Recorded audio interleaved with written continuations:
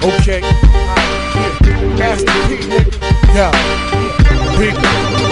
Yo, ahead of my time, y'all niggas should've left with my 9. Bust a shot, hit the cop, and that's a federal crime. But before I go to jail and do the federal time, eat my wife's pussy, incredible edible dime. Petro said, fuck it, you can do it again. Let the scat blow, fucking now I'm losing the frame. Sean Price is the best around. Niggas Ray Charles with it, doing the damn mess around. I will back out the iron and press this clown. I will smack fire for lion and wet this clown. No joke, rock him all law. Fucking drive by me and I'ma pop at your car. Listen, push that crack, push that rap, good. When I push that lack, you look at that hood. Wanna know who the fuck I'm signed to? What difference do a limp bitch? Listen to the tape tick. Bitch, I give a fuck what you're thinking. Fuck your thoughts. I'm God, and bitch you now. Yeah, and bitch you now. Listen, I'll be that insane nigga from the psycho ward. Insane nigga from the psycho ward. Be that insane nigga from the psycho ward. Insane nigga, insane nigga. Be that insane nigga from the psycho ward. Insane nigga from the psycho ward. Be that insane nigga from the psycho ward. Insane nigga, insane. I'll be that insane nigga from the psycho ward. Insane nigga from the psycho ward. Be that insane nigga from the psycho ward. Insane nigga, insane nigga. Be that insane nigga from the psycho ward. Insane nigga from the psycho ward. Be that insane nigga from the psycho ward. Insane nigga, insane nigga.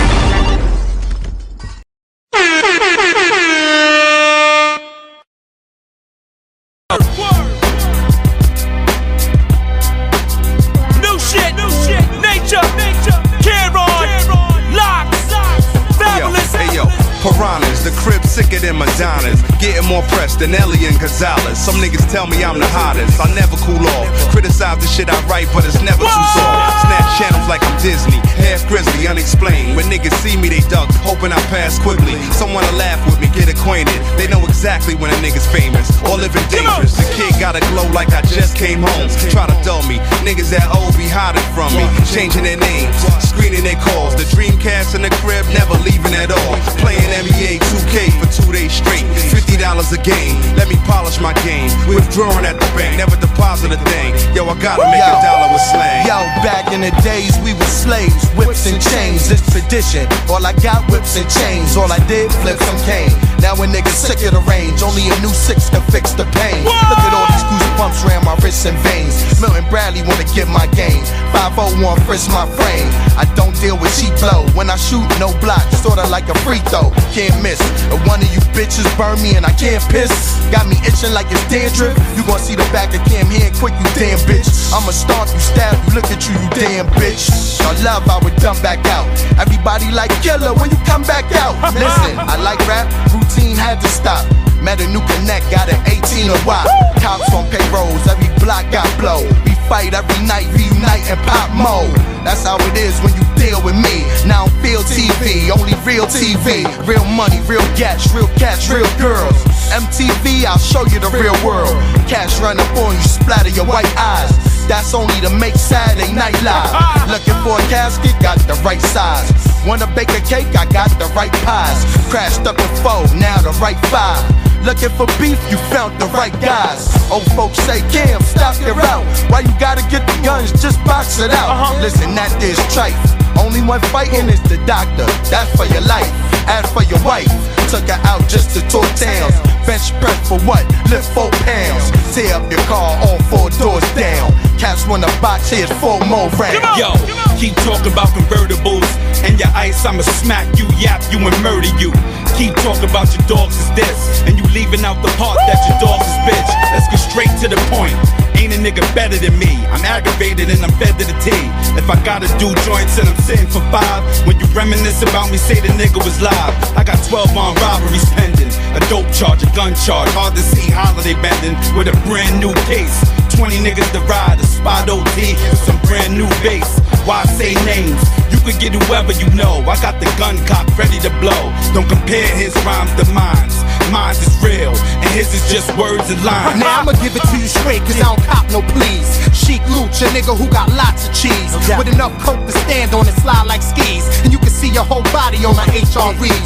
How you wanna do this shit? Like the quick and the dead? So I can cock back and empty out the back of your head? Do a drive-by, go ahead, I'm quick with the heater. I shoot through you, the car through the parking meter. Look, it ain't much to talk about. Fuck you, fuck where you from. You better wear your gun. Won't shoot nothing, but you will appear in court. I put your brains everywhere so you can share your thoughts. You hot shells out of the chrome, I'll leave you there with a funny smell like gunpowder cologne. Listen, everything's about the kiss, the new dope out. Sky blue CL6 with the new poke outs. Tired of the speculation, faggot. Everything is real here. Y'all ain't gonna get wreck on Jason. Hold down the fort, could never be bought, so I don't flip when the crackers wave checks in my face and rather start gunning. Cause soon as you start chasing the money, that's when the money start running. I drive by in the car service, hop out with mad niggas, pull my phone out. Like you don't know the kids, stay hitting benches with K's of the cane. Lead straight sitting inches away from your brain. In them gray kitten Benzes, I sway through the lanes. Not an age just sitting flinches when they see the chain. Y'all might not never come out, my verses get heard. I'm a hustler, I don't sleep from the first to the third. Take a while to load the Cali, but the shots go quickly. Put red spots in your neck and they not no hickeys. The truck still got those Mickeys, and don't even pass it my way if it's not no sticky. Don't matter where I'm at, I pop regardless. Cause I get knocked, I cut a check, y'all gon' drop the charges. Put 3 holes in heads, make them look like bowling balls. Come through in spring with nights that don't get solar fall. So I can hardly care, cause the only way I see time behind bars, if it's a Cartier, nigga. I don't really do it.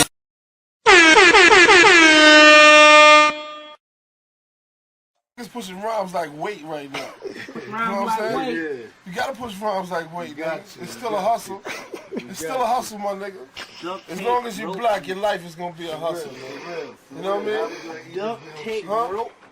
I wouldn't even want to be white, nigga. I'm glad I'm black. I like it hard. You know what I'm saying, God? I'm for the struggle, my nigga.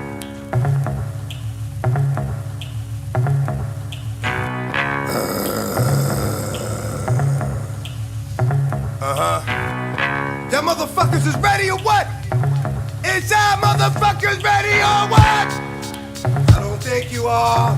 I don't think so. They got my back against the building. I'm the villain that's creeping around corners. Like Shorty, if you see them niggas creeping around corners, they might be coming through, gunning through, running through. So be careful what you do, cause them slugs might come to you. As long as I can remember, the streets have kept me safe. And ever since the time of December, the heat's been in my waist. I need an extra set of eyes, so I keep my dog with me. Doctor said let him die, shit his fucking dog bit me. I don't know what's wrong with me, but it seems like since you heard of us, y'all niggas turned into murderers. But you couldn't fuck with a third of us, but you still against me. And wanna see me in the box, grilling me, all crazy. When you see me in the locks, leave you red like Fox. Ain't nothing funny about that. ICU up in a coma, it ain't coming about that. You hold on for too long, and they ain't pulling the plug on you. I'm gonna up in that joint myself and dump another slug on you. It's murder. It's murder, motherfucker. I dig squat then post up with the toast up. I bring beef to a closure. Know some? From Katsaki to Folsom, I'm loathsome. I scream out, fuck the world, and I throw some. Niggas scheming hard, but fuck it, it's the guard. I leave bullets large, leave you leaning on your broad. The art pump, leave you fucked up in your car slumped. Kennedy style with your memory out. The fuck y'all want? Daddy-o with the Cali code, let the gaddy blow, leave you bleeding on your patio. I leave rivals on their back, looking up at the sky blue. Not only do I leave you, I hide you. I before you, X and Ja Rule. Death before dishonor, now and prior to. Boss man, fire you, expire you. Me die before you liar you. Niggas is dead off the hits I approve. Shit, I got the feds wearing riot suits. Y'all niggas don't listen, where the streets are in prison. When we find it, we twist them. Niggas waking up missing. Y'all don't understand, we want y'all all to hate it. It's murder. Murder incorporated. It's murder. In crime, we all related. It's murder. Niggas see if y'all I'm a murderer, murdering anything that moves. See you now, nigga. It's like do or die, nigga. Get caught up and fall victim to the worst shit. Extra getting Ja as expected. Shine on the world and reflect it. Niggas don't respect it, so get it the worst way. Fucking with the wolves, you get hunted like prey. Shot up in broad day, now everybody mourns you. I'm feeling like stupid. Didn't the ink warn you the first time? Be murder. Whenever you see blood, it's murder. Laying them down for the love, that's us. Free the life, put the knife to your windpipe. Cause most of y'all niggas ain't cut right. You think thinking it's alright, nigga, but it ain't. I'm paralyzing clowns, I've been down from the waist, giving niggas some space, I'm taking it while making you bleed. And if I gotta take a nigga taking more than he need, it's nothing but love between me, you, and these slugs. Hit him up, wrap his body in the area rug. Who holding the heat? Who leaving niggas cold in the streets? Y'all know me, you're cold deep, Ja Rule, the OG. Niggas better watch me closely, get a grip. It's Hennessy that fuels all that murderous shit. When I look in the mirror, my reflection is killer. Jigga, X, Ja nigga, murder.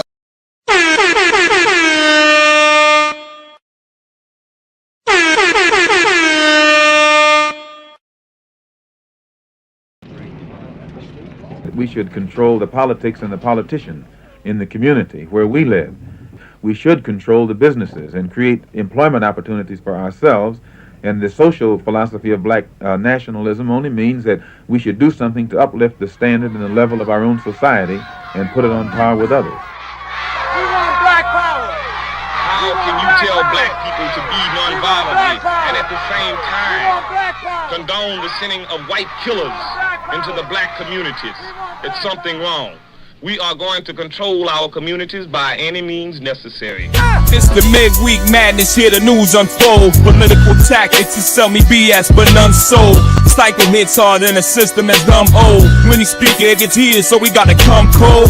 Soldiers going through life with stories untold. Introspective journeys begins after the sun rose.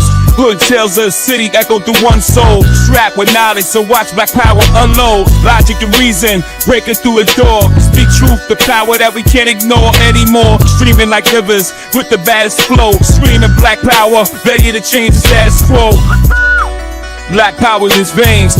No gods or masters for breaking heaven's chains. Break city born, where conscious thoughts collide. Speaking black empowerment, the truth he never hides. Straight not crooked, because he never been ons. And the summit keeps it 100, just like 10 dimes. Psycho echoed ancestors who thought this was the end times. Revolution won't be televised, but written in rhymes. Logic and reason, breaking through a door. Speak truth, the power that we can't ignore anymore. Streaming like rivers, with the baddest flow. Screaming black power, ready to change the status quo. Logic and reason, breaking through a door. Speak truth, the power that we can't ignore anymore. Streaming like rivers, with the baddest flow. Screaming black power, ready to change the status quo.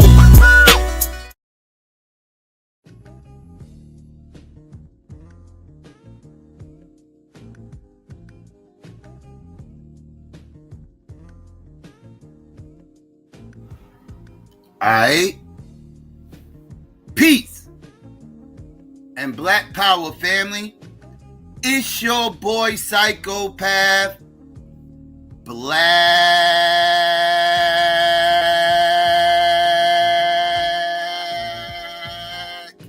Action.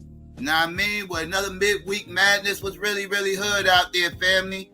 Know what I mean? Let me get some ones out there. Let's make sure everybody can hear me clearly before I get into this. And let's see. Let me get some shout outs while I'm waiting. Let's see. Let me see. Shout out to Frank One was good. B1 for life, what it do? New Kim, what's going on? Lou, what it do? Let's see. Marbury was good with you. See, Cynical One was good. Uncle Tate was going on. See, Mommy Rika was good, sis. 504 was going on. Stephanie was good with you. Who else? Yassa was going on. Aisha Baz was good. Sweet D was good, sis. Who else? Unsunken One was going on with you. Who else? Joe, you already know. True Storian was good. Let's see. Old Student was going on. Ron, what it do? Yeah, good luck this weekend, Ron. You know I'm pulling for y'all, Ron. Under any other circumstances, I might not be pulling for you motherfuckers under other circumstances, right? Because I don't want no team to get a three-peat before my team, right? So I normally wouldn't root for a team that's going for a three-peat like that. I like to go for the underdog. I'm more but ain't no way in motherfucking hell I could ever fix my fanhood to ever cheer for one of my goddamn division rivals. That shit ain't happening. That shit ain't happening. So because y'all motherfuckers are playing the goddamn filthy Philadelphia Eagles. I have no choice but to be a goddamn Chief fan this weekend. Go Chiefs. Get them goddamn birds the fuck up out of here. Fuck them goddamn birds. They fuck my goddamn season up. Fuck them motherfuckers. Get them the fuck out of here. So yeah, so I'm totally pulling for the Chiefs this weekend. I just thought I'll put my early support out there. You know, I'll never cheer for the motherfucking Eagles ever. Ever. You know what I mean? But anyways, I digress. Sunset on the Ocean, what's going on? Let's see. Rio was good. Timma, what's going on with you? Shout out to everybody else out there that might be listening. Aside through, if I missed you, my bad. What's up, family? What's going on? Truth up here talking shit. I hear you, Truth. I hear you. Y'all got it right there. Whatever. Y'all ain't got shit. Y'all motherfuckers the last place while I'm talking to you. Anyways, what's good, family? What's going on? Know what I mean? I got a couple of stories I want to go through. I'm going to try to get through these as quick as possible before I put the link, everything out there. Some things that, you know, that popped off over the last few days that I think is something we need to address, right? I'm trying to figure out which one I should probably do first. Let's do this one first, right? Donald Trump, right, has been pretty much, I mean, let's just call it what it is. This motherfucker has been in office, and so far, Donald Trump has been on his motherfucking Putin shit as of late. Because now Donald Trump is currently saying that the United States of the Americas is going to now go international and go and take over the Gaza Strip.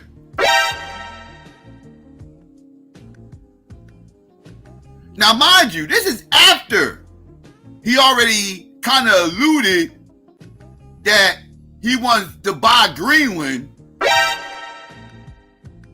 and after he also alluded that he wants Canada to become the 51st state.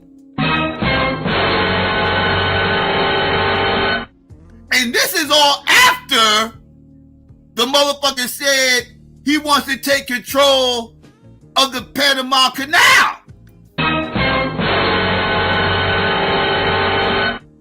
Did you motherfuckers just elect Hitler in fucking office? I'm about to start sounding like Arthur up on here. I'm about to start sounding like Arthur up on here in a minute and start getting on my kooky shit. And start covering my goddamn conspiracies and be like, yo, this motherfucker is like, is he trying to take over the world and shit? Like, is he trying to do global domination? What the hell is going on around here? Every day I wake up, they're like, yeah, Donald Trump about to take over another country. Donald Trump about to go take over this strip.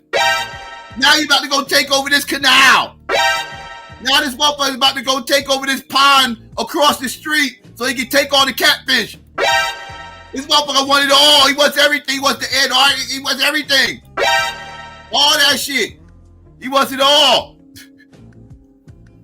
That motherfucker is not playing. He's not playing.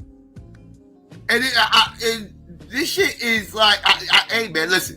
I told motherfuckers talking all this shit about, you know, all this Israel. Listen, let me tell y'all. Like I said, I don't give a fuck who wins the motherfucking presidency, right? This country is not going to motherfucking turn its back on motherfucking Israel. I don't give a fuck if Trump wins. I don't give a fuck if Kamala wins. I can give a fuck. They might go about it different ways, but I don't give a shit. At the end of the motherfucking day, ain't nobody going against motherfucking Israel. Let's keep it a fucking stat. I said that the entire time, and I'm not straying away from that shit. All this shit is right here in your motherfucking face. Right? So now Donald Trump's up here. He's like, I'm going to put a stop to this. the United States is going to put a stop to this. We're going to take control of Gaza. Oh, shit. Here we go. Here we go. And I told y'all, I tried to prep y'all about this shit for the last 2 motherfucking years. We are on the cusp of WW3. And if y'all motherfuckers think otherwise, y'all are delusional. If you think all this positioning that Donald Trump is trying to motherfucking make with these canals in Greenland and now these Gaza strips, oh yeah, motherfuckers are gearing up for WW3. I just thought I'd let y'all know. Be prepared. Another thing to be prepared for, because if WW3 comes, as I have predicted 2 years ago, if WW3 comes, it's going to happen during his administration. Not only is it going to happen during his administration, be prepared to possibly have your children drafted into the motherfucking military. Because I believe that draft-dodging coward ass Donald Trump is totally in favor, willing, and is totally going to try to flex his executive power to turn the motherfucking draft back up on motherfuckers. I believe that. I believe that to be true, right? So that's what all this shit technically is all about. I just thought I'd let y'all know. You know what I mean? I've been talking about this for the last 2 years. People thought I was crazy. All these Uncle Sambos is like, yeah, that shit ain't gonna happen. America ain't gonna do this. Yeah, you don't know what the fuck you talking about. You're dumb. And y'all need to pay attention what the fuck is going on over there, because it's eventually gonna affect us over here. Well, why are you talking about, why are you worried about Russia and Palestine and all that? I'm telling you why I'm worried, because motherfucker, this affects us.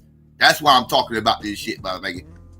Because y'all motherfuckers ain't paying attention to what the fuck's about to happen, motherfucker. If you think this shit ain't gonna affect your black ass, you got another thing coming. It's like I said, when they start drafting your motherfucking kids into the goddamn services, don't say Psycho didn't try to prep you for this. You know what I mean?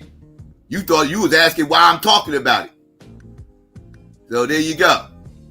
Then you ain't gotta ask no motherfucking more. But let's get into the goddamn story, right? And let's get into reports about this shit. And let's get into it real quick, family, and I'll give my commentary. Let's go. As the world is processing a stunning proposal from President Trump that would upend decades of U.S. policy in the Middle East. The president is calling for U.S. ownership of Gaza and relocating the 2 million Palestinians who live there to other countries. Trump adds that will then give the U.S. an opportunity to develop the area into a worldwide destination. He also says he's not ruling out military force to make this happen, something the White House tried to explain just moments ago. Why not rule out the idea of committing U.S. troops? This has been a long-standing argument that the president has made really over the last decade or so, talking about endless wars and not something the U.S. wants. Why not rule out troops? Because I think the president is very good when he's making deals and negotiating not to rule out anything, because he wants to preserve that leverage in negotiations. And so I think that's what he's doing here. Israel's far-right lawmakers are hailing Trump's plan. The Palestinian Authority says the move would be a recipe for chaos. Meantime, here in Washington, Democrats on Capitol Hill are slamming the president's idea, while some Republicans don't seem willing to jump on board so quickly. CNN's Nick Robertson is live with us now for more reaction. In London. Nick, what can you tell us? Yeah, just last week, Boris, when this was beginning to become an idea that President Trump supported the ideas of pushing out Gazans from Gaza, I spoke to a regional diplomat who said to me, just look at the people in Gaza, the Gazans. They're going back to their piles of rubble. So you know what? We did that today.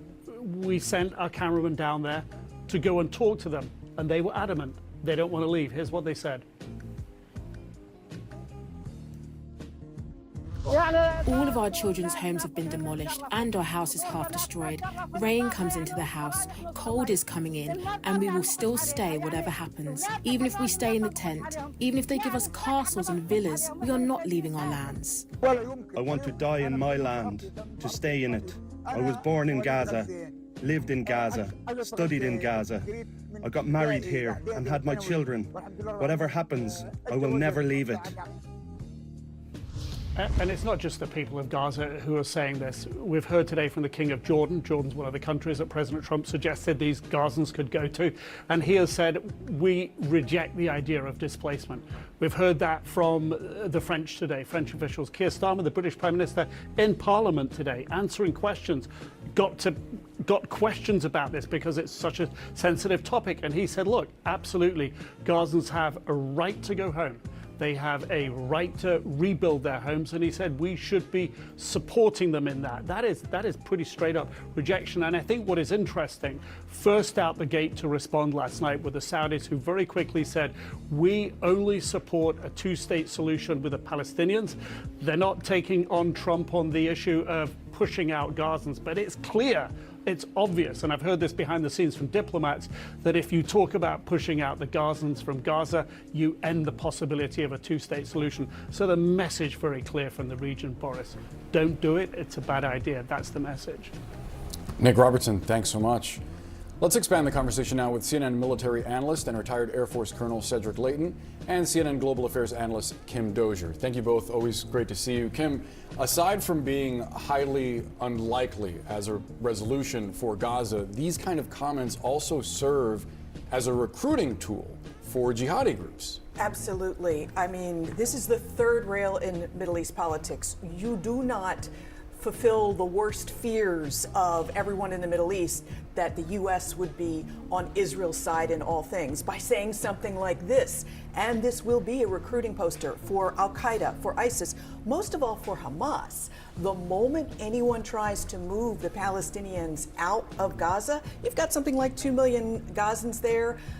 More than half of them do not support Hamas right now, but the moment you tell them that you've got to leave because of a U.S. plan backed by Israel, every single one will join Hamas and fight. So this just isn't going to happen, this thing that Trump is talking about, right? I mean, but it forces everyone to react to it. They have to work through the details of it, why this detail, that thing isn't going to work.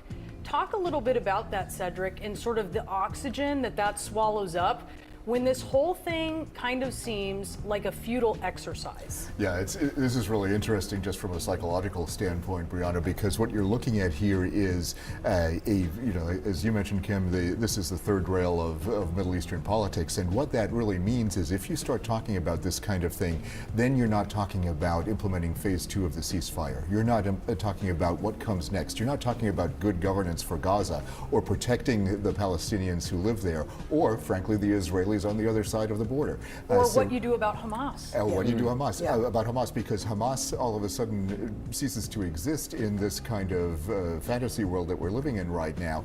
And if Hamas doesn't exist in the fantasy world, but it exists in reality, then you're going to have a problem, because if you go in there from a military standpoint or a diplomatic standpoint or even a humanitarian standpoint and you don't realize what the threats actually are, you are going into a very dangerous situation that is going to put people not only at risk, but it will kill people. It's almost as if we didn't live through Iraq, right? Exactly. I do wonder, Colonel, the White House keeps talking about bringing in regional partners. What regional partner would support this? Well, I think certainly Jordan and Egypt are off the table when it comes to this. They're not going to be accepting anybody from Gaza, at least that's what they tell us now, and they've told us that for decades. Then you look at Gulf state partners potentially. One clue might be the Qataris, based on the nuanced expressions from the foreign minister. However, They have not done this up until this point. Nobody has mustered an all-Arab force of peacekeepers. Nobody has come in and said, okay, we're going to take over, we're going to use troops, let's say, I don't know, from the African Union, or we're going to use troops from the Arab League. None of that has happened. And the UN is not willing to do any of this kind of, these kinds of maneuvers. There's no peacekeeping force like we have in Lebanon, or had at least on the Golan Heights. So this is the kind of thing that we're getting into. It's basically uncharted territory from a diplomatic standpoint, and it's an area where you really can't move forward because there are no structures in place to make it real. And just to jump in on that, one of the things the Qatari foreign minister was saying, an interesting take. He was emphasizing in public comments today, yes, we Gulf nations need to work together to rebuild Gaza, but right now we're concentrating on phase 2 of the negotiations, as if to say, don't look at all this craziness over here. We're staying focused on the one thing that'll drive us forward. Good attempt.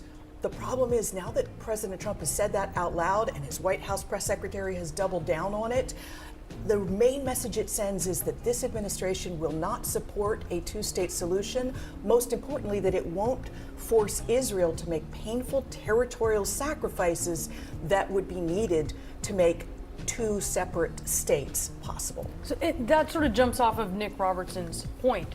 Tell me you don't support the two-state solution without telling me you don't support the two-state solution.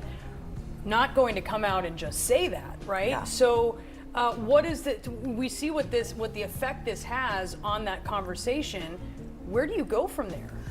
Well, one of the things is this does jolt all the operators in the region that, look, this White House doesn't see anyone to talk to on the Palestinian side. So you all have to work together to step in and present a credible option behind closed doors to President Trump. You also have to rush in. The diplomats I've been speaking to, Arab diplomats, former regional diplomats, are like, we got to get to him behind closed doors and make our case to him because the Israelis already beat us to it. But can I ask you, because it is hard to see who on the Palestinian side would be the one leading the charge in some kind of conversations. So then why is it still important to acknowledge a path forward, even in the absence of making any real progress or being able to at this point in time right now? Well, one of the main things that Trump wants is expansion of Abraham Accords, and the only way to do that is to get Saudi Arabia to sign on, and Saudi Arabia has said again in the past 24 hours, it is not possible without a two-state solution. So they are holding firm to that, and we're frozen until they move forward. Yeah, that's going to complicate everything because the Saudis are key to this, and if they don't move forward with this idea, if they stick with the two-state solution idea, which they will, that is going to make this basically untenable. Kim, Cedric, thank you so much to both of you. Appreciate it. And there you go, family. That's the initial story. We can peel back the onion on that a little bit more real quick. There's one more thing I wanted y'all to hear as far as the implications. Some more of the implications that are happening if Donald Trump goes through with this whole decision to run down and take over the Gaza Strip, right? So let's get into that real quick. Okay, let's go. Zakaria on all of this, and he joins me now. And Fareed, obviously, just to give everyone, I was at the White House all day. To catch everyone up, what had happened is before Prime Minister Netanyahu even got there, Trump was suggesting that Palestinians should leave Gaza, that it's not livable, that it's going to take 10 to 15 years to rebuild because of all the destruction there from the Israeli strikes since October 7th, since this war has started. Then he repeated it again in the Oval Office with Netanyahu seated by his side. And then he came out at that press conference, and that is when he made the news on his own without being asked by a reporter about the U.S. taking over the Gaza Strip. Obviously an extraordinary statement from an American president. What are your takeaways, Fareed? Well, it's breathtaking, and one doesn't really know where to begin. You asked the central question, Caitlin, which is, where would these people go? There are 2 million Palestinians in Gaza who have lived through several wars, several incredibly intense bouts of violence with Israel because they want to live on their land. As you say, the neighboring countries, Egypt and Jordan, have both categorically and repeatedly said that they're not going to take people in. So it's not entirely clear how this happens. The United States would have to invade Gaza, would have to expel Hamas, would have to conduct counterinsurgency operations against an insurgency there that would exist, would also have to persuade Egypt and Jordan to take these refugees. And one has to point out, outside of all the geopolitical issues that raises, this is a president who came in saying he wanted to focus on America first.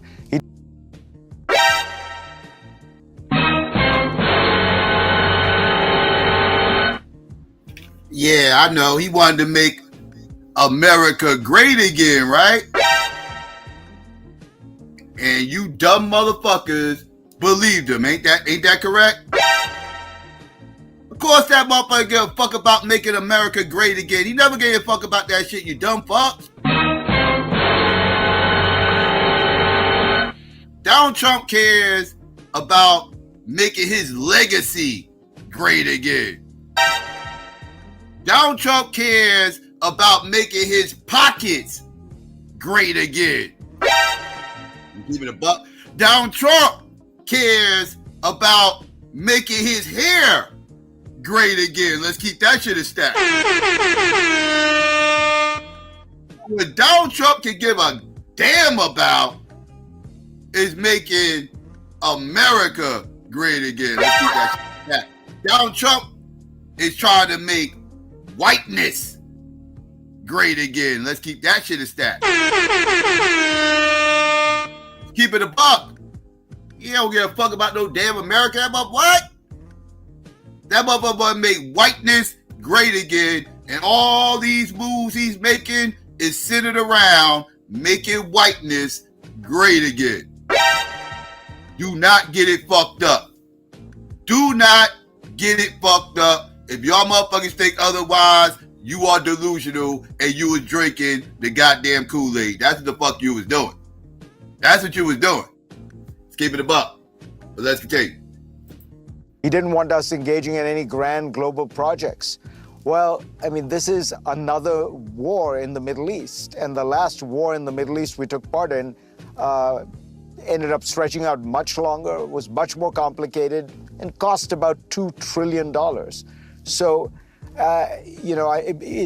it seems very unlikely that this can go smoothly. You can imagine American power forcing the Egyptians to do something, forcing the Jordanians to do something, but you're going to have to put military on the ground to get Hamas to cede power, to get the Palestinians to move, to secure that area. And that is another military intervention in the Middle East. And I thought President Trump ran in 2016 explaining that was precisely why he was running. He wanted to stop America's senseless adventures in the Middle East. Yeah, that's what he has repeated time and time again. He said no new wars on his watch. He has talked about that. But also just in this moment, for a region that is going to be waking up to these comments from the president. I mean, I've been messaging with sources already, even an Israeli official acknowledging how difficult this would be to implement.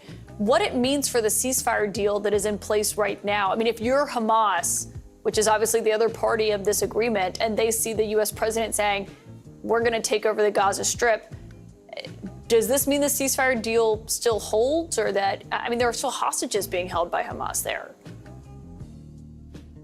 I suspect that the ceasefire deal has its own problems. As you know, essentially Israeli troops have to withdraw from certain parts when you get to phase 2. That's a very tough bar for Israelis. The finance minister has said he's going to leave the coalition if that happens. So I think that has its own dynamic. But you're right to point to the question of Hamas. What will Hamas do? Hamas will dig in, because Hamas will say, look, there is a prospect that there is going to be an effort to forcibly displace the Palestinians, which means we are going to dig in. We are going to try to make sure that we are, We are there to launch an insurgency if it needs to happen.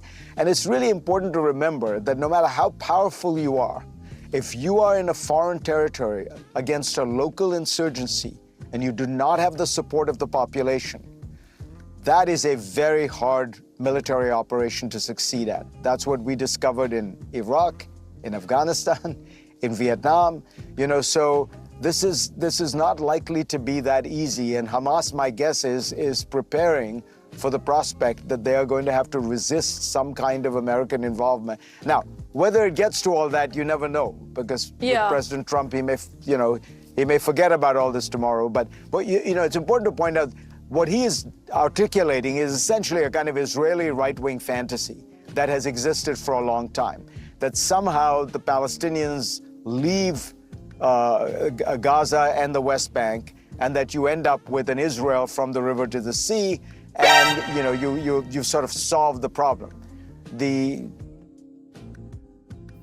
Exactly what's going on right now. This is like they're trying to extend Israel, right? They want to make Israel a larger state, right? Let's keep it a stat. This is a hostile takeover right now, right?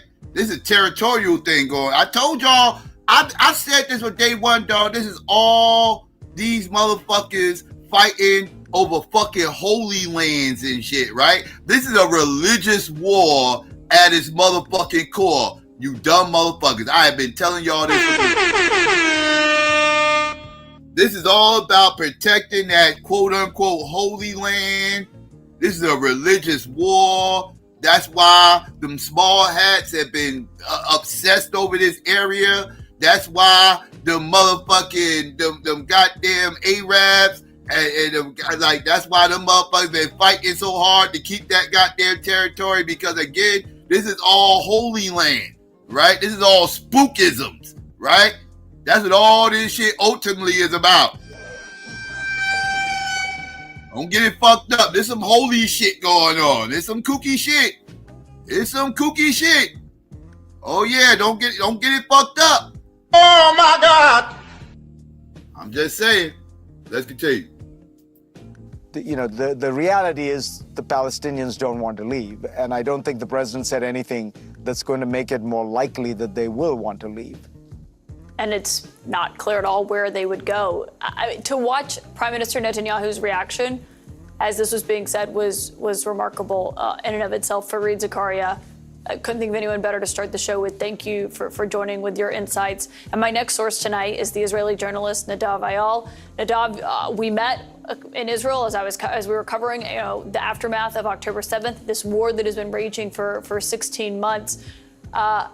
What's your initial takeaway? What are you hearing from sources tonight on this remarkable announcement from the White House? Great to join you, Caitlin. Well, first of all, as far as the Israelis are concerned, and specifically Netanyahu and his right-wing coalition, they just won the lottery. This is how they see it. This is, as Fareed has said, a long-time idea within the hard right in Israel, I would say the far right in Israel, that there will be massive immigration of Palestinian either from Judea and Samaria or from the Gaza Strip, and Israel will be able to base itself in these areas. Now, I should say that the president was quite clear in one of the answers to the questions that he doesn't think that there should be new settlements at the Gaza Strip. And he was talking about the United States taking ownership of the Gaza Strip. Well, as far as the Israelis are concerned, this government is concerned, Benjamin Netanyahu, Ron Dermer, who was in close contact with Steve Witkoff and with the White House towards these declarations today, this is a fantastic idea to have the United States there. I would caution in the sense that if you actually listen to what the Prime Minister has said, and he was sitting beside the president, he didn't say anything about this specific plan at all. He talked about Israel's war aims, the published war aims of Israel to make sure that the Hamas rule doesn't exist in the Gaza Strip and the hostages are back home. Yeah, he was saying it was an interesting idea to pursue and to look at and to explore, but he didn't say, yes, I agree that we should fully do this. I was listening very closely to that. I want you to listen to when Trump was asked this idea of the U.S. taking over a sovereign territory, his answer to that question from a reporter. Mr. Prime Minister, do you see this idea as a way to expand the boundaries of Israel and to have a longer peace, even though the Israeli people know how important that land is to you and your citizens, just as the space is inherited by the Palestinians as well? I do see a long-term ownership position, and I see it bringing great stability to that part of the Middle East and maybe the entire Middle East. And everybody I've spoken to, this was not a decision made lightly. Everybody I've spoken to loves the idea of the United States owning that piece of land, developing and creating thousands of jobs with something that would be magnificent.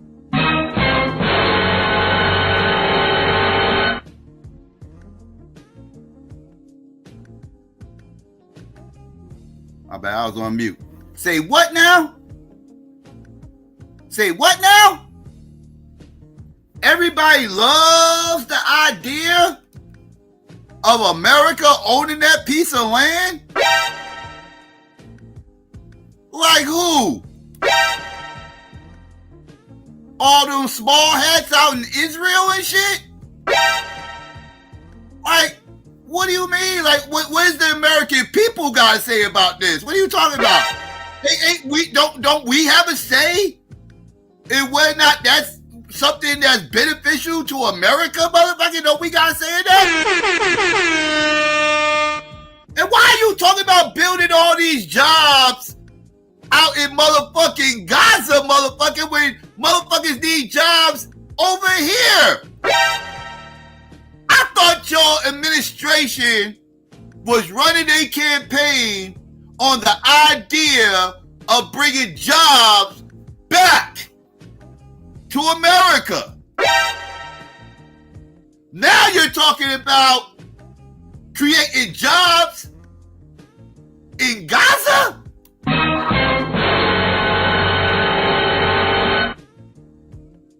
So now creating jobs in Gaza is the motherfucking plan. And we just gonna dismiss and forget that you just ran a campaign on bringing jobs here in America. That's what's going on, right? That's what we doing? Fuck these jobs in America. Fuck everything that's going on over here, right? See, this is what happens when y'all vote for a motherfucking tether. Cause Donald Trump's a whole fucking tether over here. His granddaddy, his granddaddy wasn't even born here? He a whole motherfucking tether. He ain't no FWA. He is not FWA. And this is what happens when y'all motherfuckers decide not to vote for the FWA and vote for the fucking tether. You got these tethers coming up in here trying to build jobs overseas. Fuck this country. He tried to put Vicky Ramaswamy ass motherfucker up in a position of power so he could correct American culture. And he get you lazy niggas to start acting like a bunch of Indians because East Indian culture is where it's at. Donald Trump put him in position. A motherfucker who think like that. Right? But you motherfuckers, y'all want to keep treating Donald Trump like he an FWA. And he ain't some motherfucking tether over here. Donald Trump's a whole goddamn tether. And he's showing his tetherness right now. He's showing his tether-like behavior. Look where he's at. Look where he's chilling with. That's not an American flag back there. He's not allowed to celebrate American culture right now. He got bow down. Look, he got Israel flags back there. My bad, it's an American flag back there. But he got to share that shit. That's his tether shit. Anyways, I digress. Y'all stop voting for tethers. Donald Trump a whole tether over here talking about making jobs in fucking Gaza, and he ain't made near job over here yet. Make these jobs you promised over here first before you start promising these motherfuckers out in the Middle East motherfucking jobs, you fucking tether. It bringing great stability to that part of the Middle East and maybe the entire Middle East. And everybody I've spoken to, this was not a decision made lightly. Everybody I've spoken to loves the idea of the United States owning that piece of land, developing and creating thousands of jobs with something that will be magnificent. Now, he did not say which leaders he's spoken with. We know King Abdullah of Jordan is coming here next week. We've heard Saudi Arabia say previously that they believe any normalization deal between Saudi Arabia and Israel has to include the establishment of a Palestinian state. What do you think leaders in the region make of this claim? Look, the fear of leaders across the region, I'm not talking right now about Israel, the fear there, according to my sources, is that this would lead to a sort of destabilization in their own street and local public. The Palestinian issue, specifically after more than a year of a war, is something that has been at the top of the news cycle across the Middle East, a major source of friction and criticism towards different Arab regimes. And now it seems that those moderate Arab regimes that are allied with the United States are now hearing from the US an idea about the displacement of Palestinians. This is how Arab leaders are seeing this. And less than an hour ago, the Saudi Foreign Ministry, as you said, Caitlin, issued another PR a notice saying basically there should be a Palestinian state. We're not going to have normalization with Israel. We're against any idea of displacing Palestinians. And by the way, if you actually listen to what Trump said, he didn't speak about displacing forcibly, expelling the Palestinians. He was talking about a sort of a suggestion, an offer of relocation of sorts. It wasn't completely clear what would be the mechanics of this, or what would the Palestinians be offered. And as far as I know, Israelis don't hold a coherent plan to see this as happening. And they themselves were surprised to the extent of the president's commitment to this idea. So the idea was floated in talks between Jerusalem and Washington before this press conference, but the level of commitment showed by the president to the idea of ownership was surprising. As the world is processing. All right, there you go, family. Well, okay, there we go. Yeah, there you go, family. Y'all got to hear that. There was one more thing. Okay. Yeah. All right, so one more little piece on this, and then we can move on. All right. Real quick. All right, so let's get to this real quick. This panel discussion. Let's go. They've been debating internally, according to my sources, recognizing as the United States of America, the renaming of the West Bank to Judea and Samaria. There's a bill about that. Annexation. That's what they're talking about. It's not exactly annexation. You know what? Let me just actually erasing the name of the West Bank. Let me go ahead and play this, because this is the man that Trump has chosen as the ambassador to Israel, and everything that we're talking about here was telegraphed by him. This is in 2008 and in 2017. Listen to this. Basically, I mean, there really is no such thing as, and I have to be careful in saying this because people will really get upset, there's really no such thing as a Palestinian. There's not. My feelings personally, and I'm speaking only as a person, I think Israel would only be acting on the property it already owns. I think Israel has title deed to Judea and Samaria. There are certain words I refuse to use. There is no such thing as a West Bank. It's Judea and Samaria. There's no such thing as a settlement. They're communities, they're neighborhoods, they're cities. There's no such thing as an occupation. This is illegal. This is illegal. This is what he just said. That is a violation of every international law. It's a violation of every convention that the United States, by the way, was part of. It's a violation of Human decency. but also every UN resolution. It's a violation of International Court of Justice and International Criminal Court resolutions. What they are saying tonight to the world and to the international community, international law is dead. As It's Scott, dead. is international law dead? Because I think Rula is right in suggesting that that's basically what Trump is suggesting, forcibly removing Palestinians from their land is against international law. I think we're being a little dramatic, and we're on our jump to conclusions, Matt, here a little bit. He muses occasionally. Taking him at his word. He muses occasionally. Look, and Scott, just to be clear, it's because provocative. you're suggesting that we are making this up or No, I'm not suggesting exaggerating anything. it. No, now you're putting words in my mouth. Well, I'm just- Yeah, I gotta agree. This motherfucker gaslighting like a motherfucker. Can we keep it above?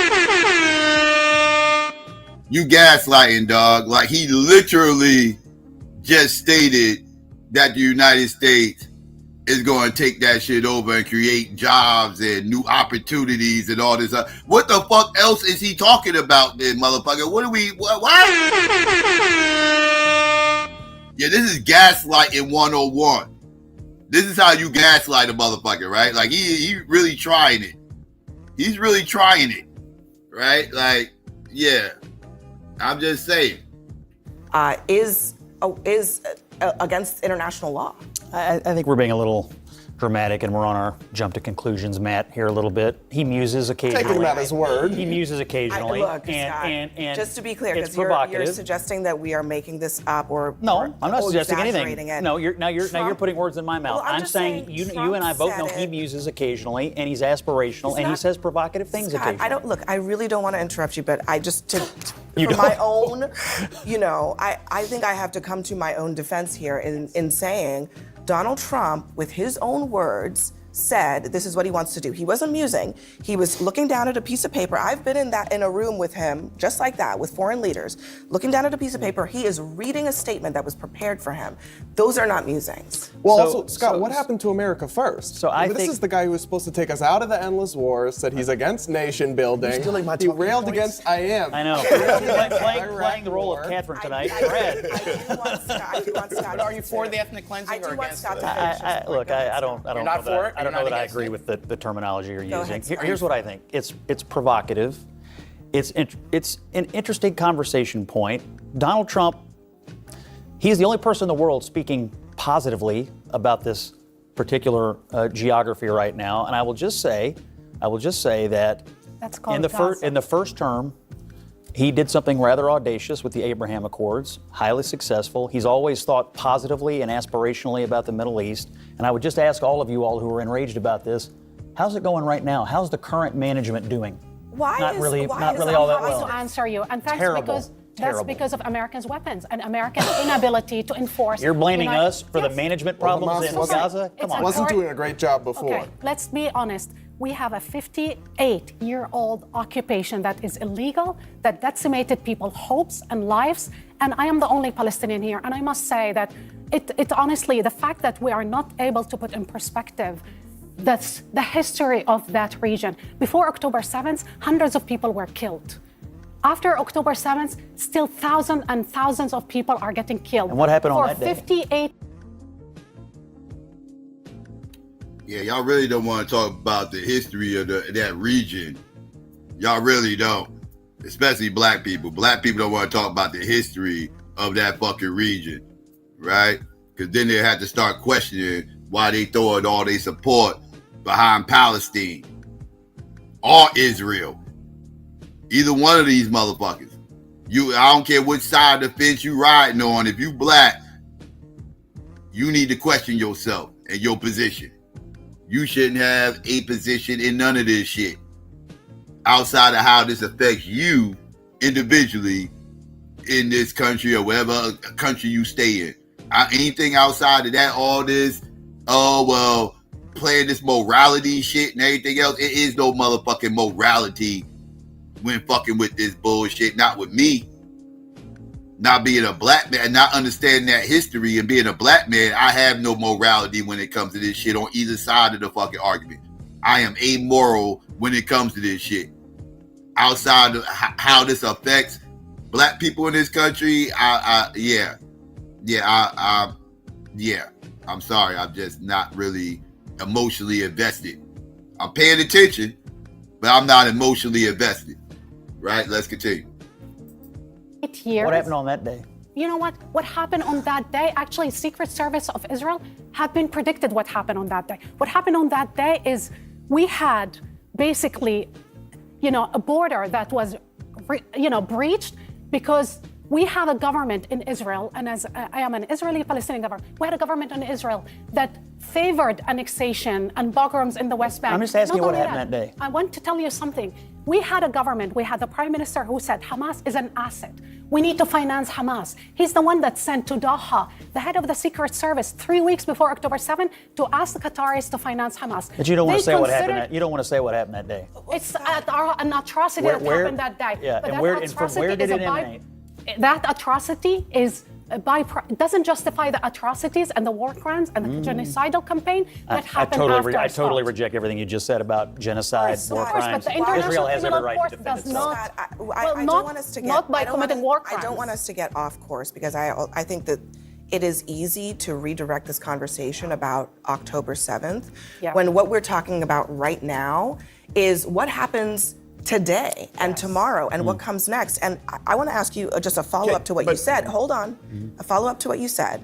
Trump is talking positively about the region, but in his view of Gaza, the Palestinians do not exist. How is that something that is positive for Palestinians, 2 million people that live there right now? Yeah, I mean, he didn't give a lot of details about how he envisions the future for that population, and I certainly am not in a position to flesh it out either, because I don't know what he means by that. Here's what I do know. Current management failing, a president of the United States who's speaking positively about what could be happening in that region, and you all talk about the Middle East being on fire, and nobody seems to want to acknowledge on whose watch it was set ablaze. And so, I think sometimes he tosses things out, and it's to start a conversation and we'll see where it goes. Displacing millions of people. Sending U.S. troops. I think it's also necessary, and I said this earlier, but the fact that we still have hostages, the fact that we still have hostages that aren't brought back yet, the fact that that seems to be somewhat of an overlooked portion of this. We have a deal, not a great deal. Not only that, I'm interested to see, and there are people smarter than me about this, but what effect does this have on any ceasefire deal? What effect does it? There's no ceasefire. He suggested that it might actually affect it, and he. So that's my point. I mean, if there are people who have, the innocent men, women, and children of Palestinian babies and innocent women and children in their heart and minds at the forefront, then they want a ceasefire. We want a ceasefire. If there are individuals who want the hostages brought home, then they want a ceasefire so those hostages can be brought home. Today makes no sense in actually moving that ball down the field. And what about the American families who don't want their loved ones who serve in our service to go fight another war overseas in the Middle East that he has no clear vision for? But he talked about U.S. boots on the ground. That's a slap in the face to MAGA voters who specifically rejected the old neoconservative ideology. Not only that, he sounds like Liz Cheney. Not only that, this is exactly what Russia and China have been saying. It's all about the land. And basically, nobody watched what the Chinese said tonight. They said, we know exactly what they want, the Americans. Gaza, outside the Gaza shores, they discovered oil and gas. So it's not only this isn't a new concept. I mean, in March. 1 second. It's about colonialism. Donald Trump today, he proposed a new vision for America, and it's colonialism, and he's been proposing this for other areas, Panama and other places. But tonight he went further. He said, Palestinians, we will send them, left and right, whatever. And Palestinians, by the way, the millions of Palestinians, they have families in the West Bank. They have families in Jerusalem. I have families in Gaza, and my family lives both in Haifa, in Jaffa, and in the West Bank. We can move them there. Why not allow the women and children to move actually to where they have relatives? Why not allow the orphans? There's 38,000 orphans in Gaza. We have orphanages that are empty in Jerusalem, in the West Bank, in Ramallah, in Jenin, and elsewhere. But you see that the vision is actually bypassing the Palestinians and ethnically cleansing them. I reject one portion of your statement, which is to say that there was a new vision of colonialism for the United States of America. I think that's as old as the United States of America. That's not necessarily a new vision. I think the point that she's making is right. No, Trump is doing right now that is about grabbing land. There's no question about it. No question, but I mean, this isn't a new wants to pick up buying Greenland versus invading Gaza is two very different things. Ethnic cleansing versus anything else is different, but colonialism is not something that's new to the United States. It's not that, new, and that's my only point. But Trump also, has can we just point out the fact that, reinvigorated like, Donald Trump is probably the most honest broker we've had in American politics in recent history, because nothing that he's saying, nothing that he's doing is not something that he didn't tell us he was going to do. That's a real ass statement. He's doing what's expected. Like nobody can really be shocked by any of this shit because he kind of alluded to all this. Like he's not going off script, right? You can hate Donald Trump, whatever the case may be. I don't give a fuck about the motherfucker my goddamn self. But one thing I can't call the motherfucker is phony. Can't call the motherfucker phony, right? You can call him a lot of shit. You know, you can call him a Nazi. You can call him a racist, a white nationalist. You can call him a scumbag. You can call him a slumlord. You know, you can call him a felon. There's a lot of shit you can call Donald Trump, an orange agent. There's a lot of shit you can call Donald Trump. The one thing motherfuckers cannot call Donald Trump is motherfucking phony motherfuckers. Y'all can't call him phony. That motherfucker is a phony. He is not. He gonna tell you what the fuck he think, whether you like it, agree with it or not. It don't matter. He ain't gonna play this game where, you know, like, oh well, you know, all you motherfuckers like, no, he ain't, nope. He going, that crazy motherfucker gonna say exactly what the fuck is on his mind. He has no filter. He has no filter. I don't even think he knows what a filter is, right? So one thing he is not is phony. So motherfuckers knew this motherfucker was going to do this type of shit. Nobody should be shocked at all. Know what I mean? But at the end of the day, that's what's going on. I don't know how far this is going to get. I take this a little bit more serious than I did with the whole Canada and Greenland shit, right? I think like I take this one a little bit more because I think this one is actually like on on the main, you know what I mean? Like I think this is kind of like top priority. I think he's legit gonna send troops out there to do exactly what he's talking about doing. Like I believe that about this. You know, the Panama Canal, I wasn't too, you know what I mean? I'm like, that just sounds like a threat. He could be serious, but it sounds more like a threat. Same thing with Greenland and Canada. Those are like, but I didn't really take that too serious. That's more about business, right? That got more to do about tariffs and business and everything else. Whereas this right here, this is different. This right here, this is all about controlling that land and trying to get in the midst of all the fireworks. And honestly, he wants. And this is what I believe. I believe Donald Trump wants us to be at war, right? He wants a war, right? He wants this. He wants this for many different reasons, right? But he wants a motherfucking war. And they don't just want a quick war either. He wants a long, drawn out motherfucking war. That's the fuck he wants. You know why? Because war is big motherfucking business. War is big business. And who's a bigger businessman than this motherfucker? Only motherfucker that's competing with him is motherfucking Elon Musk. And Elon Musk is on his goddamn team. So we got these two business motherfuckers running around here making business decisions under the guise of politicians, right? But these businessmen. And war is big business, right? Big business. For those who don't know, one thing that lifts a country up out of motherfucking economic despair is a motherfucking war. This is what has happened historically, traditionally in this country, and that shit ain't going to end now. Straight up. So that's what's going on right now. You got a bunch of businessmen making business decisions, And being in politics and mixing that up with business is never a good thing. And it's something that I personally always push back against. That's why I personally is against this whole fucking duopoly nonsense, because all these motherfucking parties are corrupt. They all had motherfucking Israel's back. I ain't listening to none of this nonsense. We ain't gonna act like Kamala would have pulled out or all this other shit. She might not have tried to take over the Gaza Strip, but she totally was gonna send Netanyahu all types of fucking weapons to do the motherfucking dirty work. Can we keep it a buck? Right? This is bipartisan. Maybe not the Gaza Strip part, but the whole support of Israel, bipartisan. Right? So this is like, I'm not going to play the games. Like, shit didn't happen under other people's watch. Like I said, they just going about it different. But the premise is still the same.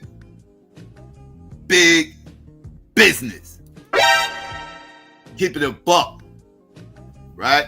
Don't listen to the Blood and Crips shit. This is bigger than Bloods and Crips. Bloods and Crips shit, that's other shit. That's DEI shit. DEI shit, that's Blood and Crip shit. When it comes to this geopolitics shit, we talking bipartisan shit. That's what we fucking talking when we talking geopolitics. That shit is bipartisan. I'm not listening to motherfuckers. They going about it different. She wouldn't have tried to take over the Gaza Strip and would have just gave this motherfucker mad bombs and missiles and shit. Donald Trump like, fuck that. I'm not going to give you the bombs and missiles. I'm going to go over there with my own bombs and missiles and we going to take this shit over ourselves. Either way, the premise is still the same. Get those goddamn Palestinians the fuck up out of there. We want this motherfucking land. Let's keep it a fucking buck. You say tomato, I say tomato. It's all the same motherfucking shit to me. Ain't none of that shit, like, it's whatever. Like, this shit, this is what the fuck it was going to be. WW3 was going to happen regardless of who the fuck was president. I said that during the election. That's why I told everybody, like, this shit, like, this geopolitics shit, when it comes to all this Russia, Ukraine, Palestine, Israel, Gaza Strip, all this bullshit. Oh, don't get it fucked up. The U.S. government is moving in unison when they throwing their support behind the Ukraine and Israel. Don't get it fucked up. Do not get it fucked up. All right? That don't change. I called that before the election. So my opinion ain't going to change now. Right?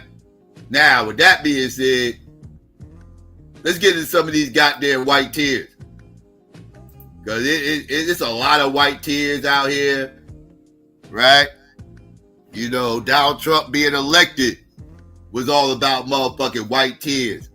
Motherfuckers complaining about DEI, complaining about motherfucking critical race theory, motherfuckers crying about, you know, they're getting their jobs took and all this other anything else. This is all motherfucking a multitude, right, of motherfucking white tears, right? I have been hearing white tears for the longest time on the motherfucking internet. Like, that shit is like, white tears is a motherfucking problem in this fucking country. Y'all want to know what's a problem? White tears, motherfucker. Big fucking problem in this country.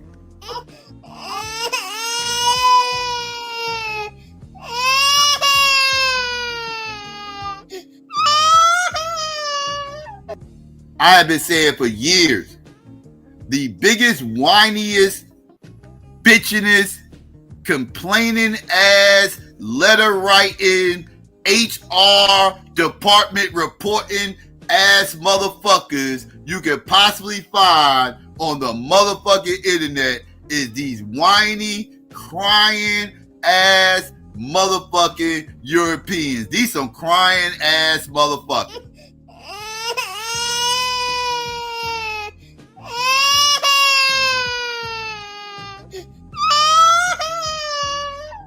That's all I'll be hearing. That's all I've been hearing for years on the internet. Just white tears. Like, damn, y'all motherfuckers. Damn, life is really bad for you motherfuckers, huh? Like you motherfuckers. Like, it's hard out here in these motherfucking trailer park motherfucking roads, huh?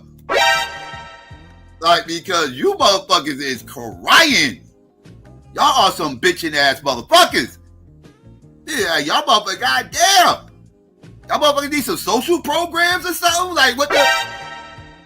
I mean, y'all need some change or something, motherfucker? I got a quarter or something for your ass. Y'all doing bad out here, son. Like, why y'all so crying? Like, y'all need to pick yourselves up by the motherfucking bootstraps. Cause y'all some whiny ass motherfuckers.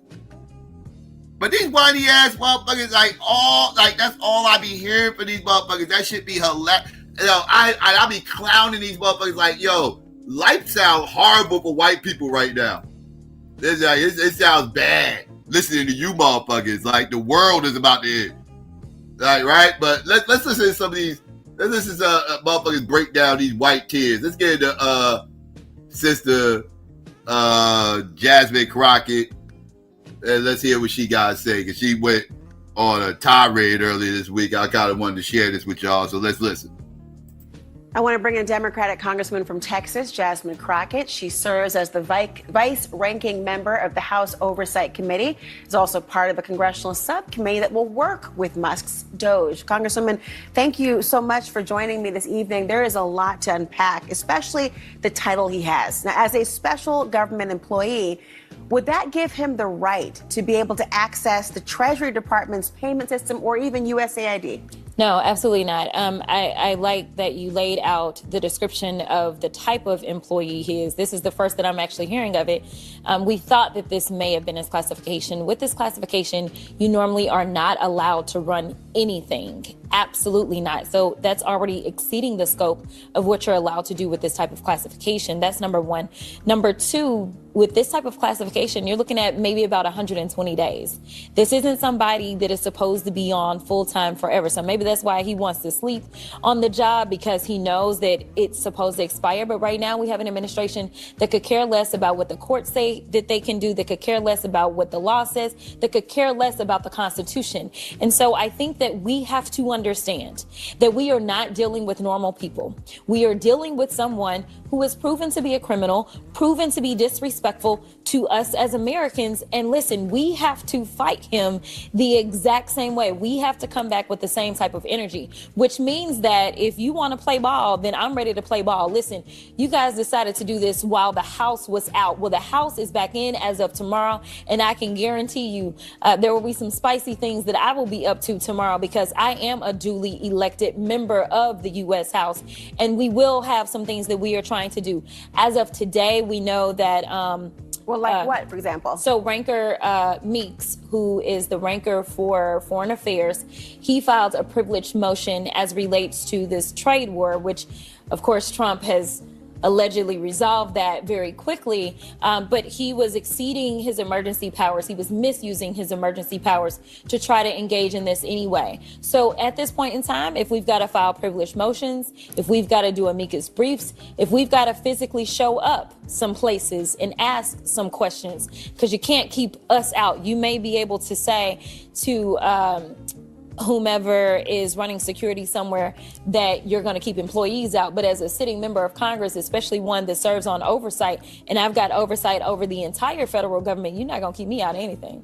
One of the things that's been happening in terms of the playing ball has been federal unions have been suing to block Musk's ability to actually access the sensitive data for the Treasury. Yeah. Congress, obviously, in a different position than a litigant, an average litigant.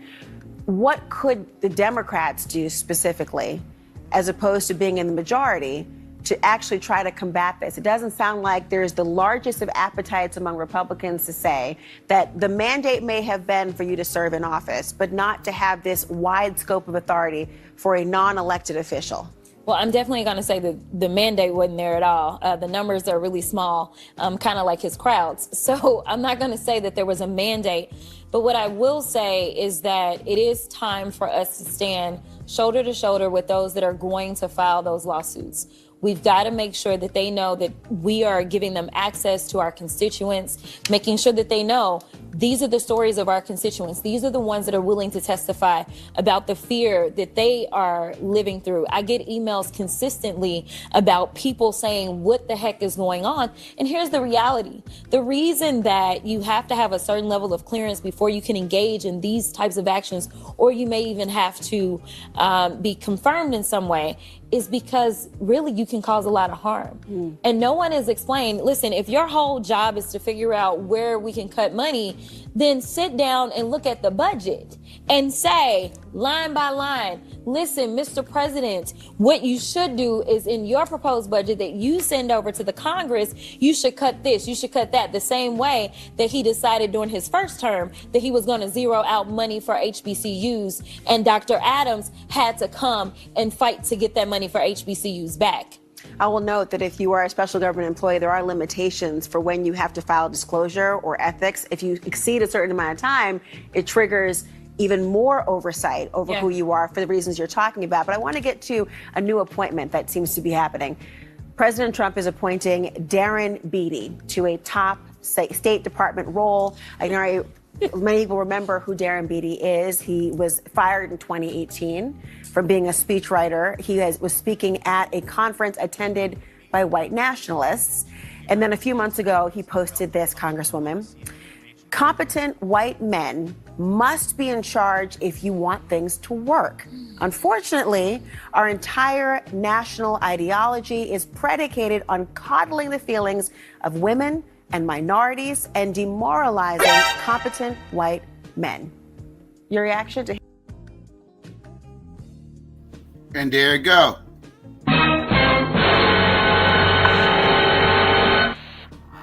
That right there is the sentiment from most white people, especially white motherfucking men. It's the sentiment, right? Competent white men must be in charge if you want things to work. Ain't that a bit? And you know some dumbass Negroes out here who agree with that sentiment. Right? Like these FBAs by the motherfucking way, like them motherfuckers. If y'all ever hear these FBAs talk, they are pretty much co-signing everything these FWAs are crying about. Because these FBAs spend a lot of time propping up these FWAs, don't they? Right? Because by them claiming FBA, to make a clear distinction between the FBAs and the quote-unquote tethers, right? Well, by doing that, ultimately you are saying that our white colonizers are more competent than your white colonizers. So that makes me, the FBA, better than you, because we, the FBAs, were colonized by some competent FWAs.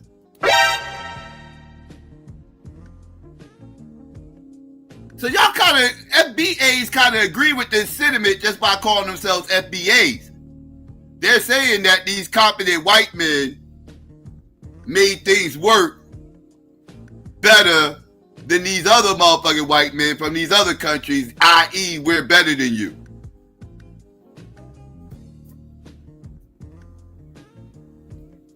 That's what y'all saying. Because again, y'all cannot claim FBA independent of claiming the FWA.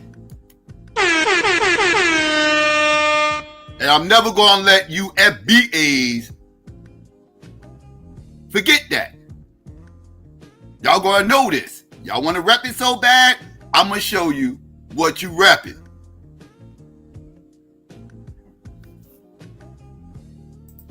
And demoralizing competent white men. Your reaction to his appointment?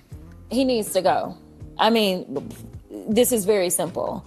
We right now have a white supremacist that is sitting in the White House. He is backed up by other white supremacists. And if you really want to know who the criminals are in this country, you can Google it. You don't have to trust me. But the people that commit 80% of the most violent crimes in this country are white supremacists. Yet for whatever reason, they sit and they serve at the pleasure of the president. They are the ones that were there on January 6th, tearing our democracy down physically. And now we have them tearing us down right here from within.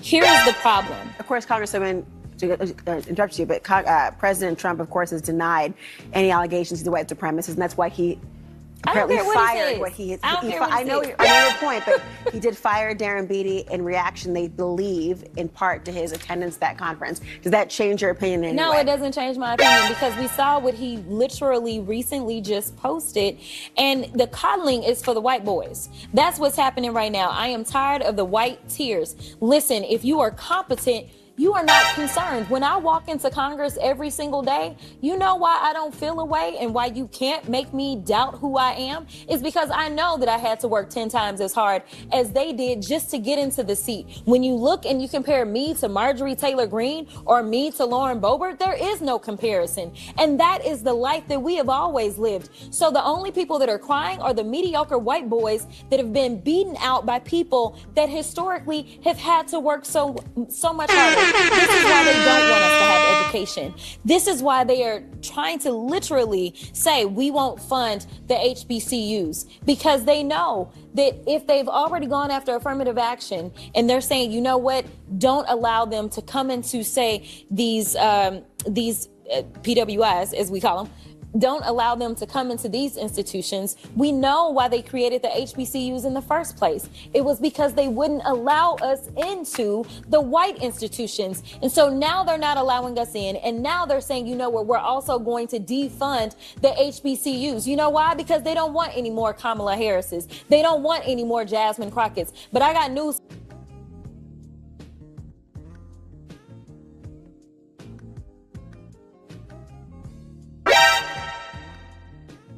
God damn.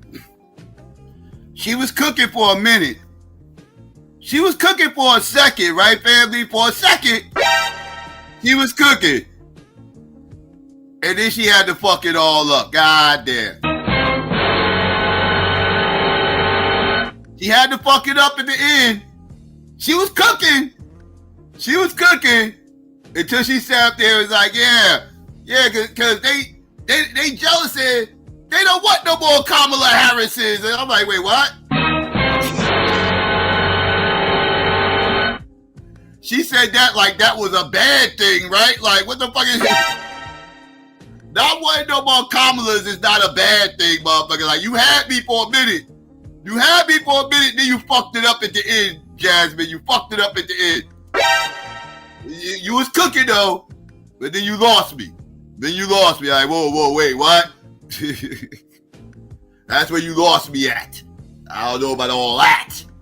But anyways, I digress. You lost me there for a minute, though. You lost me. But you was cooking. But let's continue. And they're saying, you know what? Don't allow them to come into, say, these PWIs, as we call them.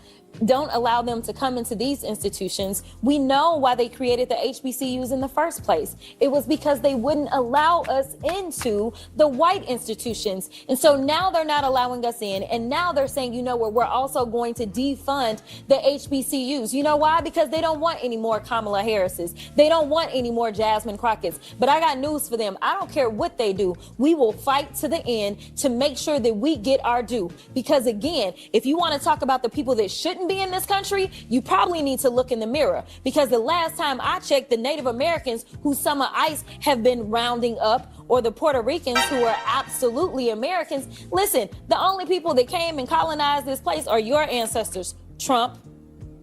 I'll note that the BD position is for the acting undersecretary for public diplomacy and public affairs, a key role in helping to shape U.S. messaging abroad related to counterterrorism and violent extremism. Thank you, Congressman, for your words tonight and for your insight. All right, family. There you go. That was the white tears that I was talking about, that she was talking about, actually, and I agree with her up to the part about obviously the Kamala thing. I obviously don't agree with that. She was about to go down a different avenue that I gotta be pushing back against that talking point, but she ain't go full blown there, so I'm gonna leave that alone. But for the most part, she was cooking. I agree with her premise. I do agree with her premise about these white tears, and it's disgusting to hear these motherfuckers in this fake ass victimhood. I can't take this white victimhood lately. It's really bad. There is one thing I want to touch on before I motherfucking drop the link, and I'm about to drop the link. Since we're touching on white victimhood, there is one thing that I am sympathetic with white people about right now today. Did I just say that? Oh, shit. Yes, I did. Today, I am sympathetic to a certain white plight. And I totally get it. And if you motherfuckers was being honest with yourselves, you will understand this white plight as well. Right? And this white plight has to do with no other than musical achievements, motherfuckers. There's a situation going on right now after Grammy weekend that happened independent of Kendrick Lamar that has not been really addressed like that until today. And I want to chime in on this because I have an opinion. And my opinion has to do with understanding the white plight in musical achievements. Because what we have going on right now is Beyonce at the motherfucking Grammys won country music song of the motherfucking year.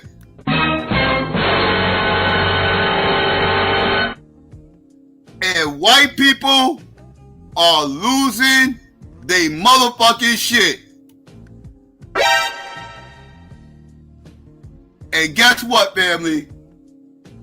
I understand they motherfucking plight. I feel them.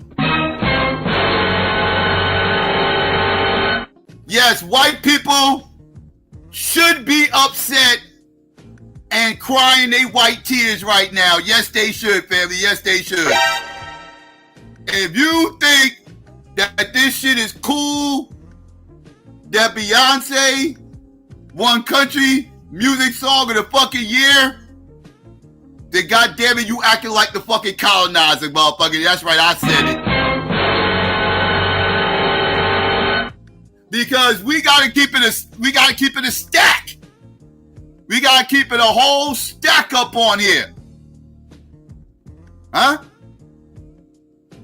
If motherfucking Bruno Mars made a rap song that all the motherfucking Latinos and white people and all the people overseas, everybody loved this Bruno Mars rap song.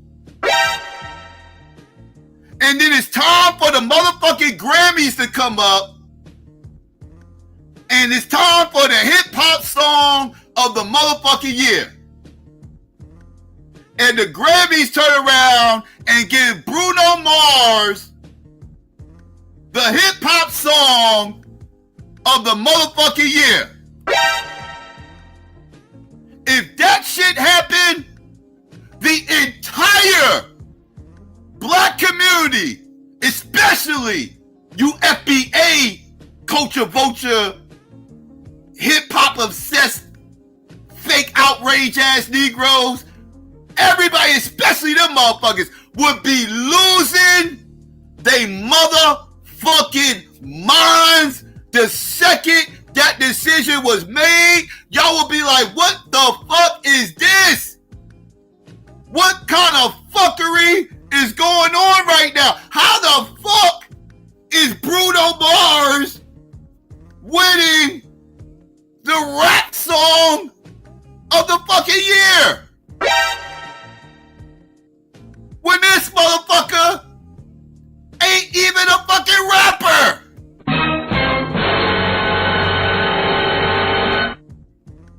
So, if y'all understand that outrage that I just explained, then you motherfuckers should not be saying shit about these white people checking the Grammys for giving Beyonce, an R&B and hip-hop performer, country music song of the motherfucking year. Because that's the equivalent. The equivalent is Bruno Mars winning hip-hop song of the fucking year. Y'all would not be cool with that shit. Nor should you be. I'm not saying you should be cool with it. What I'm saying is, you shouldn't be cool with Bruno. So don't jump up swinging for Beyonce because these white people ain't cool with what the fuck went down. Because I'm going to tell you, that's some fuck shit. That's some home cooking going on right now. Beyonce got a whole plug going on with them goddamn Grammys. She done won about 800 Grammys. Like, they just get, like, Beyonce is just the default motherfucking winner for every goddamn award every fucking year. They're like, well, who's gonna win the award this year? Well, shit, I don't know. Fuck it, man. Like, fuck it, let's just give it to Beyonce again, man. Let's give it to Beyonce. I can't pick who's who. Just give it to Beyonce. Right? Like, that's pretty much what the fuck motherfuckers do every motherfucking shit. But yes, Bruno Mars would get cooked if he tried to win the hip-hop song of the fucking year. Y'all would cook that motherfucker, as y'all should. But again, we can't be swinging for Beyonce because these white motherfuckers is upset that a non-country singer won country music song of the fucking year. I'm not going to sit here and be biased and be like, yeah. So who cares? Y'all acting like black people didn't create country music and blah, blah, blah. Man, stop that nonsense. If y'all don't stop that bullshit, she is not a country singer.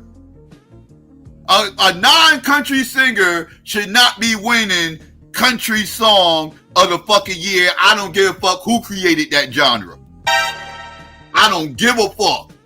Just like Lil Nas X should not be winning hip-hop song of the fucking year.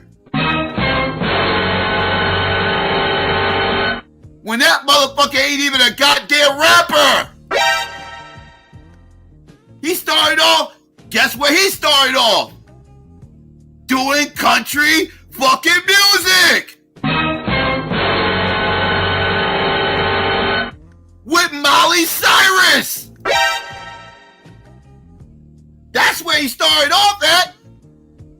So I don't want to see him in no goddamn hip-hop genres. That's a whole country nigga. Keep his ass out of that goddamn hip-hop shit. And I don't want to see these hip-hop R&B motherfuckers getting thrown in the country box. I don't want want to see this weird hip-hop country fusion, and I'm not talking about T.I., Jeezy, Ludacris, and Scarface. No, I'm talking about Miley Cyrus and, the Judds and shit. Dolly Parton. I'm talking about them motherfuckers. Right? You know what I mean? Let's keep it a buck. Anyways, I digress. Let's get to some of this, and then I'm gonna go ahead and drop the link. But I just had to give my opinion on this because I do not agree with this bullshit ass donkey of the day that Charlamagne's giving out. This is cat.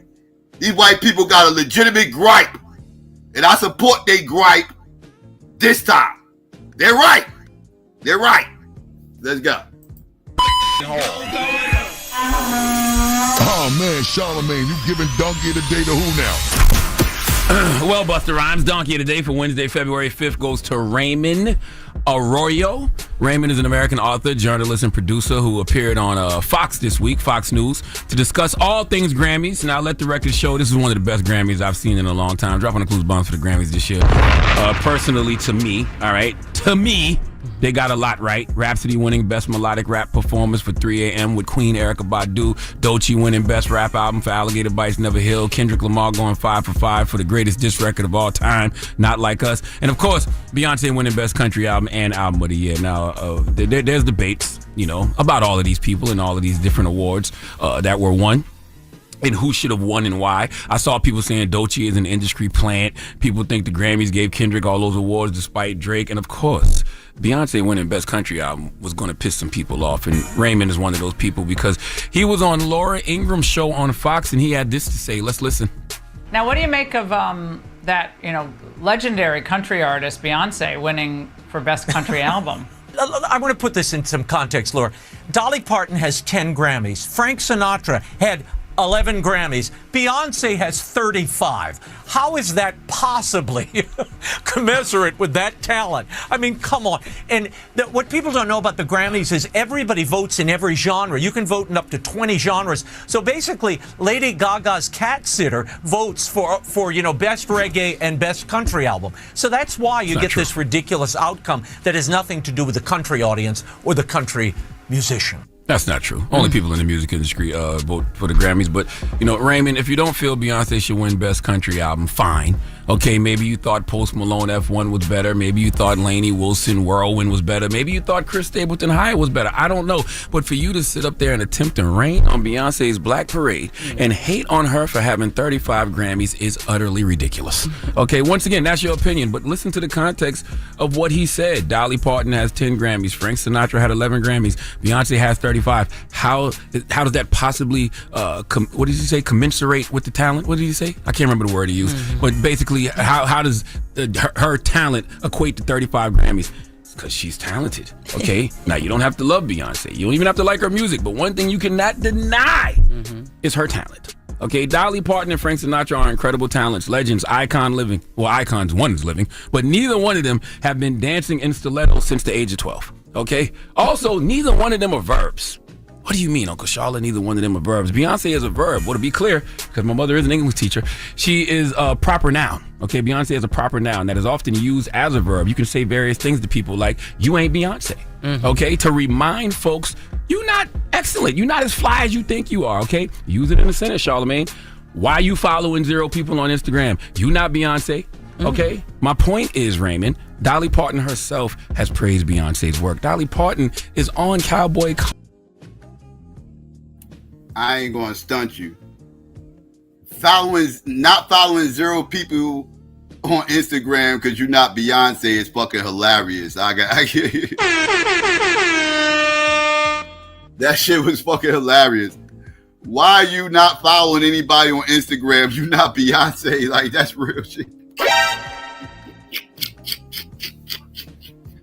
That's hilarious and true. You're not excellent. You're not as fly as you think you are, okay? Use it in a sentence, Charlamagne. Why you following 0 people on Instagram? You not Beyonce, okay? My point is, Raymond, Dolly Parton herself has praised Beyonce's work. Dolly Parton is on Cowboy Carter, Okay, remember what Dolly said about Beyonce on E! News about 8 months ago? Listen. Beyonce covering Joe. I know. What are your thoughts on her version? Well, I think it was very bold of her, but I love what she did to it. I was very proud of her album. I thought she did a great job in country music, and I thought it was great. And I was just happy she did, Jolene. Listen, Raymond, it's not apples and oranges. Okay, you got to dig a little deeper on who is voting for Grammys and how they come to these conclusions. And if you're mad at the voters now, you'd have been pissed off even more back then because you mentioned Frank Sinatra. You know, the year he had 2 #1 albums, he only won 1 Grammy and was nominated for 5. And you know what he won for? His album cover. Okay, that's crazy. His album cover, not his music. Look it up. He won his first Grammy in 1959 for Only the Lonely, and he won for the cover. On the cover, he was dressed as a sad clown. Raymond, you can relate. All right. Now, mind you, in 1959, he had Only the Lonely and Come Fly With Me. He was nominated for 5 Grammys, including Album of the Year, but he won for his album cover. So knock it off, Raymond. The Grammys are the Grammys. Sometimes they get it right, sometimes they get it wrong. This year they got it absolutely right, and giving Beyonce 35 Grammys. Yeah, and JW, for the record, if Beyonce was a country music star, a country music artist, I wouldn't have no problems with her winning. I'll support her winning. And then I'll say, y'all need to shut the fuck up and just outsell her. You know what I mean? Just at a third, you know, she's a country artist and it is what the fuck it is. My issue is Beyonce is not a country music artist and winning the motherfucking Grammy. That's my issue, is the fact that she's not a country music artist. Like I said, it's the equivalent of Bruno Mars, who is not a rapper, deciding to make a rap song, even a rap album, and then winning hip hop album of the fucking year when he's not even a motherfucking hip hop artist, right? It's a big difference between Bruno Mars doing that and somebody like Big Pun winning hip hop album of the fucking year. Big Pun won hip hop album of the year, people ain't gonna be tripping as much. But Bruno Mars, who is not a hip hop artist, wins hip hop album of the year, that's a problem. That's a problem. You know what I mean? So that's my issue. Not the fact that she's black winning it or any. No, it's the fact that she's not even a country music artist. That's my issue. But yeah, let's continue. Over her career is absolutely the right thing to do. But usually, you know, when you voting yes for Beyonce, you are getting it right. And everyone is entitled to their opinion. But Miley Cyrus thought Beyonce should have won. I think she knows more about music than the both of us, Raymond. All I'm saying, man, is everybody is entitled to their own opinion, but sometimes our opinions can be wrong. Or sometimes our opinions can be rooted in hate. And Raymond, as a person who can also be an objective hater, I am an objective hater.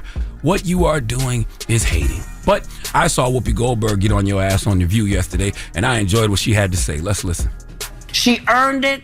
The thing you have, you know, you wanna hold on to country music like white people didn't also buy her country album. Come on, man. People voted for it. Sometimes you win, sometimes you don't. Same with the Oscars. Sit down. Sit down. No, that's right. She told you. Please let Chelsea Handler give Raymond Arroyo the biggest hee-haw. Hee-haw, hee-haw. That is way too much Dan mayonnaise. Yes, it is. All right.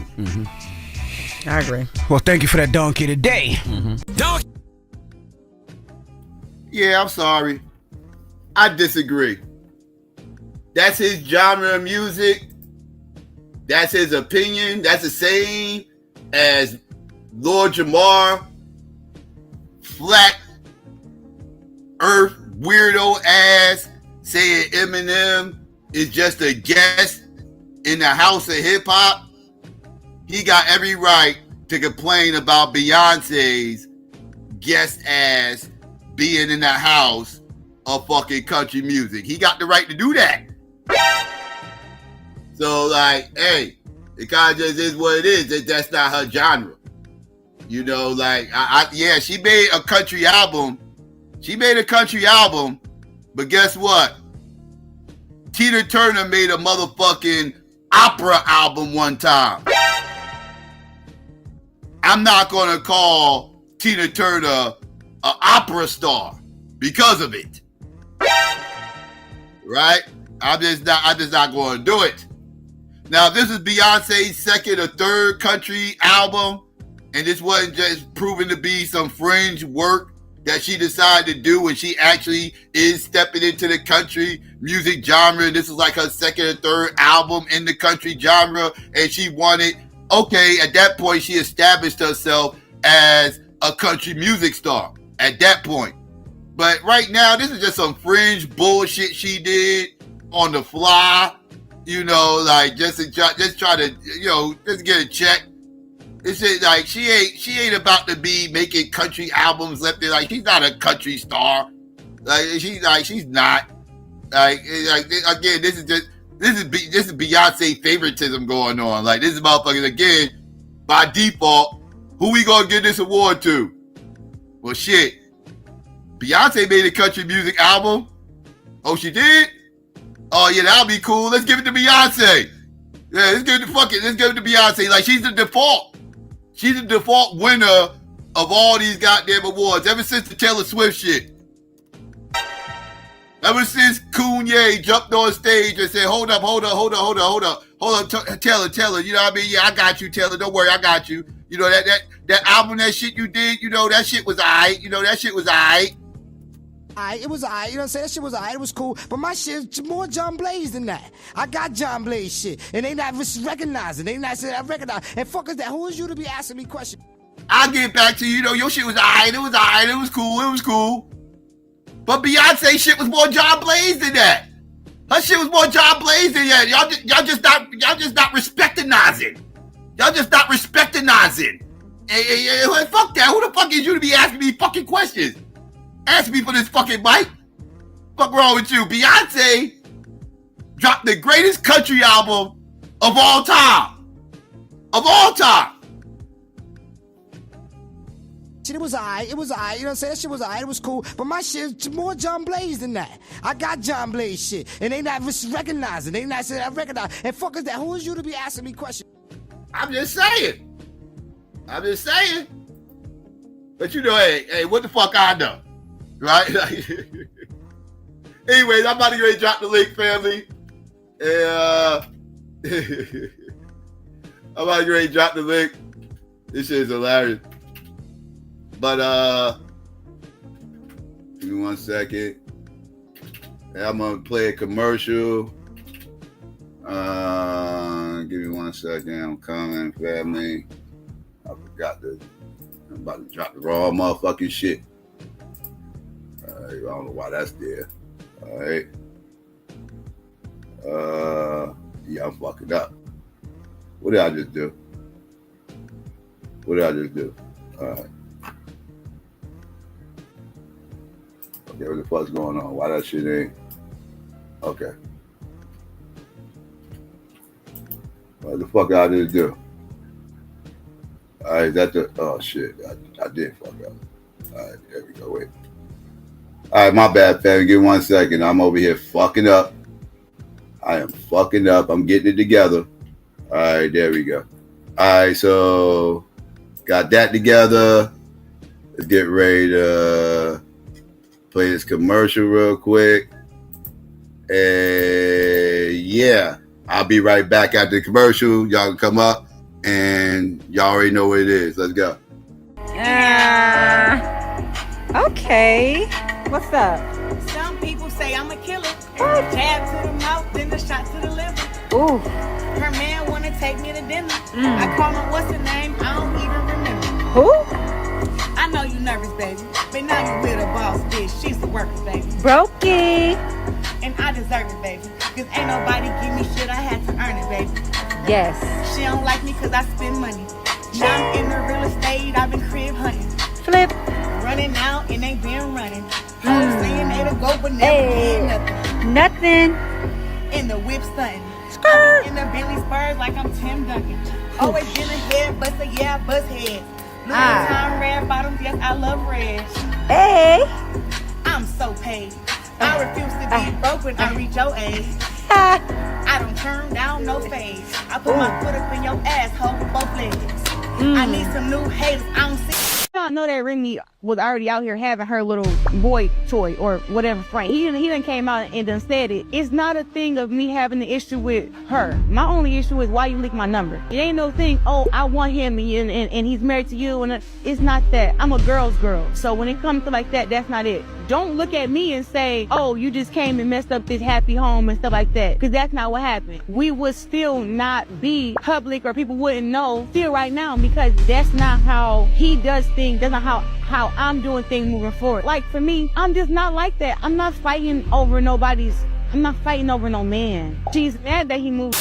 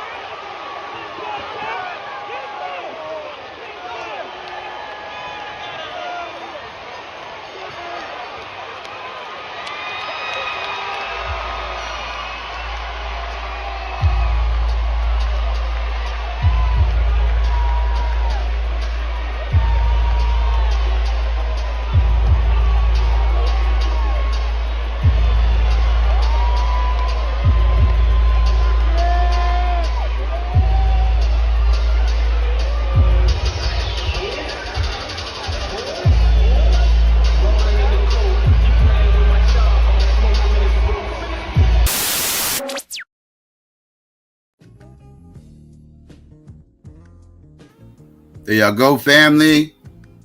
Links out there. You already know what it is. I mean, come one, come all. First come, first serve. Y'all already know. Let me get this together. All right. There we go. Now I see y'all. There we go. Let's see. Let me shout some people out real quick. Let's see. Whoops. Hitting the wrong fucking button. Don't do that. Let's see. Shout out to see Shaba was good. To see Goon the Shooter, what up? Big Facts was good.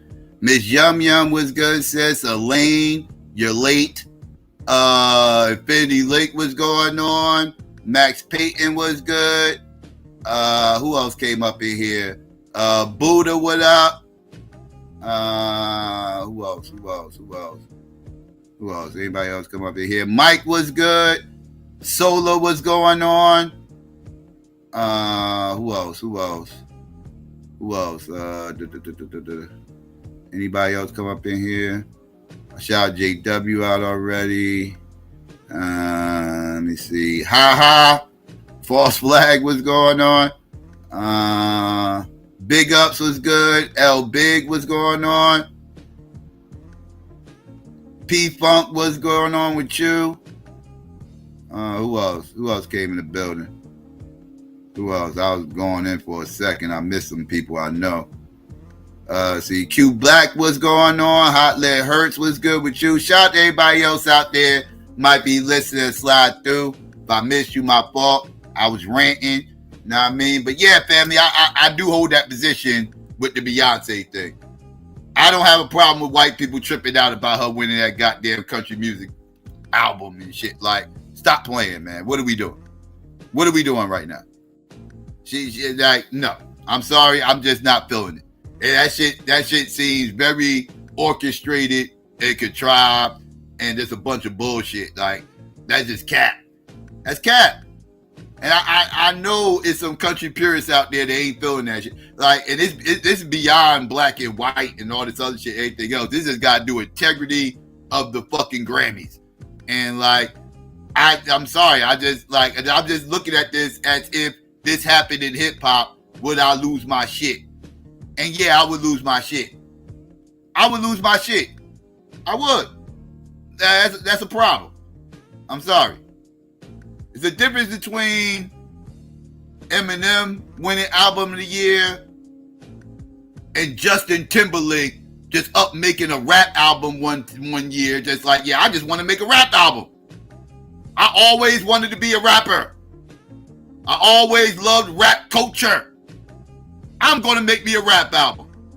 And then Justin Timberlake makes a rap album and then wins hip hop album of the motherfucking year. I'm sorry.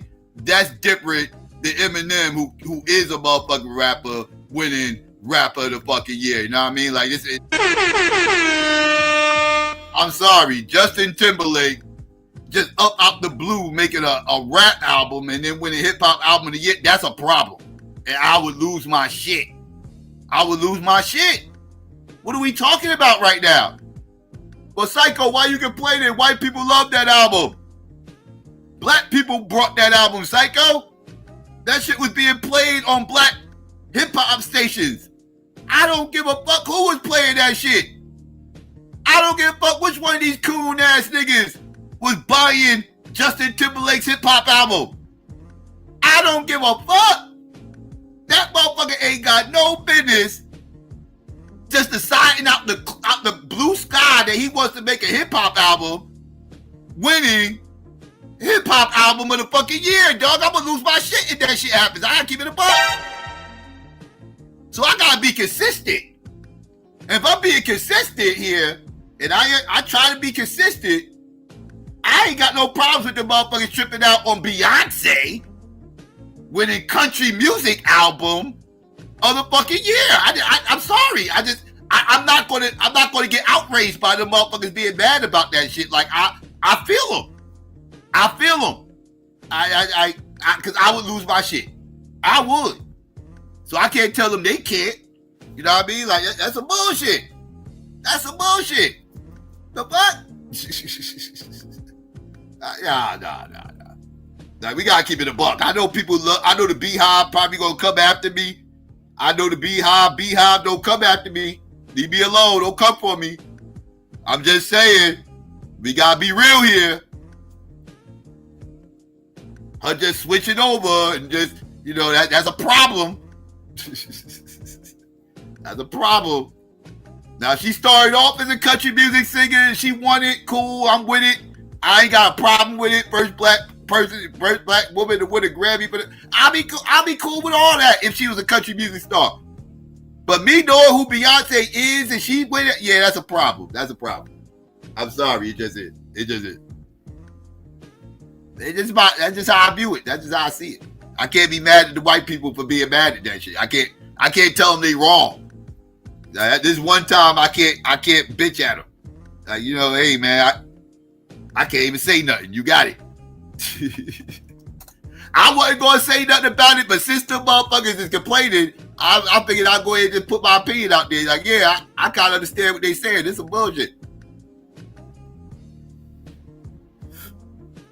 Stay your ass in your lane and go win all your awards where you supposed to be winning your awards at.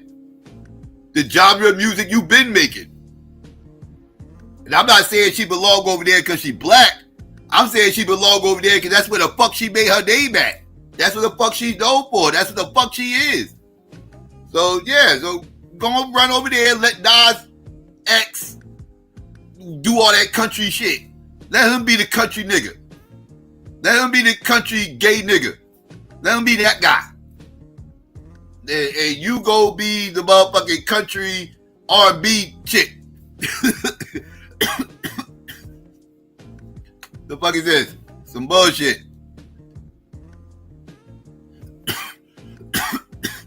It's like gonna sound like that nigga from the last story on Tales from the Hood. I don't give a fuck. Yeah, for real. I don't give a fuck. I just don't care. I don't care enough to give him Donkey today. You know, Whoopi Goldberg losing her mind. You know, Whoopi losing her mind. Oh, white people. Yeah, whatever. This ain't even about black and white. This ain't about black and white. This could have been Latino, whoever. I don't give a fuck. It could have been Selena Williams, but not Selena Williams. What's that bitch name? Selena, just regular Selena. There could be that chick. Selena Gomez, that's her name, isn't it? Selena Gomez, could have been her. And I just say the same thing. It's some bullshit. How that salsa singer going just up and decide to make a country music album one year and win country music album of the year? If she don't get her taco eating ass back over that fucking border and start salsa dancing like she's supposed to, I don't, like, stop playing with me. Like, that's just me. That's just me. That nigga said Selena Williams. Definitely in your bag tonight, bro. Solo, what's good though? How you? It was good. I can't call it, man. I'm just up here just trolling right now. Yeah. I was that was some good information you was in earlier though. You know, I always keep my eye on the international shit, you know, because a lot of times the local politics is like, you know, yeah, it's just like, you know, that's what you said, Bloods and Crips, and it's like half of that shit. Like, they usually play the middle. They'll make some extreme statements. Donald Trump is like, you know, he's selling you on shit, but it normally goes in the middle, and then by time, you know, you get your first 2 years in, and then, you know, the House and the Senate begin to change and shift, and, you know, it's just this whole circus. So what you're saying is a circus right now. He's making these bold claims that, you know, most likely is not going to really be executed. I mean, he had a conversation with the president of Mexico. So all the talk to get, you know, the conversation going, he was really just trolling, you know what I'm saying, in his way. Just like, you know, he'll make a big claim just to start a conversation, to renegotiate stuff. But somebody gonna call his bluff eventually, though. So he need to choose his battles, you know. Yeah. You know, because somebody gonna call your bluff eventually, you know. Same thing with Canada, you know. I don't think he's gonna really do half of the stuff that he's saying.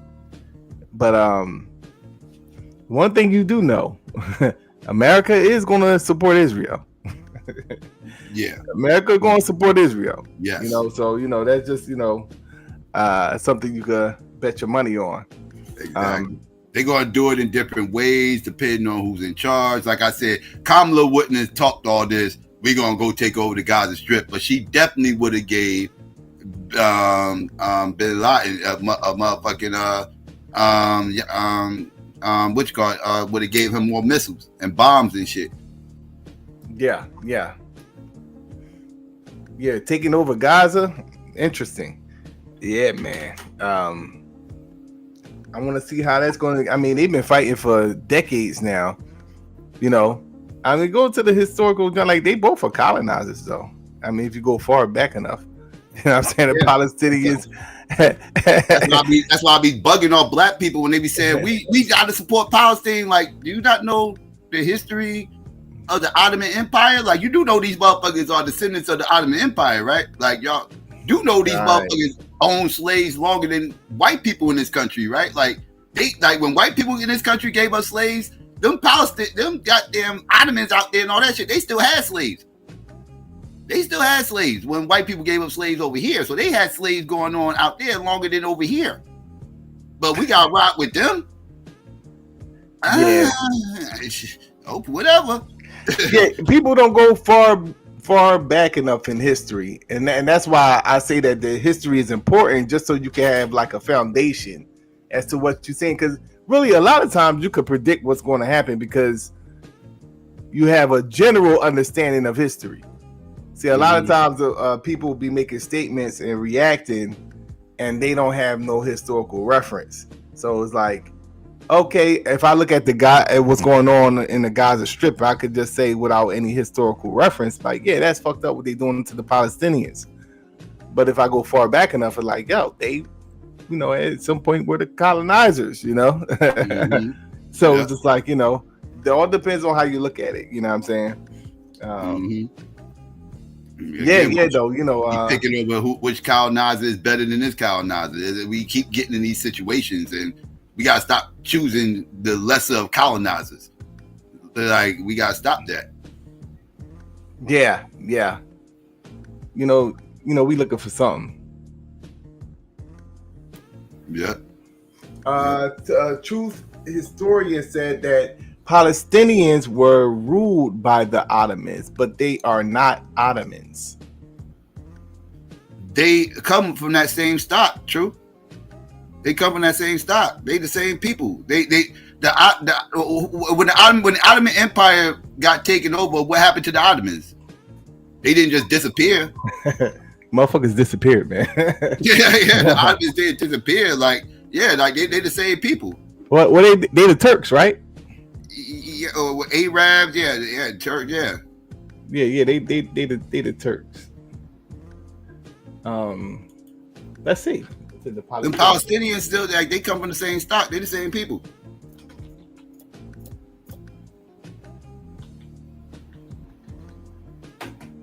They abandoned all the culture and everything else, like the Ottomans. It says Palestinians are an Arab ethno-national group native to the region of Palestine in 1919. Right, 1919. Yeah, they didn't Palestinian exist. Muslims and Palestinian Christians constituted 90. Hold on, it says in 1919, Palestinian Muslims and Christians constituted 90% of the population of Palestine, just before the third wave of Jewish immigrants and the setting up of British mandatory Palestine after World War I.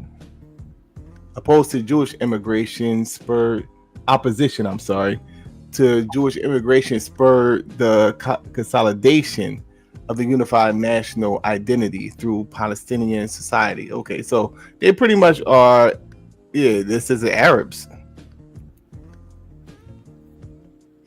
And you're talking about that region. I mean, they invaded. So it says, get to the history of how did they get to Palestine. Now y'all got me digging. Origins, historical records, and data genetics says indicate that the Palestinian people descended mostly from ancient. Okay, it's getting some biblical shit now. Anytime you get to that, some bullshit. Some bullshit. Okay, right. So genetic studies of the Palestinians show that they share ancestry, Bronze Age Canaanites, as well as other Middle Eastern and European populations. The Ottoman Empire is one of those several empires that influenced the genetics of the region. Like you said, they all like the same. I mean, they Turks and all that, but and we gotta be, a Turk is different from an Arab. You're not saying that, but yeah. I mean, they were all Muslim for the most part.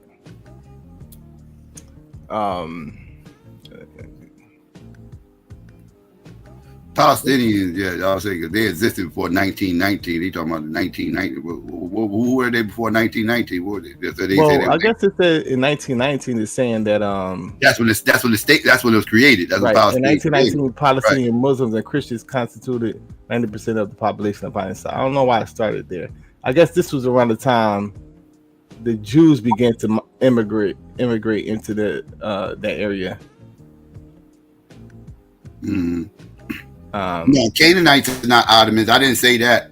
I was saying the Palestinians share ancestry, it says, with the Canaanites. But okay, I get what you're saying. You're saying okay, say early farming populations in the Levant, Iran, and Anatolia has significantly influenced modern day Western Asia genomes.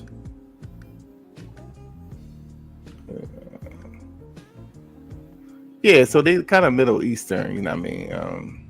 Okay. I really want to know now, like, how did they get there, though? Because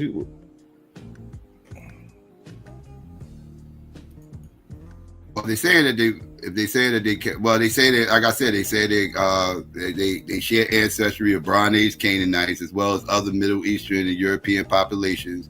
The Ottoman Empire is one of the several empires that influenced the genetics of the region.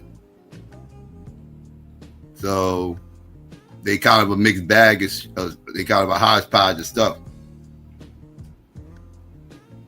The Ottomans being one of them, but they kind of a hodgepodge of shit.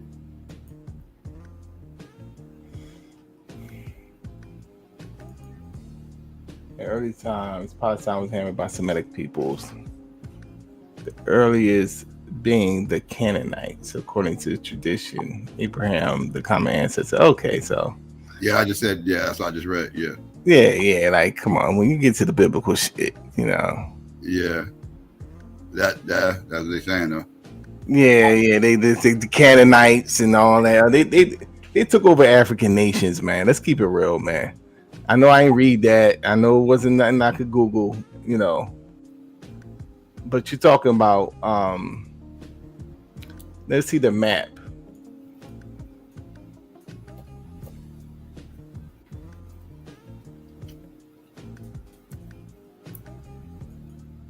Arab means wanderer. That's how they got there. A bunch of They wander. It does. You're right about that. Okay, so and they wandered to a bunch of Turks and they started mixing with them. Yeah, because West Bank, and then you got the Israel, and then Egypt, Syria, and Jordan. Yeah, so when you read Priscilla Dungy Houston's book, or even Keith Silly's book, When Egypt Ruled the East, you see that, like, you know, there was like an empire that existed, you know, from Egypt going into the Middle East, and even as far as Iran at a point in time. And that was like an African. This is, you know, during the time where, you know, Egypt was African for the most part. So, I mean, depending on how you look at it, I guess they're mixed hodgepodge. Because what is an Arab anyway? You know. Yeah, well, that's a tricky question right there in itself. That's a tricky. We talk about Arabs. They like Eurasians for the most part. But then you got the Arabs. Yeah, you know, like you said, you got the darker skinned Arabs. Mm-hmm. And then you got the lighter skinned Arabs. Yeah, now, I think the darker skinned Arabs have like lighter skinned Arabs. They more Ethiopian. Yeah, those lighter skinned Arabs that you probably thinking of, those are more those are Mediterranean people, right? Those are like the Egyptians, right? Like shit like that. Like those are Mediterranean people that converted into like Islam and shit like that. Like they I ain't gonna say adopted. They pretty much got colonized too, but they adopted their culture or whatever. But these Mediterranean people though, they like the same as like the Berbers. They Berbers for the most part. Yeah, I count them like more Mediterranean people, like the same as like people. They same as like the Sicilians, the Spaniards and shit like that, like darker skinned Europeans. But their genetics go back to Ethiopia, the darkest skinned ones. Yeah, well, that comes from the back migration. That was from the back, because it was a back migration that happened, and that's where that happened. They got a lot of that admixture going on. That got a lot to do with the back migration to Africa and everything else. That's why East Africans got a certain look to them and everything, because there's a lot of admixture going on in those regions because of the back migration. When they back migrated, they came through the Horn, and then they worked their way up. That's what happened with the back migration and shit. So that's why there's a lot of admixture and stuff going on over there. So they probably got a lot of that admixture as well. So what is like, you know, and then you got the whiter Arabs, which would be, you know, I used to mistake them, like, you know, for Turks, you know, because they was like all Muslims. So I kind of lumped them all together. Yeah, a lot of people call, like when people call like North Africans Arabs, they technically not Arabs. Like Arabs are the motherfuckers out like Iran, Iraq, and shit like that. Like the ones you would call darker skinned Arabs, like that. Those are the real Arabs, right? Like those, like well, Iran is an Iranian, and they consider themselves different, Psycho. And like Iranian don't consider himself to be like an Arab. Like, well, like he said, he said Persian. Yeah. Man, look, man, they all fucking Arabs, man. Fuck they but the other motherfuckers, they culturally Arab, like they culturally Arab. They not like, they genetics are slightly different. Like if you I'll pull it up and show you like these North Africans and shit. They actually don't have a lot of Arab DNA. Let me see. Let's see.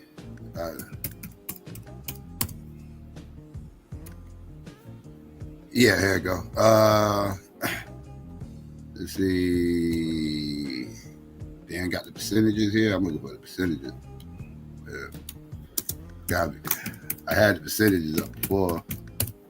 I wanted to get the exact numbers they had. Because it was only like 10% Arab or some shit like that as far as the average average DNA they had according to the testing.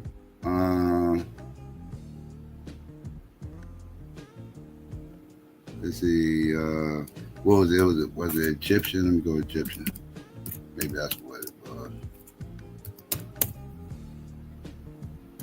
That's what it is. Here we go. All right.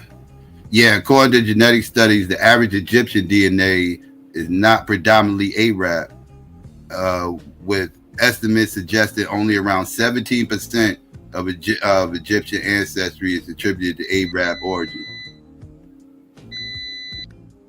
So, like most of those Egyptians out, like, you know, everybody call them like Arab invaders and everything else. They only like 17% Arab. That's why I say that, like, they Mediterranean people. Yeah, they Berbers. But that phenotype that's predominantly in Egypt now is, I guess, is a mixture. I guess I never really been in Egypt, so I can't really say what's dominating in Egypt. What we see, like kind of what we see. Those are Arabs. Mm-hmm. Right. Or like, you know, from an Arab stock, some type of Arab stock. But they've been mixing a lot, you know what I'm saying? Because they was invaded by, I mean, what is the dominant gene in Egypt? If it's only 17% Arab, because they've been conquered by Greeks, Romans. It's not South Africa. It's not Sub-Saharan African. I believe it's European. Because they Berbers for the most part. Yeah, so it would have to be that's what I was thinking. Like, since it was colonized, they conquered by the Greeks and Romans. It have to be probably a majority of a European stock. Let me see. See, they got 24% European, So that's 17 Arab, 24% European. Let me see. Let me go sub-Saharan African, which I'm sure is probably less than both. Yep. They only got 8% sub-Saharan African DNA, and they in Africa. Okay, so. And they only got 8% on average. It's just the average. On average, about 8% sub-Saharan African, about 12% Arab, and it said 24% European. So they short on some numbers. Let me see if I can get their full percentage. What's the other percentage? Must be Asian. Must be Asian. It must be Asian.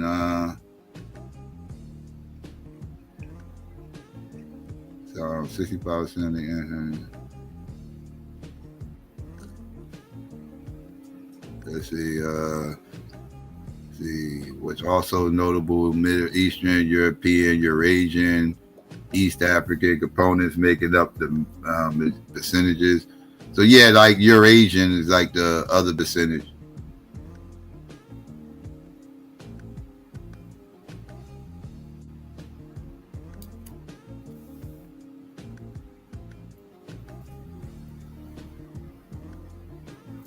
So that's what it is. So yeah, they're saying you're like Eurasian. Yeah, it's something a little awful with that. What do you say? Don't you think it's a little something off with that? It's a little off with the numbers. Yeah. I mean, the percentages are what they are. I mean, I don't know. As they say, they said, we'll see. Okay, it says here 65% of their genetic makeup is North African, but that's like the Mediterranean. When they say that, what does that mean? Like, what does that mean, North African? Because I mean, why would you be like that'd be like the Mediterranean people that I was talking about, like those people that's up there by the Mediterranean, that migrated there thousands of years ago and settled. They like I said, they same stock as the Berbers. If you look at the Berber DNA, let me look at Berber DNA, it's gonna probably say the same thing. Because they the same stock. I mean, why do they got to make a distinction between North African and just African? Why don't you just say African? Because sub-Saharan African is us. Then North African is the Berbers. They black too, right? No, hell no, Berbers ain't black. So Berbers is like a subclass of African? Well, they the North Africans. They the North Siders. We from the South Side and the West Side. But they what you call it? They the motherfuckers, they settled in North Africa like I said, by the Mediterranean, because they used to cross the Mediterranean and do trades and everything else. So we dealing with the same type of people when you're talking about like Spain and Sicily and all them little areas out there by the Mediterranean and stuff. Like they just crossed the other side of the Mediterranean and settled like right there, but they didn't go deep into Africa though. That's where we was at. We was deep into Africa, on the other side of the Sahara. They didn't cross the Sahara for the most part. Oh, so do they got Neanderthal DNA? Yes, some. Okay. Yes. Well, definitely is a distinction. That's how you make the distinction. Mm-hmm. That Neanderthal DNA. Yes, they definitely have more Neanderthal DNA than us. Yes, absolutely. Let me look and see how much they got on average. I know they don't got the most. I know that. I know Asians got the most Neanderthal DNA, with Europeans being second.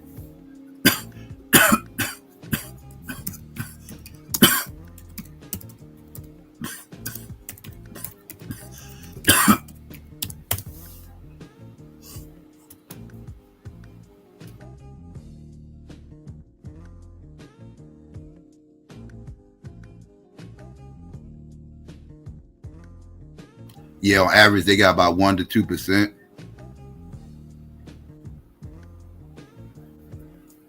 That ain't high, which ain't high, but most people percentages ain't that high. 1 to 3%. Let me see what Europeans average is. Yeah, Europeans about the same average, about 1 to 2%. So yeah, so they got about the same average as Europeans. Asians got the most, I know. They closer to like 3, like, yeah, they like 4%. Asians like 4%. And yeah, North Africans is like 1 to 2%. And black people, I know theirs is like less than 1%. Let me double check.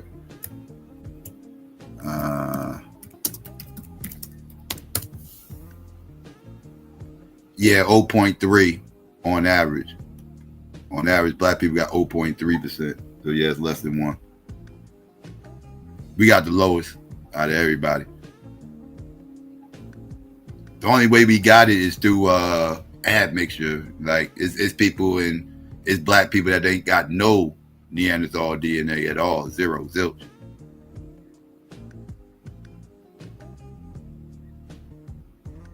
It's rare to find a white or Asian motherfucker that don't have no Neanderthal DNA.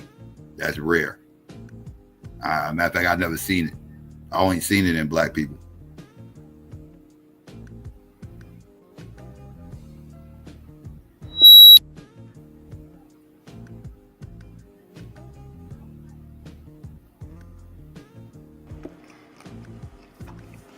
Yeah. They need to do a study on that Neanderthal thing, man. Get to the bottom of that shit. Oh yeah, that definitely has a lot to do with like the race that and the Denisovians got a lot to do with the differences in the races.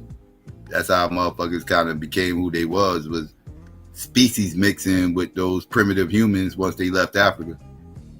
Okay, so we're like, I know they got theories as to where the Neanderthal came from. So that's of the Homo erectus class, right? Yes. So where did they first develop? The Homo erectus developed in Africa.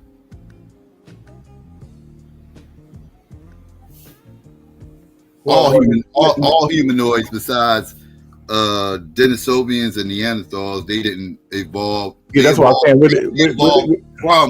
They evolved from a humanoid from Africa, but they evolved outside of Africa.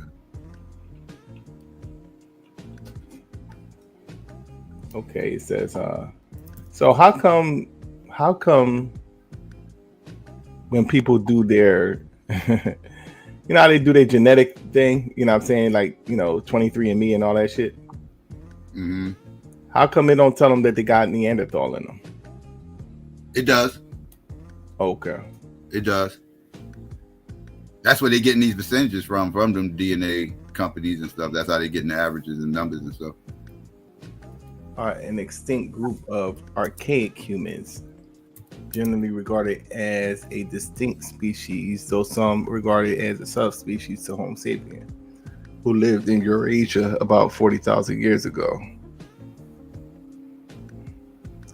The type specimen Neanderthal 1 was found in 1856 in the Neander Valley in present-day Germany.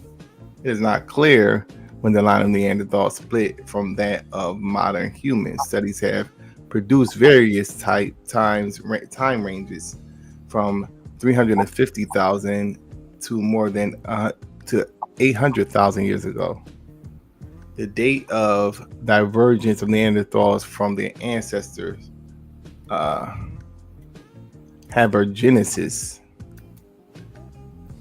is also unclear. The oldest potential Neanderthal bones date to 430,000 years ago, but the classification remains uncertain.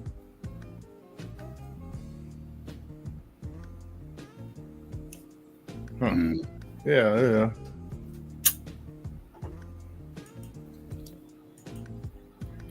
Yeah. Yeah, those Mediterranean people, they said that DNA test shit is AI.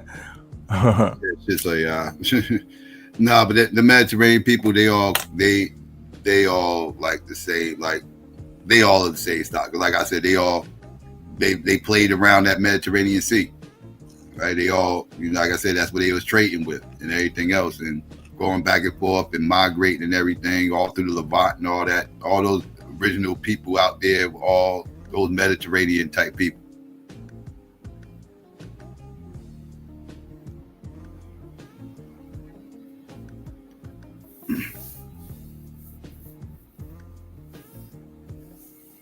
That's why they stayed close to. That's why they stayed close up there. That's why they did. Another reason why they didn't venture south like that was, again, they was getting away from their trade routes. Their main trade routes was the sea. That's why they had all those lighthouses and all that stuff out there and everything else, because there's a lot of traffic going out there. That's why Egypt was such prime real estate, because of the location. But they was trading with, blacks. They trade with some black people too, but I ain't gonna say they trade with no black people, but they was mainly with their own, but different cultures, obviously, but same race of people.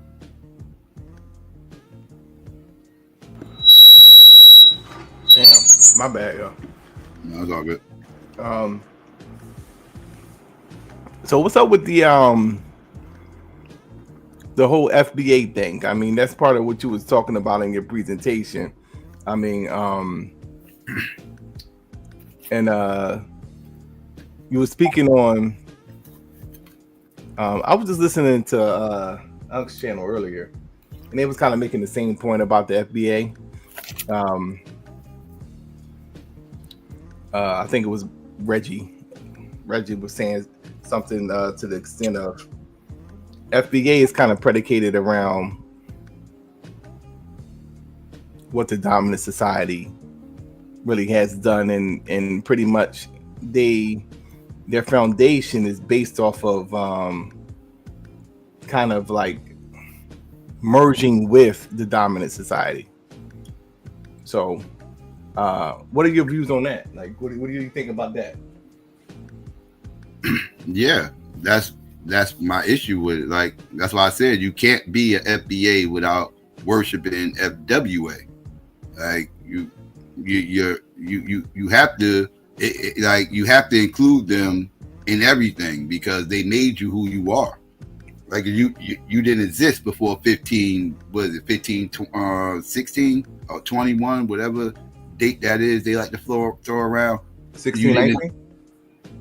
Not 16, 19. They go back to the 1500s. They go back like 15, 20 something or whatever the case may be. But they didn't exist before then. They didn't exist before then. They don't have no history or nothing. And so, okay, so how come your history don't start to there? Well, that's because the FWAs gave you your history.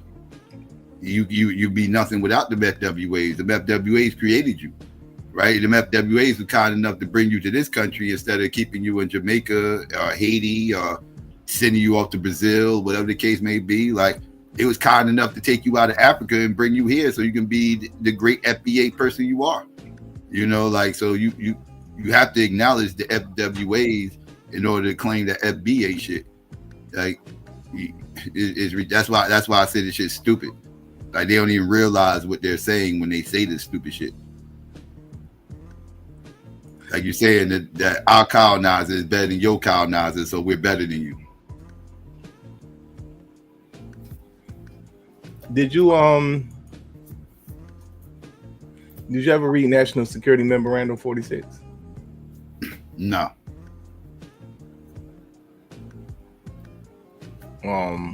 What is that detail? Well, it's pretty much it was Zygmunt Brzezinski. He made this memorandum, and it was the subject was Black Africa and the U.S. Black Movement, and pretty much what the what the document is talking about is how to create dissension and prevent the unification of U.S. blacks and black Africans on the continent and in the diaspora. I know what you're talking about now. Okay, yeah. So they had like a series of strategies that they could use to actually I could pull it up actually. Yeah, I know what you're talking about now. Now I know what you're talking about. Yeah.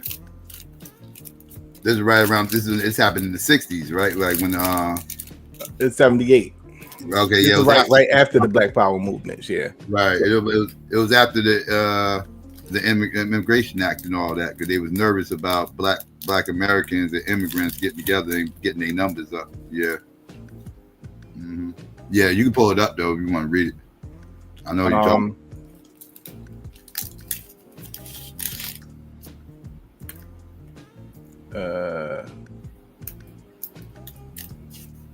I know exactly what you're talking about.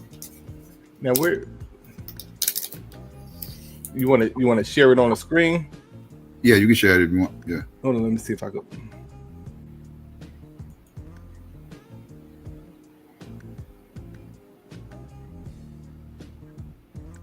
Which one up?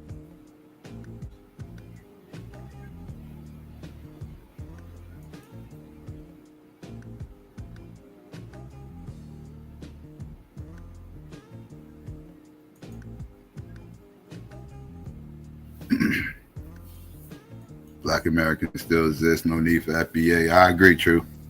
That's why I don't understand. Like, what was you motherfuckers before Tariq? Like, it really make it seem like they didn't have an identity to Tariq. It's disgusting.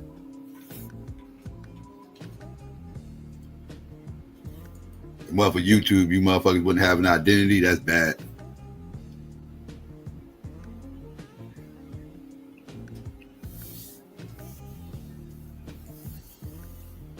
Bunch of lost people. Okay, so I don't know how to pull it up. So now I got the actual joint, so I'll just share screen. Let me see if I could do it. Present this way. You on your computer? Yeah. Yeah, hit present, and then tap on I think I got it. Yeah, there you go. Okay, so it says Black Africa and the U.S. Black Movement. It says the president has directed that a comprehensive review be made of current developments in Black Africa from the point of view of their possible impacts on the Black movement in the United States. The review should consider 1. long-term tendencies of social and political developments and the degree to which they are consistent with or contradict the U.S. interests. So, long-term tendencies of social and political developments. And so they're studying the politics and the society of Black Africa and Blacks in the United States to see if it is consistent or contradict our interests. So pretty much, let's look at these people's culture and see what they're doing in society politically to see if it meshes with what we're trying to do. Proposals for durable context between radical African leaders and leftist leaders of the U.S. Black community. Appropriate steps to be taken inside and outside the country in order to inhibit any pressure by radical African leaders and organizations on the U.S. Black community, for the latter to exert influence on the policy of the administration toward Africa. The president has directed that the NSC, Interdepartmental Group for Africa, perform this review. The review should be forwarded to the NSC Political Analysis Committee by April 20th. All right, so the response, it says, objective of our policy toward Black Africa is to prevent social upheavals which could radically change the political situation throughout the area.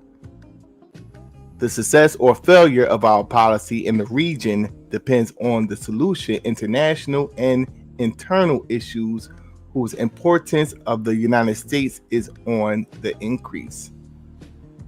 U.S. interest in Black Africa. A multiplicity of interests influences the U.S. attitude toward Black Africa. The most important of these interests can be summarized as follows. Interests are political. If Black African states assume attitudes hostile to the U.S. national interests, our policy toward the white regimes, which is a key element in our relation with the Black states, may be subject by the latter to great pressure for fundamental change. Thus, the West may face a real danger of being deprived of access to the enormous raw material resources of South Africa, which are vital for our defense needs, as well as losing control over the Cape Sea routes by which approximately 65% of Middle East oil is supplied to Western Europe. Moreover, such a development may bring about internal political difficulties by intensifying the activity of the Black movement in the United States itself. It should also be borne in mind that Black Africa is an integral part of a continent where tribal and regional discord, economic backwardness, inadequate infrastructures, drought, and famine are constant features of the scene, in conjunction with the artificial borders imposed by the former colonial powers, guerrilla warfare in Rhodesia, and widespread indignation against apartheid in South Africa. The above factors provide the communist states with ample opportunity for furthering their aims. This must necessarily redound to the detriment of U.S. political interests. Black Africa is increasing, and this is the economic. Number 2, economic. Black Africa is increasingly becoming an outlet for U.S. export and investment. The mineral resources of the area continue to be of great value for the normal functioning of industry in the United States and allied countries. In 1977, U.S. direct investments in Black Africa totaled about $1.8 billion and exports $2.2 billion. Okay, so, pretty much is laying down the reason why this is how they benefit from keeping Africa the way it is. And that, the political and social upheavals may, in fact, change the social and political landscape of things. Black Africa and the U.S. Black movement. He says, apart from the above mentioned factors adverse to U.S. strategic interests, the National Liberation Movement and Black Africa can act as a catalyst with far-reaching effects on the American Black community by stimulating its organizational consolidation and by inducing radical actions. Such a result will be likely as Zaire went the way of Angola and Mozambique.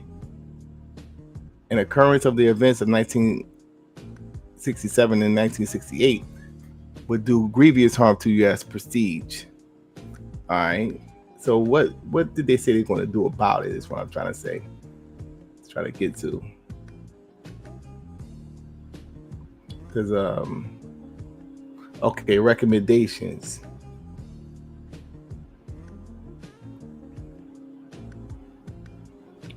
In weighing the range of U.S. interests in Black Africa, basic recommendations arranged without intent to imply priority are specific steps should be taken with the help of appropriate government agencies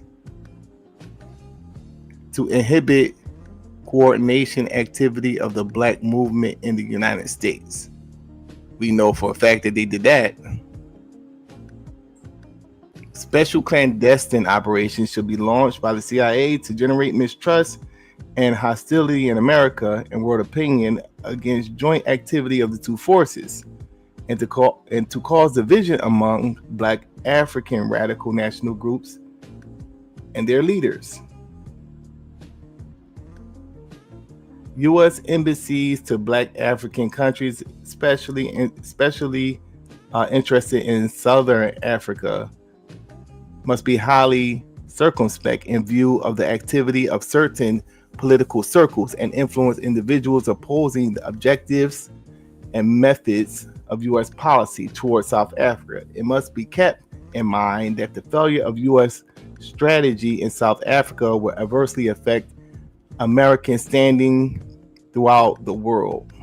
In addition, this would mean a significant diminution of U.S. interests in Africa and the emergence of new difficulties in our internal situation due to worsening economic prospects. The FBI should mount surveillance operations against Black African representatives and collect sensitive information on those, especially at the UN, who oppose UN policies towards South Africa. And I found that to be very interesting because I would always think that, like, when you're going to these like international conferences, like, I would never tell them what I'm thinking. I would never be like, the person that's, the objective. I would see what I could get out of the situation and go back and, go to my clandestine agenda. Yeah, you sit up there in the UN, with all these grievances towards what they're trying to do, and you're pretty much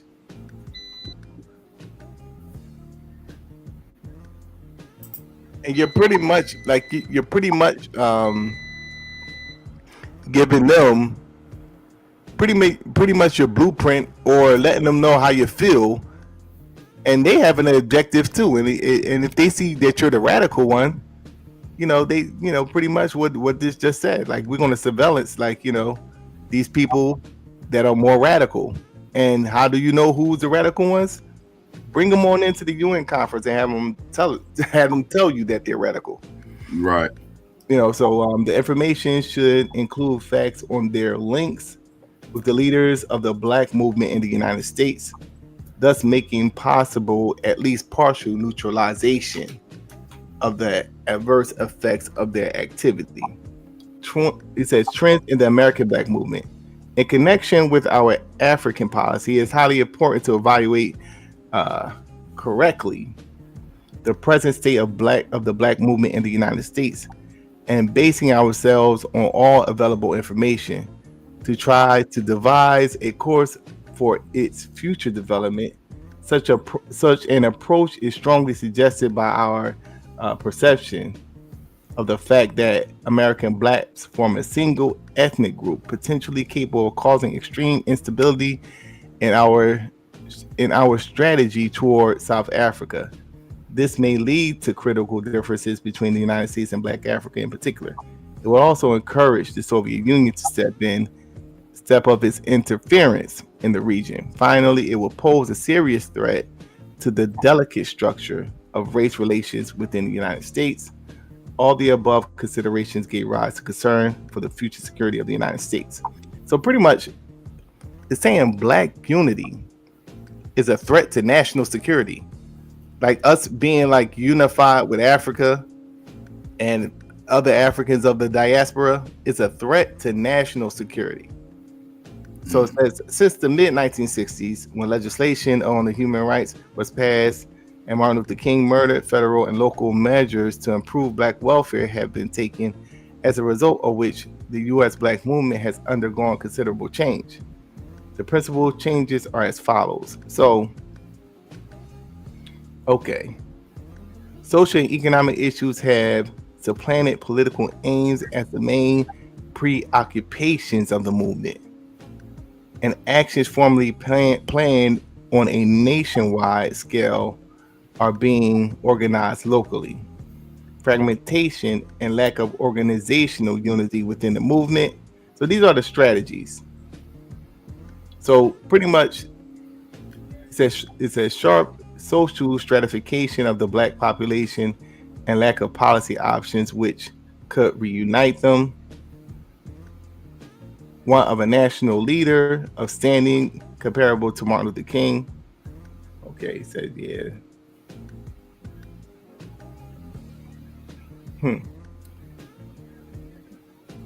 The range of policy options, the concern for the future security of the United States makes necessary the range of policy options arranged without intent, applied priority they are. He says the concern of future security of the United States, which makes necessary the range of policy options. Okay, to enlarge programs. Okay, so yeah, this is like some interesting shit. So one of the strategies they said to like get black people to get away from the Pan-Africanism is to really like give them shit and make them more American. That's pretty much saying like, you know, we gotta let up on them a little bit and, you know, make them feel more accepted in America. Pretty much is what they're saying. And they're going to do it through, it says, to enlarge programs within the framework of the present budget for the improvement of the social and economic welfare of American blacks in order to ensure continuing development of present trends in the black movement. To elaborate and bring into effect a special program designed to perpetuate division in the black movement and neutralize the most active groups or of leftist radical organizations representing different social strata of the black community to encourage division in black circles. So we're going to create a situation where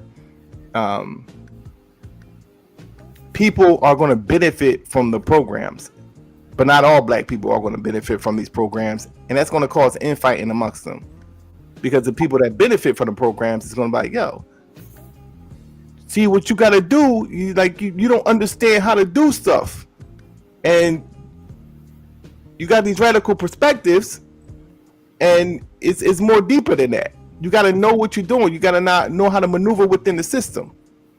And then the radicals is like, no, nigga, they're only letting certain people, you know, there's only a certain percentage of blacks that's going to benefit from these programs. Not all black people are going to benefit from the programs. And then you got the other person saying, no, all black people could benefit from it. They just got to know what they're doing. Causing disunity, you know. So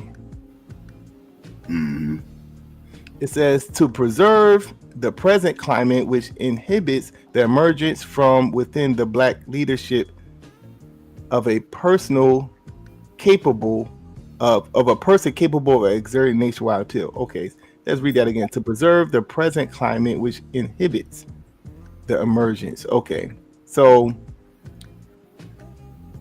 they're going to create a climate which pretty much is not going to create a black leader that's capable of gaining nationwide appeal.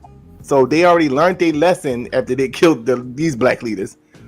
Let's go about making sure that this don't happen again. Pretty much is what they're saying. We do not need a leader that's gaining nationwide appeal within the black community. To work out and realize preventative operations in order to impede durable ties between U.S. black organizations and radical groups in African states. That's self-explanatory. To support actions designed to sharpen social stratification in the black community, which would lead to the widening and perpetuation of the gap between successful educated blacks and the poor, giving rise to growing antagonism between different black groups and the weakening of the movement as a whole. So pretty much, you know, after reading that, I mean, shit. If we're going to say that this thing was orchestrated, you know.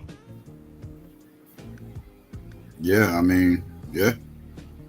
FBA would definitely, I mean, you know, FBA, right? After reading that, FBA would literally be doing that. Yeah. FBA will literally be doing that. It says to facilitate the greatest possible expansion of black. Okay, no, I didn't even read that.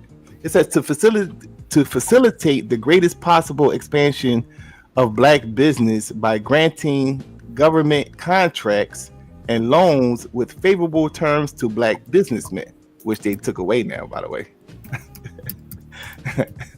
Those federal contracts, those federal contracts are gone. But like, okay, so this is how they're going to create a black upper class. They're saying, well, in order to create this unity, you have to create a black upper class. Right. Wait, what year you said this was? This is 1978. Oddly enough, real quick, I don't know if you can see my. Okay, yeah. Oddly enough, I did a stream not too long ago about FAIR, the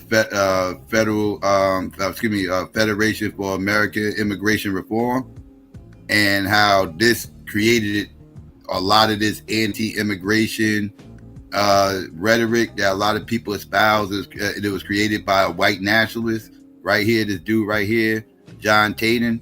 I did a whole stream talking about this dude, and the organization was created in 1979. So yeah, I'm pretty sure a lot of this is all tied in together. Right. I'm pretty sure a lot of this is tied in together because this is all an anti-immigration movement. And one of the things that Tatum was known for doing was creating these little side groups and these little splinter groups and everything else that all kind of came back to this main entity, and it was like a whole network, and they sent them out different places or whatever. They accused ADOS and FBA as being one of these networks that's tied in to this FAIR and organization and everything else. So yeah, this is interesting that the year that this came out and knowing that FAIR was created in 79. But my bad, you can go ahead and let you get back to your stream. Yeah, that seemed to be a direct response. You know what I'm saying? We're going to start out with doing this, from the looks of it, in a nutshell, I'm going to read that facilitate thing. It says, to facilitate the greatest possible expansion of black business by granting government contracts and loans with favorable terms to black businessmen. So this is the part where you have, those poor whites, they don't really understand this. When they say, well, why are you giving these blacks? And it's make America great again. And, this DEI stuff is, preventing me from getting access to jobs and all that. See, the poor white don't really want to compete for shit. You know what I'm saying? He want that white privilege. Mm-hmm. What these people are saying, what the government officials and the people in the upper echelon of society, of white society, is saying that, look, this ain't just about America. This is about, our international agenda, because we have to still control these mineral resources. And as these groups of people become more conscious and more woke, it's becoming a problem. So we have to put them to sleep.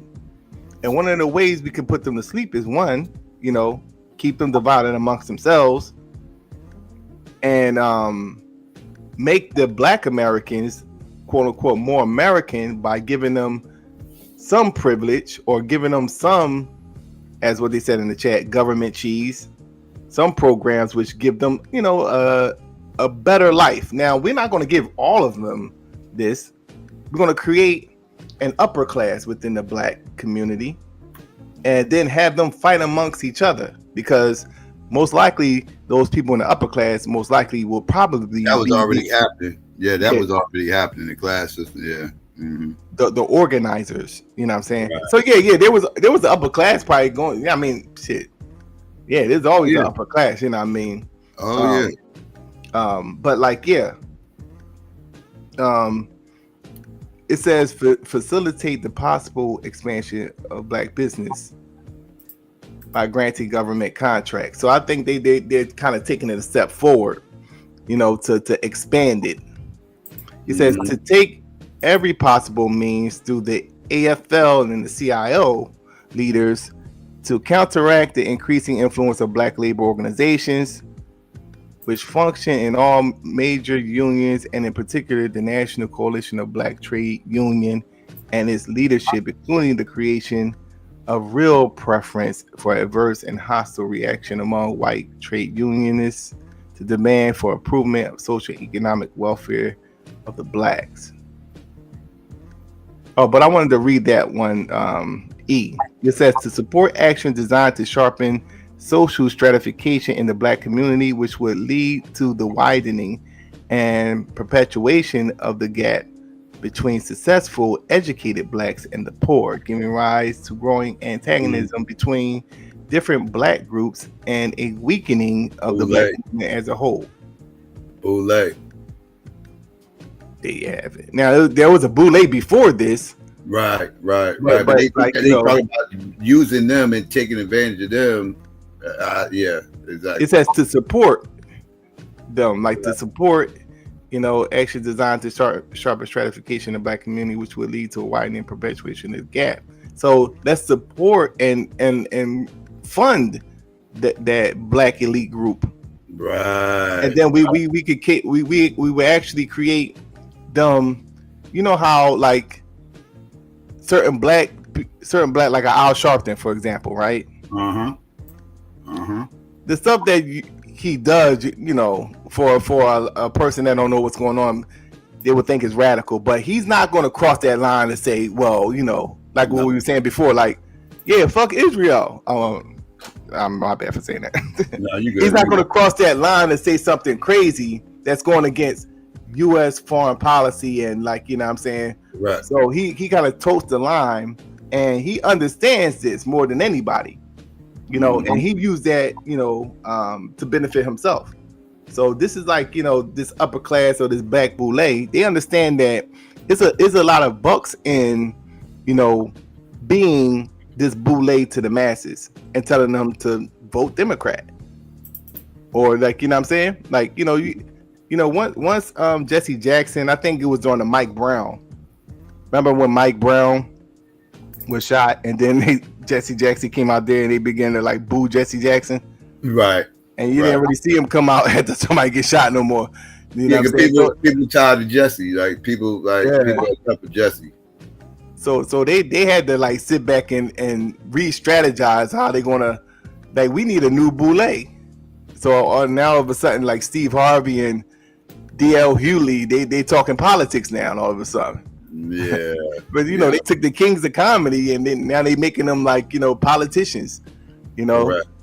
So they had to create like a new boule, because the old boule wasn't really wasn't getting it done no more. Exactly.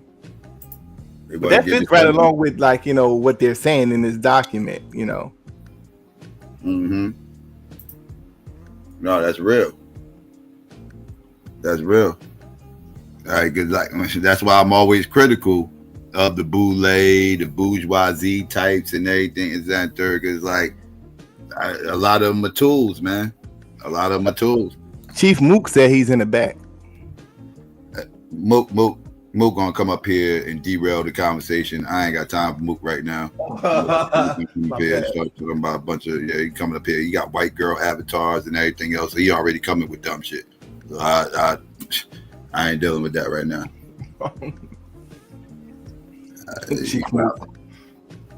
Yeah.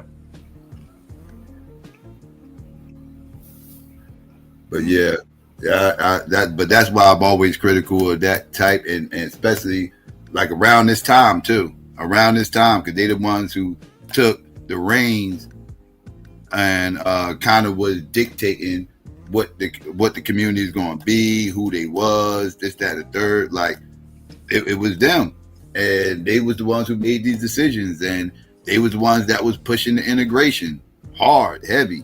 They the ones saying, we need to get be a part of white society, right? Not create our own society, but be a part of their society.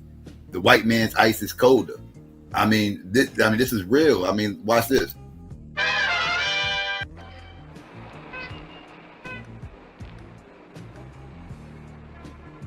Though other ethnic groups also have their class structures, sensitive Negroes find themselves caught in an awkward dilemma between desires to exercise usual middle-class behavior on the one hand and ever-present reminders of their less fortunate brothers on the other. The soul-searching goes on.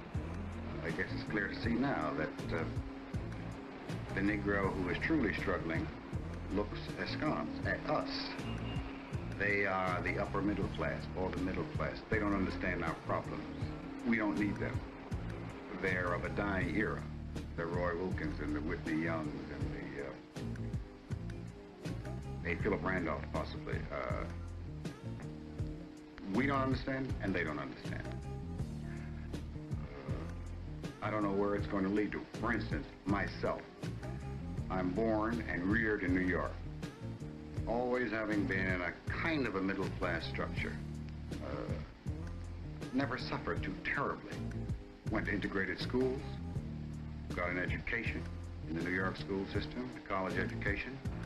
At 17, I dated white girls. There was some displeasure at it, but I did it, and I had no guilt about it. For some reason or the other, I never associated myself with the welfare recipient, the unemployed person.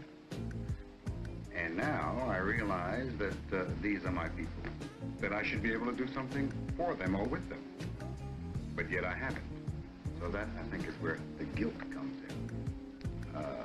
I have empathy for my people, but yet in my middle class value, I still kind of think of them as those people. And I'm aware of it, and I think a lot of people in my particular class, if you will, is aware of it, but we're reluctant. We are just imbued with this white middle class value where we think white. So I take the position that these people have been denied, and I continue to say these people. Notice that. I continue to say these people. And like I'm not one of them, when in fact I am one of them. I take the position now that I should help, I should do what I can. I have begun to protest. I will now picket.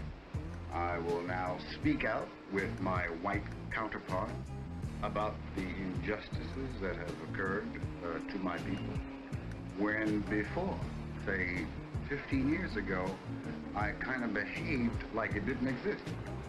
But now when I read, when it's brought to the front about housing and about job discrimination, I realize now that this did exist when I was younger, but I was just oblivious to it. I didn't think as a Negro. Yeah. That was 1968. Damn. Mm-hmm. That was the mind of the bourgeoisie, though, the boule, right? That's still the mind of a lot of the boule, but that's what it was, right? That's how they mind worked. That's a case study right there, because it was almost like he was saying, like, I know that I'm black. I know that I'm black, but at the same time, I don't view myself as black. I still call them like this day.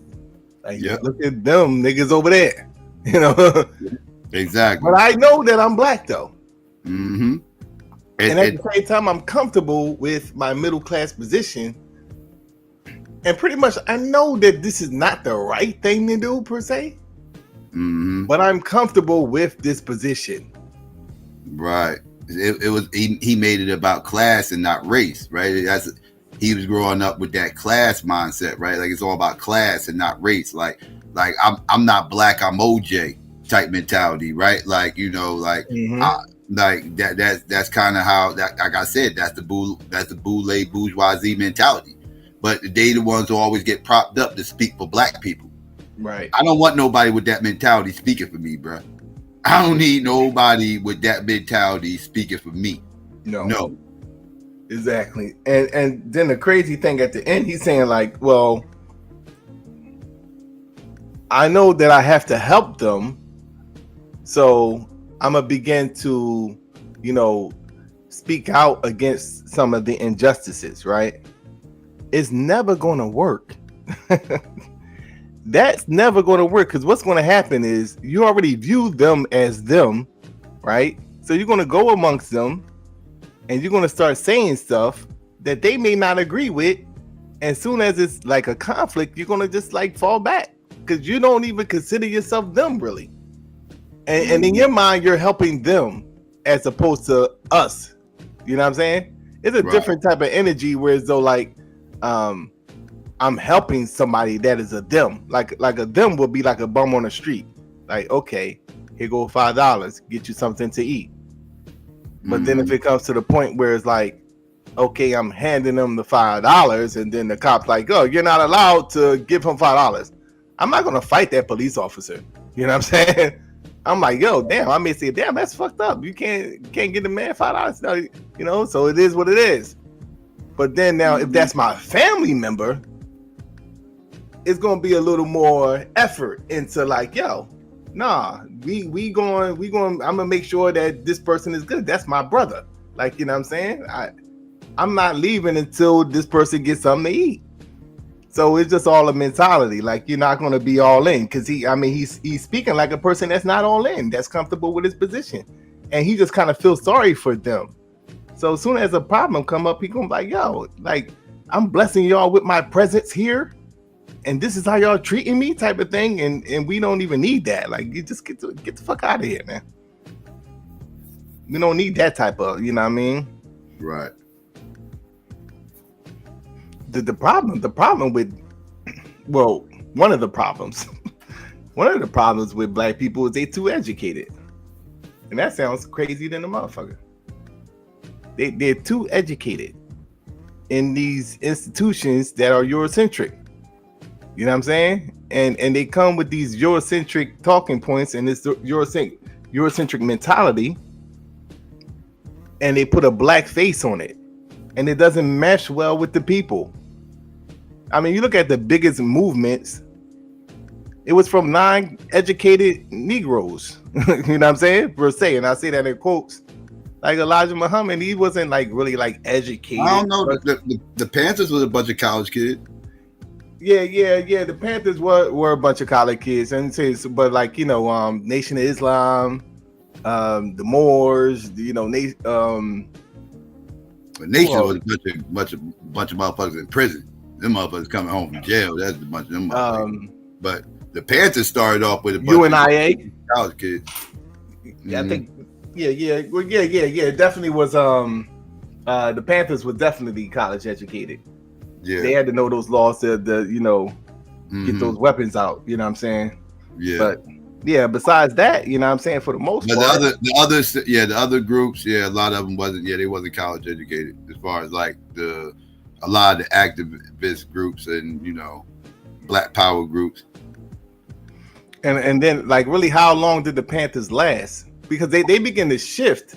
I would say like they begin to shift. I think them being college kids is why they ended up messing, because I understand why they did it, but it was a mistake to allow white people into the movement. Like, that was a mistake. I understand why they did it, because especially like when Huey got locked up, they really needed to raise a lot of funds to try to keep him going to prison and get him out and everything else. And that's when they started messing around those white celebrities and shit like that. And that right there is what kind of did it. When they started like messing around those white celebrities and all that stuff and everything else, it kind of softened up the movement and started infiltrating easier through these celebrities and everything. And it was a big mess once they started doing that. Was that after Fred Hampton was killed or before? Because Fred Hampton was more around the same time. It was around. Well, you talk about when Huey got locked up? That they began to merge in with the that's around the White Panthers. What they call themselves? The White Panthers. The White Panthers. Yeah, they came after Fred. They came after Fred, but Fred was talking to unification too, though. And I know I heard him. You know, he the was White like, Panthers came around the 70s, and they disbanded like in like 1980, I think. But they was around for about 10 years. But Fred died in the 60s. They wasn't around in the 60s. Yeah. Not the White Panthers, at least. Yeah. Which is a joke, by the way. That's some joke shit. But I mean, they ain't let them join the Black Panthers, so they said, "Well, we're going to start the White Panthers." Which, no, don't start no fucking White Panthers. Start some white something else. You'll be something else. Like, what the fuck? Like, why you got associated with pay? Why you got to try to fuck our shit up? You know what I mean? My shit. Like, it was the same logo and everything. There's whitewashed the logo. It was a white panther on that motherfucker. They literally whitewashed the logo and all that. Like, it's disgusting. What are we doing? Like, that shit, like, unbelievable. So they made the panther in the same position, just white. They literally just whitewashed it. Yeah, that's all they did. That definitely was CIA, man. You ain't gonna convince me that had to be CIA. That had to be FBI. I'm gonna say though, I did a whole stream breaking this down. I'm gonna tell you, bro, the wildest motherfuckers of that motherfucking era were them motherfucking white liberals, bro. They were the they were the wildest motherfuckers. Like, they had shit more up than anybody. Like, them motherfuckers was blowing up buildings, bro. Buildings. like these motherfuckers had bombs and shit, laying shit out for motherfuckers. These motherfuckers are the reason we even know what COINTELPRO is, because them motherfuckers ran up in the FBI building in Pittsburgh in 1971, broke into the FBI building. Yes, yo, niggas ain't that bold to jump up and break into the FBI building. They broke into the FBI building. These motherfucking crazy ass white liberals broke into the FBI building and stole files. And exposed COINTELPRO. Like, them white liberals from back then them motherfuckers was wild, son. The book is called the Burglary, I think it's called. And they was on Democracy Now. Yeah, I seen him on that shit. I think I did see the same shit you talking about. Yeah. And Amy Goodman was like, like, out of all the things, what was the main thing that you were surprised about what you found in the FBI files? And then the cracker said how thoroughly surveillance the black community. Yeah. But they wasn't even looking for black shit. That's the crazy thing. They wasn't even looking for black shit. That's what I'm saying. They stumbled across that shit. Yeah, that's something they went in there trying to find evidence that they was tapping them and everything else. It's that third, they stumbled across the COINTELPRO, and that exposed everything. Like, they didn't even know what they stumbled across. They just grabbed it. It's like, we'll figure it out later. And when they took it back and they started reading the shit, they was like, whoa, what the fuck is all this? Oh yeah. So that's how they know. Like, a lot of times, like, black people, obviously we're not privy to that type of information, but that's what they said, man. They said that how thorough they surveillance the black community. I got a book where they the elite FBI files, and they study. It was a person that they was sending out into the local social spots, into like the clubs, and they was as thorough as the studying the dance of black people. Like, what are their new dances? What is the music that they want to listen to? Mm-hmm. Like, I'm saying, they was studying all that stuff. Yeah, there's a bell in hip hop and like a motherfucker, all that shit. Yeah. So when you see like how hip hop began to change, and how, like, we could never control, the production and the distribution of our own product. You know what I'm saying? It doesn't take a rocket scientist to see that, Well, production we had control of, distribution, not so much. Not so much. Not with the distribution. The distribution that was controlled. I gotta blame the black labels from back then though. It was black labels back then. It was black labels, yeah. They want nothing to do with hip hop. They frowned upon it. They didn't deem it as viable. They didn't see it lasting long. They thought it was a fad. Some street shit motherfuckers doing right now. 5 years from now, they gonna forget about it. That was the attitude and the mindset And so they ain't want nothing to do with it. They was stuck on it. It was like, we're gonna keep riding this disco thing out. This disco thing making money. But why we need this shit for? Fuck this shit. You know, this ghetto stuff that ain't gonna make no money, wasting our time. We gonna push Donna Summers. You know what I mean? That was the mentality. And yeah, 5 years later, they saw that was a mistake from 5 years later. But they still wasn't sold 5 years later. It took them about 10 years for them to finally jump on board. I think Soul Train kept hip hop artists off that motherfucker all the way to like the mid 80s. It was like the first time he had a hip hop artist on there. John Cornelius, who was a co-owner of Solar Records, which is a black label out in Cali. Yeah. So they had the opportunity to stand, like, you know, they had the opportunity to hop on that, but they just didn't see it to be something lucrative. Yep. It took for the white man to show them that you could make money off this shit. That's when they wanted to get into it. By then it was too late. Yeah, like hip hop could have saved Motown. I said I stand on that. Like, Motown was struggling in the late 70s and in the 80s and shit. Motown was a struggling label. They had went out to LA. They lost their mojo.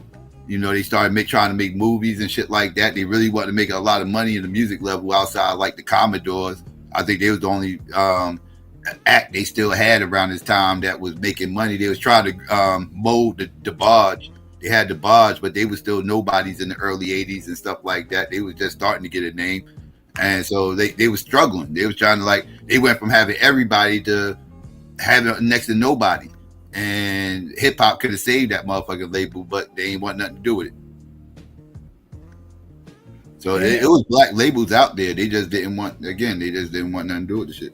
The crazy part, like what you just said, like, damn, as this genre is dying, they still didn't see the necessity of, you know, at least, you know, taking a chance at it. Right. You know what I mean? Yeah. Mm-hmm. Like, because they could have reinvented themselves. They could have reinvented themselves. They could have had a whole hip hop branch of Motown, and motherfuckers would have been running to that shit. Especially back then. Are you kidding me? Motherfuckers dying to get signed. I mean, man, listen.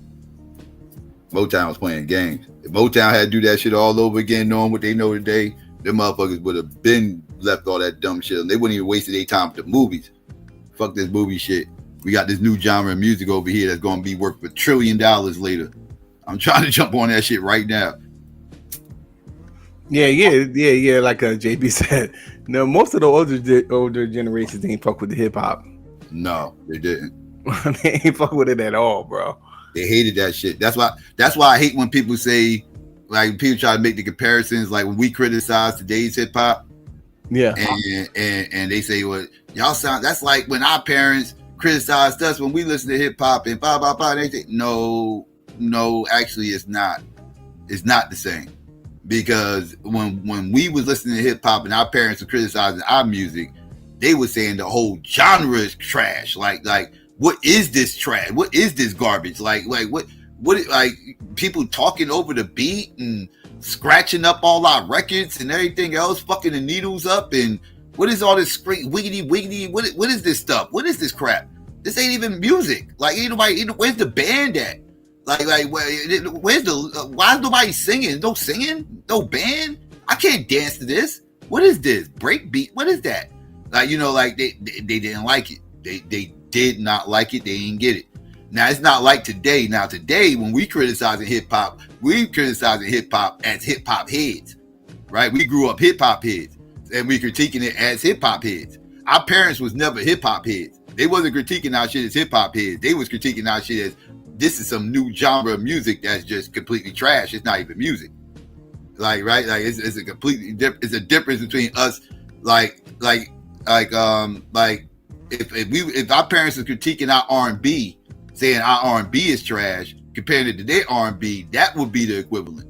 That's a fair analysis. But we was coming with a whole different genre of music. We was like, you know, they wasn't complaining about the current R&B of that time. They was complaining about this new genre of hippity hoppity stuff with all this wiggity wackety scratchety stuff. And what is this? I don't want to hear this. I can't. What is this? Ain't music. Yeah. So it's like it's a big difference. Like they was not critiquing our shit on a hip hop level. They wasn't critiquing our bars and shit, saying yo, like today's bars is whack. Like y'all bars are whack. Like that ain't what the hell was coming out of our parents' mouths. Our parents didn't understand what the fuck a bar was. What is this shit? Turn that rap shit off. That bebop, boop shit. Word up. Yeah, so it's and this is before they was even cursing. Like, I'll be listening to. The only person they like was MC Hammer. Yeah, and Will Smith. They like Will. They like Will Smith. Like, you know what I mean? They parents just don't understand things. They love it. Yeah, they love that shit. Yeah, but yeah. And I guess, yeah. So damn, I mean, now that you broke that down like that, it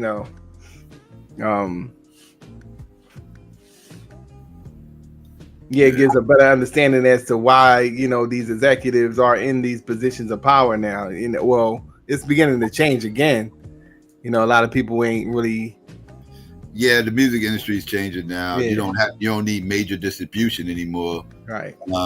It doesn't hurt, but you don't got to sign these bullshit ass 360 deals anymore, like you did back then. Back then you was kind of stuck. But now you got a lot more control of what you got going on. Because again, it's about online presence now. That's pretty much what it's all about, online presence. If you have an online presence, you good, you Gucci, right? It's harder for people to shelf you and shit like that now because now who owns the music? It was who was it? One of those crackers. They own the music. Who's that Cohen guy? Where he say he owns all the music that is on. I don't think he said. I don't know if it said YouTube. I don't want to miss. Let me look it up real quick. Music on YouTube? Yeah, I think he said YouTube. Not sure. What's the Cohen guy? I think he was on the Breakfast Club. He was talking, and he was like he did a deal where he like owns.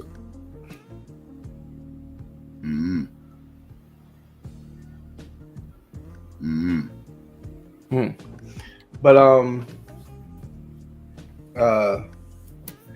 but that's what they were saying on Democracy Now. They were saying that the number one thing was like, how heavily the black community was being surveillanced. That's what stood out to them. And they initially said we was really looking for stuff about the Vietnam War. So it wasn't like they was looking for black shit. Yeah, that's what I said. They wasn't looking for black shit. They stumbled across that shit and was like, whoa. And they realized they found something a little bit deeper. Yeah, so a lot of times, we're unaware. Like, I think Bunchy Carter was saying this. Like, he was like, I didn't even think that they would find us to be that important to even be surveilling us that heavy. You know what I'm saying? He's in the Black Panthers. He couldn't even, conceptualize that. Why would they be like, Right. But that was Gay Edgar Hoover. He was obsessed. Yeah. Yep.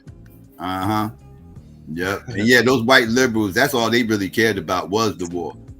Right. That was they main. That's what they was really fighting for. They really wasn't fighting. Like they make it seem like, oh, white people was fighting side by side with and everything else. Yeah, that's because they was anti-war. That's because they brothers was dying in wars and stuff. Their cousins was dying and stuff like that. And they cared about that shit. That's what they cared about. They really didn't care about the black struggle like that. Because once the Vietnam War was over, most of those white liberals went and got down with the motherfucking they conformed to the motherfucking machine. Like they was hippies in the motherfucking 60s and early part of the 70s. They became yuppies in the motherfucking 80s and shit. And now in the 2000s, these motherfuckers are all a bunch of trumpets, right? Like so they did a whole 180. I mean, once the war was over, a lot of their concerns about all these issues and everything else went out the window. They stopped giving a fuck. That goes to show you that they go as far as whatever is legal to do. Like, you know what I'm saying? Like if it's like they pass a bill tomorrow that like, yeah, you're allowed to say nigger again, without no consequence. Don't crackers be running around calling you a nigga. Yeah, you be fighting them and all that. You know what I'm saying? That's be a stupid move, but you know what I'm saying? If they think like, oh, I can't get fired from my job and there's no consequence behind that, shit. And you see, like, you know, with the rescission of this executive order, you know, 11246. You know, the rescission of that executive order, which now gives them the leverage to finagle stuff like they was doing before, you know, as far as with this affirmative action. So this is for federal contracts. So federal contracts, you know, I think it's only 3.5% of black people are getting the actual federal contract, but federal contracts are like people that do construction, security. So it's not necessarily the person getting a contract, but who they're employing. They were obligated to have a certain percentage of black employees because they were getting over a certain amount of money. I think it was $50,000. They have to have, according to affirmative action, they have to have a certain percentage of employees. They no longer have to do that anymore. So a lot of those security jobs that niggas got, a lot of the, I think sanitation,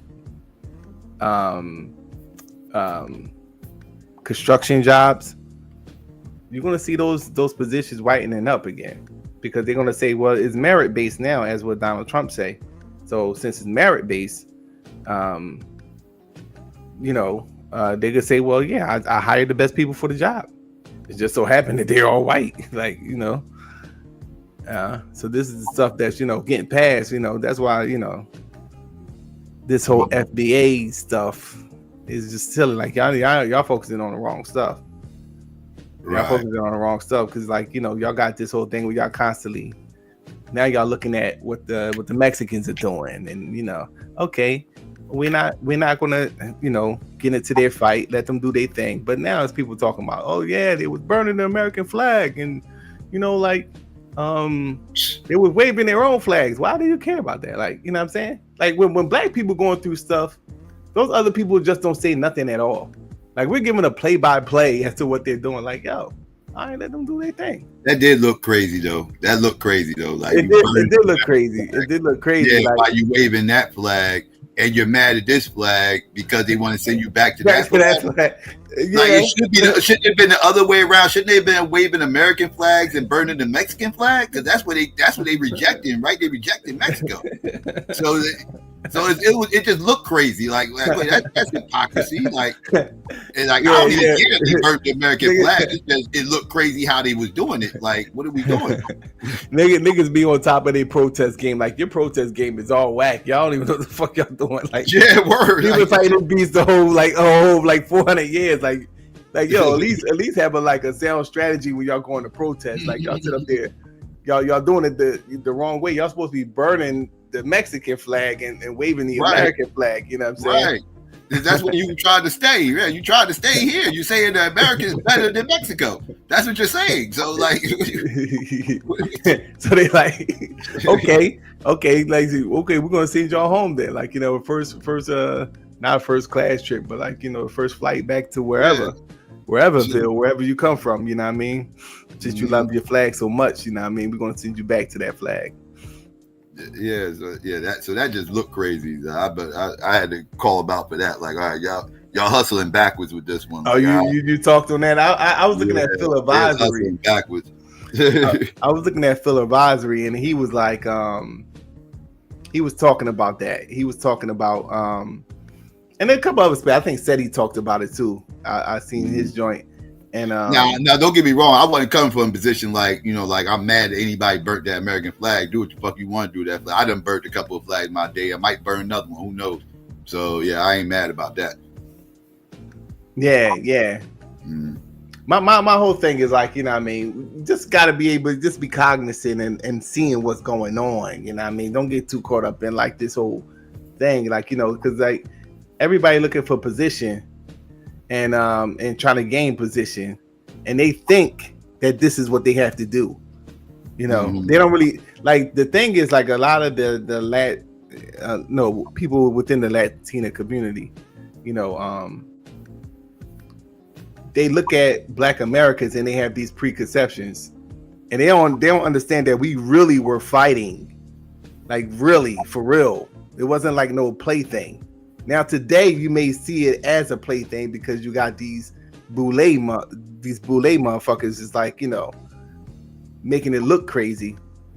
But that generation before that, they were really fighting. And they don't really understand that part. Like, it wasn't a plaything then. Like, you know, it was people getting killed. Like, you know what I'm saying? Like the police department was like aggressively trying to stop us from nonviolent protests. And it was like the fire department that was spraying. Said he had the nerve to say, said he crazy, bro. He gonna tell him something. What did he say, crazy motherfucker? He gonna say, yeah, they over here, you know, how you gonna be anti-America? Which is the same thing you were saying, but then he gonna say, like, yeah, I would have got out there and I would have sprayed them down with water hose. I would have sprayed their asses down with water. Damn. That's what he said, bro. Bitch, bring it to me. I'm gonna go right in your chest, nigga. It's kind of what Domo was kind of insinuating. Like, you kind of like a white supremacist if you go too far deep into, you know, this whole. Yeah, like that's what I said. Like, I wasn't mad that they did it. That's what I said. Yeah, you ain't here. Yeah, I ain't. Do what you do. Yeah. That sounded crazy. It sounded crazy that he would say that. Like, damn, like that's what they did to us, bro. Like, he sound angry right there. Like, like you mad. Like, you know, why you mad? Like, you know what I mean? Yeah, like what the fuck you mad about? Like, my position would be more like, we're not helping you because you were siding with the white supremacists. Right. You know what I'm saying? So go ahead and do your thing. Like, you know, more power to you. Just don't call me for no help. I'm gonna be over here watching. You know what I'm saying? Right. But like, you know, I'm not gonna be like, yo, get the Mexicans out. Yeah, we need to push them out. Like, what can I do, white man, to help you? Like, what you talking about? Like, you know what I'm saying? That's a little crazy to be right there. Like, my buddy's a little bit getting a little too caught up with this bullshit. Like, all right. Yeah. That's it down now. You up here getting mad that they burning flags. That's a problem. What the fuck you mad about? I don't give a fuck that they burned the flag. I'm gonna clown them for the optics of it. The optics was crazy. That's what I'm clowning about. Y'all look crazy. The optics was crazy. What was the chant though? They had a chant. Like, did you play the clip of the chant? Like, what were they chanting? Like, I forgot what they were saying. Let us back in, as they burning the American flag and waving their flag like, let us back in. That shit look crazy. Y'all niggas crazy than a motherfucker. You know what I'm saying? Think of your mind. It's like you kick a nigga out your house and he's like burning a picture of you, like, let me back in. Like, what the fuck? No, I'm not letting you back in. Like, you just you're burning a picture of me, like something let you back in. That's wild, bro. Yeah. Crazy time, bro. I don't get the logic, like, but whatever they think work for them. Yeah. The thing that gets me more so with the is like the internal game banging. Like, you know, like the Jamaicans and the Caribbeans and don't like the Africans, and the Africans don't like the. That's wild to me right there. Yeah. Everybody that be on that bullshit be like, need a mind adjustment and need to wake up what the fuck is going on around here. You see how Cookie Crunch motherfucking Israel and America is playing, right?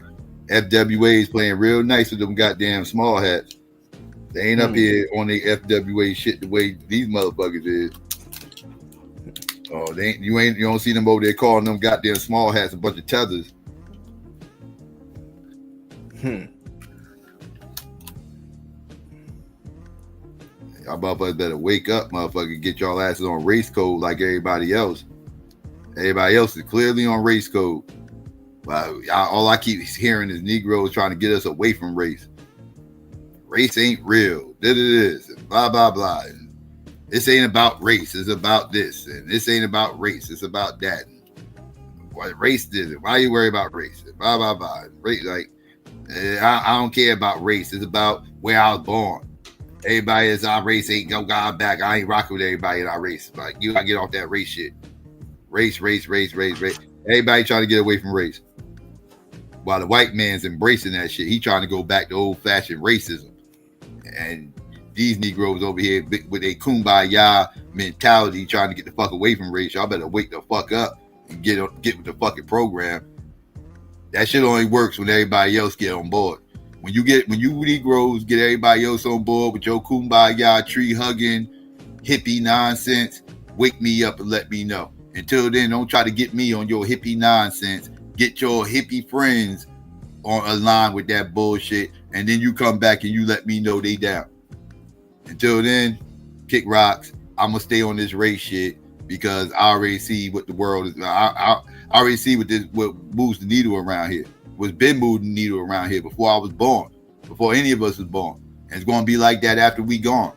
The thing that moved the needle around here is race. Nothing more, nothing less. All this other shit y'all talking about is bullshit. All this race, all this region shit, you regionalists that want to sit up here and beef over region, y'all sound dumb. It's about race. All you motherfucking gender bangers who want to bang over gender, y'all dumb as fuck. It's shit's about race.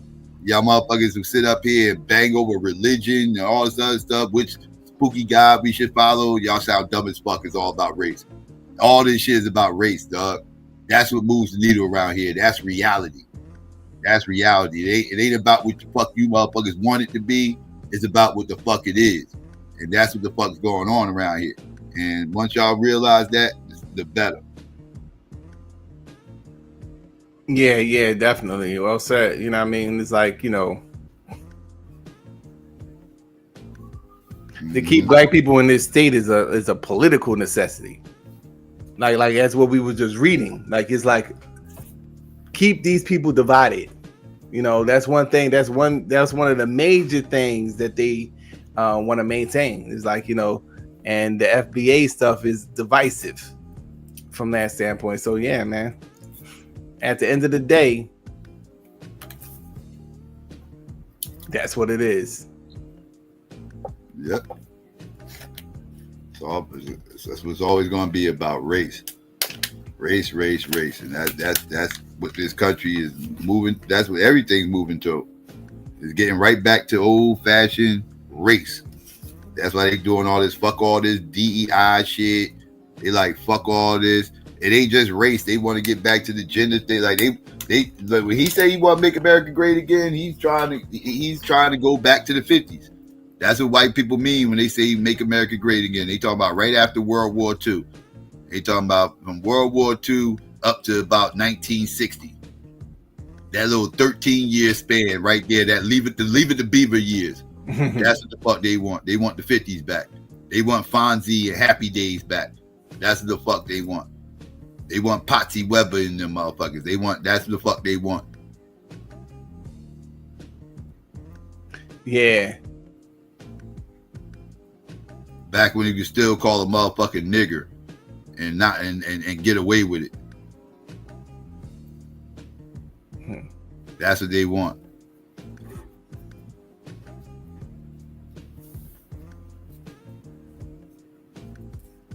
They want to be able to call you boy and get away with it. That's what they want. They want protection. If they call you boy and something happens to them, they want protection. Then it's a hate crime. Motherfucker call you boy, you whip his ass. That's a hate crime. That's what they want. Right.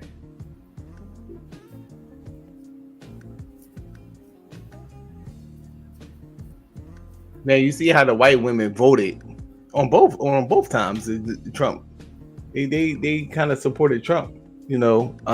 So they're asking for that. Like you said, it was like, well, you know, a portion of that it has a sexist thing with it, like white men in charge or white men dominate in these areas within the work world. Once again, they're cool with that. That's what they voted for. So that would be culturally how they want their alpha males to be. They want them to dominate in all these areas within society. So yeah, if you're talking about white supremacy, you're talking about the white man being in charge and it's trickling down from there. Mm-hmm. Yep.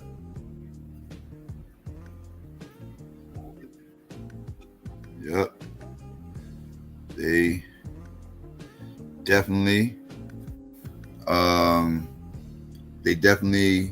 have a whole system in place that has spent decades of indoctrination on my people that got us kind of fucked up right now. You know, I see the effects of this shit. I see the mindset, like a lot of the mindset from back then is the same, but a lot of it is also different in a lot of aspects. It's like, it's more Negroes that think like the dude that I just played. It's more Negroes thinking like that today than it was back then when he said what he said. When he said what he said, that was something that was out the norm. Right. He was outside of the community thinking like that, right? Like, but now I see that same type of mindset going on in our community, like within the community, in the hood, motherfuckers talking this way. And I'm hearing this more and more, this type of mindset floating around now, and less of the self-love mindset, right? That was prominent in that era. And it's kind of sad. Like, I don't hear people saying black is beautiful no more. I hear people saying I'm not black. I'm something else. And you know, this, that, and like is way different, man. It's just, it's crazy. Yeah, Bobby Hemmett said that, like, you know, a while ago. He was like,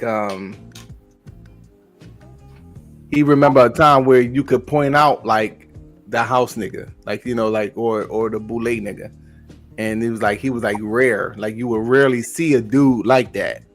Now it's the other way around. Now it's like, you know, you rarely see a person that's like for, you know, black power. It's like black power in the black community is kind of like an obsolete thing. It's like a rare occurrence that you could run into a person that's really black power, you know what I'm saying, and really stand on, you know, black unity. So that's a rare thing now. So you talking about that? You talking about a form of social engineering? People underestimate the psychological part of this warfare.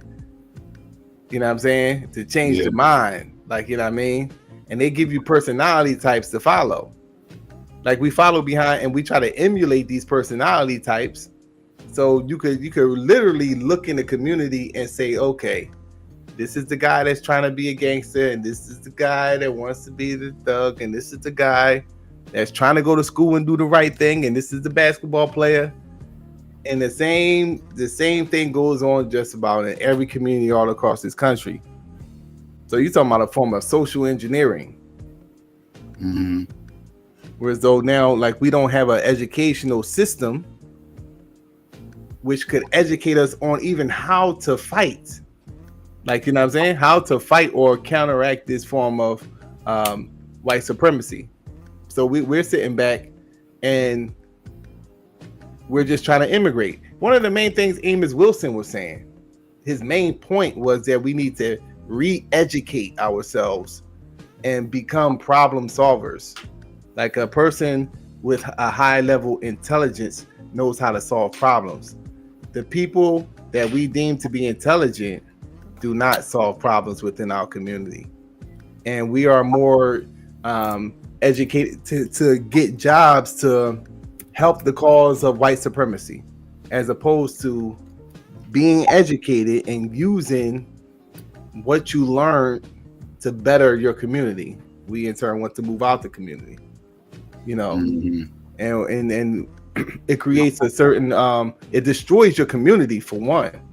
But then, as what we read in the document, it creates this classism, whereas though this person, he's going to be talking down to you because of his lifestyle, and he thinks he knows, you know, he thinks he knows. So he's telling you, but all this was constructed by the white supremacists. And, you know, the person of the lower class, you know, they may be jealous of the person of the higher class, so it's creating like a, you know, class divide. Yeah, so it's like this beef going on. You know what I'm saying? Where you got, but you it's know, something that's always going to happen in capitalism. You always going to have class divides in capitalism. That's something that's, but it definitely gets focused on in our community more so than others because of our situation.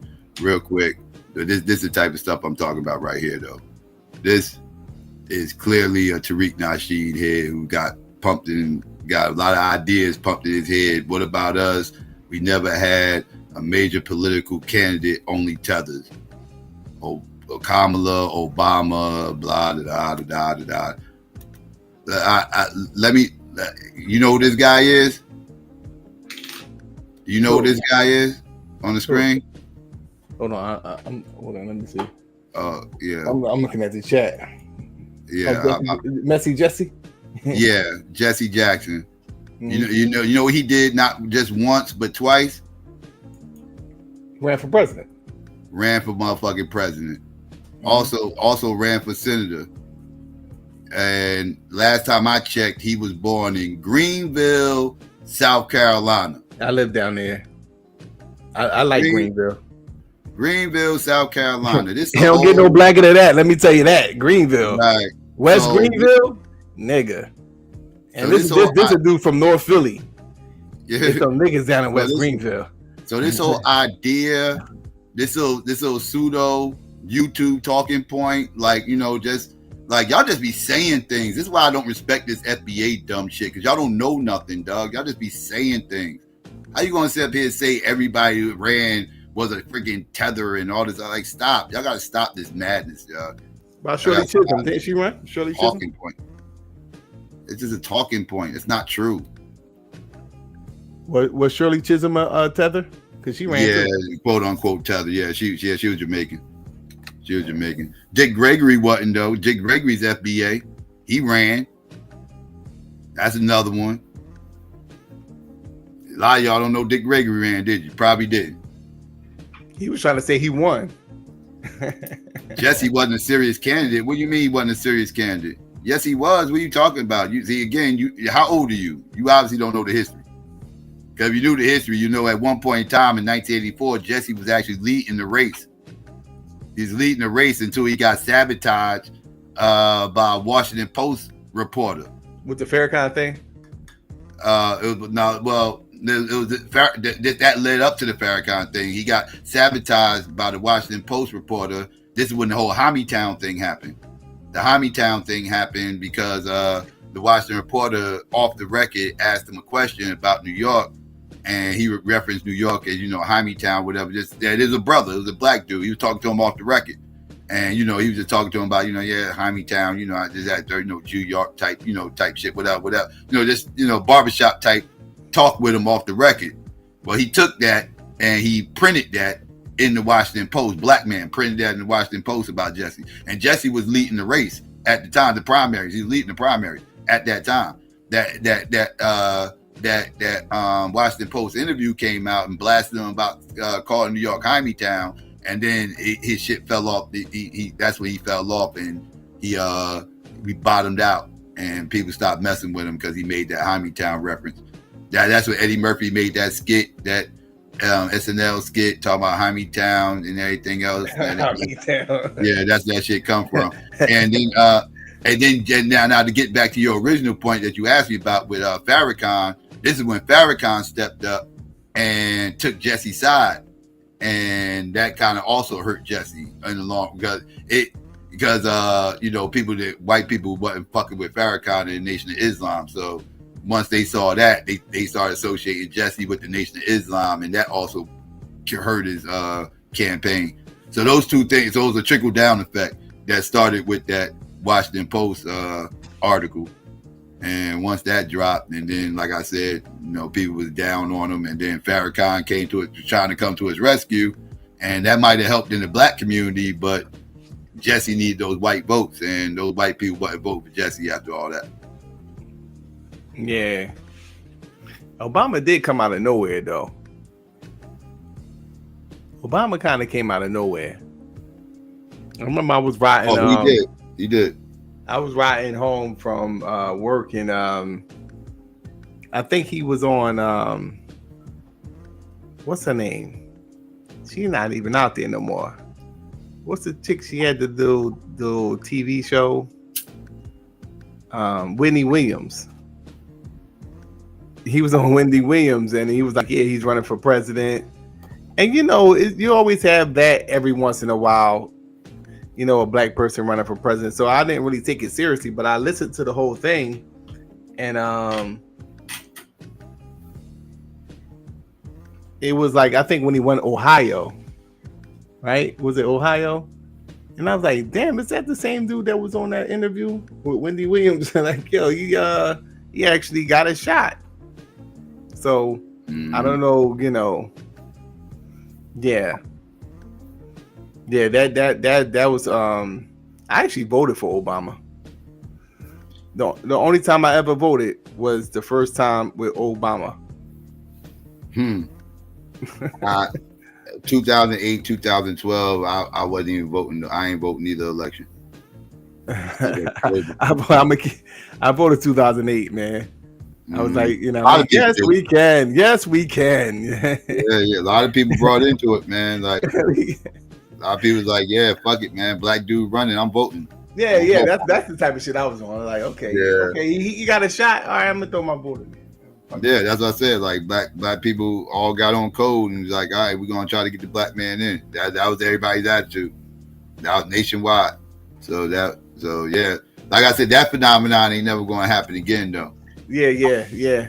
Because he definitely because they tried to recreate that magic with Kamala this time around, and like like bruh, that's not that 2008 shit. That shit didn't even happen in 2012. Y'all couldn't repeat that shit in 2012. I don't know what made y'all think y'all was going to somehow make that shit happen in 2024. Like, yeah, that's what Derek said. I was like, you know, because the thing with Obama, he was sellable. Kamala is not that sellable. You know, I mean, you can't really, you know, the smile. Everybody know the smile is fake. You know, we're not convinced. And then it's like she, you know, it's an old strategy.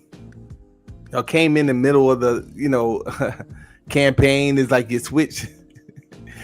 And even Trump was talking crap about that. Like, yeah, it's like you know, you're fighting somebody having a boxing match, and in round 6 they come in with a new person. Like, you know what I mean? Like, you know how we doing that? Like, you know what I'm saying? So it's just I think it was almost set up to fail.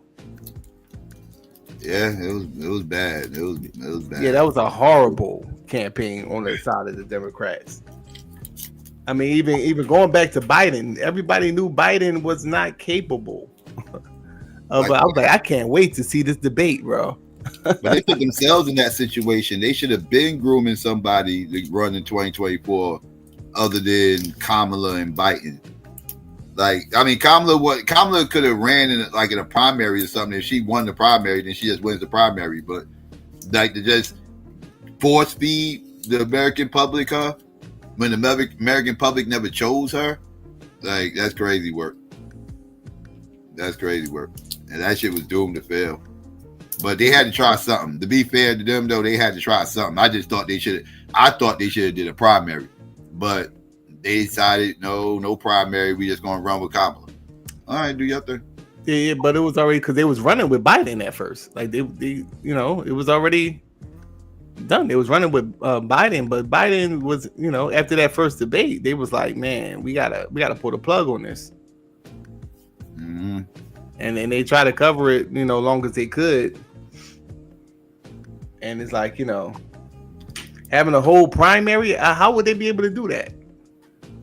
Have a whole nother primary to see who Kamala most likely would have won it anyway, but it seemed like everything was like, you know, disorganized and rushed to me. Like, it was like they threw her in the fire and people just, you know, the Democrats gonna rock out. So that's why you see such a high, like, people sitting this one out, because it was like, not only that, then all the stuff with the immigration, it was just like a recipe for disaster. They really need to reevaluate that whole, like you said, they need to groom somebody else. Yeah. But that's their own fault. That's their own fault. They played the wrong cards. This dude here is obsessed over tethers and stuff. The hell's Harry Belafonte, Farrakhan, and all these? What the hell are you even talking about? But you cult members or something else. He said Harry Belafonte, Farrakhan, Stokely Carmichael, Marcus Garvey. What, they all tethers? Apparently, all tethers. Okay. And how did that ruin your life? Tell me how any of those people affected your life in any way that you are so obsessed to be typing those names right now that has nothing to do with what we're talking about. Farrakhan, maybe, because we did mention Farrakhan. But all these other names you mentioned had nothing to do with what the hell we were talking about. Other black people see that movement as anti-black. FBA say contradicting themselves. This is why. Yeah. I mean, that's exactly it don't make sense to me. It don't make sense to be anti other black people. Yeah. You know what I'm saying? We could literally be relatives. And they make it seem like it's just a lineage. It's just a lineage. It's just a lineage. You're FBA. Ain't that your lineage? No, this shit ain't no fucking lineage. Y'all motherfuckers that goddamn coke. All y'all do is talk shit about people. All y'all do is talk shit about black people all day long. All y'all FBA motherfuckers content is sitting around talking shit about black people all day long. Y'all motherfuckers don't talk shit about no FWAs because y'all worship FWAs. Y'all motherfuckers, like, it's disgusting. All y'all do is like, y'all, it's just coonery. It's coonery. Ain't no other way of fucking calling it. It's a bunch of coon ass shit. Y'all motherfuckers sit up here and talk shit about black people all fucking day. Nothing else nothing else matters besides these black people that were born in other places that somehow or another ruined y'all motherfucking lives. How, I do not know. But apparently they did. They traumatized you motherfuckers. Y'all, I don't know. Maybe they rejected you. I don't know whatever the fuck it is that got you motherfuckers obsessed over talking about these motherfuckers every day, all day. It's very weird. It's very weird to say the least. Like, I'm sorry, Haitians didn't ruin my life. Jamaicans didn't ruin my life. Sorry if that's your truth. You know what I mean? That's your reality. Sorry about that. That's not my reality. These motherfuckers didn't ruin me. You see the same thing going on everywhere. It's like white supremacy. White supremacy is going on in South Africa. White supremacy is going on in America. White supremacy is going on in Jamaica, in Haiti, all over the Caribbean. You know. Yeah. So we have a common oppressor. Yet we want to fight each other. And then on top of that, you could be really more related to a Jamaican, because remember, like, all this is like a different African tribes really mixing together. I mean, at a point in time, they used to take all the Africans to Hispaniola, and then that's where people would actually begin to purchase them and take them to wherever. So you could literally be related to these people that you're fighting against. You know what I mean? You go far back enough. Mm-hmm. Mm-hmm. We all come from the same stock. He said, what about black on black crime? Who said that? Super Coon. Oh, Super Coon? Super Coon tripping. Black on black crime is a political necessity. So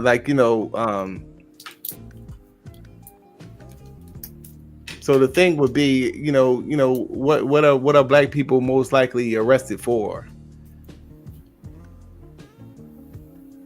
Drug offenses, and I know it's cliche, but really how the drugs get into the community. Mm-hmm. What creates a criminal? I mean, his book's talking about the school to prison pipeline. Mm-hmm. So, you have these prisons that begin to be erected going into the 80s, where they house in large numbers of black people. these corporations benefit from the prisons. Yeah. So criminalization of black people is a business. Mm-hmm. So within any business and a person that's in power, if I'm into creating prisons, or even like if I got like a corporation that like funds some of the stuff that's being in the prisons, like what, earmark, one of those places where do the shipping when people get their little commissary and they they want to buy things or whatever. Mm-hmm. I'm looking at black on black crime. One of the things I'm gonna be focusing on is black on black crime, because I'm making millions of dollars annually from black on black crime by simply just providing them with something to use their commissary money on. And I think Bob Barker provided the mattresses. The mattresses that a lot of niggas slept on was provided by a company that was owned by Bob Barker. The Price is Right, motherfucker. Now, Mel, this is actually not the same with the biracials. I can explain why. Right now, again, when we talking about biracials not being black, we are talking about genetics at that point. Right? We're not talking about happenstance where you was born or what culture you was raised under, what language you speak. We like that ain't centered around any of that, and it's solely centered around genetics, right? Like it has nothing to do with your social views, your political views, any of that stuff, right? It's not an ideology, right?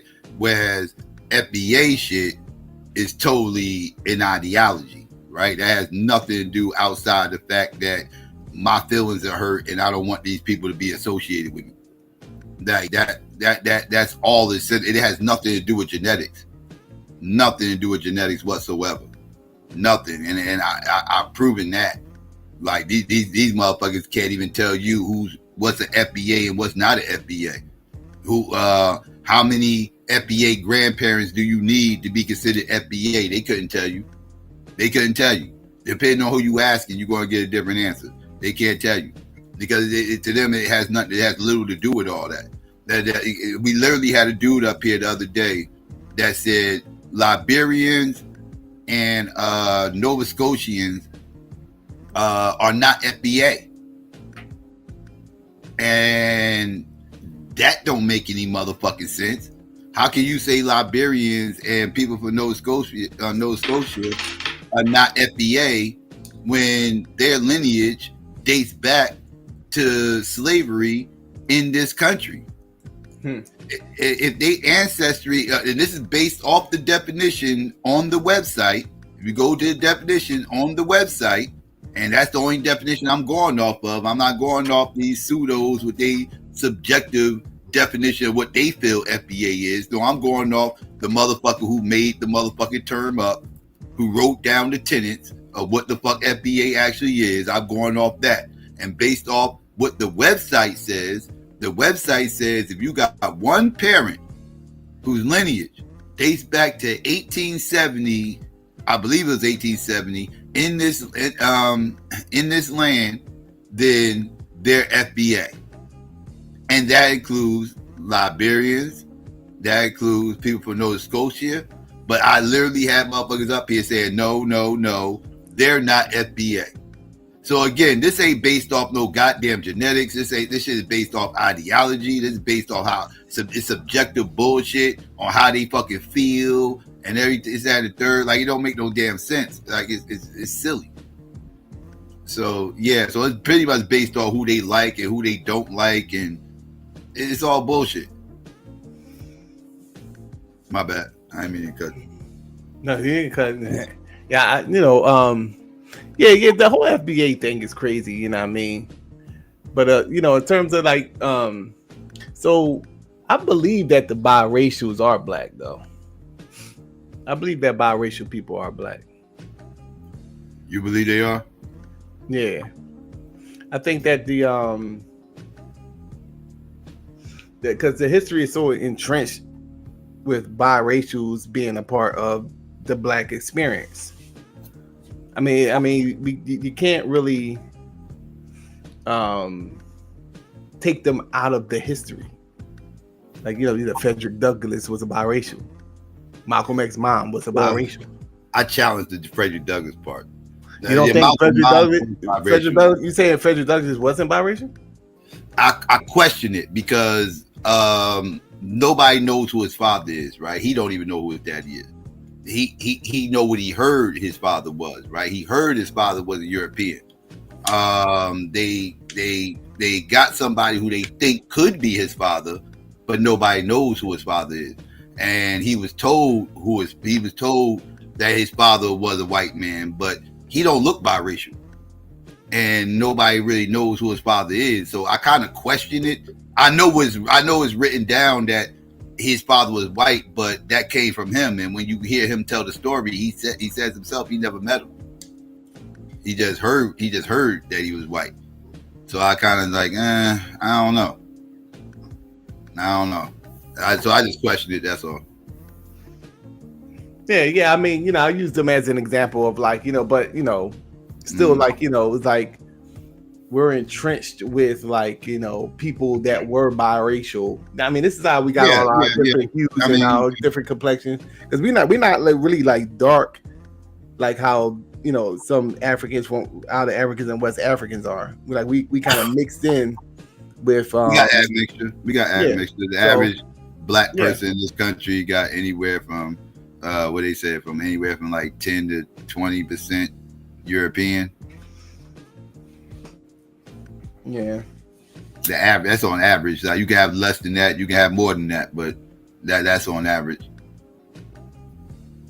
But you definitely, I mean, I don't have a problem calling them biracial because as far as like historically, right? Because like, and I don't have biracial. I don't have a problem with them being included in Black history, just with an asterisk, right? Like, because like they were considered Black for a long period of time here in this country, and like that's what the asterisk is about, and everything else, and that was based off classification, and it was pretty much based off white people protecting whiteness, right? Because they didn't want to call these kids white because they was coming from Black women, and they didn't want these dark-skinned white people to be called white people. And they kind of was like, okay, well, if they not white, then what we call them? Okay, well, then we just gonna call them Black. So they kind of just got thrown in the Black box by default because they couldn't be called white. So, and mulattoes also historically never really wanted to be called Black. Biracials accepted it reluctantly. But, historically, I can show all types of evidence of them not ever wanting to be called Black. They did everything to fight back against it. That's what Plexi V. Ferguson was all about. Them fighting back against being called Black. They didn't want to be associated with Black people. They wanted their own class. They wanted to be called white or create their own classification. But they definitely did not want to be called Black. They didn't want to be associated with us darkies. That's why they created all these different societies, Creole culture. Look no deeper than Creole culture. Creole culture was all about protecting themselves from darkness. That's a main thing about Creole culture, protecting themselves from darkness, right? Paper bag tests, all this stuff was centered around mulattoes. So that would be colorism. This colorism is a part of it. Yeah, like colorism is centered around. So do you believe that there's some Black people that are light skinned? Yes, Black people. In my eyes, that's just how I view it, right? Because it's all kind of subjective. But it's how I view it. You need like 3 Black grandparents, right? You need 3 Black grandparents for me to call you Black, right? If you got 3 Black grandparents, you Black. We good, but yes, what light-skinned Black people do exist. Yes. So you think like a person like Seti's not Black according to you? I believe he got 3 Black grandparents. Did he have a white? He got a white parent? He got a white parent? Nah, I don't know. I don't think he got a white parent. I never heard. I don't know. I didn't hear that he had a white parent. He's light, but I don't think he got a white parent though. I don't think. Again, I don't know because I ain't never seen his parents, so don't get me in line. No, but you said his grandparent. Yeah, the grandparents. Yeah, 3 black grandparents. Right. Now that's why I said that he has a white, because if he had a white parent, he only have 2 black grandparents, or maybe, you know what I mean. That's why I go off the That's why I'll go off the grandparents, just to make it kind of simpler, like so people can understand. You know, it's going to be some admixture there, like a biracial person can have a black baby, right? Like Malcolm X is black. Case in point, like Malcolm X is black in my mind. His mother was biracial, but his father was black, and you know he got 3 out of his 4 grandparents. 3 of them was black. That means he made the cut. But then that's to say that I don't know. It seemed like, you know, unfortunately, because a lot of the stuff was forced, you know what I mean, initially. I know a lot of people like to mix now, but you know, unfortunately, it was like kind of like a situation that was part of America, and it's part of like Black America, that we were part of. The oppression was our women being subjected to, you know, these people that were in power, you know what I'm saying? And that produced offspring. This is part of like what happened. So that's kind of how I view it. Yeah. I mean, I get all that. And like I said, that part of our history needs to be talked about. And like, you know, like, so that's why I said biracials are a part of our history. I just identify them as biracial, but they are a part of our history. Like, we can't write Black American history without talking about the relationship that we had with us and biracials, and how that affected us too, as it's like that long lasting effects, this relationship with us. And like this caste system that we have amongst our community is directly associated with mulattoes. It's a lot of, like I said, it's a lot of layers there. It's a lot of layers there. Some of it bad, some of it good, depending on how you look at it. But yeah. Biracials were the main ones that pushed the integration message, right? Look no further than WB. Yeah, what was the boys? Was the boys biracial? Yes. Look no further than him. Exactly. He attacked every black man that was trying to talk about separating from the white man. He attacked them. Called them uneducated. Called them, you know, he had to be for Marcus Garvey, right? Yeah, he called Marcus Garvey he called him an ape and shit like that, and all kinds of wild ass shit. Yeah, unfit to be a leader and all this other shit. Yeah, yeah. He right. He initially came around to say, you know, after Garvey was gone, and after Garvey was reported and gone, and he might have been dead when he made that comment. I don't even think he was alive when he made that statement. Yeah. Because the boys lived to what, 90? Boys lived up to like 60s, like early 60s. I think he died, like 60. Yeah, he was 100 years old. He's probably like 90 years old when he died. He was up there. But yeah, he lived up to the 60s, early 60s. Like I want to say like 61, 62, some shit like that. He died. He died in Africa. But yeah, that he was born in, he was 95. He was born in 1868 and he died in 1963. 63, okay, my bad. Yeah, I knew it was the early 60s. Yeah, he was damn near 100. Yeah, he lived to 95. Yeah, so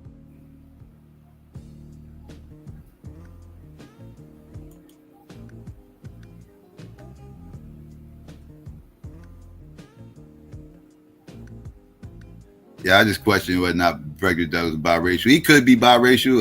He said he had a white daddy.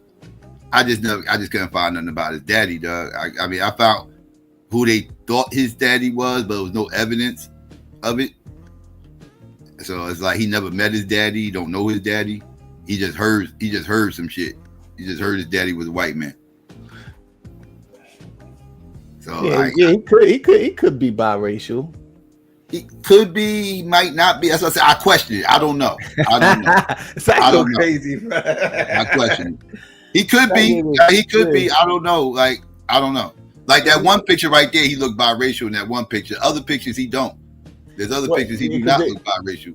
Because the pictures would be black and white, so you can't really know. Right. That's what I'm saying. Yeah, it's kind of hard to really tell the complexion like that. Because, like I said, that one picture on the right of what your mouse, that one on the right on that one.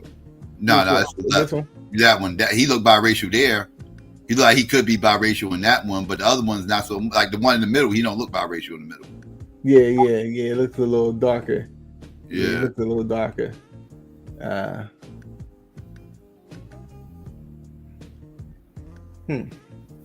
I said, I don't know if he's really biracial or not. Cause I don't know. He could be. He told people he had a white daddy. I just don't. Again, nobody knows who the white daddy is though. So it's like maybe. I mean, he could have been told that, and and just he could have just been told that, or he could have just been lying. He could have been outright lying. Do you think him and he just didn't know for sure? Do you think a biracial is like a do you think a person that's half black and half Native American they biracial too? Yes. I think a white person and an Asian is biracial. If you white and Asian, you biracial to me. Like Bruce Lee. Wasn't Bruce Lee? Oh no, not Bruce. Brandon Lee. Brandon Lee is biracial. Bruce's son, he was biracial. His mother was white. His father was Asian. Yeah, because I understand where you're coming from though. I understand where you're coming from. Yeah. It's like because at what point it's like. It has to be a cutoff at some point, right? Like, because at what point is somebody no longer black, right? Like, because if biracials are black, okay, that means Halle Berry is black. Okay, so now if Halle Berry's black, what is Halle Berry's kid? Because it be holding the standard that one black person makes you black. One black parent makes you black, and that's what most of us went by our entire life is one black parent, you black. If that's the case, Halle Berry's a black person, and that black person had a baby with a white person. That means that her baby, by definition, by one drop rule standards, will be black. But if you look at her baby, that's a whole white baby.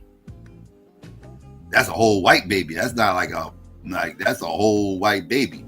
And then that means that whole white baby will be called black now because she had a black parent. And now her black white behind has a baby with a white person. That baby will be black, even though that baby's gonna be even whiter than her. You see what I mean? Like, at what point is there a cutoff?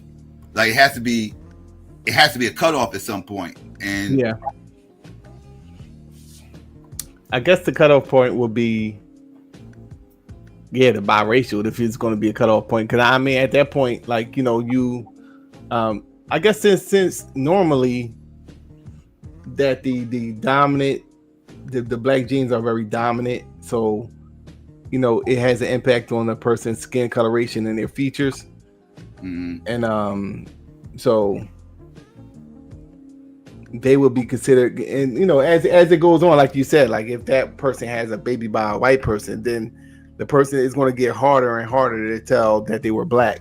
Now I seen like when I was in college, I seen it was like a person that looked white, and she was like, "I'm black," and then she said like kind of what you said, like her great grandmother was black, or something like that. Like my great grandmother was black, so I guess her great grandmother was black.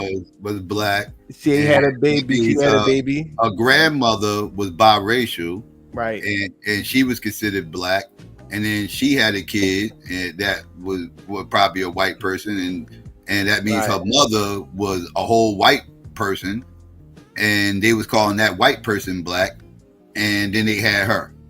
Right. So And that's why I said going by one drop rule. She's right. Going by the one drop rule. No, we can't go by the one drop rule. That's what I'm saying. That's what I'm like. That's why I said like is at some point it has to be like the lines have to be drawn in the sand. Unless we just saying race ain't a thing at all, and we all just human beings, like that's the whole hippie approach to things. I don't subscribe to that though, but if we go and subscribe to the race thing, at some point, the lines gotta be like, at some point, somebody ain't black no more. Yeah.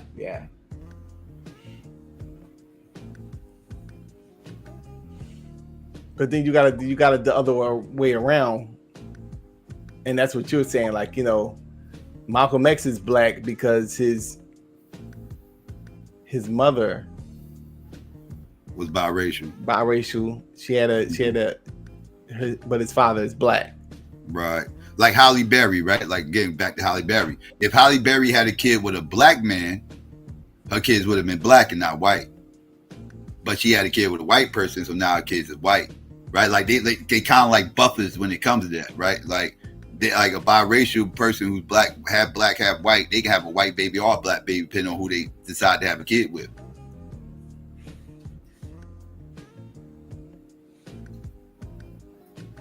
Like Malcolm X could have been a whole white boy if she had a kid with a white dude.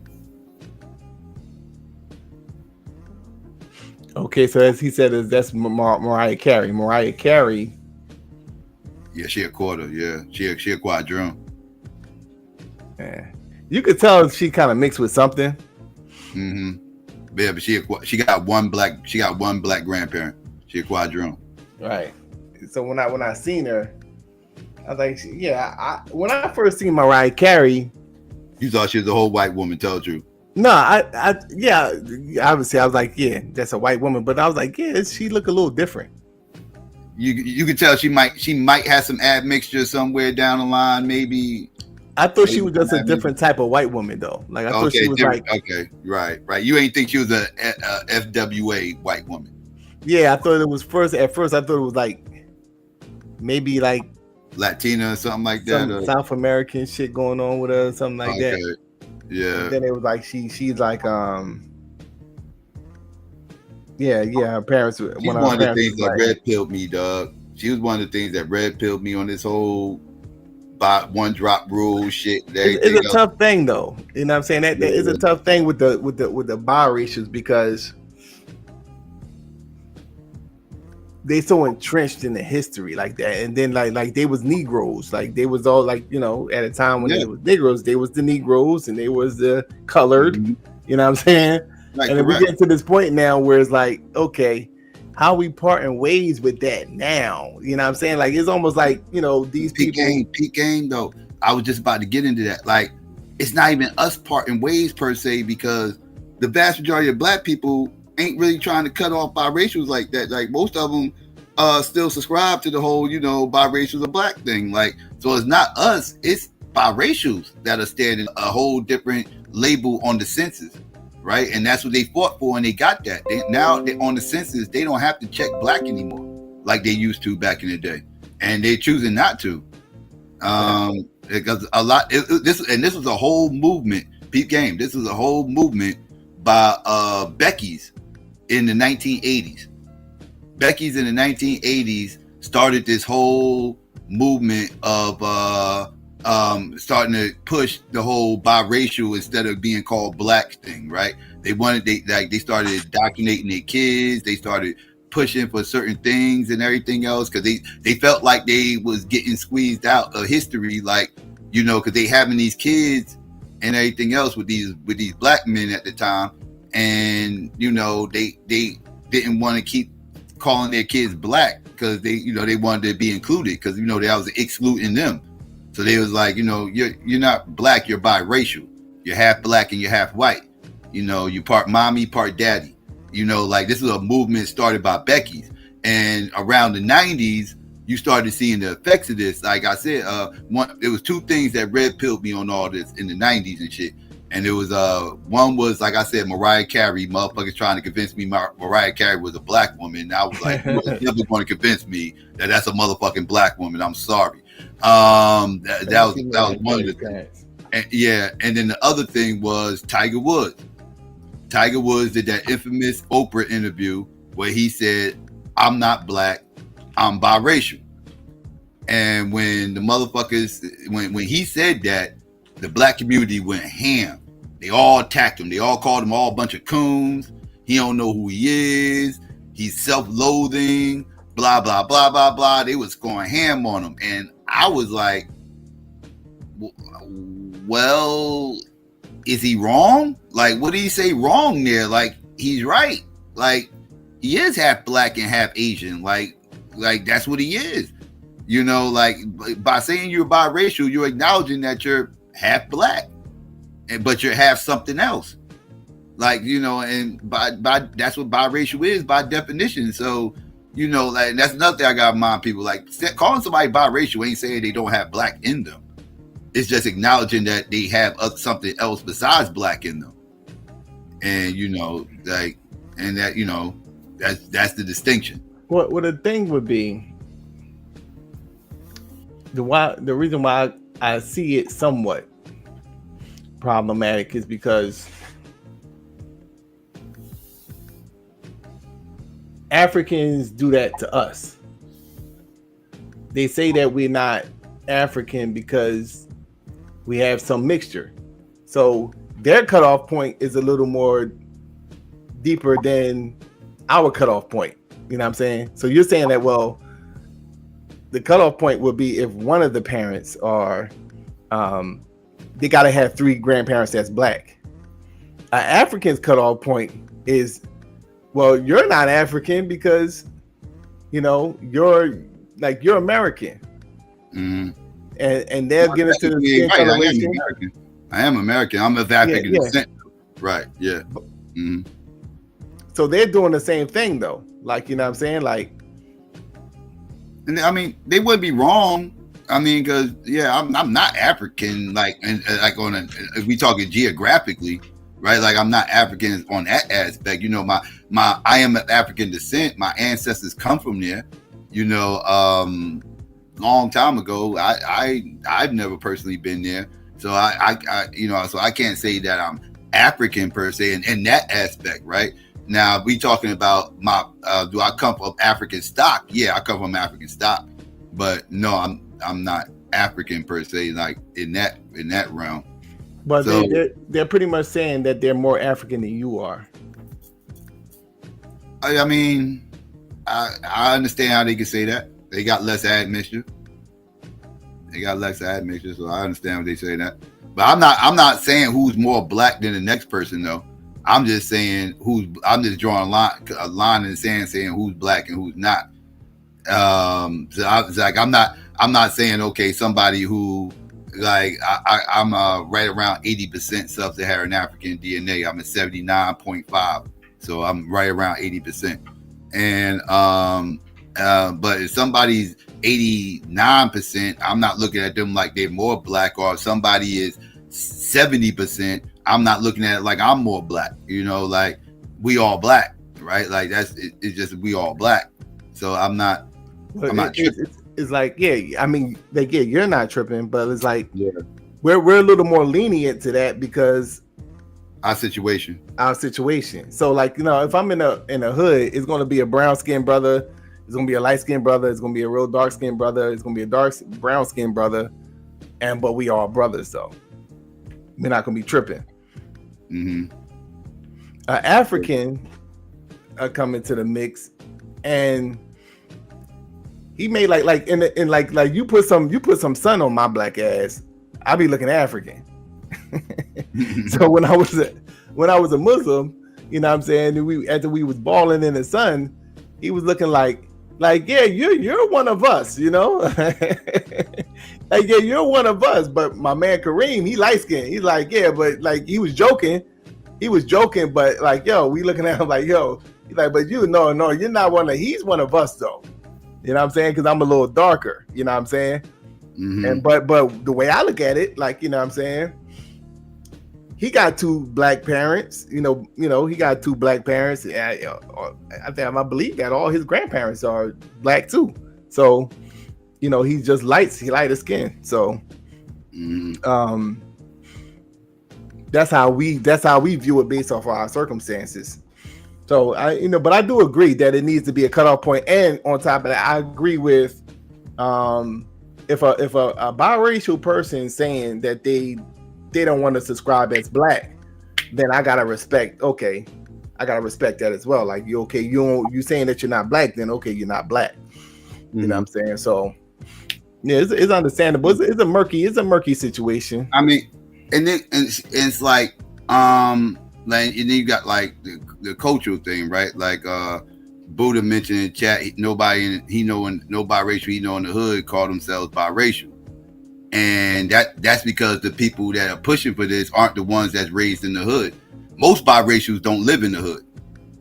Truth be told, most biracials live in the burbs. That's where most biracials live. Not all, but that's where most live on average. You know, these people have these biracial kids and they move them out the hood. Well, depending on what type of biracial. Huh? Like the black and white biracial. That's what I'm talking about. Yeah. But then you got the you light might skin catch brothers. maybe a black and Latino. Yeah, because they be light skinned and you be like, well, yeah. And then you find out that their parent is Puerto Rican. You know what I'm saying? Yeah, that's what I said. Now that's more likely, at least in our neighborhood, maybe like out here, like that's you see that more than black and white because because most kids are raised by their mothers, right? And so wherever the mother is living at, that's where the baby's going to be at. And you don't see Becky's in the hood, right? Becky's be in the burbs, right? So she's going to raise that quote unquote biracial baby, that biracial baby in the burbs, right? Because that's what about the other way around though? What about the black woman with the white man? Most of the time they in the burbs because they usually the white dude usually moved them out with them. The white dude ain't going to the hood, right? Like he's not going to go to the hood and like, no, he's going to snatch her up and bring her out there. You know, that's when you see these black women living out in the burbs with their white husbands and all that stuff. Like, yeah, they out in the burbs. So the biracial brother that was in the hood that considered himself black, you'll say no, you're not black. I was just about to get it now. See, this is when we get to the cultural thing, right? Because all biracials don't think the same, right? Mm-hmm. Like you got biracials out here who are culturally black, right? They culturally black. They raised in the hood. They was raised as niggas. They call themselves niggas. Everybody treat them like niggas. They was niggas their whole life, right? Like that's just what it is, right? They culturally black, right? That's what they are, right? And that's cool. You know, I ain't got no problems with that, right? Like I ain't tripping over that. But you know, like when we talking genetics, though, genetically, they're biracial. Okay. They're not black, but culturally they black, right? They do everything we do. You know, they hang out with, they do everything. Like like we see it all the time, right? Like so that's not a thing. You can't deny the biological aspect. Right, right. That's just what it is. Right now, you got some biracials out here. You got some biracials out here more than a little bit, more than people like to admit, that totally do not have that mindset, do not like being culturally black. Kind of reject the whole idea. These are the ones, like I said, they don't call me black, I'm biracial, blah blah blah blah blah. And I don't like being called black. Like like they don't like that. It's kind of like Sage Steele, prime example. Sage Steele, you know who Sage Steele is, right? Who? Sage Steele from ESPN. She used to be on ESPN. Biracial chick. She's hardcore coon. Well, I can't really call her coon because she's biracial, but she bi-racist. Let's put it that way. That's what I like to call them up. But yeah, she's out there. Okay, so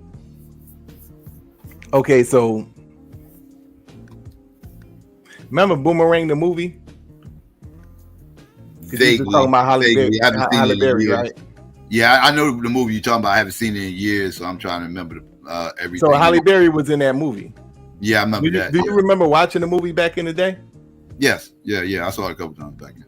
Did you question Halle Berry's blackness in that movie? Like you just thought she was what, light-skinned chick? Around that time, this is the early 90s, I still was kind of subscribing to the one drop rule at the time. And it never felt comfortable to me, but I never questioned Halle Berry's blackness at that time. No, I looked at her as a light-skinned woman at that time. I didn't get red pilled on this shit till about like later on in the 90s, like late 90s. It was like, you know, because a lot of times, like, I would have to look back. I was looking at my yearbook, and it was like certain girls in there was like that she was biracial, but I wouldn't have thought that. I didn't think that then, that they were just like light skinned chicks. You know what I'm saying? Right. So now, you know, I will say Halle Berry is light skin passing, right? Like she can kind of pass for a light skin, like as far as like she don't look like your stereotypical biracial woman, as far as like she don't look like Alicia Keys, right? Like as far as like you feel what I'm saying, like she's a little bit darker than Alicia. She has a little bit more black features than Alicia. So she almost you almost can believe she had two black parents unless she told you. Alicia Keys, you look at her, you kind of know something's going on there. Like, okay, is both of your parents black? Like, what do you mix with? Like, you know, like you look, you know what I mean? Like she's very ambiguous. Whereas Halle Berry is less ambiguous. You know, like she might get away with it unless she told you. You might just assume she's just a regular light-skinned chick. Now, what was the chick off A Different World? What was her name? Lisa Bonet. Yeah, she looked like she's mixed. She looks not Lisa Bonet, the other one. Sandra? Yeah, the one with the little accent. You said from the Cosby Show? No, from A Different World. Different World, yeah. Oh, you talking about Jasmine Guy? Jasmine Guy. Yeah, she biracial. Yeah, biracial. Yeah. Now she looks biracial too, and she looks biracial. Like she looked like I would have probably asked her like, "Are you mixed with something?" Like, you know, like or whatever, because she got an ambiguous look too. Yeah. You know, we're going like, you know, it's an interesting topic. You know, interesting conversation. Because it's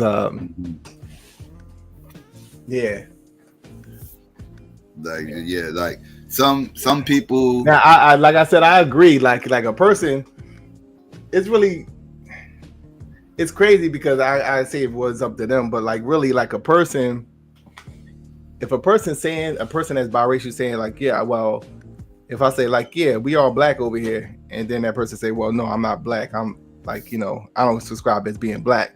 I gotta respect that. Like, okay, you say you're not black, then you're not black. So, you know, like you said, culturally, like if somebody say, well, you know, I am black, then I'm like, okay, cool. Like, you know what I'm saying? Like, you know, but genetically speaking, as what you're saying, genetically speaking, they are biracial, genetically speaking, you know, so yeah, it is what it is.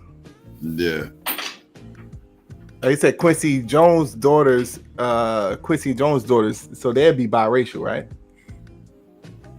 Yeah. Mm-hmm. So he had twins, right? Did he? They were twins, right? I think so. Yeah, I think so. So one of them was messing with Tupac. Mm-hmm. So it would be if Tupac and her had a child, then that would be a black person in you. Right. All right. Right. No, Tisha Campbell has 2 black parents. Yeah, she actually does have 2 black parents. Yeah, Tisha Campbell was actually not biracial. Yeah, she just light skinned it. Yeah. I think both her parents are light skinned. She's light skinned, but that's just going on. Both her parents are light skinned, but no, she's not biracial though. No white parent.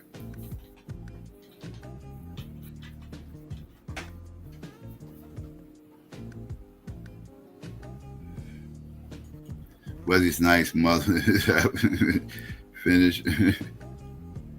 Her mother may be biracial. I don't think so, but I don't know. I'm looking at the picture. I'm looking at the picture. Look now. at the picture. Okay. Yeah, mother maybe. I'm not He could sure. be a blue vein. And Yeah, that, I call her him pop blue is vein. like, you could tell he's just like a brown skin. I actually call them blue veins, but yeah, that when somebody got two biracial parents, whatever. Yeah, I call them blue veins. That they actually had a whole society called the Blue Vein Society of biracials and mulattoes together, trying to pretty much have a secret society amongst just them. So it's that shit just sound crazy to me, bro.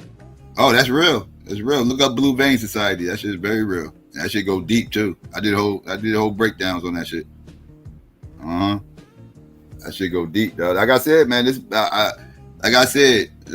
relationship amongst biracials and blacks in this country is very interesting, and it's a taboo topic. You know, it touches a lot of sensitive areas because we all got biracials and mulattoes in our family somewhere down our tree, whether you know it or not. Whether you know them or not, they there. You know, and it's a very sensitive topic, but yeah.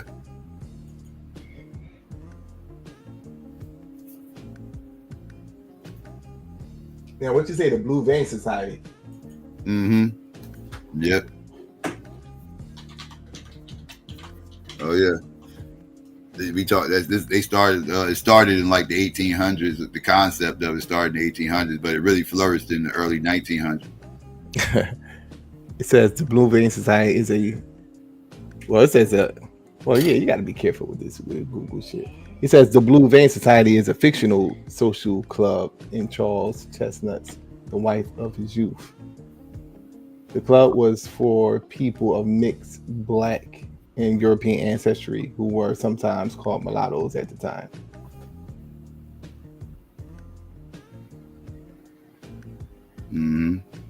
Yep.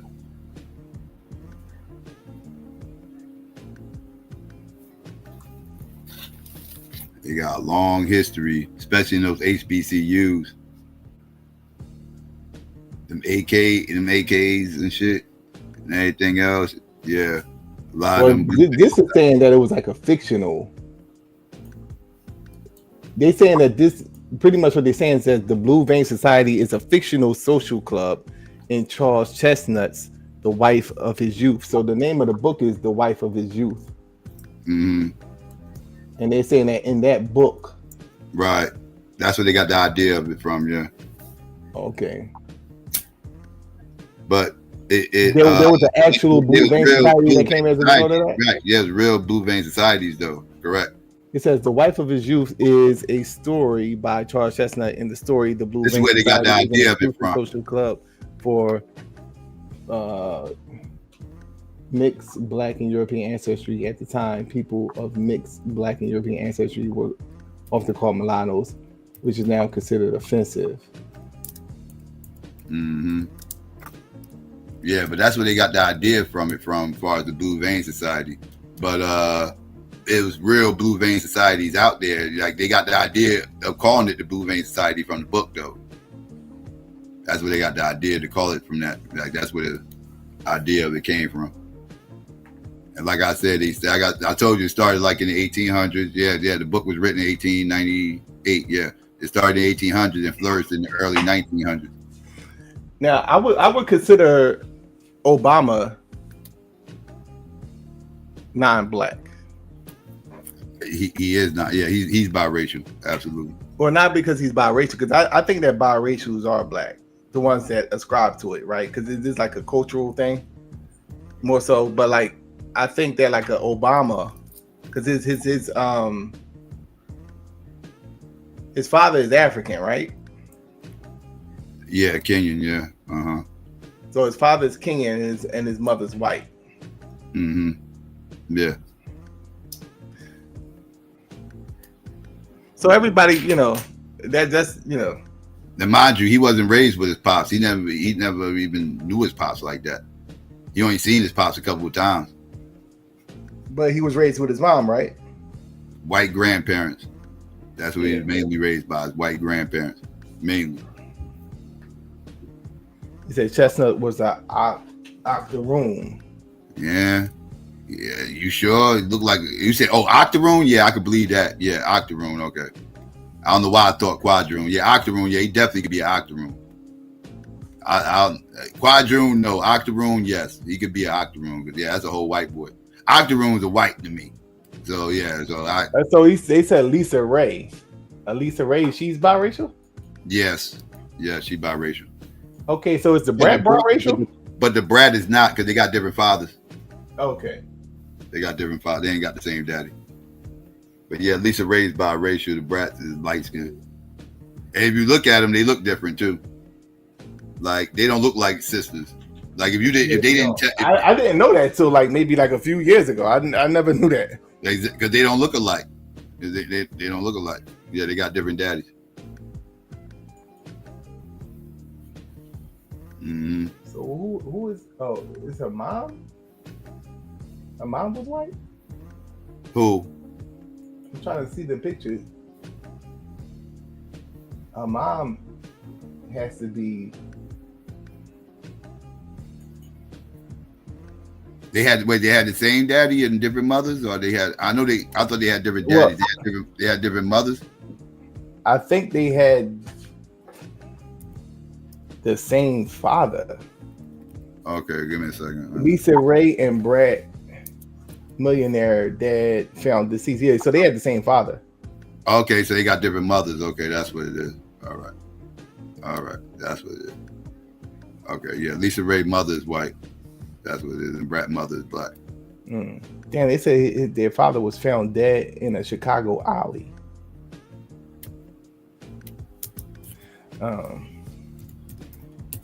So did they grow up together? No, they grew up separate.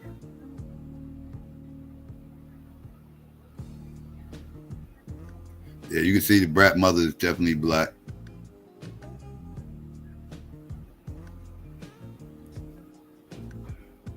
Look just like her too. Well, wait, I ain't sharing my screen. Let me share my screen. Mother look just like her.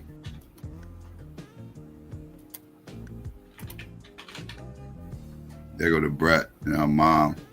Yeah. And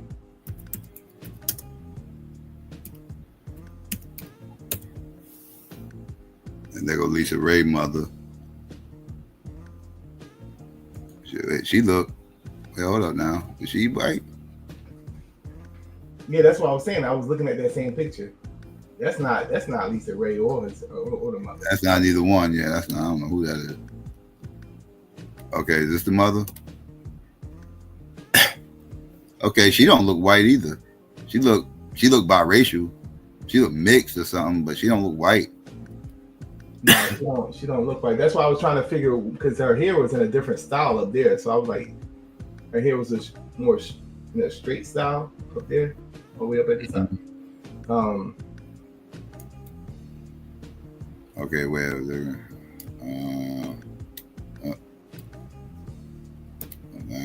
Get out of here. Damn, all these fucking ad shit's popping up.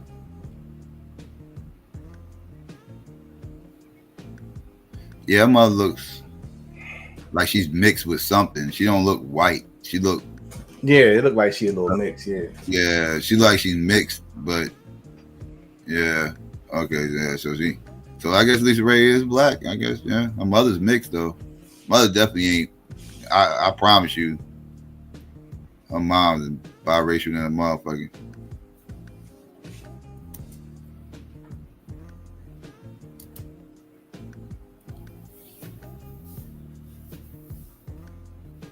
I knew they had different. I knew they didn't have the same mother and father, her and the Brat.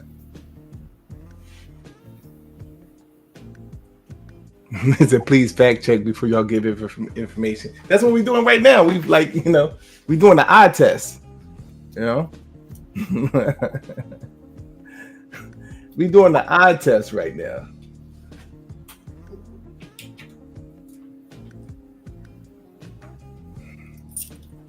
Oh boy, here we go. Oh, we come in all shapes and shades. That and the other comments about that biblical nonsense. You are who your daddy is. That's biblical nonsense right there. No. You are who your mother and father is. That's who you are.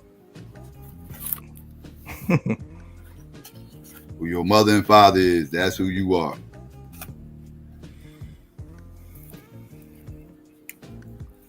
Yeah. But it's getting to the point now. I mean, where you think this thing going? I don't think that FBA stuff is going anywhere. FBA stuff? Yeah, that FBA stuff it ain't going nowhere. It done tapped into a lot of people's emotional heartstrings. People losing their minds over it. It's going to require some stupid shit to happen for people to see how stupid this shit is. It's going to require something dumb. Well, it's going to be something like, I said this to a young man because I remember I used to do that when I was younger. I was so thorough in critiquing the last generation about the stuff that they did wrong. And he pretty much was doing that with our generation. And I'm laughing in my head. Then I say to him, yeah, a lot of the stuff you're right about, But you got to be careful because you're gonna be 42 someday. It's gonna be some young kid, telling you about, yeah, y'all used to wear the tight jeans, y'all used to wear the tight pants, and y'all used to, they're gonna run down all the stuff that y'all think is cool now. Yeah, they're gonna be running that whole thing down on you on how it was like, something that is like y'all old heads, man. Y'all stuck in the 2020s, man. Yeah, y'all should have been listening to the old heads, man. Like, like. Because it's always skip a generation. Like, yeah, we like the old heads, Like, we wear the baggy jeans. Y'all messed up everything, wearing the tight jeans. Yeah. You know what I'm saying? It's gonna be somebody coming at you like that. So, Hey, Ramon, real quick, yes, black people can produce albinos. You know who else can produce albinos? White people. You know who else can produce albinos? Asian people. You know what? Like, anybody can produce albino. That's not saying much. And FYI, white people are not white because of albinism. Albinism is not why white people are white. It wasn't albinism. That's a myth. It's not true. A black albino is still black. They just albino, but they still black. Like, it's like black people with albinism are black, regardless of their deficiency in melanin. Right, they're black. They're black. Like, if I showed you a picture of a white albino, an Asian albino, and a black albino, you're going to be able to point out the black albino. They all the same skin color. You're going to know who that black albino is. You're going to know who that Asian albino is. And you're going to know who the European albino is. You ain't going to mistake near one to three for the other. You're going to know who all these motherfuckers is, and they all got albino. They all albinos. They all got albinism. They all got the same skin color. Except paleness is a form of albinism.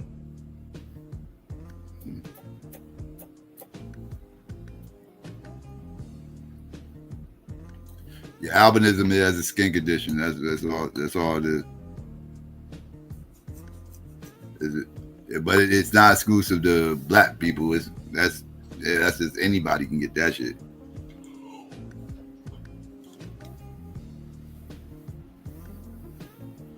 Right, Afro phenotype. You could definitely, the phenotype is how you can tell the difference. Like, that's how I said, a black albino doesn't just turn, like, just because he's albino, that don't make him a white person. Well, it depends where they from though. Like, if you got like an Ethiopian albino, that's gonna be like,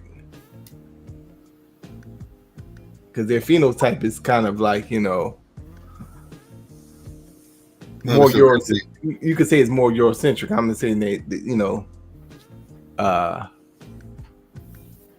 It's a mixed bag because they got a lot of admixture out there. I agree with you there.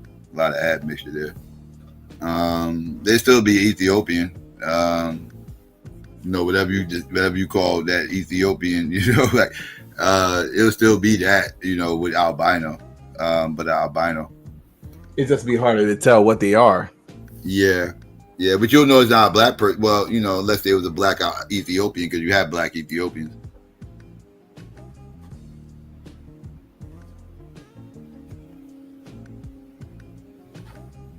I get your point though.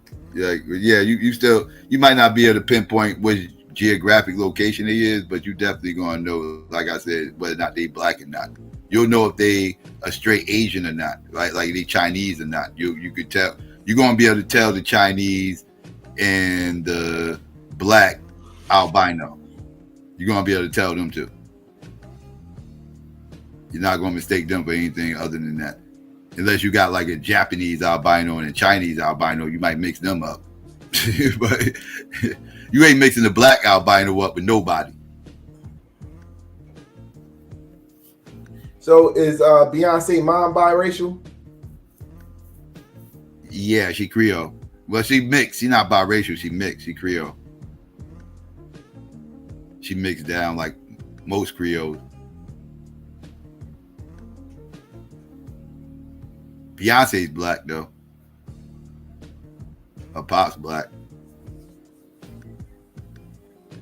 So her mother is mixed with so that's like French and French, maybe some Spanish, might be some Spanish up in there, French, and some African too. I was looking at a L'Oreal commercial, and I think it was J-Lo, it was Beyonce, and then it was somebody else. And I forget who the white person was, but they was like pretty much European. I guess the point of the commercial was just showing like they now have like makeup that caters to people's skin tone, whatever. So it was J-Lo come on there. It says 100% Puerto Rican, right? And then Beyonce come on there. It's like you said, it's like French. You know what I mean? She didn't say she was black. She was like, it didn't say black. It just said French. It was like 3 different things up there. Yeah, that's that Creole shit. That's that Creole shit. Like they purposely. But she considers herself to be black though. She is black. Yeah. Yeah, Beyonce is black. I don't hear her say anything, her being anything other than that. And she is black. Her mother, like I said, but her mother Creole.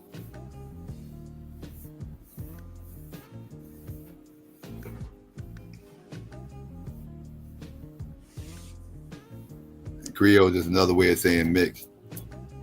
You know who was what happened to Sister Renee? She was heavy on that. Yeah.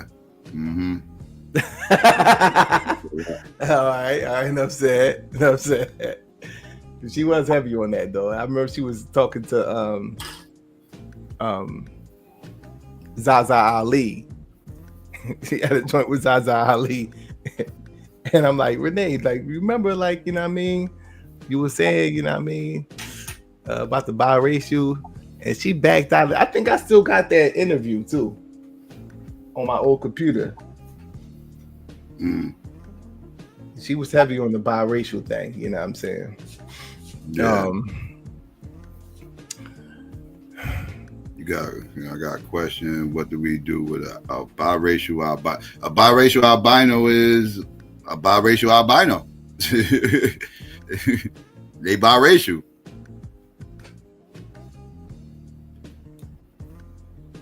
Who's saying that? That was Buddha in the chat saying that. What are we gonna do with a biracial albino? Yeah. Give them their own classification. Mm-hmm. But that's what they want, man. That's what they fought so hard for, man. Jim Crow laws ended up becoming codified because they was fighting for their own classification. So they've been fighting for this shit for over a century. Now they say that a lot of the HBCUs were from white people whose children were biracial. Meant for their kids. But yeah, all them goddamn, not all the schools was like that, but a few was. But yeah, it was centered around that idea, and yeah, they was all named after white people. Every last one of them named after white people. They was all started by white people, and most of the people that they let into the schools were biracials, and that was purposely done. W.B. Du Bois pushed for that.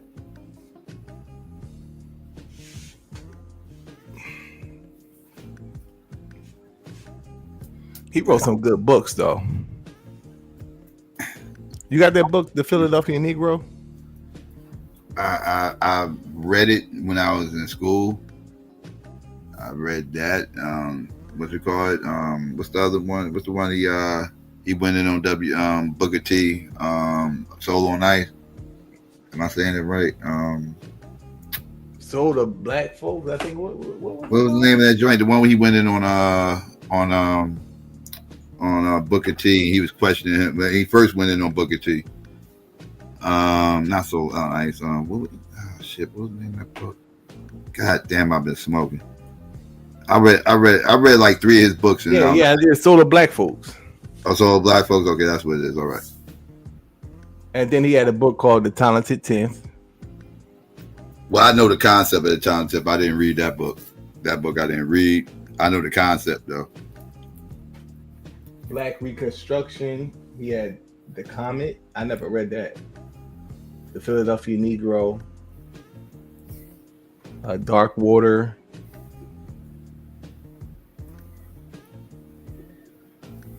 Dark Princess. The Gift of Black Folk.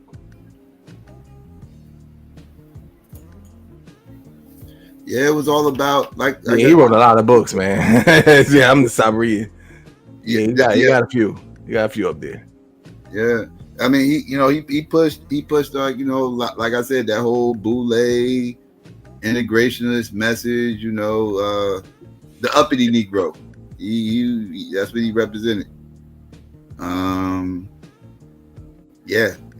And the way he went about doing this, and yeah, he did more damage than good, I think. I always get on W.B. Du Bois. I ain't gonna bullshit you. He caused a lot of damage. He perpetuated a lot of bullshit. He didn't create all the damage, but he perpetuated a lot of bullshit. Like we was talking about with the colorist shit and everything else. Like he perpetuated a lot of bullshit with that. He didn't create it, but he perpetuated it. He definitely was used as a guard dog for any black people that were talking about doing for self outside of white people. He definitely was the guard dog for that whole mindset. Like, the integrationist guard dog. Like, yeah, anybody who speaks outside of integrating with white people, attack him. And he was that guy for most of his career. And that was an issue.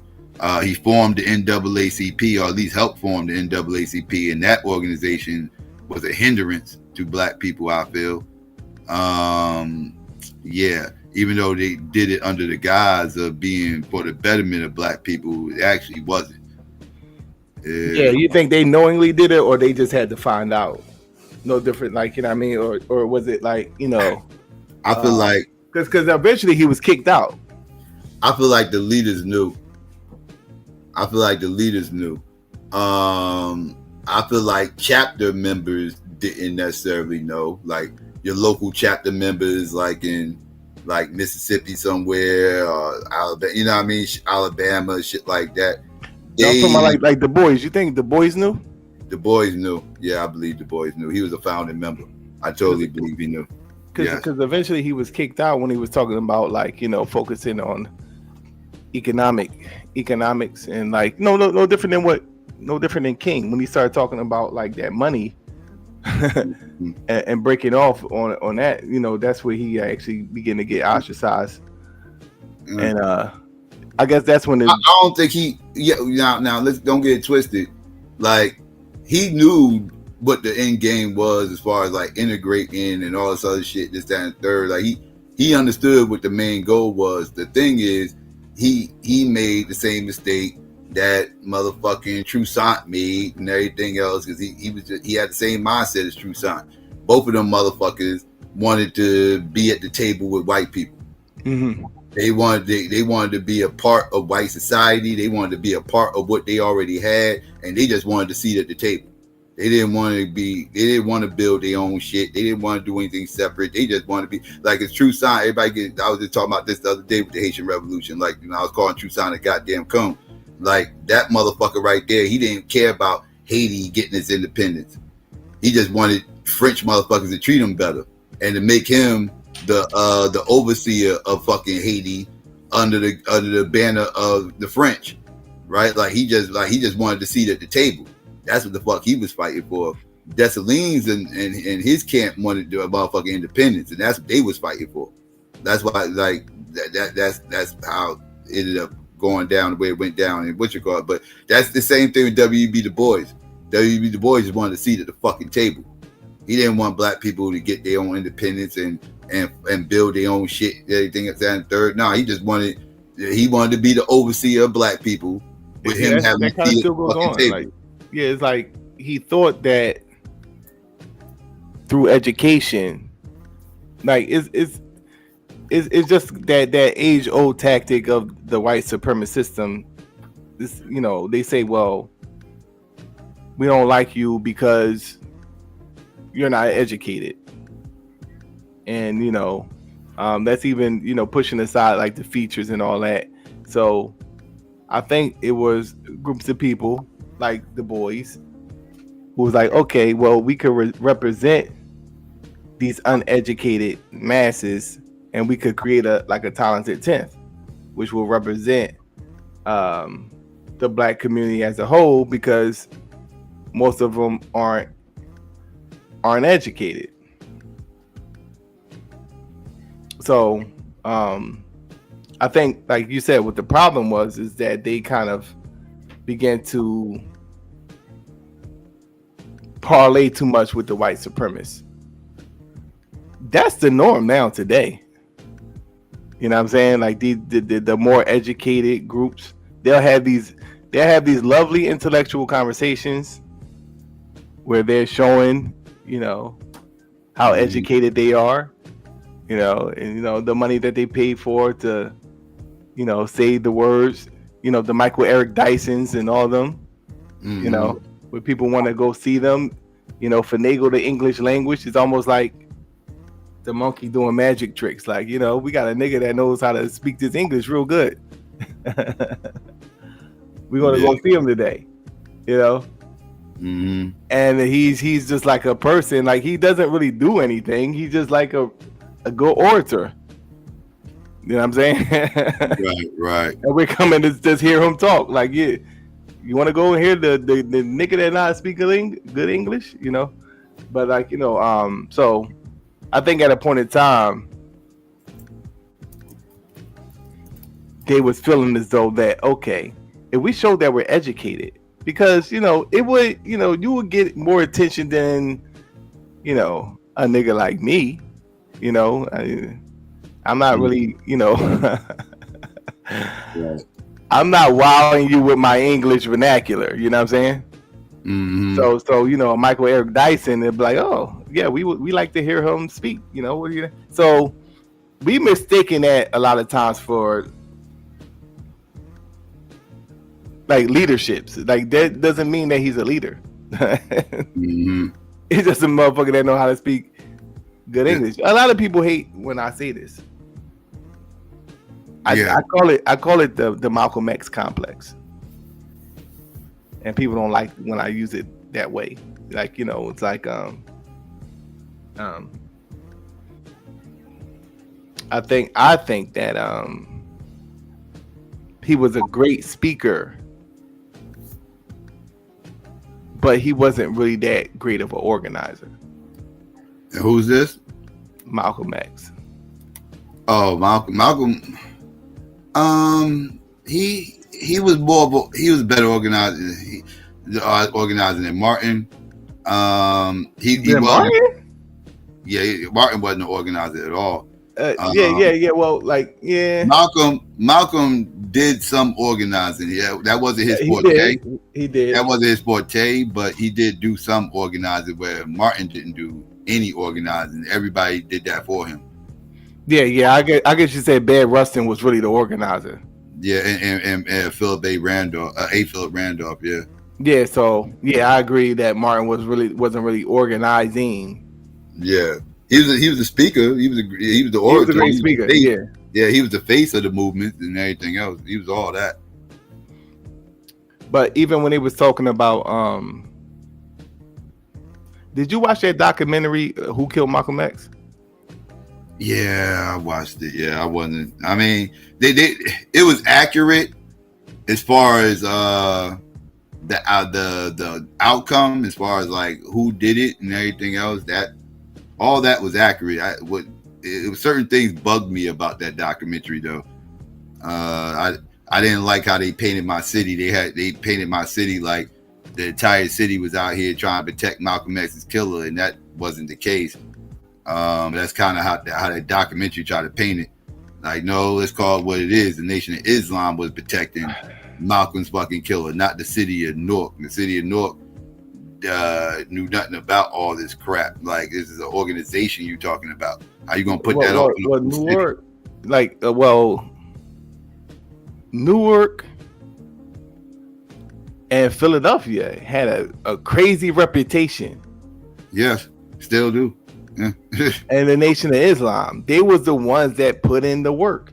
Even when that whole thing was going down, they was like, yeah, it's gonna be, they thought it was gonna be somebody in Philly. They was like, yeah, somebody on, but it was like, these are those were the ones that normally put in the work. Philly and Newark are two Muslim strongholds, right? Still to this day, especially out here, like this is a Muslim city. Like in Philly, it's got the same feel. It's like mad Muslims out there, right? Like everybody out there is not a Christian, right? Like it's like you go to other black cities, like 90% of the city is like Christian, right? That's not like that out here or in Philly. Like everybody's not a Christian.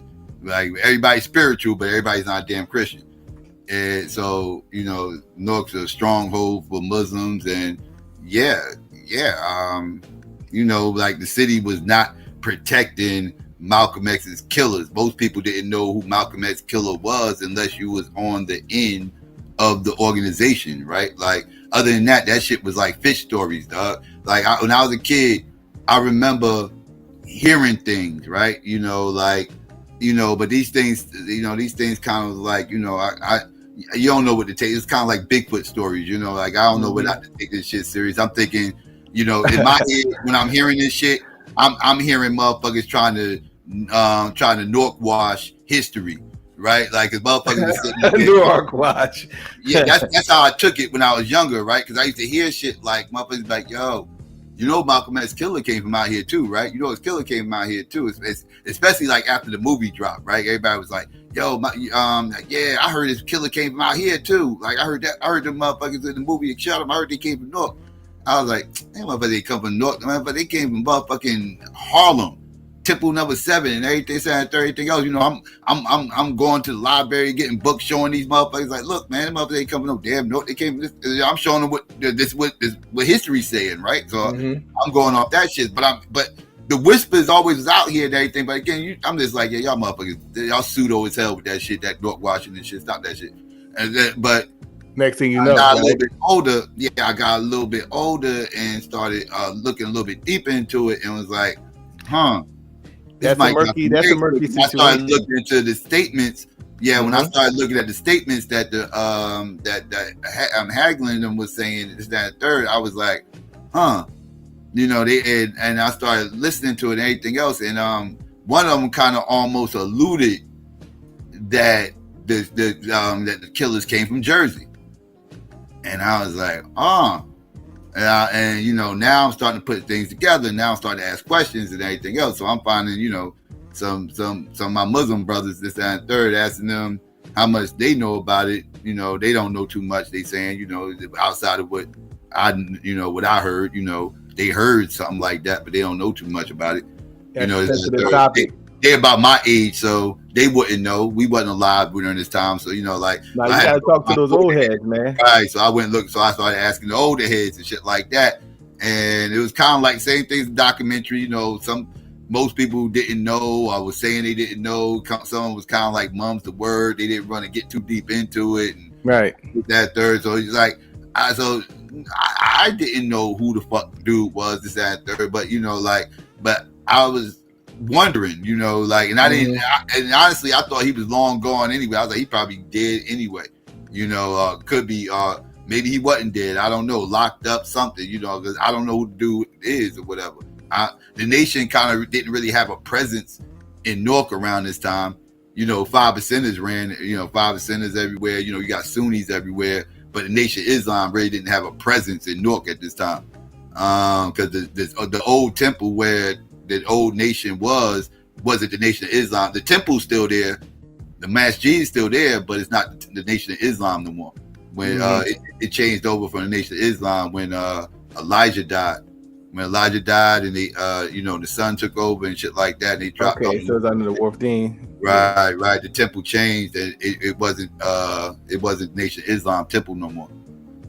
So Nation didn't have a stronger presence out here as it at that time when I was asking these questions, as it did, you know, prior. Yeah. Yeah. You want to get into a awkward conversation, bring that shit up to some old heads. And Philly Masjid, like, you know, like they'll be first, and definitely don't go to the Nation of Islam and ask that.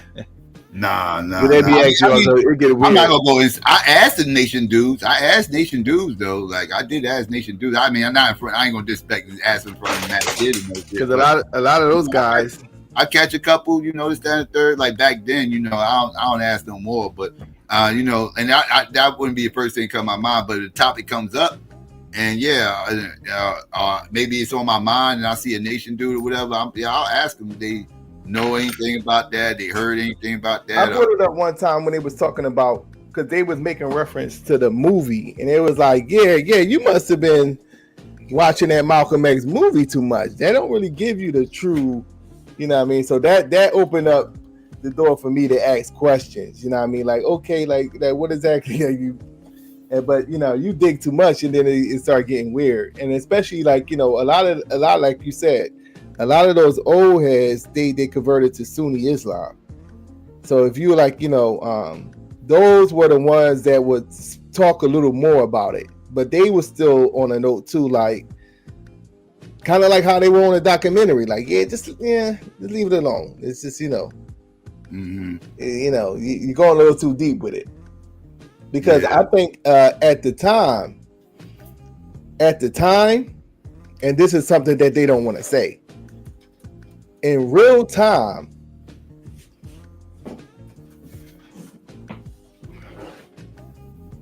they wanted Malcolm dead. Yeah. You know what I'm saying? And they know it's uncomfortable to say now. Like, you know,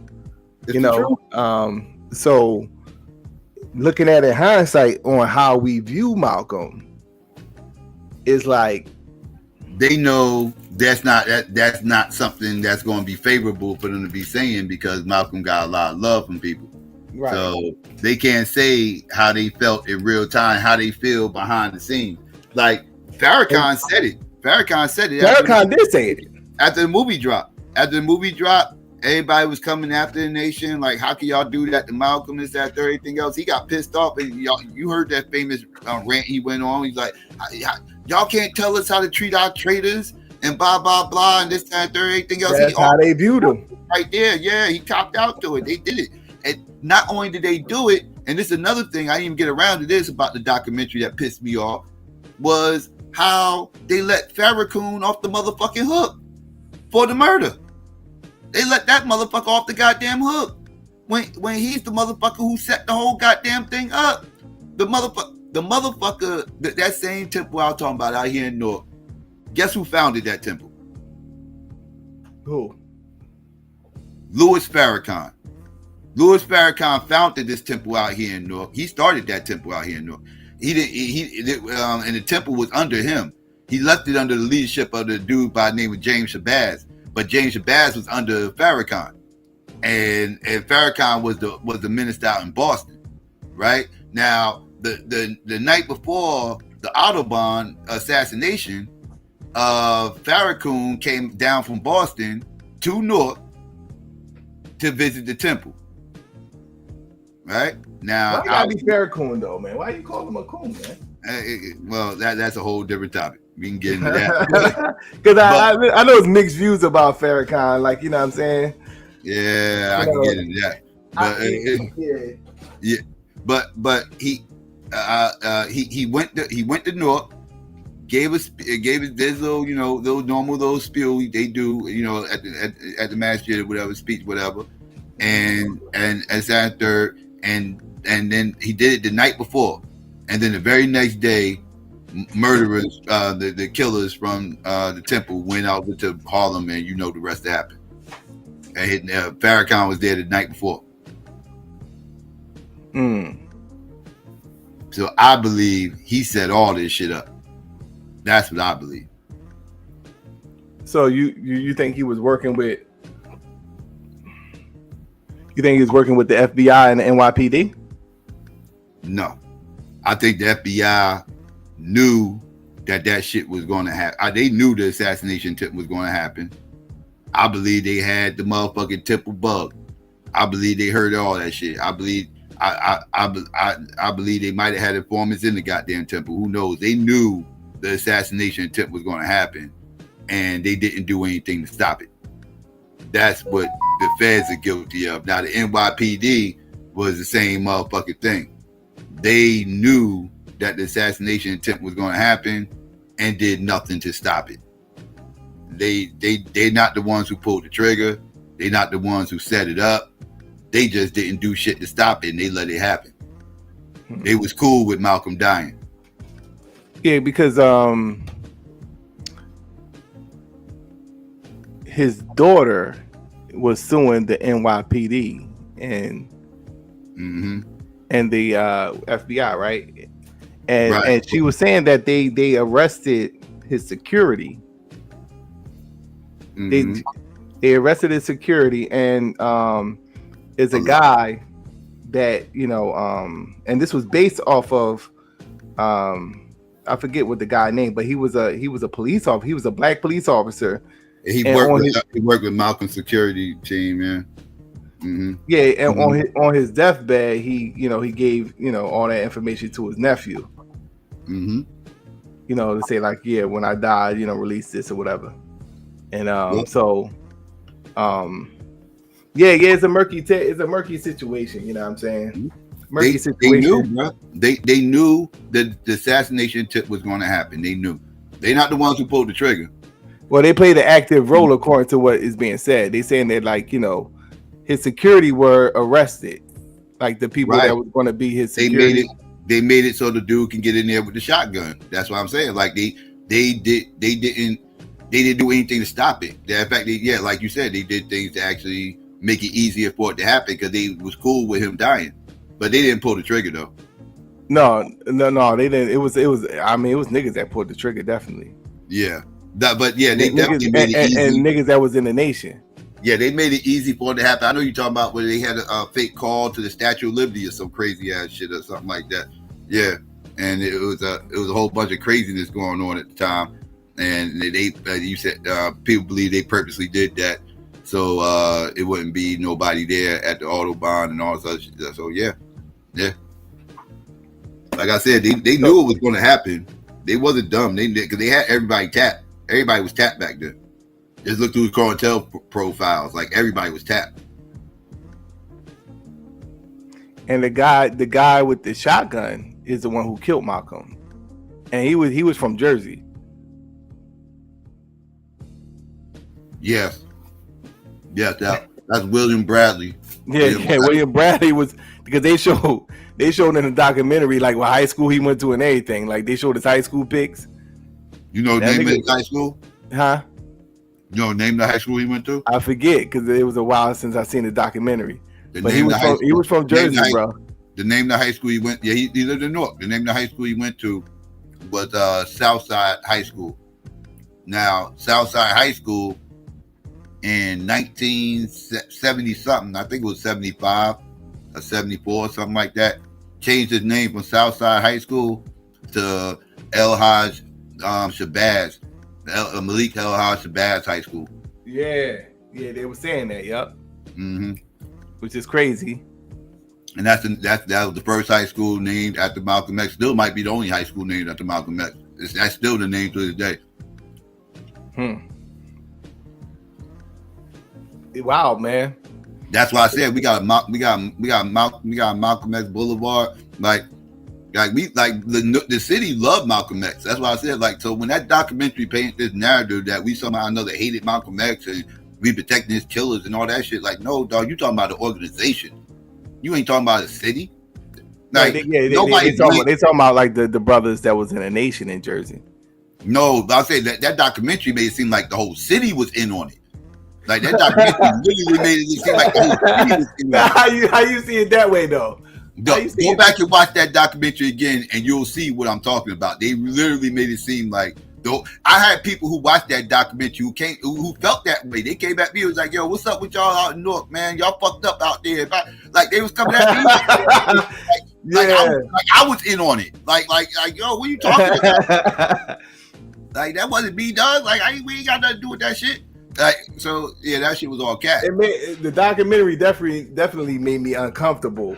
Like for the guy that was actually doing the research, because you could tell yeah, you get into a realm you getting a little too, you know what I mean? And that's what the old head was trying to tell him, yo, be careful, man, because you're gonna get yourself into some shit, man. Trying to dig for this truth here, you know what I'm saying? So, yeah, man, yeah. And I'll say this: you're not gonna agree with me though, but I think the way they see it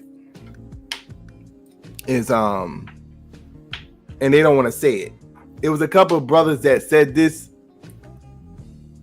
on the documentary, and I heard a couple of brothers say it when it was brought up in a conversation. The Malcolm that is being presented to us wasn't the Malcolm that they knew. Like the Malcolm that we know and love ain't the Malcolm that they know. And they're pretty much saying that, it reminds me, it's almost like if 75 years from now, right? Or 50 years from now. You know what I'm saying? You're in your 90s or whatever, how old you would be, right? Mm-hmm. And then let's say a Dr. Umar is now this person like a Malcolm X figure now. Mm-hmm. And you're that's not the Umar I know. That's the vibes that I was getting. Kind of like Tupac. I was getting the vibes that's how I feel about Tupac. In real time, like what you would say about Umar, in real time, you know what I mean, right now, yeah, where the school at? This nigga is scamming and da da da da. Now, 50 years from now, he's this Malcolm X figure. Oh, the Pan-Africanism, and it was Umar, blah blah blah. And you're uncomfortable to say I think that he was a scammer. You know what I'm saying? Right. Yeah. Like I said, those were the type of vibes that I was getting from the old heads. Yeah, I'm not going to get in. They'll be all right. I'm not going to get into it. But I mean, I've heard don't know the real Malcolm. I've heard the anti-Malcolm arguments, and I listen. Malcolm wasn't no angel, man. Malcolm had flaws. He wasn't no angel. Some of it I feel like is propaganda coming from the nation. Some of it is legit. Like I said, he wasn't no angel. So again, I don't deify anybody, right? I rocks with Malcolm, right? I rocks with his vibe, right? Like if I was living back then, I would have definitely been a supporter of his. Whether outside of spiritual beliefs, just on a political, social level, I just appreciate how he moved on a political, social level, and outside the whole. But he also believed leave your religion at the door. So I could have easily worked with him, right? He's somebody I could have worked with because he didn't make it a criteria that I had to be down the nation for us to, actually organize and do things. So that's what that type of time I'm on. So Malcolm is somebody I rock with, right? Yeah. And but I also don't deify nobody. Like I said, he wasn't no angel. Malcolm did things wrong. I didn't agree with everything Malcolm said, but I agree with most of the things Malcolm said. And I do believe he was he should have got propped up a little bit more by the community in real time and kind of threw their support behind him. I think we threw our support behind the machine instead of the person that was probably more suited for what we needed at that time, which is what Malcolm was pushing for. Yeah. I think that the brothers, he didn't get support from that community. Like, like the support was more so still in the Nation of Islam. But Nikki, I think it was. I was also talking about like the whole MLK nonviolent civil rights. Oh, okay, the movement as a whole. Like, well, his movement after the Nation of Islam. What he started the I forgot the name of the organization that he started. Right, Afro America. Muslim. I forgot the name of it. Yeah, I forgot the name of it. But John Henry Clark was his first member. I forgot the name of it though. I know John Henry Clark was his first member. Yeah, so that really wasn't, because even when they said when he got assassinated, they were saying there wasn't that many people. Wasn't really that many people in there. But the I think was more so his international appeal. His international appeal was like the thing that was threatening to the establishment. Yeah. That's why we should throw our support behind him, because he was a threat to the establishment. Like we threw our support behind motherfuckers who was with the establishment, who was pushing the established message, right? Because do not get it twisted. Like white people wanted integration more than black people did. It was a white people message, right? White people was trying to get this shit done for the longest, but the South was holding them back. That's why they had to crack that. They had to crack that. They had to crack that nut. Pause. And they had to break through that wall and get to the South. Because as long as the South had all these Jim Crow laws and everything segregated, it was fucking up their money. They needed the entire country. You couldn't just do this whole half country integrated, other half second. It was the same problem they had 100 years prior with with slavery and the free states and the slave states, right? It was fucking up their money, right? So it was like, all right, this is like the North is like, yo, this is fucking up our money. It's hurting our trade. People don't want to do business with us because they feel uncomfortable with this slave labor and all this other shit, this, that, third, whoop-de-whoop. We got this new thing coming in called, we got this new industry coming in, this, that, third, with machinery and everything else. It'll take away a lot of the manpower. You won't need these slaves anymore. Well, we could do this, set up factories, this, that, third. The South was like, man, fuck all that. We good, we at. Our pockets is right. I don't know what the fuck you talking about. We the wealthiest motherfuckers up in here. Y'all just trying to make us broke like y'all. Y'all do that factory shit. We good with our slaves. Don't worry about us. We good on that. And that was representation also with the slave owners with the slaves. What happened? No, they like, that's like the 3/5 compromise. Like they were like, right. They give them a little more political leverage. Right. and like, but the whole divide with the North and South, like even before the Civil War, like that's what led up to the Civil War. Again, all the whole, bickering back and forth about X, Y, and Z, and just trying to unify the whole country under this one banner. But even though the Civil War was over, you still had this divide. Now it was Jim Crow laws, and now it's not slavery no more. Now it's all these Jim Crow laws and all this other shit, and segregation going on. Again, fucking up the money. So the people up north, they trying to get the money right. But in order to do that, they need the country unified under this banner, right? They need to which means they got to annihilate all this shit. But that was a slow process, and like I said, it's something that started in the early 1900s. Actually, it started even before that. But the North always handled the business, even during slavery. Like they would have to, like, whatever the product was, whether it was cotton or tobacco, they would have to send it up to the North, and from the northern ports, they would distribute it to the world. So they was actually handling like the business, of the slave labor. So although they didn't really have the slaves per se, they were still, part of the whole thing. So when they came up with new ideas to, manufacture faster, and they understood that, ultimately we gotta really do away with the system as a whole. Because remember, the system started getting crazy. Because, this is where a lot of, white supremacists, try to bring up to almost like, yeah, there were black slave owners, but they don't really get into like, that's a gaslight right there.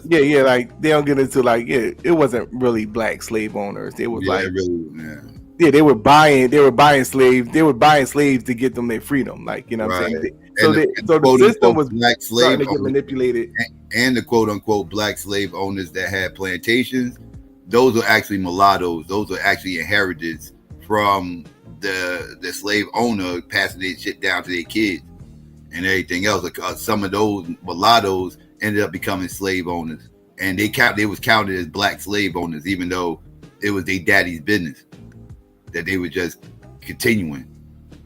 So it's a little bit like there's dynamics there that people don't add on with this whole quote unquote black slave owner thing. They make it seem like it's two motherfuckers. They make it seem like it's motherfuckers with two black parents up there like, yeah, fuck these niggas. I want to own these niggas too. And just started just started slaving everybody. No, that ain't what the fuck was going on. Yeah, so I think that the system at that point was pretty much getting, from their standpoint, corrupted.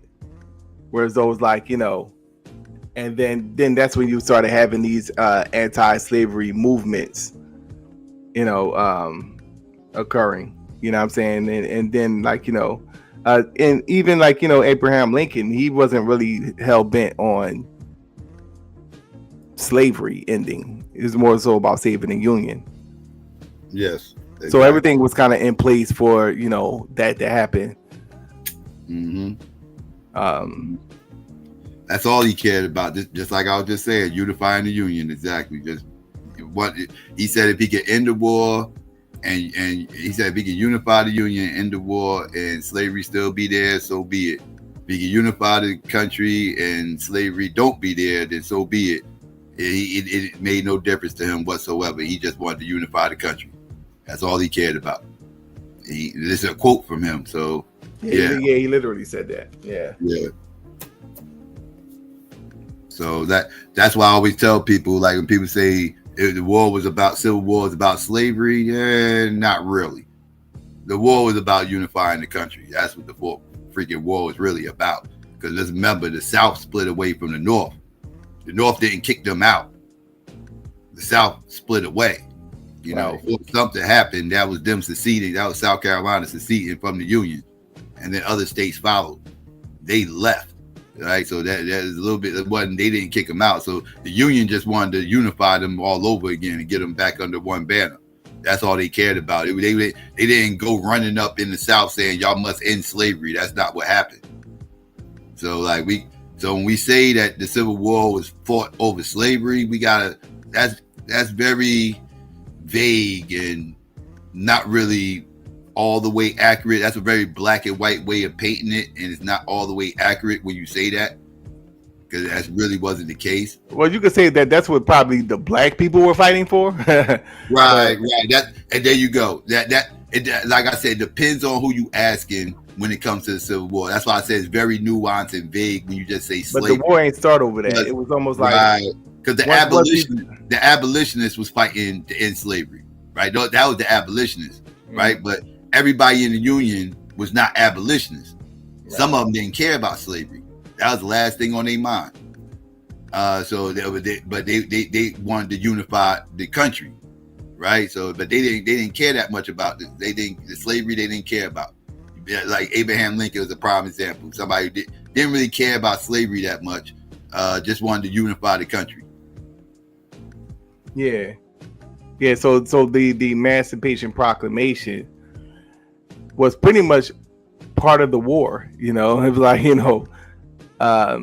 giving freedom to any slave that is able to come north. You know, they already beefing at this point. So like, he said, well, you have until this day, to come back to the Union, or we're going to pass this, which is ultimately going to play a role in dismantling the South, because obviously y'all depend on these slaves for labor. So we're going to give them freedom, and it was really, and this is something that a lot of people don't know, like, let me read the Emancipation Proclamation, because it gave freedom to all of the slaves states that were in rebellion. Not all the slave states rebelled. So those slaves that were in the states that didn't rebel, it didn't apply to them. It only applied to, initially, the slave states that were in rebellion. So we said Emancipation Proclamation.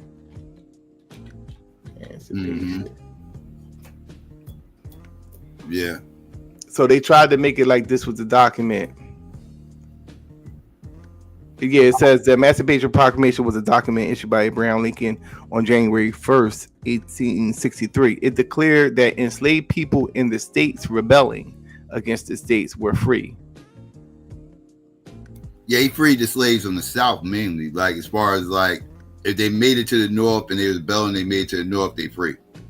Right, like, right. Basically, so basically, he pretty much was giving anybody who can make it up to the North a pardon, like all the black people. So he pretty much has freed all them, even though you really can't free them. He pretty much is promising them freedom if they made it to the North. And he also is supposed to abolish the slavery in the North as well. Actually, no, it had nothing to do with the North. Actually, no, because he didn't abolish slavery in the North. That was the trick back. He didn't abolish slavery in the North. He was giving freedom to the slaves from the South if they can make it to the North.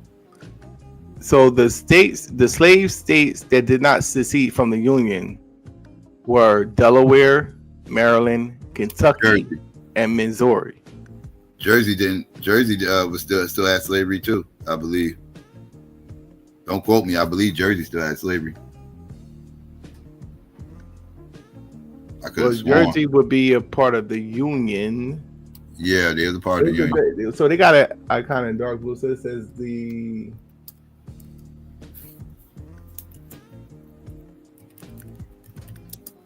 Yeah, so they saying that it was Delaware, Maryland, Kentucky, and Missouri. So Delaware, Kentucky, Maryland, and Missouri. Okay, my bad. No, they.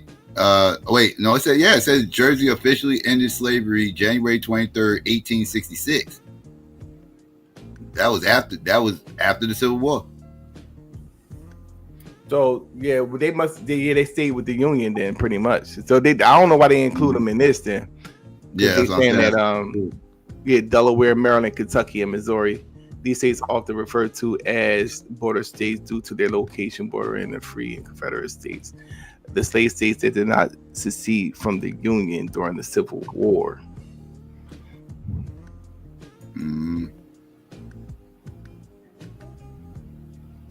Yeah, it says New Jersey officially ended slavery on January 23rd, 1866, when Governor Marcus L. Ward signed a constitutional amendment. This made New Jersey the last northern state to abolish slavery.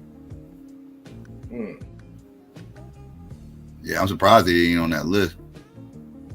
They must have forgot about Jersey. When did?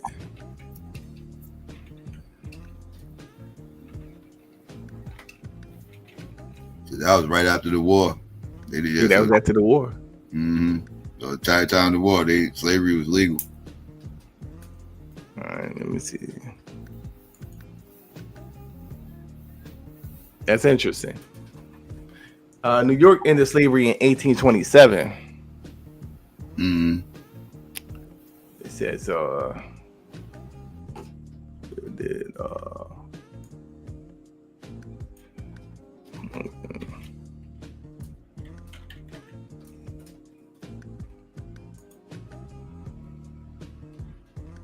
Pennsylvania ended it in 1850.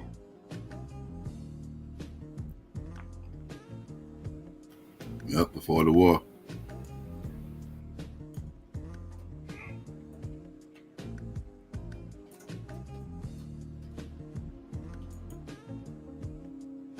Yeah. I don't know why they ain't got that up there. Yeah. So when did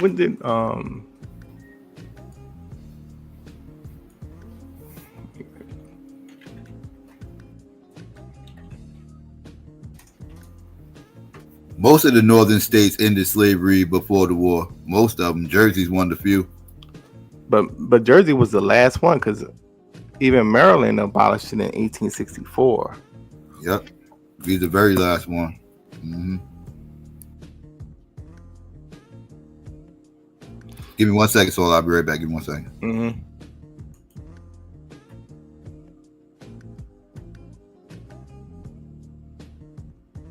They say Jersey is like the yeah. Anybody in the chat they hear they say Jersey is the north southern state or something to that degree.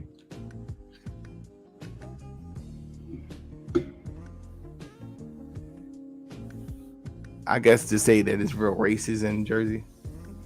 I know they got a lot of skinheads in Jersey.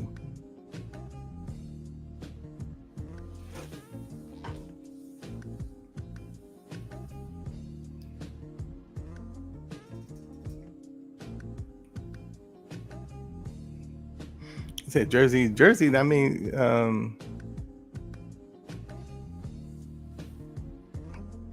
then just about every major city. Just about every major city is a police state, man.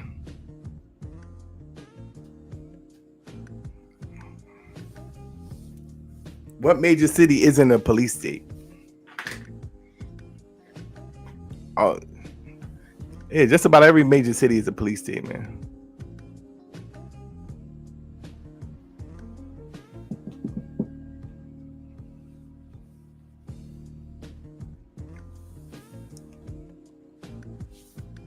And if you want any form of black unity,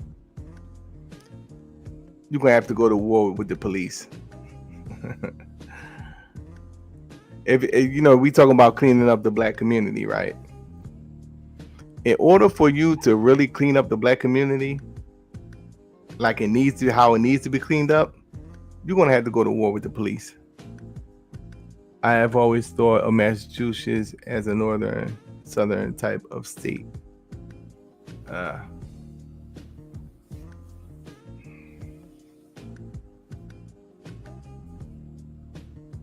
Is Boston racist? Is it racist in Boston?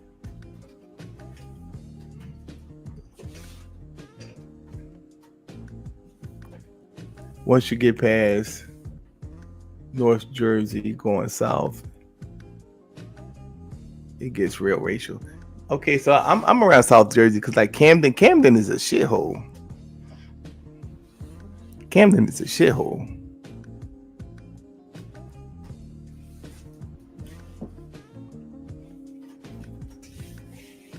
But yeah, most of these major cities are police states now, man. And a lot of times they control it. They have a monopoly over the crime that goes on in these major cities as well. Oh yeah, Cherry Hill. No, that's not a shithole.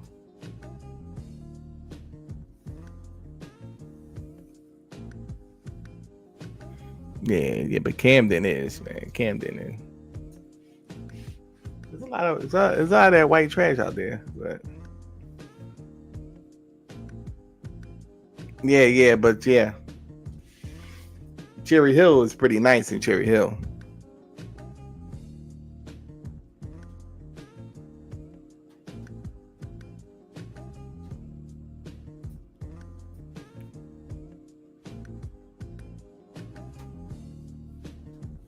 But it's been a shithole for a while now, though. It's probably going back. I think it still look like it ain't recovered from the crack era. You know? I don't know, man. I may start it back up. I may start to. Some of the debaters, come to me asking me when I'm gonna start it back up. I may start it back up, but this time I just need some assistance because during COVID, everybody had time during COVID. Ain't got all that time like that no more. Feel me?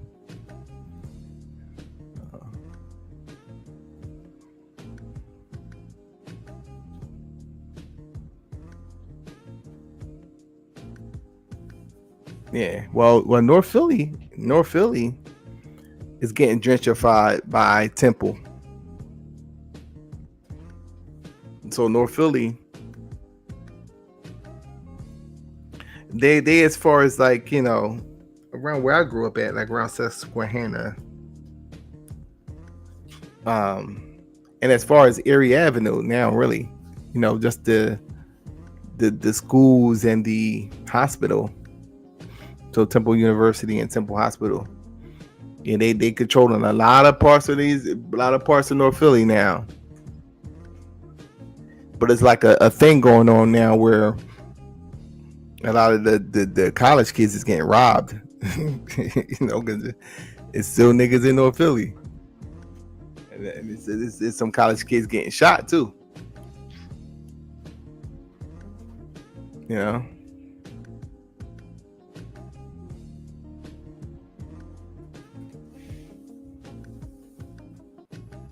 So yeah. They got a whole plan, I guess, for a lot of what's going on the East Coast. Harlem is being gentrified. I hear Baltimore is being gentrified. North Philly is being gentrified.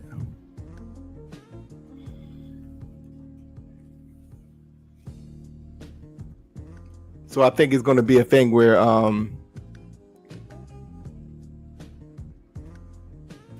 by the time we're old, it's going to be like, black people living out in the suburbs and, white flight back into the cities. Because remember, whites were in the cities initially until niggas started getting into the cities.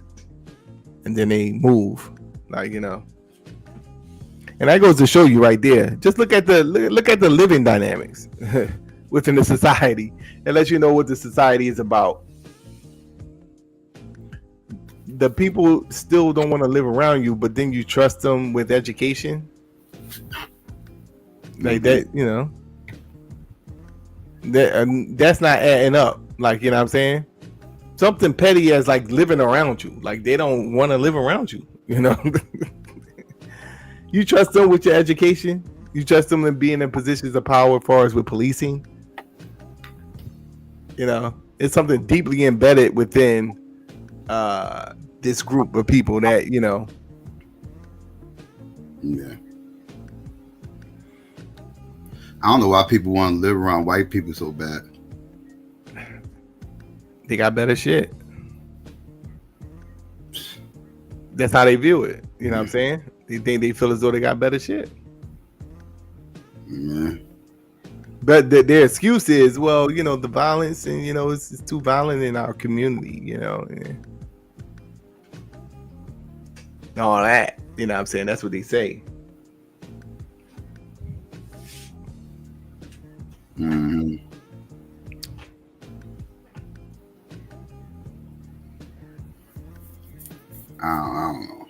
I don't know. I lived around white people for not a great experience. That shit is overrated. I couldn't do it. I can't do it. I'm sorry, like I can't do it. You know what I'm saying?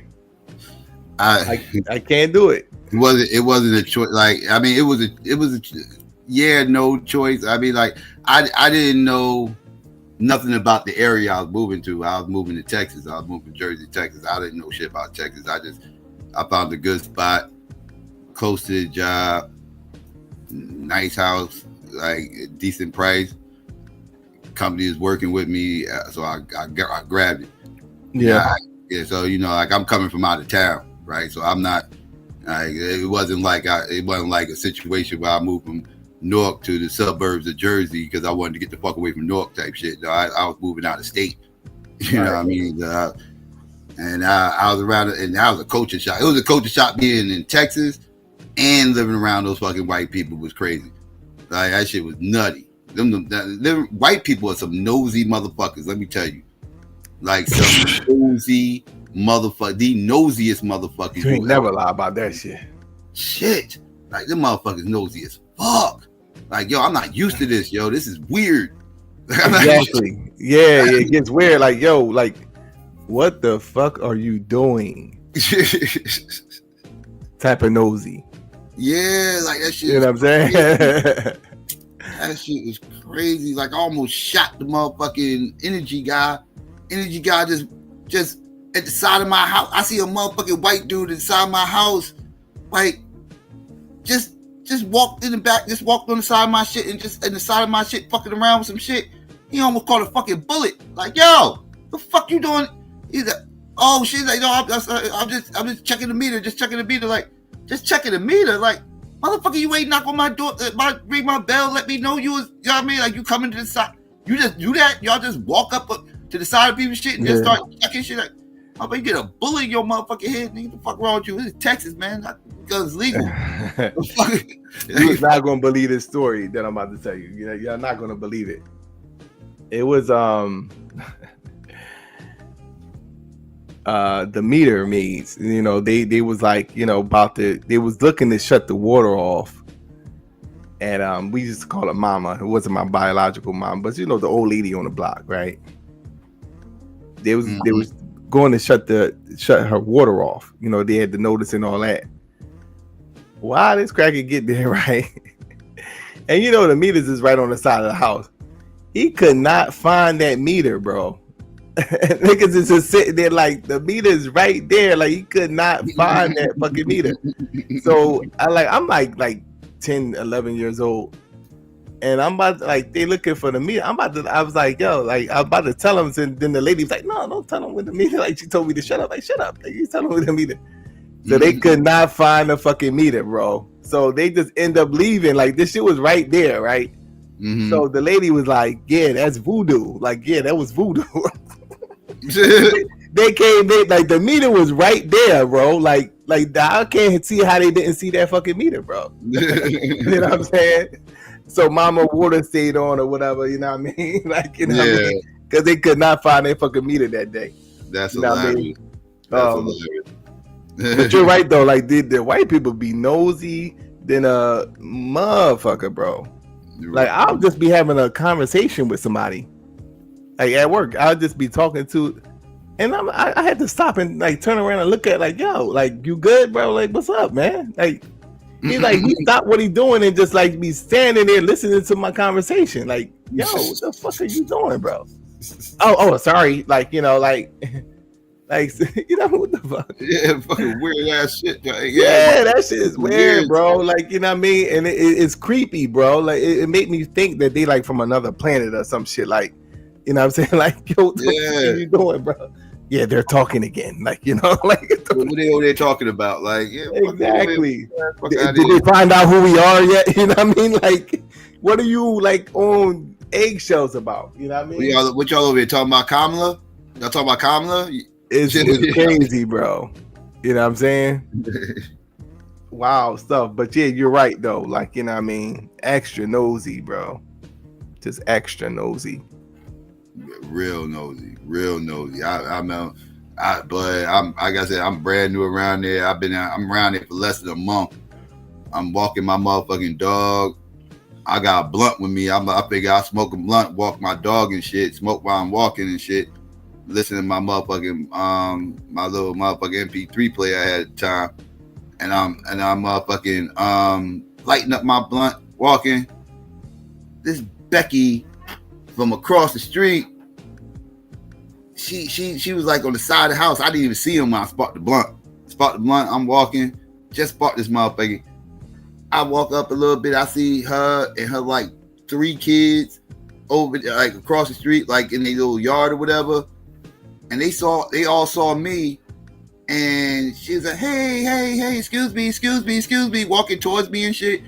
Her little kids running and shit. They running in front of her. They running to my dog and everything else. They want to come play with my dog, and she's like, hey, how you doing? Excuse me, hey. I'm like, and I got this blunt sparked and shit like that and everything else. I'm like, yo, I ain't trying to be doing all that shit. Her little Becky, her little Cablin's running down on me and shit. Like, yo, stop playing with me, son. What the fuck is going on? What did she want though? Just to introduce herself and ask me all kind of questions, like where you from and kind of wild, and how long you been here and what do you do, like, you know, this, that, and the third, like, you know, because I'm living in this neighborhood, like it was kind of an uppity neighborhood and shit, like, so they wondering what the fuck I'm doing here, like, you know, like you married, you got kids, like, you know, you just you in that house, like, you know, so they asking me a billion questions, nosy as fuck, just just nosy. Yeah, they asked me, like, you know, that the chick asked me, was I an athlete? Was I into music? Like, she thought I must have been somebody, like, you know, like a superstar or some shit or whatever. I don't know why the fuck she thought that. Like, the house was a nice house, but goddamn, like, calm your ass down. Like, she asked you, was you famous, huh? Like, when you famous? Black, that's what it was. Yeah, because I'm like, it wasn't no mansion or no shit like that. Nothing, nowhere close to that. But it was the only house that had a pool on the block. So on that note, that's like it was a nice neighborhood. So like, so because of that, I must have been some millionaire or some shit like that. It's that third, like, I ain't got back like that, motherfucker. Let's not get. I wish. Like, I ain't got back like that. No. But if I'm black and I'm living down there and I moved down there from Jersey, then I must have been some mega superstar or some shit like that, whatever the case may be. Like, I wish that was the case. I wouldn't have been here. How the fuck I'm moving here for if I'm a mega superstar? Ain't nothing going on down here entertainment wise. The entertainment black hole. Yeah, if I'm in entertainment, I was better off where the fuck I was at. I wouldn't move down this motherfucker. Hell no. Dead in the water down there on the entertainment scene.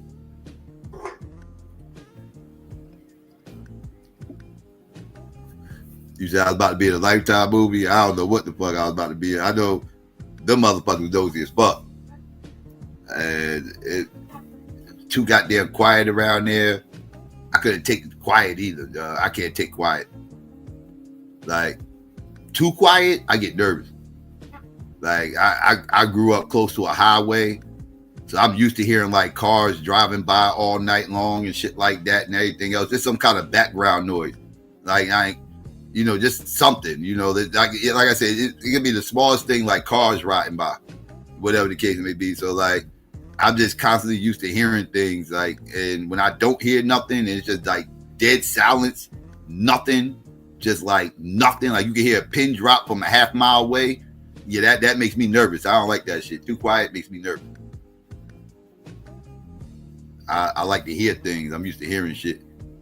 Hearing nothing but silence for miles, that's unsettling.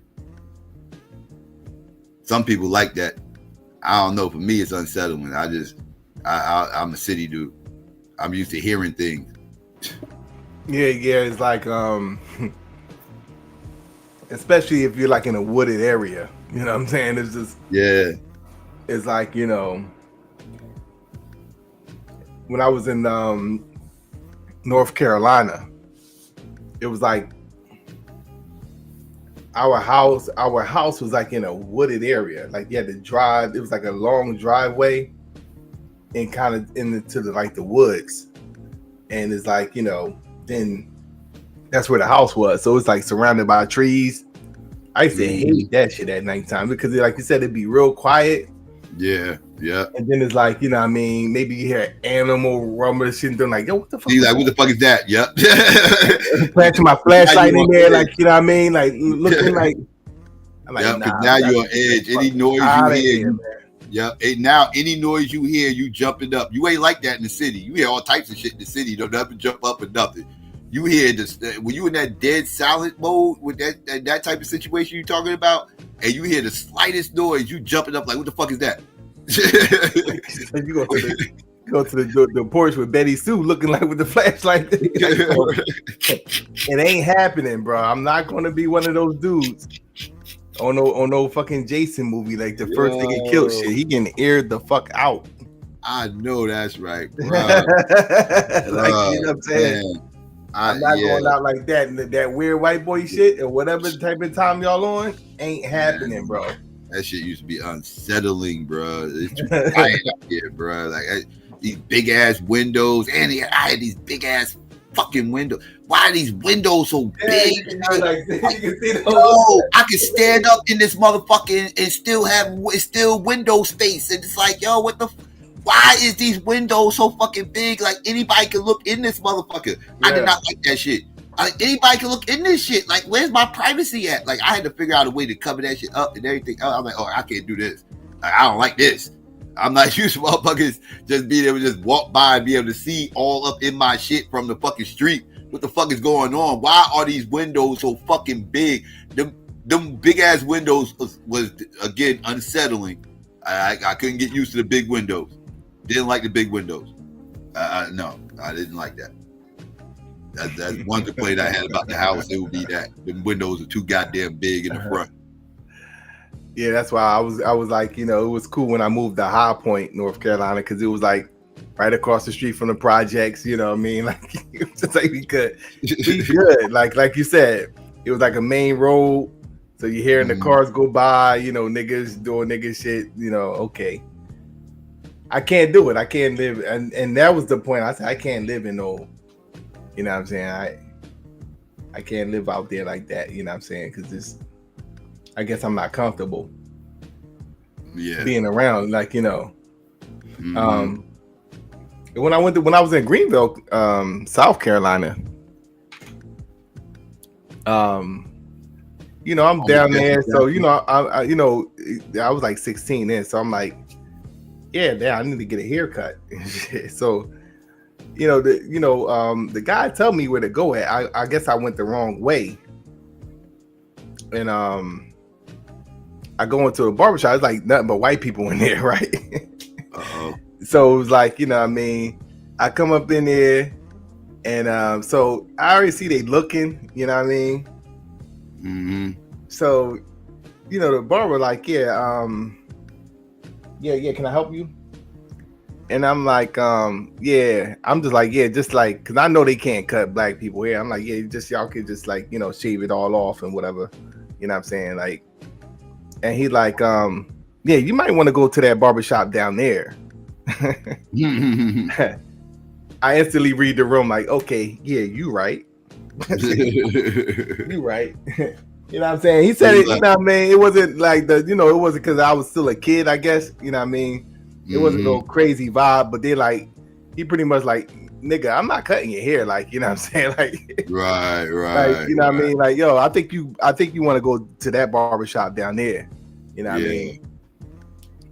So I just went down there and I'm telling them like, yo, you went down there? Like, yo, you went down there? Like, like, yo, like, what did they say? They like, you know what I mean? They asked me like, what did they say? Like, yeah, like they weren't tripping, but they just want to know. Now they was bugging out like, nigga, you went to the wrong barbershop. Yeah. It was like when I went to the black joint, like they was inside of like a little plaza. Like, you know how they got the little stores and they ain't like a mall, but it's like, those little plaza with like, stores in, and it was inside of a store.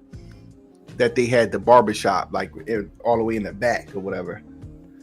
So they asking me like, "Damn, oh, you went to, yeah, you know what I'm saying? Them motherfuckers, yeah, you know, yeah, like, and they fucked my head up, man. Like, it doesn't matter, like these motherfuckers fucked my head up, bro. Like, damn, bro. I probably should have stayed with the crackers, you know what I mean? Because they fucked my head up. We talking about South Carolina in 96, you know. I go down there and they what kind of sneakers I had? What kind of sneakers I had? Saucony's. Remember the Saucony's? Oh yeah. I remember the Saucony's, right? So I had some Saucony's. I had some new Saucony's, right? My brother had some fair condition, you know, top 10 joints, you know. We go to the swimming pool, right?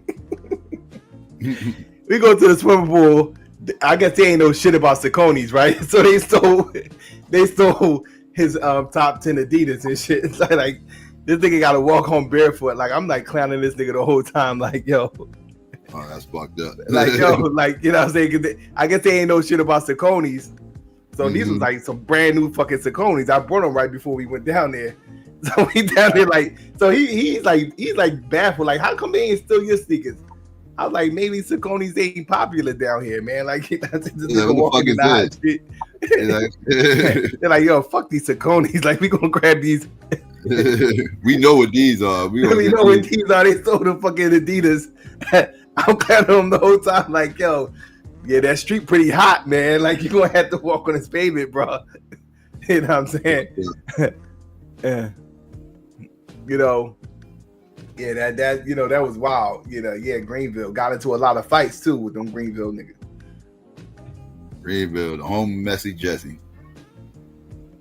It's niggas though. That's a West Greenville. Definitely. Niggas. Niggas shit going on down there. Don't get it twisted.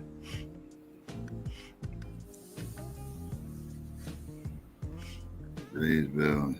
What part of South Carolina is that? That's where's that by?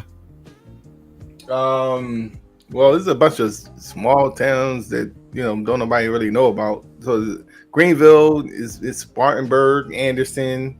I know Greer. Spartanburg. Huh? You know Spartanburg? Yeah. Yeah. So my family from South Carolina.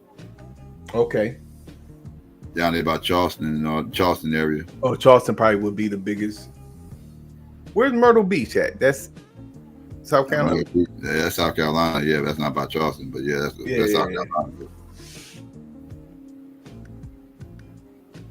Yeah, Myrtle Beach. I had fun in Myrtle Beach. Yeah. I only went there once.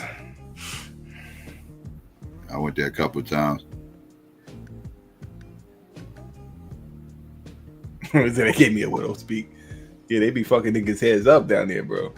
I don't know how it is now. Shit, they took my headline back. My headline was like, yo, crazy, bro.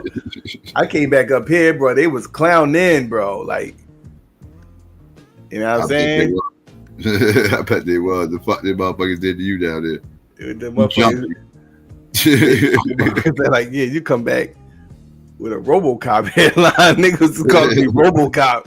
You know, RoboCop without the mask type of shit. You know, right. Take the mask off. You know, RoboCop take the mask off in the middle of the movie. He's fighting somebody and the mask fall off. Yeah. Yeah. You know, you just see his fucking headlines like way back. You know what I'm saying? He don't even have a headline. It's a RoboCop headline, man. My man, like, I got you. It took about a month to fix that joint. Don't worry, man. You came to the right spot, man. And white boy's gonna fuck your head up. Not as bad as I'm about to fuck yours up. Exactly. Yeah. I'll tell you one thing though, like I don't know if they was into like, you know, putting like like the parts in your head, like you know what I Mhm. mean, parts. Like so, they was into like putting a Nike sign in people's head. Oh, that was the thing back then. Yeah, for them, like it wasn't no shit that was in Philly like that. Yeah, right. They was what year was it? It was like 96. Oh yeah, they was late as hell with that shit. They was that. Yeah. That's back when the South was like super late on things. Like that was some 80s shit. Yeah, that was some 80s. Motherfuckers was doing that in 96. Like, god damn, we was doing that in the 80s. Like, y'all still doing that in 96? Yeah. I think the shit changed with the social media shit. Once that shit started going, like about 2000. When they started taking over the rap shit, that's when you know. Yeah.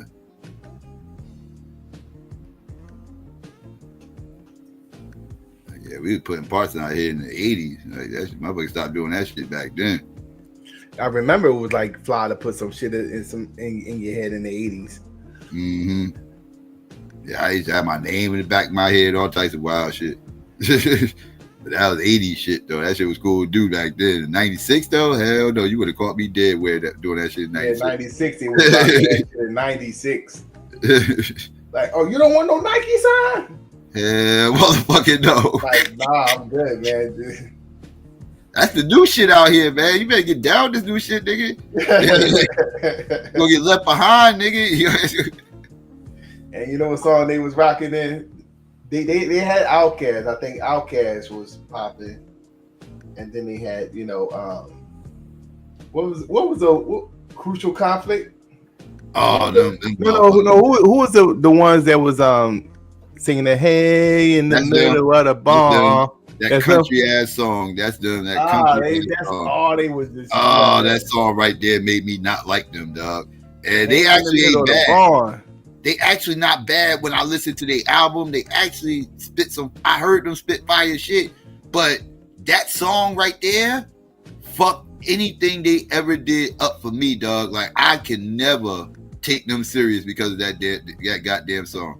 Yeah, like, they ruined it. They was bumping that shit. That was their shit by then, bro. Bro, they ruined that song. Like they ruined any support they might have got from me got ruined with that song, bro. Because that's all every time I seen them, that's all I heard in my head was that head in the middle, that country ass fucking song. That is the most country song I think I might have ever heard in my fucking life. That shit is country as fuck. I did not like that song. It was like a change. I was only down there for maybe about a year. I mean, it wasn't even a year. It was like maybe like 10 months or some shit like that. But like, when I got back up to Philly, it was like I had a lot of catching up to do. Because when I was down there in 96. So I was down there when Big died, when Pac died, you know what I'm saying? I was down there, you know what I'm saying? Mm-hmm. So, when I get back up north, when I get back to Philly, it's like niggas on some Jay-Z shit now, like like Mace was popping, you know what I mean? It was like, you know what I mean? It was just like I had to catch up with the music, you know what I'm saying? Because it wasn't, you know what I mean? Wasn't the same. Yeah. It wasn't the same. Like, you know what I'm saying? Jay-Z just started popping when I went down there. Like he just really started, popping. Right. But he was like, like you said, what year you came back? Like 97? 97. Oh yeah, 97 shit. What was going on now? That was right before DMX. DMX was starting to kill the mixtapes, but his album didn't drop yet. Right. But Cannabis was doing this thing in 97. Cannabis was doing this thing. Who else was doing their thing in 97? That was the mixtape era. Like mixtape era was in full swing around this time. That DMX versus Cannabis was popping. Yeah. Fab came out a little bit later. Fab it was Mace. Mace was out. Mace was out. Cameron was going to come out. Yeah, around then. Yeah. See, Pun was about to get ready to drop. 98 was a real good year. 98 was a real good year. Was out. Don Cartagena was out in 97, right? No, that came out 98 too. 98 was a good year, man. 97 was right before that 98 year. That was, man, that 98 year was so dope.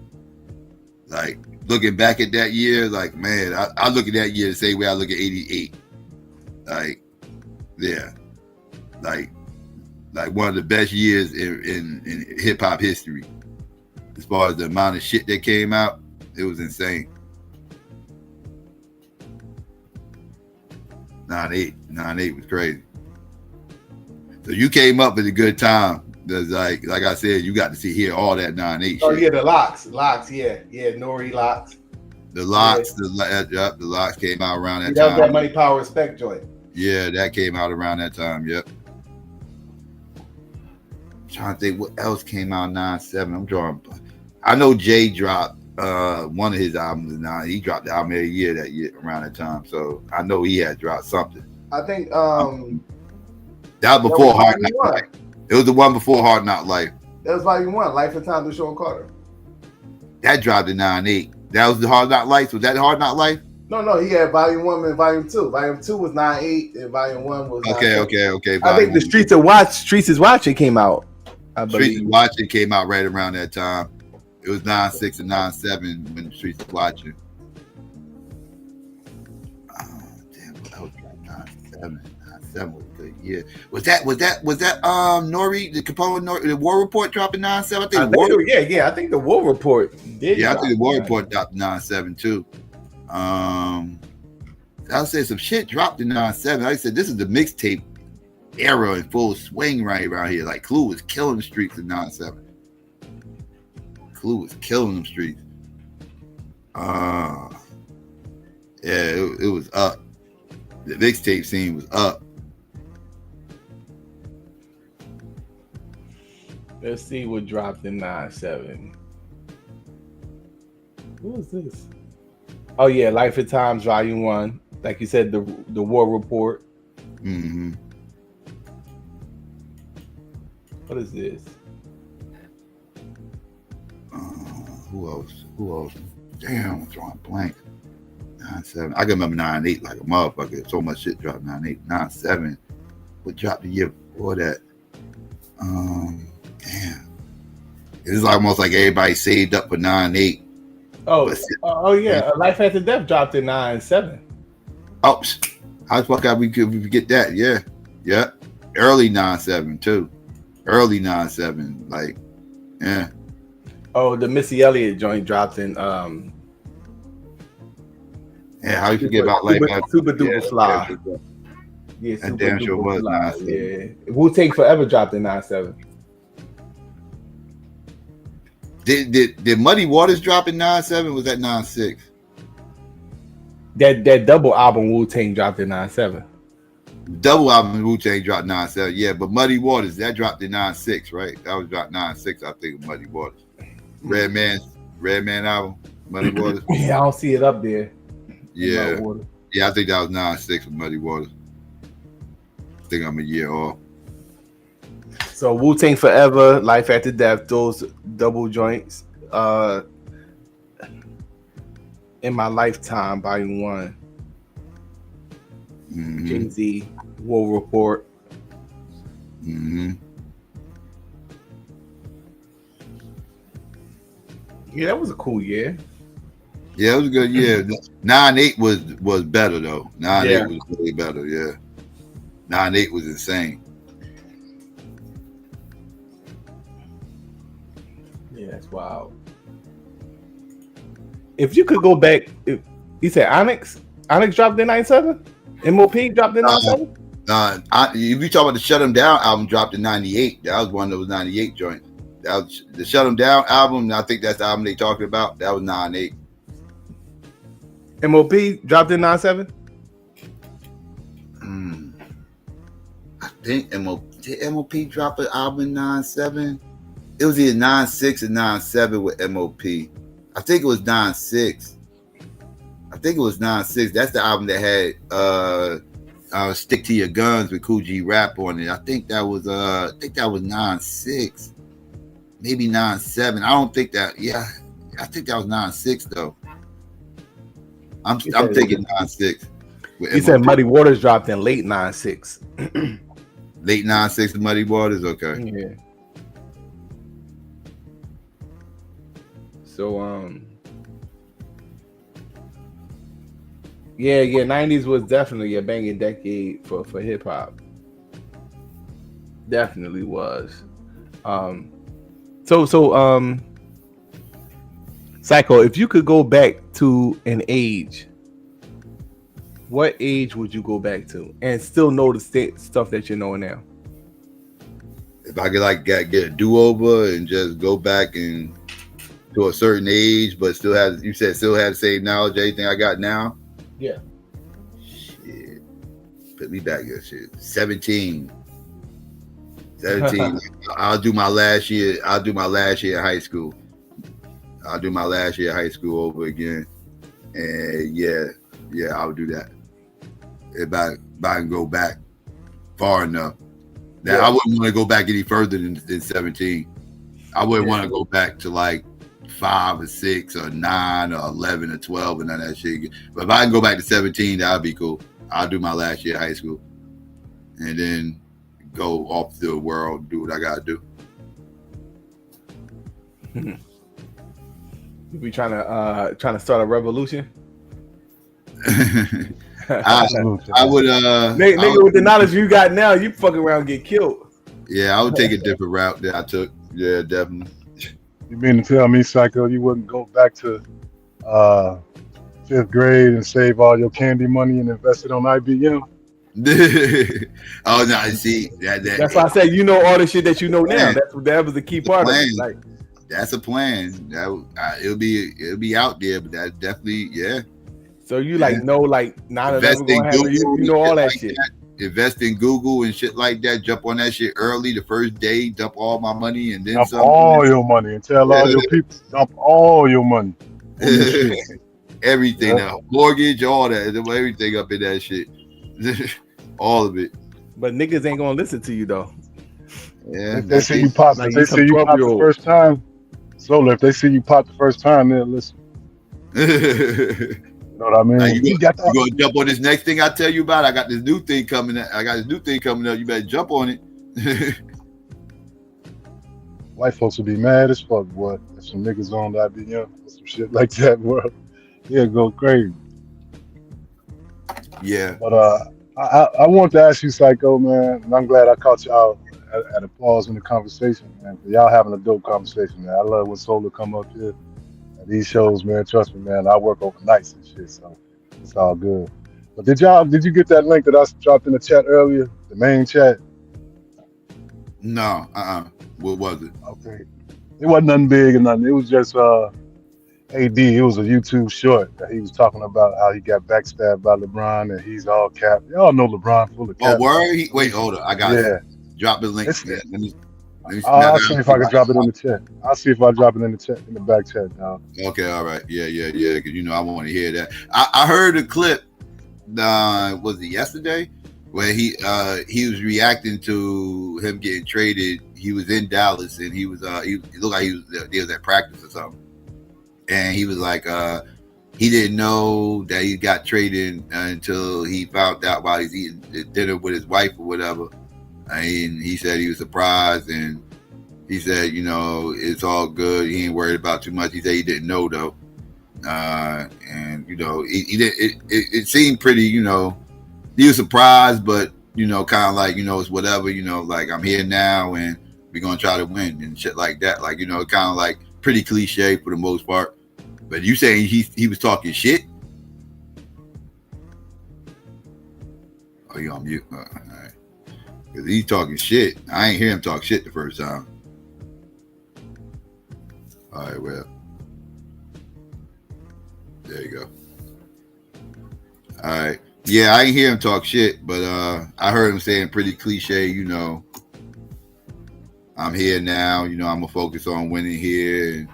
And, I had, shout out to, all the fans out in Los Angeles. I miss them, but, time to move on and all. So it wasn't, pretty cliche.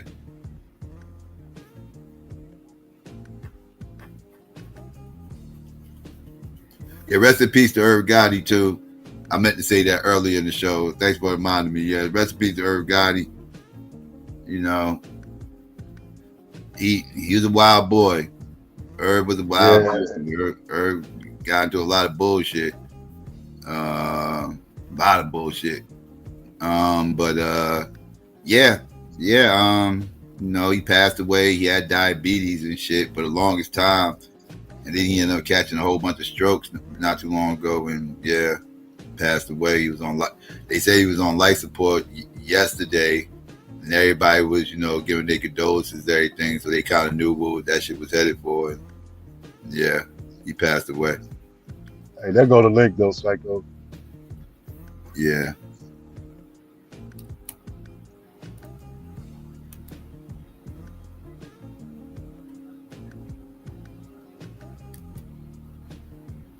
It ain't long at all. What's up, Solar, man, by the way? Let's see. I was just shocked as anyone, to be honest. I mean, LeBron told me he didn't know anything about it, but we all know that's cap. Everyone knows LeBron caps a lot. He has memes all over the internet about his lies. People know LeBron is the real GM of the Lakers. I was witnessing it firsthand behind the scenes. Every trade and signing has to go through him first. LeBron has a lot of power in that organization. So LeBron betrayed me just like he betrayed Diddy. I was just shocked as anyone, to be honest. I mean, LeBron told me capping about it, but we all know that's AI is getting dangerous. That's AI. That shit look real as hell. But yeah, that's AI. That shit is actually hilarious though. People want them two men to be so bad that they're gonna do that shit. That's crazy, man. Yeah, it's totally AI. It's hilarious though. But yeah, you can tell a bunch of ways. He's still talking while the jump scenes are going on. He ain't missing beats. Everything else, and somebody got to cook that shit moving. Up. Yeah, and the way his face is moving, I can kind of. I be messing around with AI, so I can kind of see the caps a lot and see certain things. But the way his face is he has moving, memes all over the internet about his lies. See how the jump scene was right there, but the speech didn't change. Yeah, like them people know LeBron is. And the other telltale sign is the name of the spot is called Dangerous AI. That's the name of the channel. So that's sign. But yeah, the real GM of the Lakers. I was Let witnessing. me ask you something else, Psycho, another subject, because I went down the rabbit hole earlier. You know me, man. I be watching a lot of nostalgic TV shit, like just to see what we was brainwashed with growing up and shit. And I was watching Who's the Boss earlier, right? I'm cool with Tony Montana. I don't see no really overt racism shit about him. Nonetheless, though, on that show, like they started like getting into black shit around season 3. Ray Charles showed up on there, Tommy Hitman Hearns, and shit like that, right? But so I noticed like the little white boy that's on there, and I noticed him from that movie Cujo. You remember Cujo? Yeah, I remember Cujo. Oh yeah, big ass Saint Bernard. Yeah, right. So that name of the name of that dog, it kind of triggered me a little bit because I know that's an African name. But so I started digging a little bit, and it was simple research, Wikipedia and all of that shit. So we all know that movie is a Stephen King novel, right? And so it got me to wondering, like, why did he choose that name for Saint Bernard that's on here terrorizing white people and shit like that? So I found out that he got that name because he felt some type of way about the Patty Hearst shit, getting radicalized by them. What was their name? It was Symbionese or some shit like that. It was a revolutionary group. You know what I mean? About the ones that kidnapped the chick and then right, that's on the record. Well, the record said that they kidnapped her, but she actually just started running around with them and just got radicalized by them. Yeah, she really didn't get kidnapped. Yeah, she really because I was like, that was crazy that they would like kidnap her, then convince her of their ideology. Like how that happened? Like, you know what I'm saying? That's crazy. It was all cap. She never got kidnapped. Man. So Stephen King was triggered by that situation, and the leader of that group, one of his pseudonyms is Cujo. So him naming that dog Cujo is like supposed to be, a radical black man terrorizing white people. And the protagonist of that movie was a white woman and and a young white boy. So I you know me, my mind, get to jumping to conclusions. They Obviously, be doing it's shit like that. You know what I'm saying? But They you know do what I'm shit like saying. that. So that movie's basically him symbolizing black men terrorizing the white community, and then the ones who's left unprotected is the white women and the white. And that's why I was going to ask you: have you guys heard anything or saw anything about Stephen King being overtly racist in some type of way? And XyayX is right. I know he was saying nothing overtly that I could think of. Not overtly, no, not that I could think of. Right. I know Now, he we was know saying, that. Yeah. I know he had an Go ahead. interview. He was saying that he couldn't sleep with the lights off. Okay. That was one of the things that stuck out to me. What he said, like, damn, like all that shit that you be writing is like, in your head now or whatever. He was like, yeah, he don't sleep with the lights out. Right. So we all know, right, that he's like the most prominent novelist, at least of our generation. You probably have to go back to Charles Dickens or somebody to find somebody as big as Stephen King was. All of his novels became movies and shit. So that kind of got me like fixated on a little project to kind of dig into some of his themes and why he came up with some of these concepts, because they was basically shoving them down our throat. Pause. You know what I'm saying? All while I was growing up. So I was just wondering if y'all noticed anything about Stephen King. Again, everybody knows his books. Nothing I could think, nothing that I know about as far as him being like overtly racist. Right. That's not to say he ain't racist. There's nothing that I could pinpoint like and say, yeah, he did X, Y, and Z or said something or whatever. Yeah, that's crazy though, because like if you look at all them shows in the 80s that we grew up on, they was also kumbaya and everything else, but like it was a subtle undertone in all them shows, man. Like, you know what I'm saying? Y'all is over there, we over here. But the theme of the show is secretly like to try to like to cause integration and shit. So it's kind of weird because that was a weird time. It was still some systemic shit. I mean, a lot of systemic shit going on. I ain't gonna say still, but you know what I'm saying? So, Reagan was in office, and I always talk about how they passed that communications bill at the time. So it was definitely a lot of social engineering going on.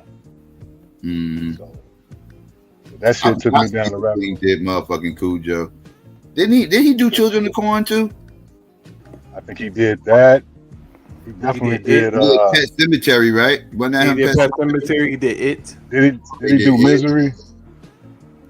Yeah, It was his TV project. Did he do Misery? I think he did that too. Did he do Misery? He did. Yeah, he did do Misery. Yeah. Silver Bullet. All his movies was on. I mean, all his novels damn near became movies and shit, bro. Yeah, that's what I said. They would go straight to the movie too. They wouldn't even be novels too long before they turned into movies. It was almost like he was writing movie scripts, and they would The Shining. Yeah, he did The Shining. One character. I don't think that was The Shining, though. The Shining was he was out there. What's his name? No, it was Stephen King. Was it? Yeah, Stephen King. Wasn't that well, he might have directed the other dude I'm talking about. Oh, wait. No, wait. Which provided the basis for The Shining. Oh, no. Well, no. The guy who did Eyes Wide Shut. Yeah, it was Stephen King. Yeah, that's right. Yeah, The Shining. Yeah, Stephen King. Yeah, he did Stephen King. Yeah, he did The Shining. Yeah, okay, so he wrote it.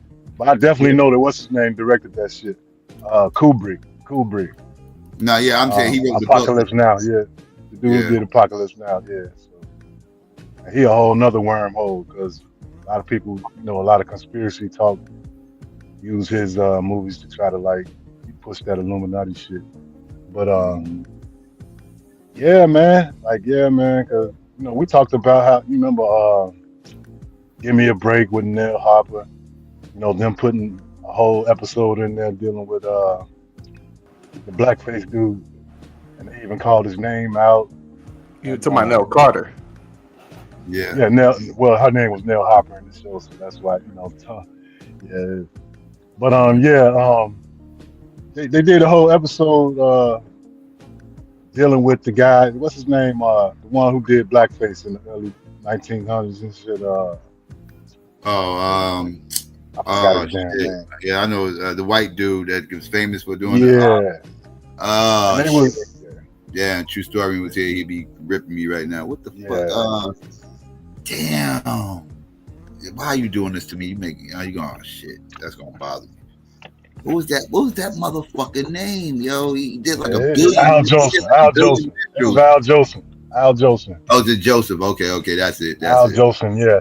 So like they named him by name, and they was having a family sing along and everything and shit. You know what I'm saying?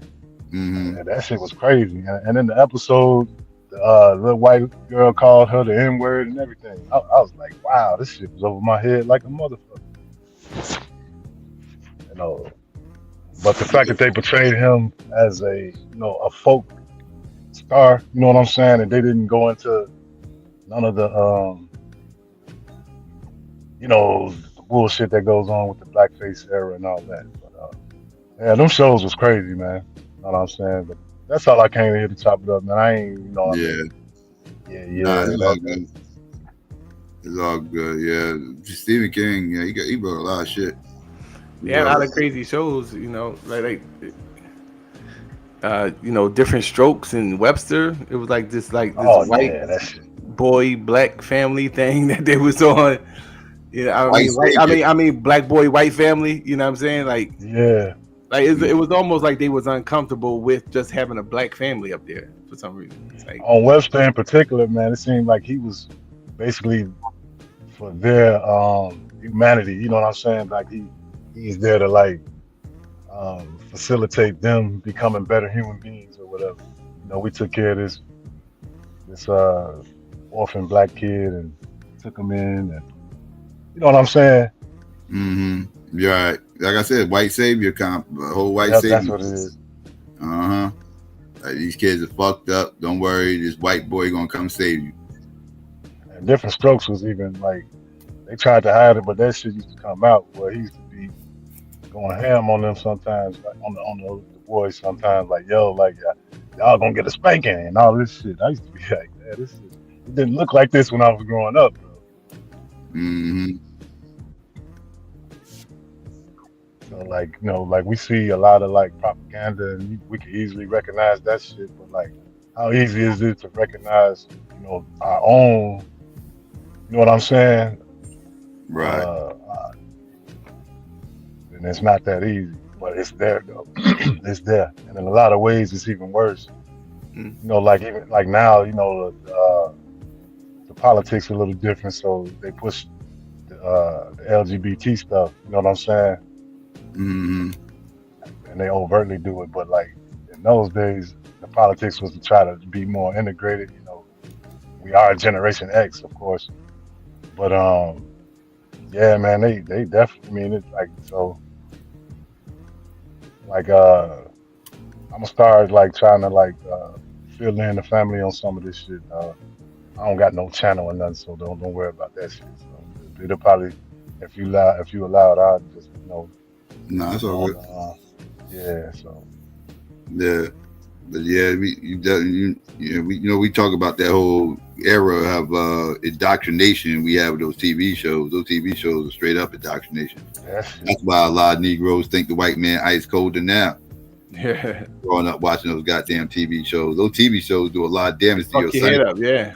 Definitely fuck your head up. Yeah, especially like growing up, you didn't I didn't have a father at home. I'm looking at fucking Different Strokes and so like, yo, where are the black men at? Pretty much, right. Like, a whole thing with that. This guy by the name of Coach Powell, he was like breaking down like I ain't see this thing in years. I ain't see this in years, maybe like 15 years. But he did like a presentation where he was breaking down like the beer commercials. And he was showing how like within the beer commercial, it was like an attack on black people. So he would break it down to the point where like, yeah, the ants represent black people. Going into the earth mean that they're having sex with, you know what I'm saying, a black woman. And it was just like a whole crazy breakdown that he had about 4 or 5 different beer commercials. That shit was crazy. Yeah, it was crazy. Yeah, and it should be so subtle. You know what I mean? They'll find something that you are passionate about or some. Yeah, I mean, especially like in those cartoons too, in the early 80s and stuff. Yeah. And you know, that's when they changed the policy. So now you're starting to see toys that are made, and then the cartoon is made to promote the toy. You know what I'm saying? So, like we not, you know what I'm saying? Like, now we growing up wanting to be He-Man and shit. You know, a Nordic barbarian with a big ass crimson tattoo, a crimson cross on his chest and shit. You know what I'm saying? Yeah. Shit crazy. Mm-hmm. I don't know, man. Like, what do you think too? Because I know you're a comic book head, Psycho. What do you think the symbolism is with the outfits that they wear, man? I always wondered about that. You know what I mean? I always thought that was a little sus. But you know, being a kid and shit. About in the movies or talking about in the movies or in the comics? I'm talking about in the comics. Foundationally, yeah, the comics, because that's where it started. But you see them always wearing them skin tight outfits and shit like that. Well, that started with Superman. 'Cause Superman is the first prototype of a superhero that we know about. That was what was that, 1938? But they modeled Superman. His costume was modeled behind old strongmen of like the 1800s and shit like that would go around and like the little carnivals and shit like that. The circus the circus and shit. Yeah, like they, you know, they and that's where the cape comes from too.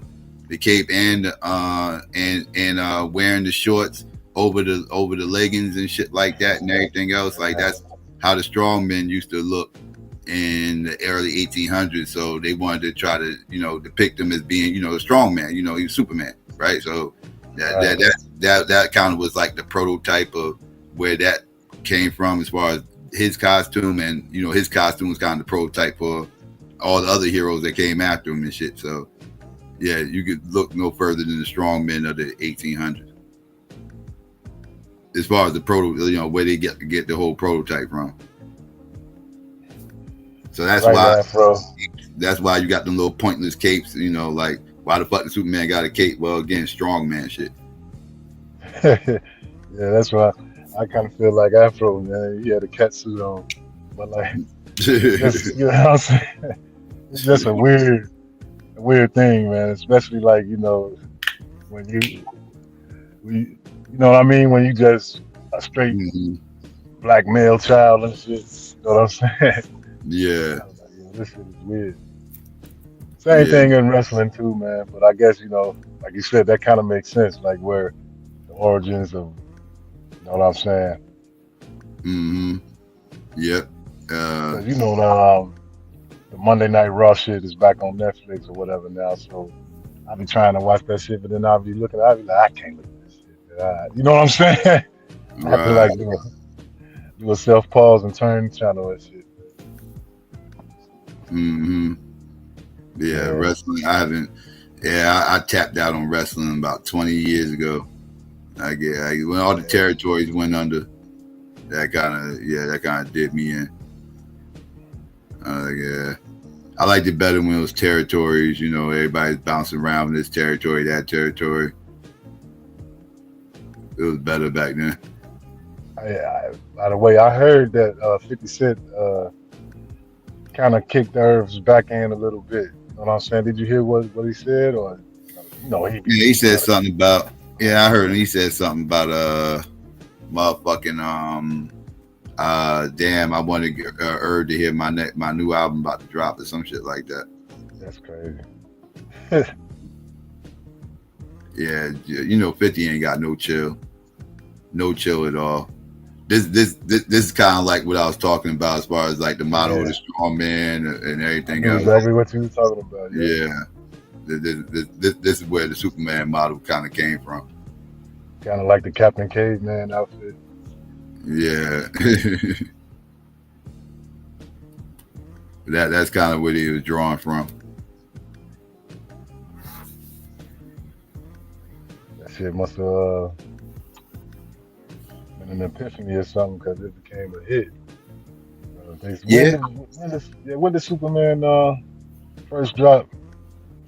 1938. 38.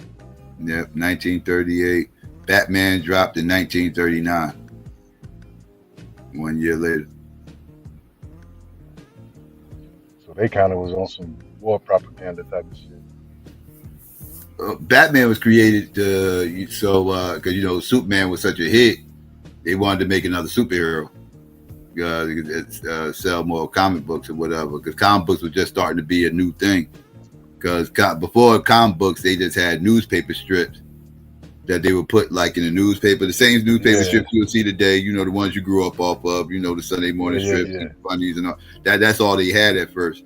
And then they started repackaging those old Sunday strips and making comic books out of them.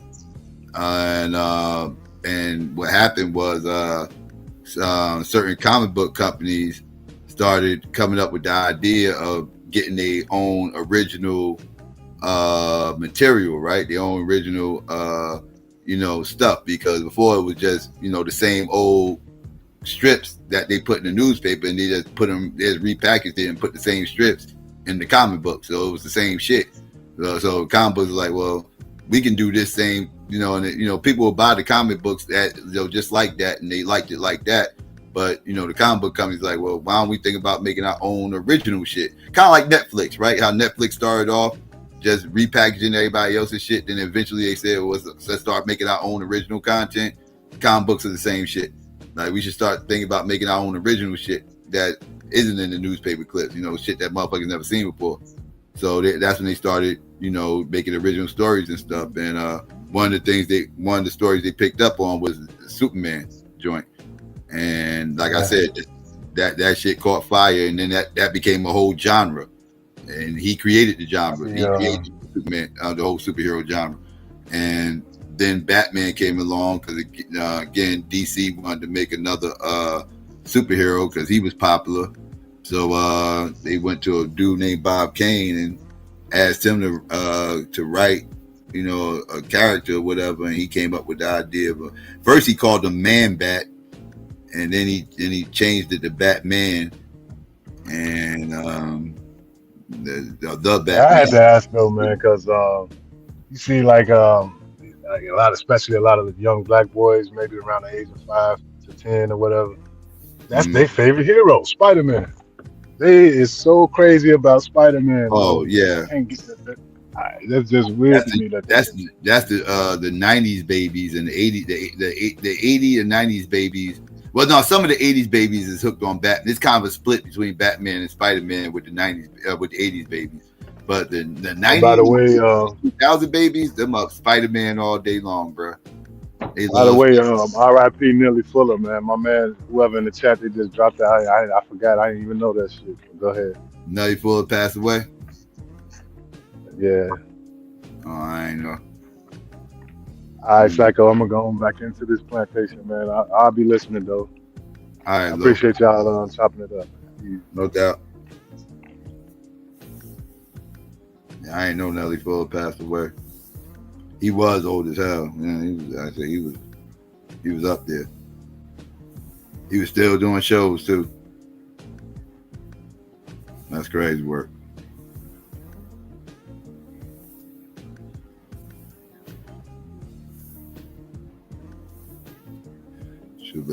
Superman was a wise white Anglo-Saxon Protestant. Now, Superman was actually centered around small hats. Superman's a small hat, believe it or not. Superman, a whole small hat. His creators were small hats.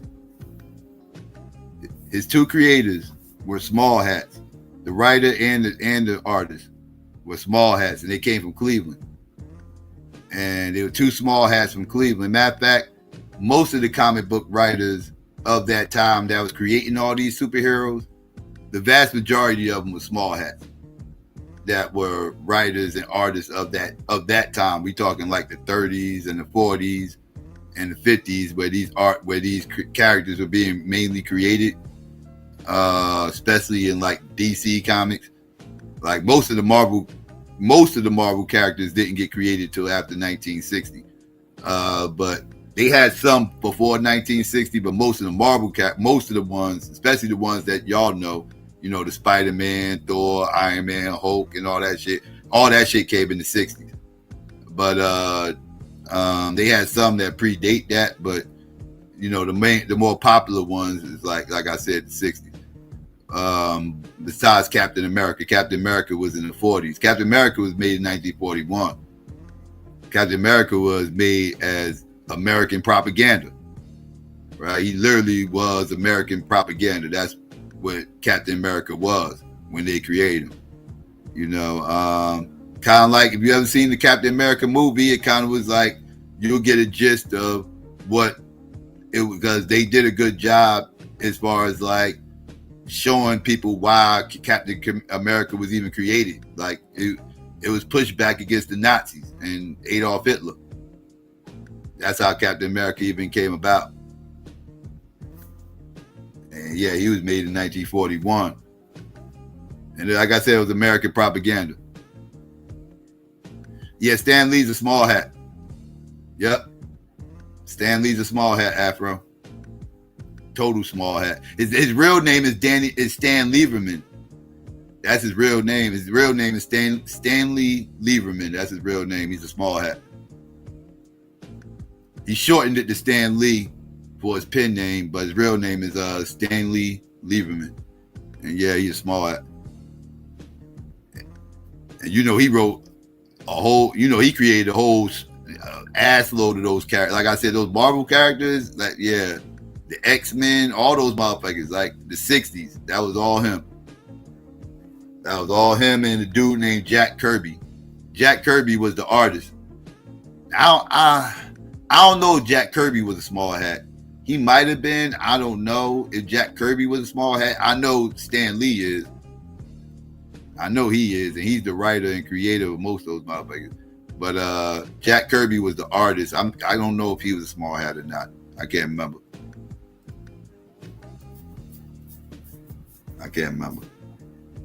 But yeah, most of those motherfuckers are small hats that created these heroes.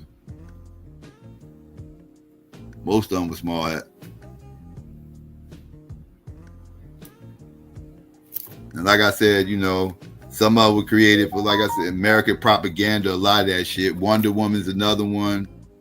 Wonder Woman's an interesting one, though. If you look at her origin story is crazy. Like, as far as like how she came about. The motherfucker that created the lie detector test, the same motherfucker that created the lie detector test created Wonder Woman, right? Same motherfucker. You look up the motherfucker that created the lie detector test, that's the same motherfucker that created Wonder Woman. He created Wonder Woman because he had a weird lifestyle, right? Like, the motherfucker, if I remember correctly, the motherfucker had about 2 wives, right? He had like 2 or 3 wives. They all lived together. Had a bunch of kids in the house, most of them girls. And so the motherfucker he was living a poly lifestyle, bunch of girls in the house, everything else. And he was pressuring a lot of the comic book companies about their lack of a female presence in the superhero genre, right? So one of the owners of DC Comics told him, if you think it's such a good idea, why don't you create the character yourself? And he took him up on the offer. So when he took him up on the offer, he went, and created, came up with the idea of Wonder Woman being an Amazonian woman, no men around, no men involved, her mother didn't even have sex to have her. She has she was created out of clay, just some wild ass shit. And then, also you had the whole magic lasso thing, right? The whole lasso of truth, right?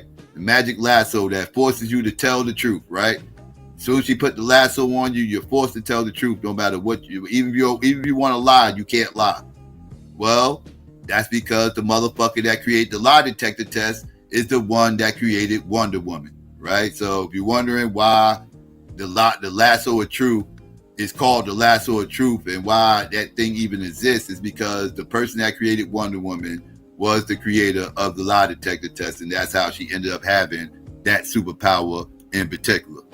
And it also was a thing in the early Wonder Woman sketches, the early Wonder Woman comics. This is not a thing no more, but back then it was. One of the ways that the men would be able to subdue Wonder Woman, because she was so stronger than the average man or whatever, one of the ways they used to have to subdue her was she had a weakness. If you had her in bondage, she couldn't get out, right? Like, so if you put her like in handcuffs behind her back, she couldn't get out of it because, you know, some kind of weird weakness about her being in bondage where it makes her weaker and she loses powers. So if you tie her up, put her in handcuffs or anything like that, she's weak and she can't break out because she's tied up and she's in bondage. And that comes from this dude's weird lifestyle, because again, he was into some weird thing. He had a poly lifestyle. He said his sex life was weird, right? Like he was into orgies and stuff, like he was into that BDSM type stuff and everything else, and he incorporated that into the character when he first made her. But they eventually took that out though, because people were complaining about that shit. But yeah, but originally that's how he wrote them. Originally. My bad. What's good, Afro? How you? Peace to you, Psycho. What's the word? Interesting breakdown, bro. You know, I was about to say that, but you was on it. Some weird sexual undertones with the bondage and all of that. You know, the brother Lou just made me think about something too. I've been studying this USAID. They had a program where they spent millions of dollars to put Sesame Street in Iran. You know, interestingly enough, you know, the brother Lou was hitting on, you know, the propagandization of different communities, you know. What you think their strategy would be going through so much to implement Sesame Street in Iran through USAID? You know, interesting stuff, man. You know that those people spent a lot of money, millions of dollars, to try to propagandize Iranians. You know, American culture, things of that nature. Yes. What made me study Stan Lee, though, I ain't gonna lie, though, it was Black Panther. You know, because I had found out he was one of the writers on the original comic book. Yes. And they were him and the other guy, they were Kabbalists. Jack Kirby. Yeah. Yeah, same dude I was just talking about. Yeah, Jack Kirby. Yeah. They was Kabbalists. Yeah. Yeah, they was piggybacking off the whole Black Power movement and everything else. You know, they figured, there's a lane there for a black hero or whatever. And it wasn't no black heroes out. You know, he was the first black hero to have a comic book. And so, you know, it wasn't no black heroes around, so they decided to make them. And they say they didn't. And I tend to like it. He was created before the Black Panther Party in Oakland, so he didn't jack them. Now there was a Black Panther Party before the one in Oakland, out in I think it was Mississippi. They came out like some years before that. Now they could have maybe got the idea from them, maybe, but I don't know. I know Black Panther is a real animal, so it's not a stretch for them to come up with an idea for a character and come up with Black Panther, like, especially the way they was naming characters back then. And so they could have came up with it on their own. Maybe they got it from the Mississippi dude. They definitely didn't get it from Huey and them. Right. Yeah. I didn't know about the brothers in Mississippi. I gotta look that up, their history. Yeah, they formed earlier. That wasn't the first Black Panther organization, I should say, because they wasn't the Black Panther Party of Self-Defense, but they was an organization called Black Panthers, and they was out in Mississippi. Yeah, because I think many people knew that the panther as an animal was basically real secluded, you know, it wouldn't really bother you unless you mess with, you know, the animal. So it was basically supposed to be a peaceful animal, the Black Panther, unless you came in the territory. A Black Panther is actually like a loose term because like a bunch of animals could be a Black Panther, right? Like it could be a cougar, a jaguar, or a leopard, right? These are what was usually referenced as a Black Panther. So you can have a Black Panther in South America as a jaguar that lost his melanin, the lack of melanin or whatever, actually too much melanin actually. It's a melanin condition, right? They get too much melanin and they turn so dark that they look black. But if you actually look real close at a Black Panther, you'll see like the spots and stuff like that he's supposed to have. And that's why it's them certain cats that can turn into Black Panthers with the jaguar and leopards, because they know these are spotted cats, right? So and these the stuff that the melanin that usually creates the spots, they got too much of it, so it comes off like they actually black and everything else. So that's what makes it. That's what gives them the black look. So yeah, so that's how you can have a Black Panther in Africa and have a Black Panther in America, because one is a jaguar, one's a leopard. Yeah, I think Panthro is just the overall classification for the big cat, right? Well, Panthera, yes, yeah, Panther, yes, right, yes, absolutely, yeah. You looked at that USAID. It's interesting with this USAID stuff because a lot of the stuff is coming out about the programs that they was funding. It wasn't going where it was intended. Well, people assume when they hear USAID, they assume that it's dealing with some type of US aid, but it's not really about aid. It's more about I would say a clandestine organization, from what we see coming out in the news now, as far as what they were funding and things of that nature. It seemed like a CIA front, in my opinion. What do you think about Trump taking over the Gaza Strip? Taking over the Gaza Strip, yeah, it's going to be interesting, man. It's going to be interesting. I don't think he's going to be able to do that. Them Arab countries, they're not going to go for that. I don't think so. But we'll see. Well, he's a deal maker, so we'll see what type of backdoor deal he could try to make that happen. But I think they're going to have hell trying to do that. He talking about get down and lay down. He talking some other shit. Mm-hmm. He literally talking about some get down and lay down. Like we coming and y'all just gonna have to either get. Mm-hmm. That's just what it is. Like I ain't even got no say in this shit. It's gonna be interesting, bro. All these. Yeah, I'll tell you, man. WW3, man. I've been predicting this for years. Like I see the setup. I see the setup, man. People, I'm telling you, people are getting on sides. Yeah. I see it. I see it happening. People talking about taking over all these areas, and Donald Trump, we need to control this area. We need control of that. Think about it. Since he's been in office, and he's been in office less than a month, the motherfucker already talking about taking control of Greenland. The motherfuckers talking about taking control of the canal.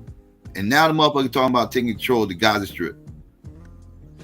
Look at the locations. I mean, you literally got Central America, all the way to tippity top of North America. Furthest east you can go, North America. Furthest north and east you can go, North America. You want to take that shit over. You want to take over the fucking canal down in Central America. And now you're talking about taking over the Gaza Strip out in the Middle East.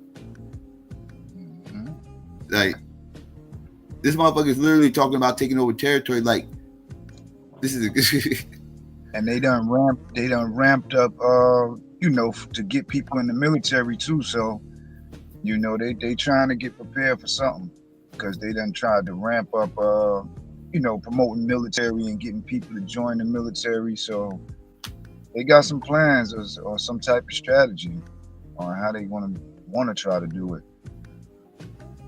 But Gaza is a big one because it got Russia over there, China got interest over there, so it's not going to just be a walk in the park because a lot of people got is active, you know, overtly and covertly, and I don't think Russia just going to, you know, roll with that. Well, that's a lot of the Arab, a lot of them Arabs is some of them is dependent on Russia for certain intelligence and things like that, and I don't think Russia going to be too comfortable with that. So it's going to be more Cold War activity. Yeah, I think it's going to be more than just a Cold War. You're right. It's going to be hot, but yeah. I think before Donald Trump's 4 years is over, I predict before the midterms, we gonna be at war. I think. I just believe. I believe that, especially the way he's moving right now. Yeah. Tariffs and all of that, and it's just not sweet when you're talking about Russia and China and America and England or France on one side, you know, because everybody got, you know, major weapons and stuff. You know, all they're gonna do is tear up the planet, and kill a bunch of innocent people that ain't got nothing to do with it.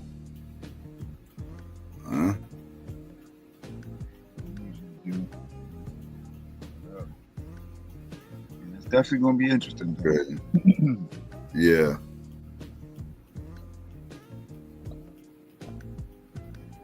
Listen, we'll see. Let's see. I think he's crazy trying to take this shit over. I think that he's definitely asking for trouble. Yeah, Trump trying to go down in history. No matter what it is, you know, he trying to make sure he got his name. And what's the best way to do that? As a president, what's the best way to do that? Submit your name in history. Well, war is one. War is a big one. Yep. War is a big one. You know? War, submit your name in history. As he stood up for the heterosexual white male. That's his thing, you know. That's why I look at like the default benefits, like the default benefit of him rolling back LGBT. He saved the white race from these evil Palestinians. Evil Palestinians, yeah, right. Yeah, he want to roll back that LGBTQ. I could appreciate that. I think that's a default benefit. You know? Oh yeah.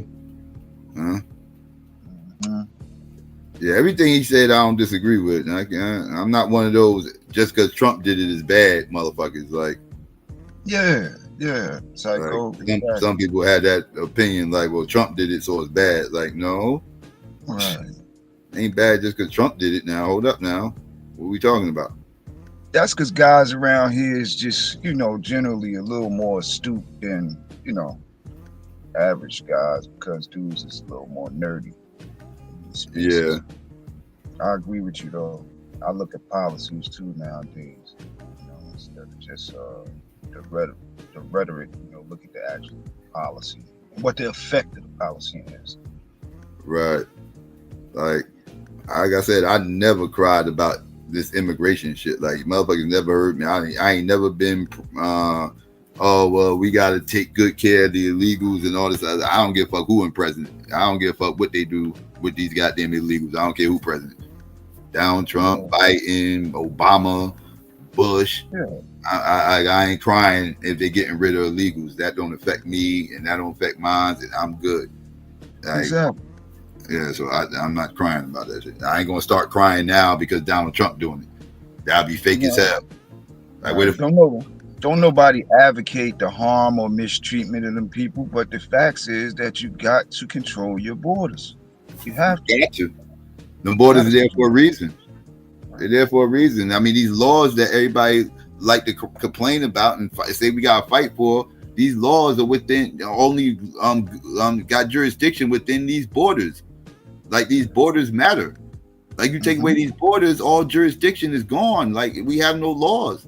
Like, we can't just have these open borders, no borders, no, absolutely not. You gotta respect borders, dog. Yeah, that's just, it is what it is. Like, if you don't respect borders, you don't have a country. It's ridiculous to think otherwise. Like, all countries gotta have borders, and they all gotta respect these borders. All countries. That's not just an America thing. And not just a white thing. You know, black countries are the same thing. Black countries gotta respect borders. They got borders. They gotta respect them. Facts. Peace to the gods and the earth. What's going on? Molly, what's good? Shit, what's going on, y'all? Just chilling. Y'all over here talking about immigration. Yeah, well, you know, just protecting borders. Yeah, you gotta protect borders everywhere, like that all over the world. This stuff that's going on is true. Like, you know, it's happening everywhere. What's this country? In Spain, they got a situation going like that where they had built a wall, not a wall, but a gate. It's actually a movie about it on Netflix about Africans from trying to sneak into the Europe through Spain, trying to get into Spain and shit. You know what I'm saying? In the beginning of the movie, you know, you see the Africans like climbing up the wall, the gate, trying to get over into Spain, and the border patrol is trying to prevent them from getting in. I think they killed the person by mistake, the African. They had knocked him down or whatever. They was trying to climb up the gate. And he died, fell down and died. The gate was mad high. So that should be going on. This immigration shit is not only in the United States. It's like that in Trinidad. You got Venezuelans. Before they was doing that over here in America, yeah, you can go on YouTube right now and type in Venezuelans trying to sneak into trying to get into Trinidad. You're gonna see videos, bro, of like the cars waiting by the water, and it's like 10 cars, like mad cars waiting. And as soon as all of the Venezuelans get out the water from the boat, they just jump inside of the cars, and where it's already people out there ready to pick them up. Yeah, and they just pull off. Yeah, it's like that. Yo, it's mad Venezuelans in Trinidad, like. And it's mad. My cousins is Venezuelans and shit like that. You know what I'm saying? Well, only got one. The other cousin he was born in Trinidad, but his brother was born in Venezuela. You know what I'm saying? So there's a lot of my moms used to live in Venezuela. As a matter of fact, I was supposed to be born in Venezuela if my moms didn't leave the country. That's where I was going to be born at. Yeah, that's why I was going to be born in Venezuela. How you said that is Venezuela and Trinidad? Yeah, Venezuela is closer to Trinidad. You know, so it's Trinidad and Tobago, right? Venezuela is closer to Trinidad, and Trinidad is closer than to Tobago. Venezuela is where you could stand up in the water, like not the water. You could stand up in certain places, and you could literally see Venezuela from Trinidad. Right.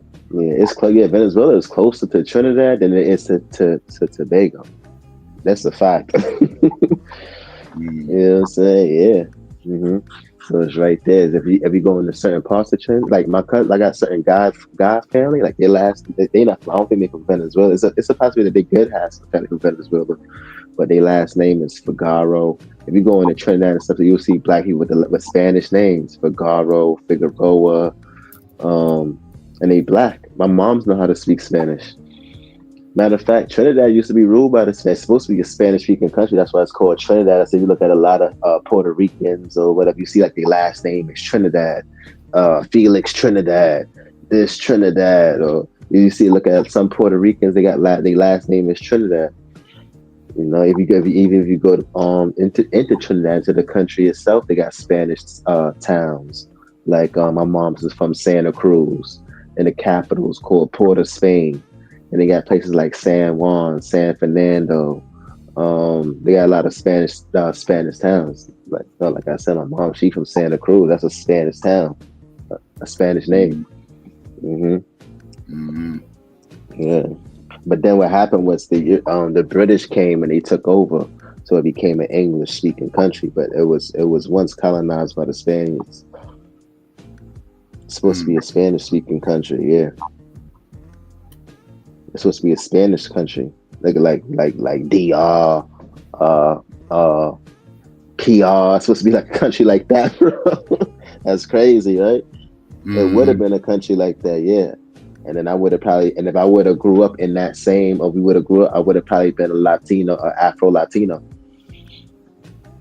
You know what? This shit reminded me of this is an old skit.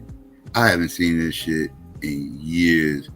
But all this shit is reminding me of this. I don't know if y'all ever saw this before, but this shit. Yeah, but fucking Spix. My son Josh here didn't get a summer job this year. So it's up to me to teach him about business and about commerce. What's up, amigo? Oh, wait, how are you? This part. English. Otherwise, I don't know how to communicate with him. This is gonna be fun. Hey, how you guys doing? You looking for workers? Yes, we are. How much? I am. About $60 for the day. Okay. Is that good? I need you guys to build. Yeah. Okay. Good job. I need help to build a deck. Okay, está bien. Does that work?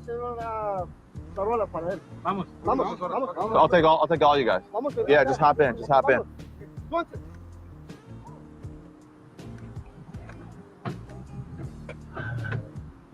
Oh no. Oh no, not in the front. I washed the cab. I need you guys to get in the back. Yeah, you can't. Yeah. Okay,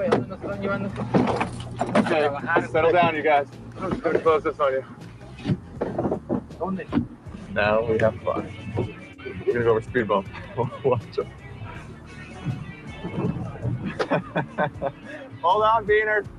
Sorry about that. I didn't see it. I didn't see the bump. Oh, there's another one. I'm sorry. The great thing about Beaners is they are always willing to work. Always. That's what they're good at. They're good at working and having babies. They think they're coming over to my house to fix my deck. What they don't know is that we're not going to my house. We're going somewhere else. I'm not going to ruin the surprise, but we'll be there in a minute. Sorry. You guys okay? ¿Estás perdido, güey? ¿Vas a comprar comida? Okay, yeah. I don't know what the fuck you just said. Macarena, something like that. I don't know. So we're almost there. You get ready for this.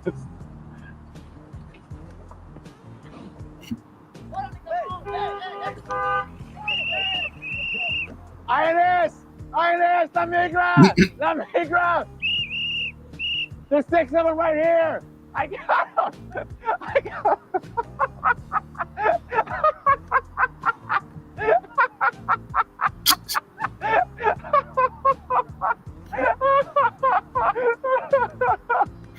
That's so much fun.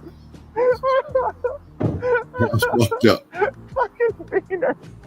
They scattered. That's what I do every couple weeks, just to get rid of, thin out the herd a little bit, make sure they don't overpopulate. Hey, Beaner. Hey, you had a good time there, huh? Hey, settle down. All right, Viva's a pop.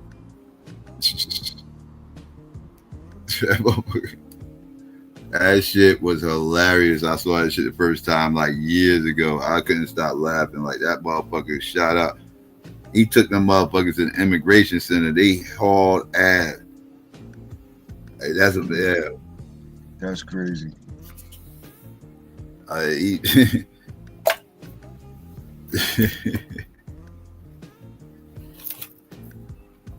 That was money he let go away though, man. He fucking up. That was money. Yeah, he definitely. That's a funny ass skit right there.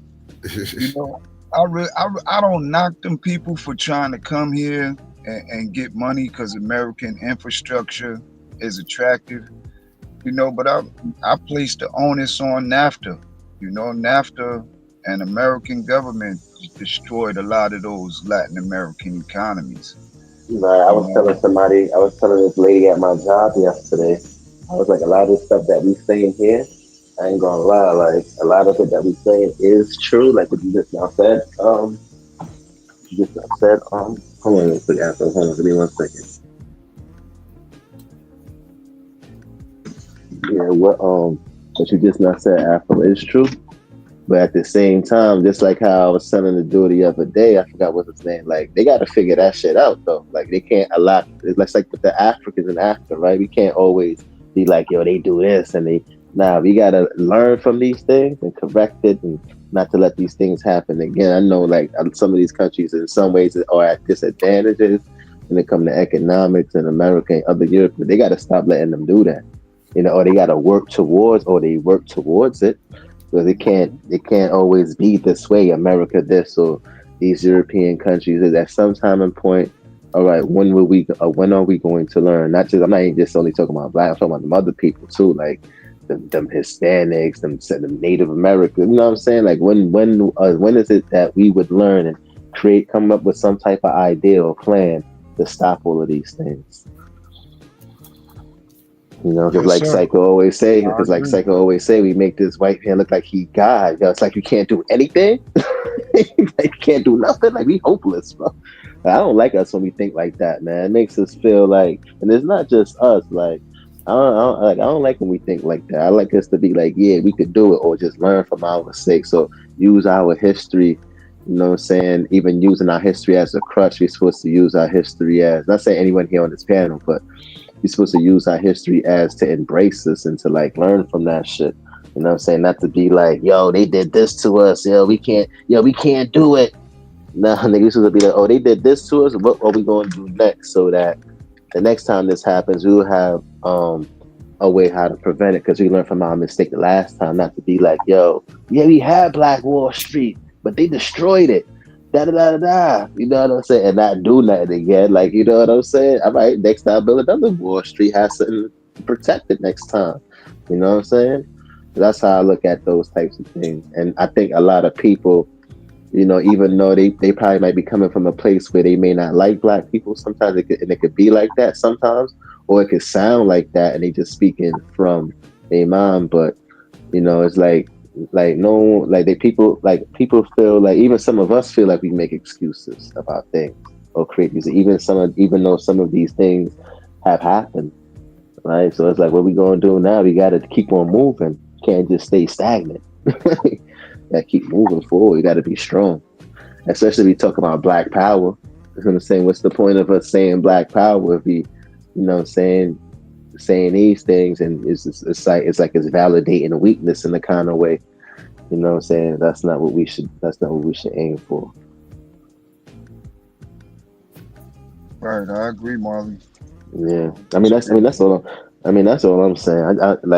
I try to say it in a way where us as black people don't get offended, because I know it's natural for people to defend themselves, especially when we feel vulnerable and we want people to understand our situation. So sometimes we may take it like, oh, like, these niggas don't like, and sometimes it do be like that. Niggas don't give a fuck. That's why I be telling niggas that shit too. Like a lot of these other cultures, they don't give a fuck. Like some other cultures don't even know in detail about our history as slaves. In detail, they only know that we were slaves. You know how many people were slaves all over the world, different groups of people. So some other groups of people probably be looking at it, even though we may want to make the argument our shit was worse, based off of narratives and that we follow, and it is in the top 4 in world history. You know what I'm saying, as far as atrocities, but other countries probably be looking, other places be looking like, but we were slaves too, not even knowing in detail about any history about slavery. So some people may look at it like, oh well, if we could get through it, they could get through it too, not even knowing the details. So there's a lot of people who was ignorant to certain things that would make certain statements, you know what I'm saying, about black people or African Americans. So the world don't care. That's why sometimes when I hear some of the people come on here and they talk about let them migrants go back, and they ain't, I be like, I just be listening. I just be like, that's what niggas would probably do to us if we, you know what I'm saying? If it was us, if it was black people, niggas would probably do the same shit and wouldn't even bat an eye.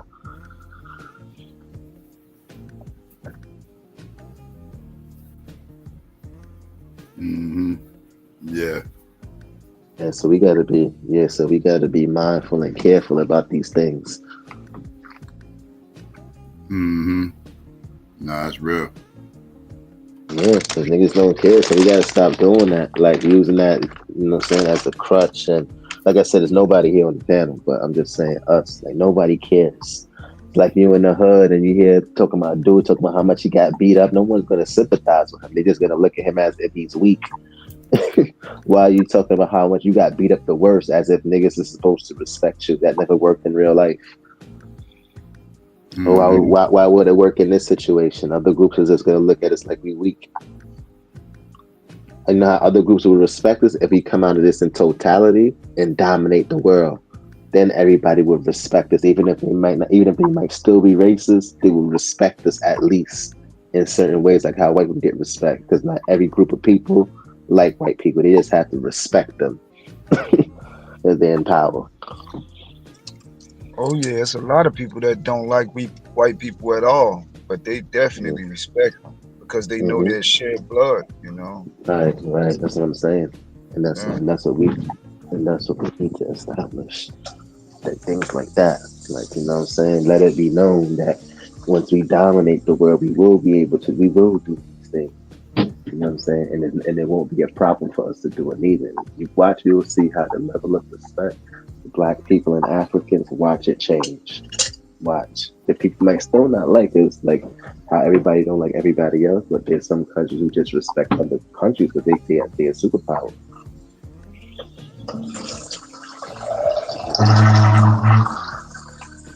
You know, so yeah, that's it.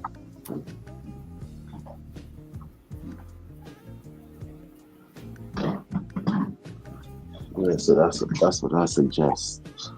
You know, I mean that's my outlook on it. Yeah, we can't do that no more.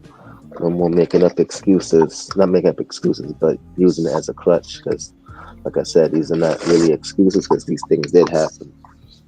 But like I said, people don't know about our history in detail, so they make judgments about us. So we can't expect people to sympathize with us.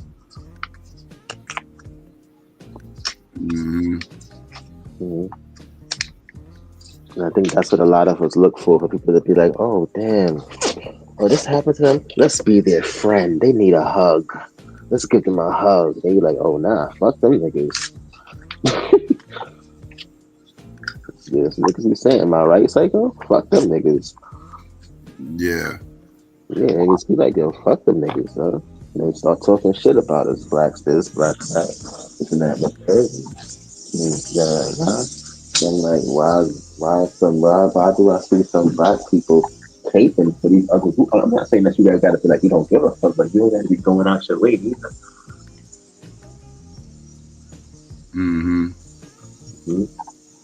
You need to be going out your way with your own people like that. Yeah. This is bugging, son. I'm telling you, Psycho. Yeah, that shit is crazy. Hey, but we so much like everybody else. We so much like everybody else. We fail to be liking our own selves and praising our own selves. I think black folks need their own major network. You know, we don't have like no major outlets far as media where we can control the narrative, you know, as far as large scale. You know, it's good that we got these platforms like this, you know, where brothers can discuss things. But as far as transmitting, you know, overall ideas to our people, because with what's going on in Africa, I think Black America needs to position ourselves to be able to take advantage of the progress. And we gotta help it, and we gotta help each other too. It's like, and I respect, like GQ said not a few years ago, like a few months ago, back then, GQ was like, you know, there's a lot of these black dominant countries, because America's not black dominant, and especially, you know, like Jamaica or African countries where they develop their country and infrastructure. Like, everybody can't just rely on the people in America and the African diaspora to do everything. You know what I'm saying? They would have developed their country. At least Black Americans would have a place to go where it's like a nation. They could be like, yo, I could go over to this country and work over there and live a beautiful life, and not have to live in America. And it's predominantly black people, just like that. So black people all over the world at least can have a place to go and live. Yeah. Who cares if people think that we coming in to invade and fuck that. Gotta make some room, though. This is our land too.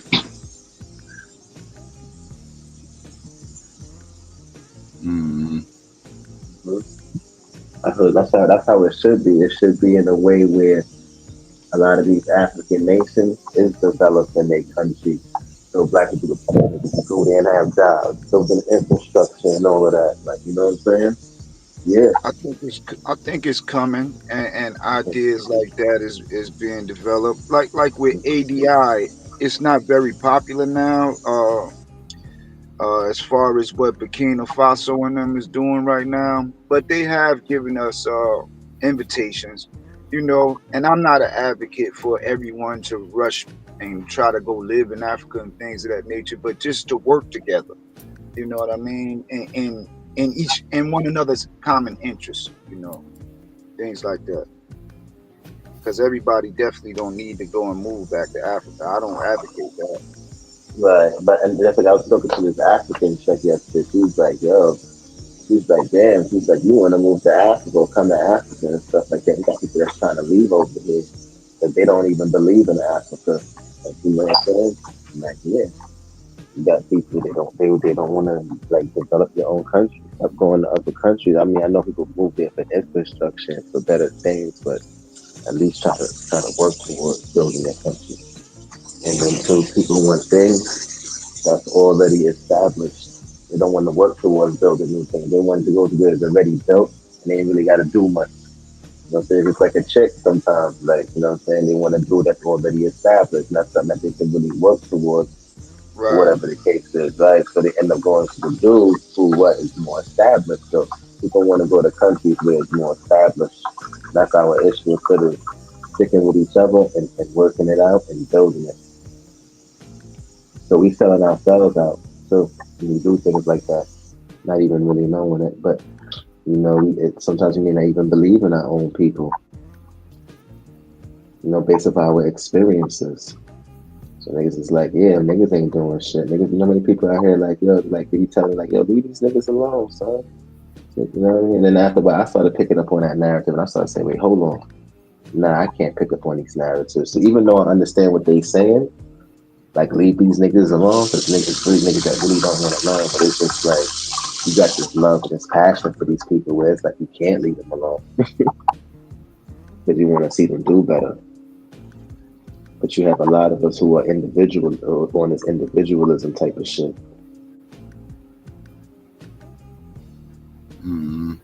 Yeah.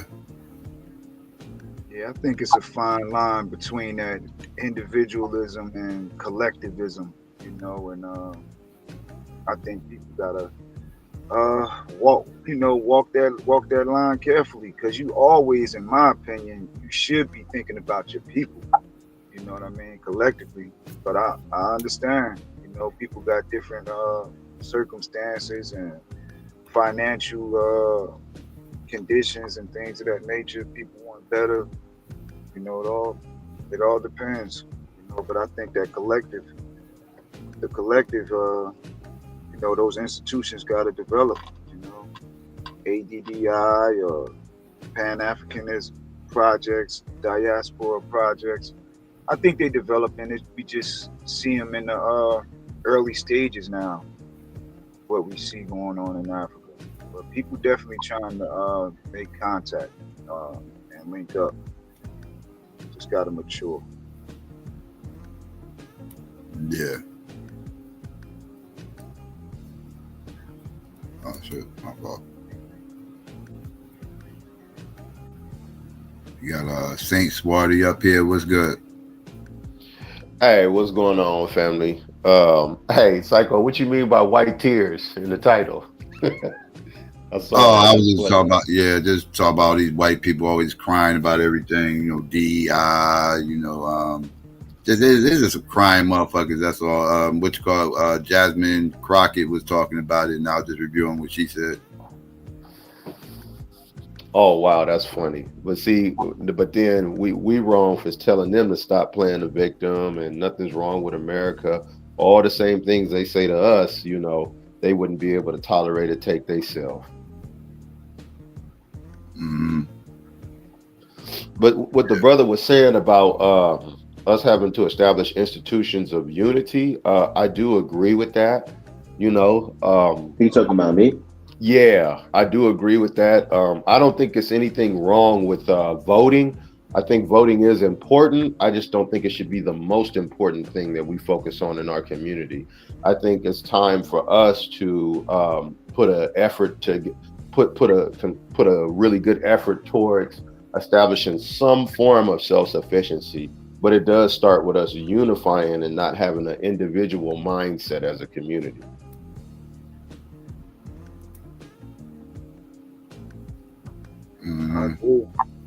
I agree with that.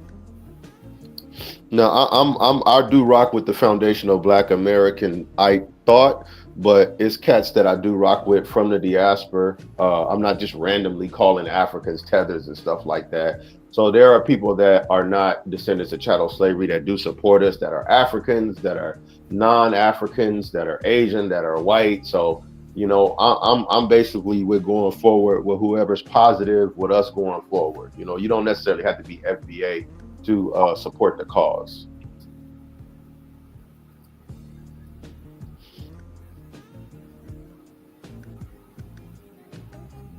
Yeah, I can dig that. I feel you. So we definitely need to, especially the Black people in even the Black Americans and Africans, at least the Black Caribbeans and Black Americans should be able to, you know, come together because we, you know, have, you know, the same situation. It's a lot of indoctrination that has taken place with Black Americans true. and Caribbeans. Because I could tell you, I went to a Caribbean food spot the other day where I'm at in Minnesota. They got one at Mall of America. And because of some of the unpleasant experiences I've had with some Caribbeans as a Black American, it was surprising. It was shocking to me that the lady was very respectful. She was very hospitable. She didn't have a bad vibration towards me like I've experienced with some Jamaicans or some people from the Caribbean, right? So I had to kind of check myself and say, you know what, Swarthy, don't assume that every Caribbean or African got a problem with you because you are foundational Black American. Stop assuming that. Yeah, but Swarthy, that's how Jamaicans is in the restaurants though too, because everybody complain about that. People in the Caribbean, like we make jokes about that. Like Jamaicans be mad hostile, and some of them be like, some of them like. I remember one time I went to this Trinidadian restaurant. Lady was mad rude. Like, so sometimes that's how like, yeah, but it's not like they doing that to you because you American though, right? That's how they is. Like we make jokes about that, and sometimes I even ask Black Americans. I be like, yo, I know there's a lot of Jamaicans on the Caribbean in America and Haitians. So I remember one day I was talking to some of my Grenadian people, and you know they was beefing with this landlord that's Jamaican, and they was beefing with them. And we was like, yo, Jamaicans be thinking like they run everything like in the Caribbean. So it's not just like a Black American thing with like Jamaicans and stuff. I know y'all encounter them much more than people might be from like Trinidad, St. Vincent, Guyana. Like you have more of that here in New York, but like around the rest of America, it's mostly Jamaicans and Haitians that Black Americans are going to run into, where they're going to encounter that type of attitude. And even when Jamaicans talk, they have like this aggressive manner, and they could be having a regular conversation. You know what I'm saying? Yeah, but Jamaica, that's not only just a Black American thing. That's in the Caribbean too. Like not all Caribbean countries is together. Like how people think, or like how people may think like Africa is. Like Africans don't like us, or not all African countries is together.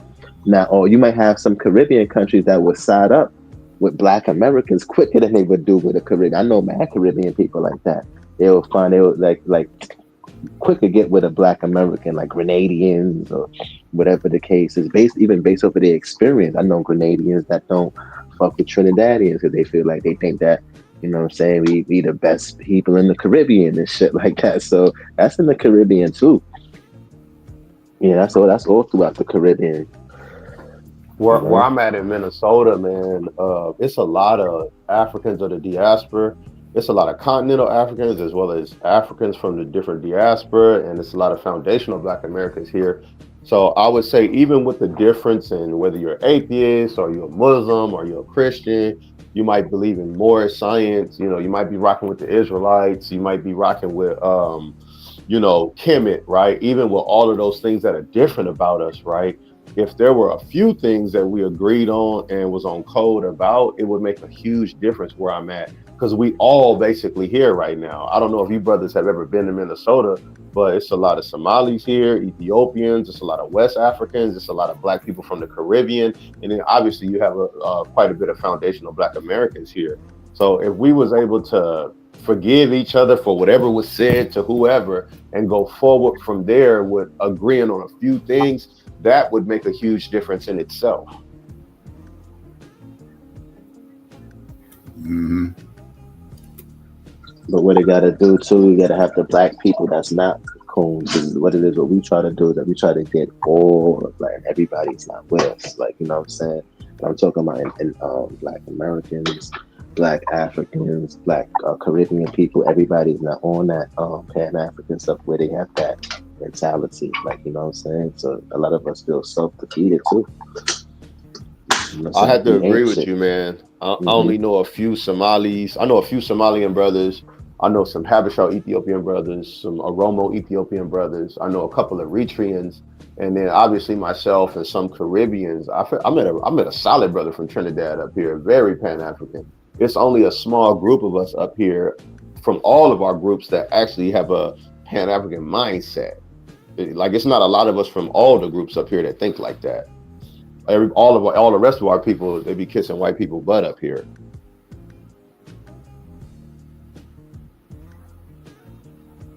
Yeah, I think communication is the key to it, in my opinion. Because I'm in Jersey, but I communicate with people, just like, kind of like here, but like on the ground with the different brothers that I come in contact.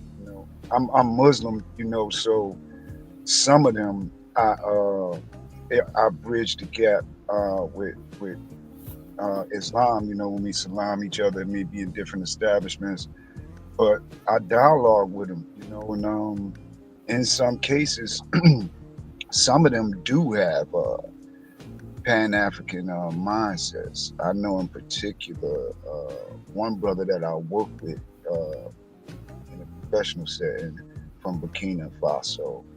He had a very Pan-African mindset. I haven't seen him in a while, though. I think he got switched to a different spot. But and another brother that I communicate with regularly from Burkina, he has a very Pan-African mindset. They're very interested in connecting with Africans. And as far as FBA is concerned, I think FBA is a desire for nationalism, but it is it's not attached to land as far as collective ownership.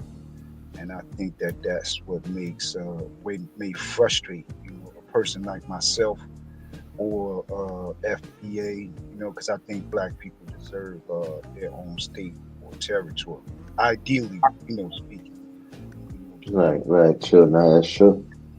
I agree with that too. That's why I asked you the other day. I was like, yo, if America was to give, or America and Europe was to give Black people in the Caribbean and Black Americans reparations and give them their own country to where they could go there and they'll pay for the education, the infrastructure and all that and develop the country. And then they'd be like, we'll give y'all independence and leave.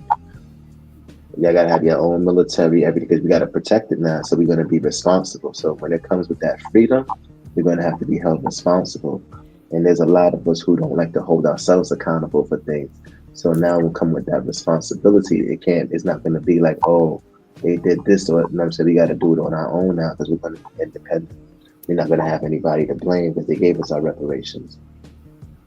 And I think a lot of people, Black people, are subconsciously afraid of that scenario. Because a lot of us is dependent on white supremacy in the system because we've been so dependent on it for so long.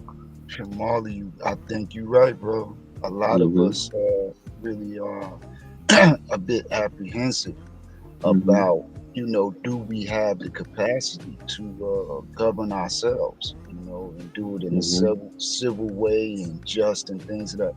I think we can. We definitely have the qualifications, but Interesting, though. Yeah. Yeah, definitely. Yeah, because we don't. A lot of us don't really want to be held accountable. Right? So when it comes to we have our own country, we're gonna have to be held accountable. Because if you listen to a lot of talking points, it's all based off of well, what this politician going to do for us, what they going to do, and da da da da da. And it's always like that. So there's a lot of our talking points. So subconsciously, we do depend on white supremacy. So give us that autonomy. Yeah, give us that autonomy, and you will see how. Because now we're going to have to held responsible. We can't blame nobody. They gave us the reparations. They gave us our country. Now we got to defend it now, and they gave us the land and everything, and they leave us. We won't have nobody to point to or anything like that. We're going to have to do things on our own. That's going to require uncomfortable fundamental changes in Black culture. It's going to require some courage and some uncomfortable fundamental changes in the way we do things. It is. It does require uncomfortability. Yeah. So it is what it is, man. So a lot of us don't want to be held accountable because with that freedom and that independence, we're going to have to hold ourselves accountable. Who we going to blame now? It's just us in the country. Who we going to point to? Because it's going to be us. We used to pointing. You know what I'm saying? We used to being like, yeah. That's the narrative. That's the relationship between us and them. And it would take like a radical change in habits to develop a new culture. Like as far as that's a mic dropping statement right there, brother. You dropped the mic with that one. No, you did. But you just I said Asiatic is true. We would have to make cultural changes for real. And a lot of us we like to hold on to our ways and associate it with Black. And it's like negative. For us to get healthy, we would have to cut out a lot of the media. Like people, it would be a hard time just trying to get our people to stop watching certain television programs and stuff.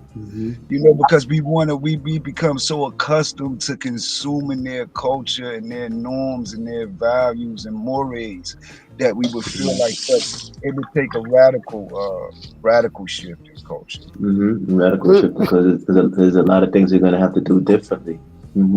Could you imagine all of my cousins that's waiting on the Super Bowl? Could you imagine for me to tell them, look, y'all, I don't watch sports no more because it's a state of emergency for our people. So me and my kids going over the periodic table of elements on Super Bowl Sunday. Could you imagine the way they would look at me just saying that?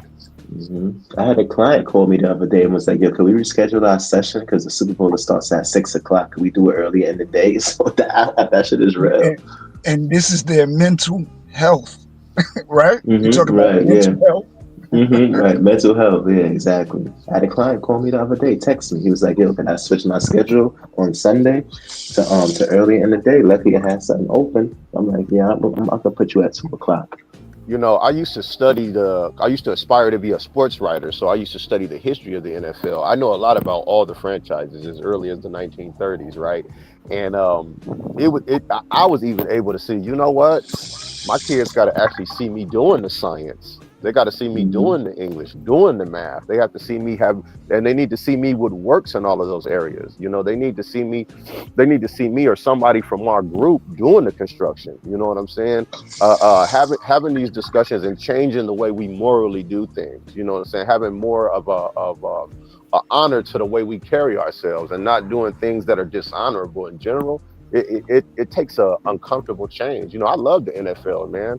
And like I said, I used to do amateur sports research on the NFL, but I can even realize I don't have no more time for recreation when you look at the state of our people right now. I got to get into this chemistry book. I got to get into this biology book. My kids have to see me do it. It has to be a part of their everyday lives. I can't let them watch TV all day. I can't just walk my son to the football coach. You know what I'm saying? I'm giving them the golf club. I'm telling them to make money with his mind. My family wouldn't be able to even register something like that.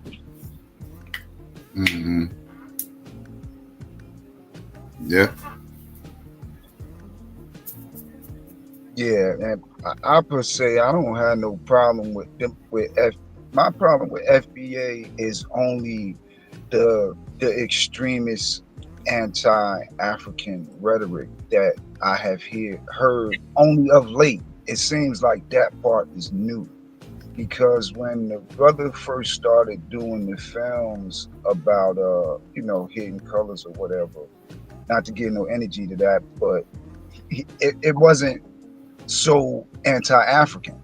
You know, that appears to me to be really a new rhetoric or a new energy attached to something that is anti-African. But like the brother said, it's not every person that is in it, or that comes from that. I could tell you as a foundational Black American, I want to come back to being African, but I got to sit down at the table with Nigeria and Somalia, all of them. And I'm dead serious about that, because my family and our people in America, we have unconditionally loved Africa our whole existence. So we need to sit down and talk about this Akata and all of these names they got for us sincerely. And I need brothers in the Pan-African movement that's foundational Black American to sometimes not deal with respect of persons to Africa and just give it the benefit of the doubt sometimes. Because they're comparing being called African booty scratcher to some of them participating and selling us as slaves. That ain't even close to the same. You know, and Black people stop calling them that. Foundational Black America. It's not okay to call anybody something like that. You know, let me not deal with respect of persons. A lot of our people shouldn't have did that. You know, we should have moved different as Black Americans, descendants of slavery, when it came to dealing with our brothers and sisters in Africa who might have did some treacherous stuff to us. And okay, cool, you did it, but you don't even make it easy for me to forgive you for it, because look at what you continue to do and how you continue to act culturally against Black Americans, you know? But you have to remember too, though, but that's what I was saying earlier, a lot of people don't even, there's Africans don't even know the history of their country, right? There might be some Africans that know about slavery. They don't even know the detail, even know how it happened. And some Africans don't even know. That's like how you may have some Black Americans that may not know, like, African sold us into slavery. Like, you know what I'm saying? Let's put some Africans that's ignorant like that too. You know what I mean? And the result to that, you know, whether they say, well, okay, they didn't, your captivity in Africa, it was servitude. It wasn't like it was in America. But the advantage you gave the non-Africans when you did that, it allowed them to advance in weapons technology and science and technology and engineering in a way where we're 500 years behind, sir. They in space right now. You see what I'm saying? So that move hurt everybody on the earth. And we talking about the earth is flat when they going into space and all of that. So that move of them selling those Africans to Europeans, it gave them an advantage over everybody else on earth. They 300 years ahead. Black people couldn't read for hundreds of years, or at least 80 if I'm not mistaken. You guys could correct me if I'm wrong on the exact time period where it was illegal for us to read. But ultimately, you guys understand what I'm saying. That move hurt all of us. Yeah.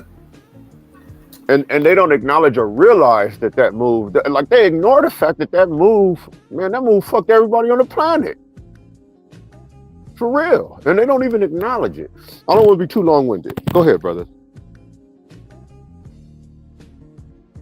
Yeah, you're right. I agree, but I think it's just a matter of people being informed. It's just as simple as people being informed. You know, that's all.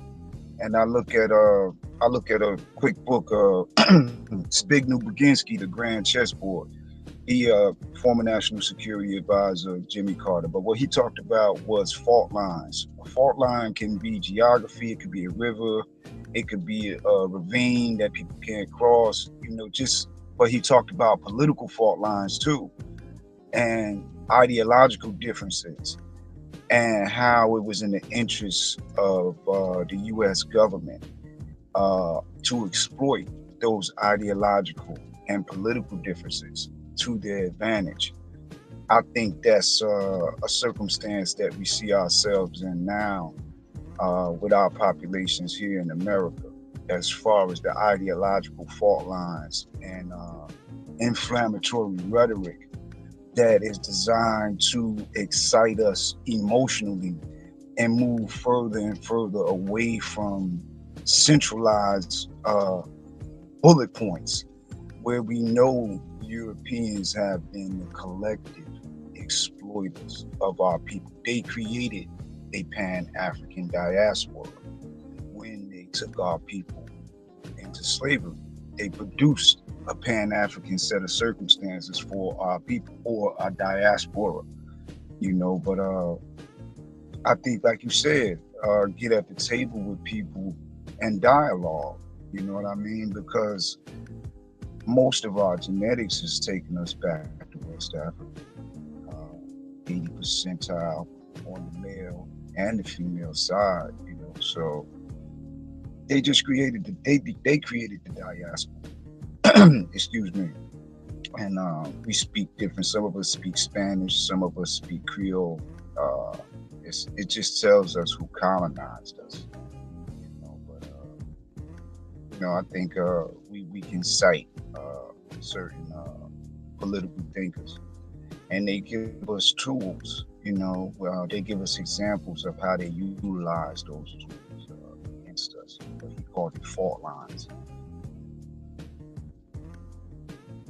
Political and ideological. Yeah.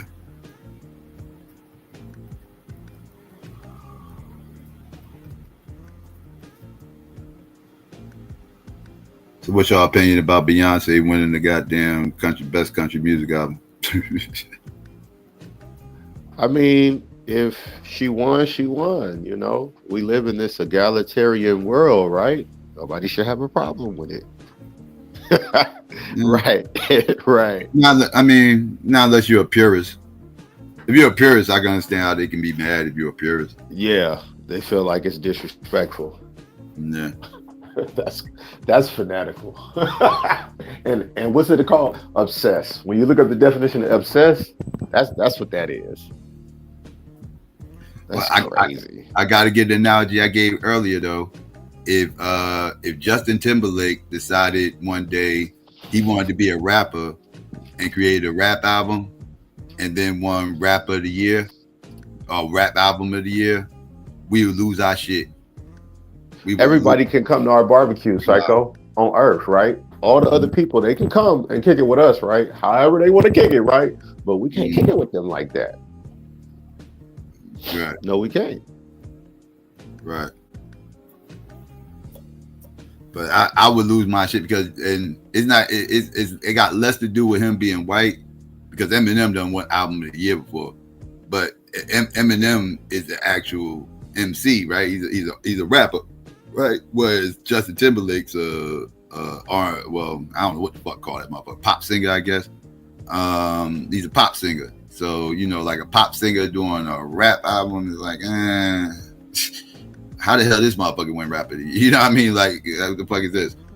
So I can understand the outrage, like, cause you know that ain't what she do. Like, you know, it kind of was like she did it, but it kind of was like, you know, just something like out of boredom almost, like, cause she's not going to be doing country music for the rest of her career now, like just because she wanted. I don't think. I think she's gonna go right back to doing her normal R&B / hip hop. Man, shout out to Beyonce. That's dope to jump into something like that and hadn't done it like that and still do it like that. Well, they gonna have to be mad. And shout out to Beyonce. It's ridiculous to be mad over something like that. That's what they get. That's how I feel about it. That's what they get. Yeah. I bet you. I know I'll be mad at Justin Timberlake. Niggas worldwide would be pissed off if Justin Timberlake was some shit like that. Yeah, like, hip hop album of the year. Hip hop album, right? A rap album of the year. Of course we would. Yeah, that shit would be a damn travesty or some shit. The fuck is this? Right.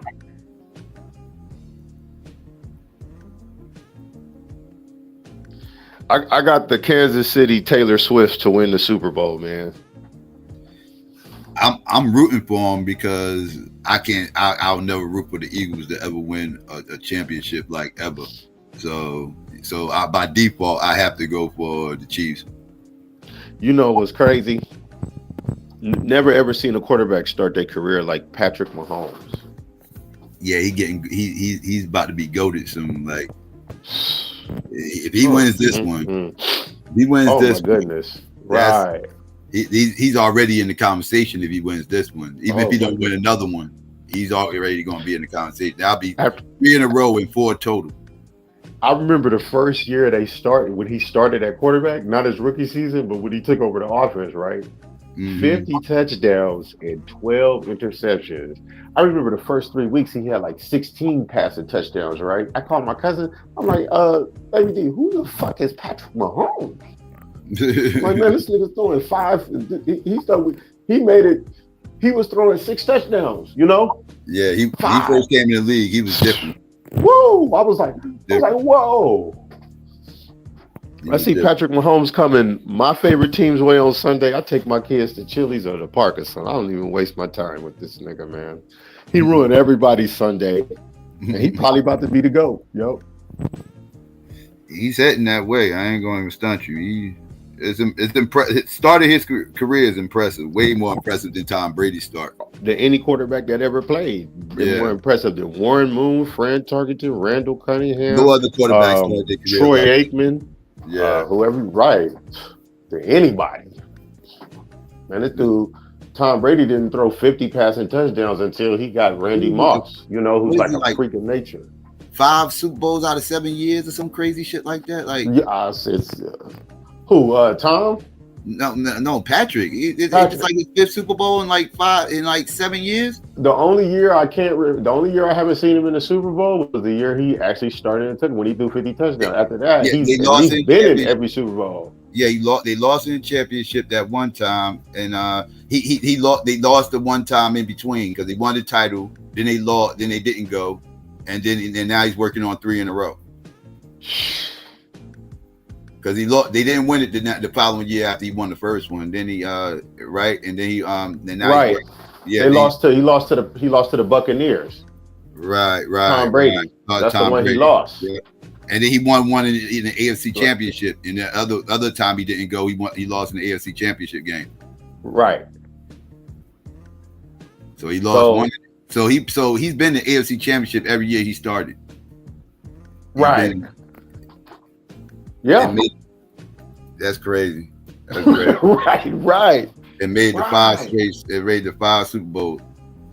See, when I was playing the Madden, like Randy Moss and Charles Woodson and them, and they were like the best quarterback. Tom Brady, Peyton Manning, like they was like the best quarterbacks you could play with our players on the game, right? You know,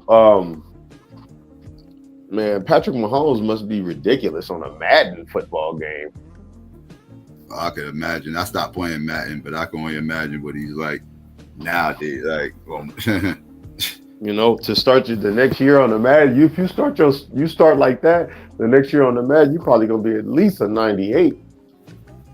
They might do some crazy shit and make you like a 95 or something, but that very next year, your rating is gonna be up in the 90s or you know, like around mid, maybe a few numbers up above 95. 96 or 97. And it's all Patrick too, because they putting moving parts. Like they lose people, they just slide another person in, lose somebody else, slide another one in. Psycho, he's been in every situation when it comes to winning on time all the time. He won this championship. Do you think you could call him the GOAT if he wins this one? I mean, he's like I said, he's in the conversation. I mean, if somebody called him the GOAT, it'd be hard to really argue. I mean, he still got time left too. So, I mean, the only thing people can say is Tom Brady won more championships, but he's not done playing either. Right. But see, who did Tom Brady lose to in the Super Bowl? He lost to Eli Manning twice. He lost to the Giants twice. And he lost to Nick Foles. Yeah, NFC East. He lost to all the NFC East teams. Yeah. So that's who he lost to. Okay. So Patrick only lost to Tom Brady. Cool, right? Patrick is the GOAT. Nobody's ever started that quickly, man. Yeah, I mean, ain't nobody ever started their career winning with statistics and like way better statistics and winning the championship. Oh, nobody's ever started off like that. And mind you, he don't got those asterisks that Tom Brady got with all the cheating and all that stuff. Right, with the Rams. I guess they against the Rams filming their practices and Philly and Carolina. They was accused of cheating all 3 of those Super Bowls, their first 3. I got a bro that's a Tennessee Titans fan. He say put an asterisk over everything Tom Brady ever touched. He don't acknowledge him as great or nothing. I'm telling you, he said put an asterisk over all that stuff. No, he's always going to have that over his career. Like Patrick don't got that. Like Patrick's doing this without all that baggage, right? So yeah. against the 49ers in the Super Bowl with the game winding down, he's going to make every single throw. You're not going to stop. They're going to win. You might as well take your family to Chili's when you see him on Sunday. Patrick, for real. He'll rule. What's your team, Psycho? Commanders. When y'all see Patrick coming, you might as well take the kids to a restaurant or something, bro. I was hoping to see his ass come in this motherfucking weekend, pause. But you know what? Jalen, if he would have won and made it to the Super Bowl, that would have been history. And then if he would have won the Super Bowl, that would have been history. Just going would have been history, but winning it would have really been, really would have cemented him. That would have been arguably the greatest rookie season in any sport. In any sport, that would have been arguably all time in any sport. Right. He already pressing that much of an issue. Whoa. If he would have won the fucking Super Bowl this year, man. Right. Man. I was hoping Jaden was going to win the Super Bowl this year because I wanted him to be the first rookie quarterback too. Mm-hmm. Just based on how they wouldn't allow the black man to play quarterback, I really wanted that for him. Yeah. I was sad to the motherfucker when they lost.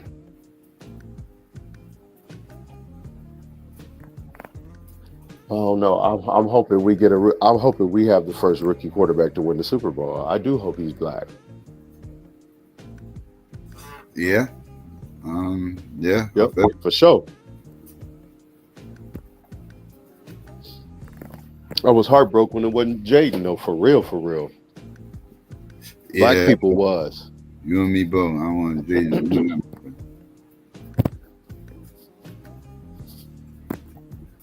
But I do think Patrick, well, you know, the Eagles got a good team, but I think Patrick's still going to win.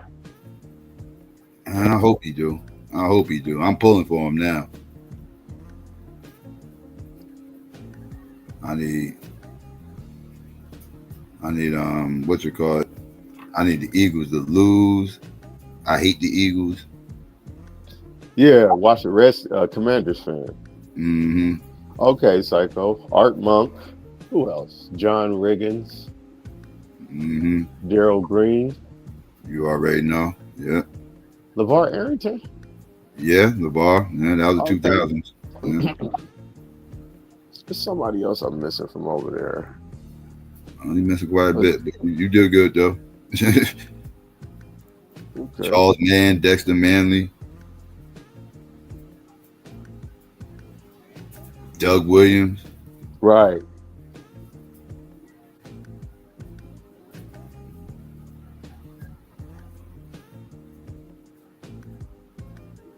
You know, I rock with the Ravens, man.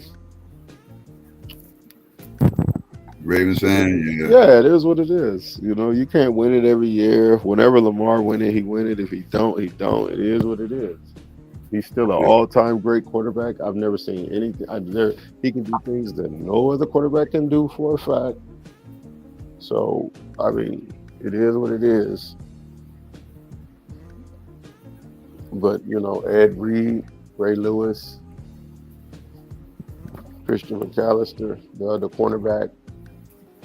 Ed Reed was a fucking problem. Yeah. Like, he was really a fucking problem.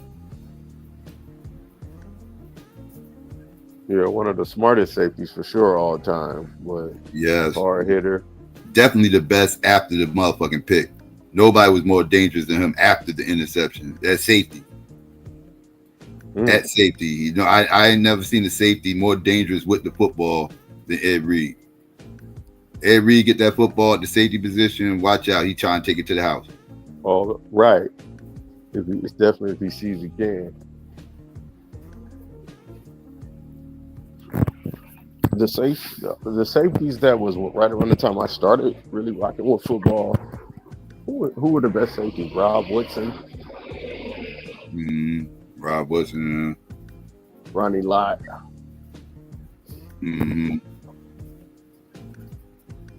Harrison Smith for the Vikings is a beast. What you say? Harrison Smith for the Vikings has always been a great safety ever since his rookie season. Harrison has always Harrison was a great safety from day one. Yeah. He was making big plays as his first 2 or 3 years in the NFL. He was running interceptions back to the house. Not too many people know about him, but Hitman, smart too, high football IQ. If Sean Taylor wouldn't have died, it would have been nice to see him for a couple more seasons. You know, I think he still had like 4 or 5 seasons in him. Yeah, tell me about it. Sean was a problem. Fred Smoot in the interview said Terrell Owens was scared of Sean Taylor. He was. He used to beat Terrell Owens up. He used to literally beat him up. Yeah. Oh boy, I missed them days. God damn.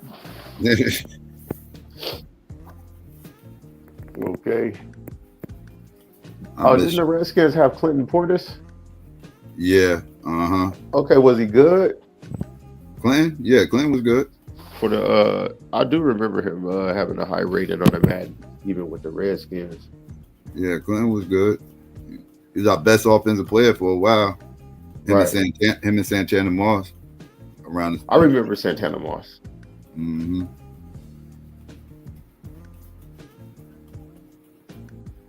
Oh man, my cousin did some crazy shit when we first started playing Madden. I started off with the Vikings throwing up top to Randy Moss in like 2002. That was the team I would play with on the Madden. And this nigga had Champ Bailey playing cornerback. He took Deion Sanders off the cornerback spot and put him in at free safety. Every time I pushed Randy Moss's button, I threw like 15 or 16 interceptions that game. Psycho, when I tell you either Champ Bailey or Deion Sanders intercepted the pass, they intercepted the pass every time I threw it over there. Dangerous. Man, that secondary was dangerous. Yes. That's back when I was still playing Madden, so I know exactly what you're talking about. Yes. Champ Bailey was a 98 overall corner, and when you put Deion at the free safety spot, right? And Darryl Green was the slot. Darryl Green was playing the slot. And right. Yeah. I can't throw it up top on them. You see what I'm saying? Mm-hmm. They locking everything up, but I didn't like how he put Deion at safety. This is like the 2000 season that you're talking about right here. No, 2002. Madden 2002. Okay. 2002. Right? Okay. When I saw that's him right, baby. Deion, We drafted Bailey in 2000, so you're right. Yeah, we drafted him in 2000. Yeah. 2002, right? Champ was a 98 corner on the game, right? And when he put Deion at safety, Deion was a 94 safety, right? But coverage and speed wise, you can't throw it near him at all. Like at corner, it's hard to throw it on him, but at free safety, if the ball is thrown up too high with too much, if it's thrown up with too much touch, he'll intercept anything near him because he can run it down, right? I was kind of arrogant. I was like, nigga, how dare you put Deion Sanders at safety OB, nigga? I threw it over there to Randy every time, though. Some arrogant shit. And Psycho, they intercepted every single pass I had threw to Randy Moss. Towards the end of the game, right, it was like 60-0. My little cousin was whooping my ass in the mat when he had this move on me. It was 60-0. The last play, I threw it over there to Randy, and it looked like he had some space. Psycho, this nigga Deion Sanders dove in front of him and intercepted the ball. That's crazy. I thought about not ever playing Madden again after that game. I was like, damn, this shit ain't for me, you know? The next game we played, he did it again, right? And I threw it over there to Randy every single time, right? You know, Randy Moss caught every single pass I threw to him. Outran him, jumped over him. He just every time I threw it over there to Randy, he caught every single pass. And I whipped my little cousin ass by like 50-something points. The very next game we played. I got it. Yeah, man. Let me tell you something. On that year of Madden, Randy Moss could do the two things that was 99 that was the hardest to deal with was the speed and the jumping. You can't overcome that. 6'4", Yeah, I remember my cousin used to come with the Raiders, and I used to have to try to throw it with Rob Woodson and Charles Woodson on them, right? And I used to tax Rob Woodson and Charles Woodson ass too. But it'd be some games where they won't let me. I can't get it over there to him because they own his ass. I'd have had some games though where I couldn't get the ball on Charles Woodson sometimes one-on-one, and I definitely sometimes couldn't squeeze some passes in where it's Charles and Rob Woodson on you on that play. Yeah, Rob Woodson gonna intercept it. Yeah. You have to be absolutely perfect with that throw on them. Absolutely, yes. The 9 days is crazy. Oh boy. I just spent a lot of time playing Madden, gambling and shit. We used to play for money and that shit. Right. We used to be shooting dice in the back of my auntie house, lifting weights, smoking blunts, and then we go upstairs and play the Madden. My little cousins, they was the best in the house in the Madden. I didn't even play Madden. I used to play Street Fighter and Mortal Kombat and shit like that. I love that too. Yeah, but I played both. Yeah. I used to play shit like Marvel vs. Capcom and shit. I was really into those type of fighting games. Yeah, me too. Yeah. And I had a little skills. I could do the air combo and then hit you with the air combo with the special at the end, right? But it's some cats that will walk up, man, and put the quarter in the arcade, and these niggas would do combos on you, and your body don't even hit the ground. They do like a you be juggling you in the air, right? You thinking in your mind, did this nigga make the game? I used to if I play with like Ryu or Ken, and if they like ducking or blocking low, I hit them with the low punch, not the low punch, with the medium punch. The medium punch that when you make them punch down, when they punch down, punch down, open them up, hit them with a dual get, then an uppercut at the same time, and hit him. Now first I hit him with the punch that when he lift his fist up and he go down with the punch, right? And then it opens them up, and then I hit him with the 3 low kicks, boom, boom, boom, boom, boom, and I hit him with the dual get, and hit him with the uppercut after that, and then I just go into the whole it's a special thing. Right. I used to do niggas, son. I used to do niggas like that. It's a very calculated, way to get your combo off. And man, this one dude came up and he was doing the combo until you just died type shit. Like he was able to angle and catch the body before it hit the ground and pop it back up in the air and then hit it with the 5 or 6 feet. Niggas. I couldn't beat them type of dudes, but I had some skills. I remember when I was a kid and I went to Trinidad and the niggas had Street Fighter out there, and I'm like, I'm about to bust all y'all niggas asses out here. Y'all niggas ain't from America. Niggas are not. Right. Went out there, these niggas was putting some combos on me. I'm like, oh shit. Yeah, hey, that Street Fighter 4 on, I think it was like PlayStation 3. It might have been on PlayStation 4. No, I think it might have been that. It was that Street Fighter 4 that came out. And everybody had went to the store. A lot of people went and bought it. And you play, if you had the internet, you could play in the tournaments worldwide. Anybody in the world is Street Fighter, right? That's where you find out where you really at. Right. Yeah, because boy, them motherfuckers gonna be playing. Yeah, I ran into definitely find out where you at on the internet.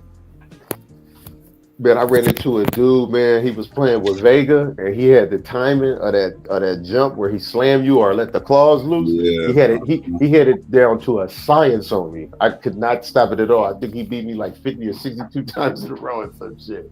That's crazy. They still ain't learned your lesson? Well, the thing is, you could run the rematch with that same person on the internet. So if you run into somebody that's sick like that, right, you should keep fighting them. Because that's how you figure out how to get your bars up. Right. That's what I used to do too. I used to make friends with the people that would beat me.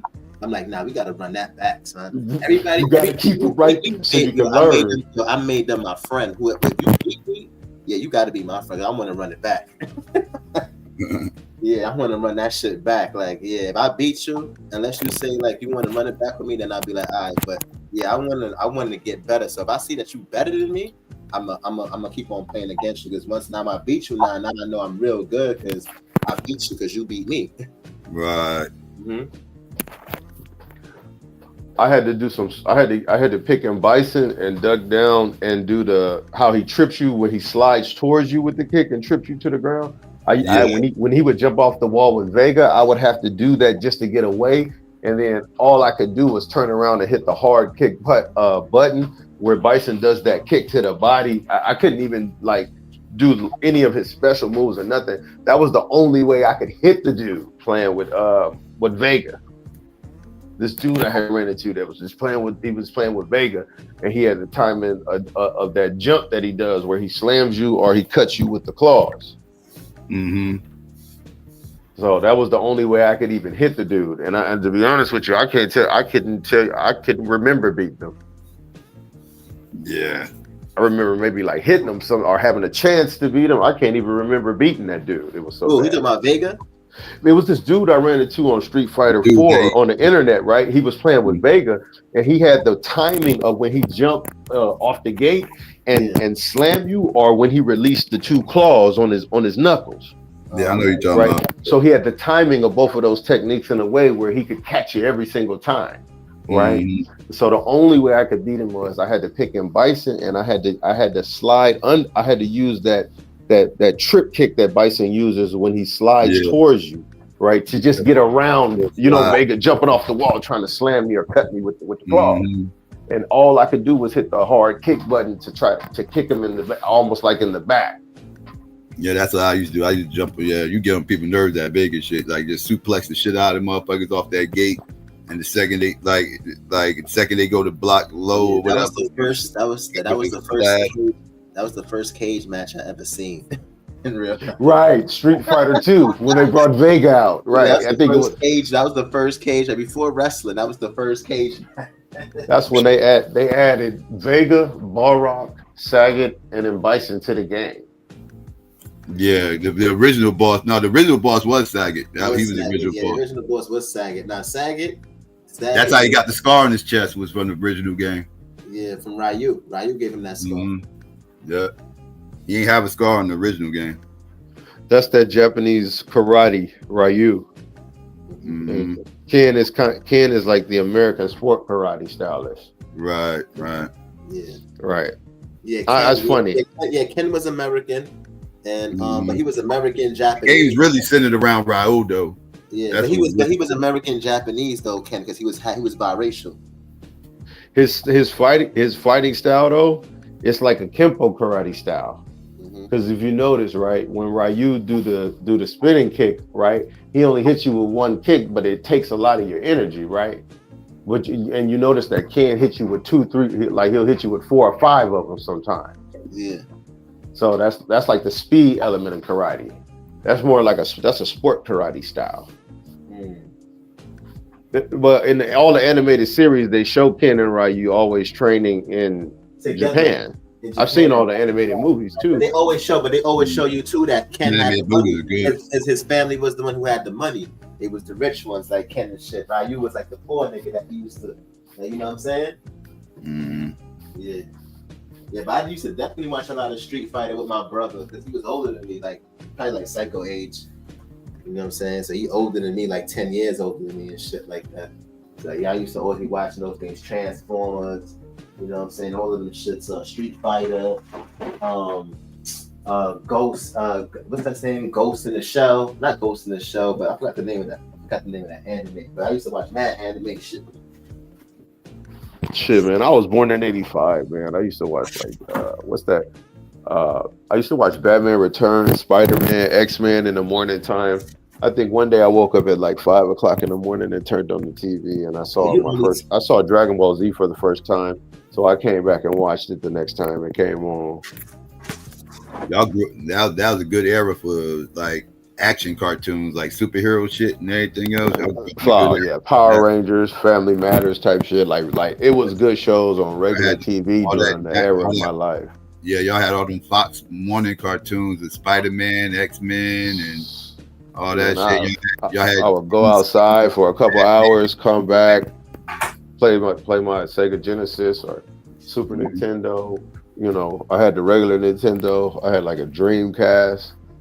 I had a few good systems too at that time. Mm-hmm. That was a fun era of life in LA. Man, Superman, Justice League, y'all had all that shit. So yeah, y'all had a good era for action. Full House, Home Improvement. I mean, Family Matters. You know what I'm saying? And Living Single, Martin, Fresh Prince of Bel-Air. Those are all the shows I used to watch. Yeah. All right. That was a good time for black sitcoms too. Yeah, that was a good time. The Cosby Show. I used to right. Yeah. Oh yeah, I wanted to tell you too though. What's the name? Saint Swarthy. Like even I forgot to mention it earlier. You tried to go up the top, but like even with the whole like the Caribbean thing and stuff like that, we be making jokes like amongst each other too, as in regards to. I remember when I was a kid growing up, especially we was firstborn generation American. Like if you had a Haitian friend who was American, but you know his family was from Haiti, or we be making jokes about each other and shit like that, like Haitians or Trinidadians. Be like, yo, you can't even see Trinidad on the map, like that shit. Like you know what I'm saying, like jokes and shit like that. So you know we always make jokes, or be like, yo, Jamaican niggas like kicking niggas in their back. You know what I'm saying? Yeah, so you making fun and shit like that too, you know. Like growing up, roasted, right? Yeah, that was something common. Like even get around some of my Grenadian, because they'll start making jokes about Trinidadian and stereotypes, and you know what I'm saying, how Trinidadians is and stuff like that, you know. But I understand though, like you know the relationship of us here in Black Americans, especially Black Americans who've been here for so long and dealing with racism and subjugation and Jim Crow and all these other things. Couldn't go to the bank to get loans for houses. They bombed our cities, man. It was just crazy. I gotta be empathetic too, because like the Black Americans that have been here for generations, they feel some type of way about certain things too, where they have certain feelings. And you know, just to understand like why they feel the way how they feel. The people in the Caribbean, they was kind of like left there by themselves after a while. Like Black people in America, they scared. We made it possible for everybody on earth to come to America and prosper. You know, we built this country. So we have not been paid our reparations, and it's not playing the victim or any of the stuff that people say to escape the fact that they really lack a sense of moral compass. Right. You know. All of these organizations that say they believe in God, the Christian church, the Roman Catholic Church, all of these, you know, these organizations that built their religions based on the enslavement of my ancestors, they should be at the forefront with reparations, seeing how they believe in God. You know, they've been talking tough. You know, I don't bring that type of stuff into the reparations talk, because you know I always say that you know we should go and do the research and identify with the things that fit our people, you know, whether it be a freed man or somebody that was a descendant of chattel slavery with the actual genealogy and the paperwork to prove that's what it was. You know, they need to be reparated for what happened. They're descendants. Right, we're the descendants of those people. So, you know, all the money that the government loses supposedly, and you know, all the money that they have for people who did not build America, to give them resources over not paying Black people reparations is we're gonna slap you across the face with it. You know, people don't want to do the right thing. People don't want to do what's right. A lot of people are selfish. You know, selfishness. They'll quote John 3:16. God loves everybody, and they're not humble. Well, if you think about it, right? How can you? If there's nobody else you can tell, oh, you should just forget your history. It's not that long. Just the stuff that people say to us is crazy, man. You should. It wasn't that bad. You playing the victim. You pulling the race card. Now, for somebody to say it wasn't that bad and it's being one of the top 4 in world history as far as atrocities, that's kind of like even white people will say that they got it in the top 4 of all time. Like, what do you mean it's not bad? Even white people say it's bad. What are you saying? So The white folks are saying it's bad. They the ones who put it in the history in the text that is one of the worst atrocities that ever happened in world history that's been recorded. Next to the Native Americans being slaughtered, next to in Rwanda in the Holocaust, right? So it's the Holocaust, the thing that happened in Rwanda, the transatlantic slave trade, and genocide of the Native Americans are the 4 worst atrocities that ever happened in human history. So if white people are saying that in their books, like slavery is one of the worst things, how could people, saying, not saying that what if it's white people say it's valid or is, but they even saying it's one of the worst things. Both of the things that they had involvement with, and 3 things: the Holocaust, the transatlantic slave, and they all had dealings with that. You can even see the thing in Rwanda too behind the scenes. So all of this money, nobody has the money for reparations. Nobody wants to put money towards it, but you want to come to America and become a doctor and make $900K a year. You want to be a PhD in America. You want to start a business in America. You're here for the American dream that my ancestors built, and you don't even want to make a sincere attempt to pay reparations. Like you won't even say, okay, I'll give black people $200,000 and they can't ask for nothing, and don't ask me for shit else. You won't even do the lowest of the low deal. Right. Let us just give them this, and they could just go on their own. We're not giving you 1.5. Look, we're gonna give all of y'all $200,000 a piece. I don't care. We're not giving you no breaks on bills. We're not gonna do it the right way, but we will do this. You won't even do that.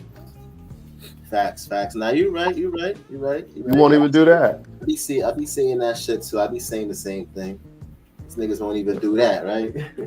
Yeah, we got money for the so-called state of Israel. We got money for all this other stuff. So, but and you would still have money for that stuff if you made a sincere attempt to pay reparations. When it comes time for our shit, motherfuckers ain't got no money. It's crickets. No, I should not be working a job, or none of my family members. The descendants of chattel slavery shouldn't be working or paying for nothing in America. These people are crazy. These people are crazy. How much money you think slavery made to birth America?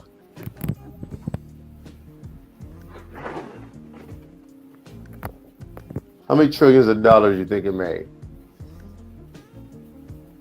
24? 25?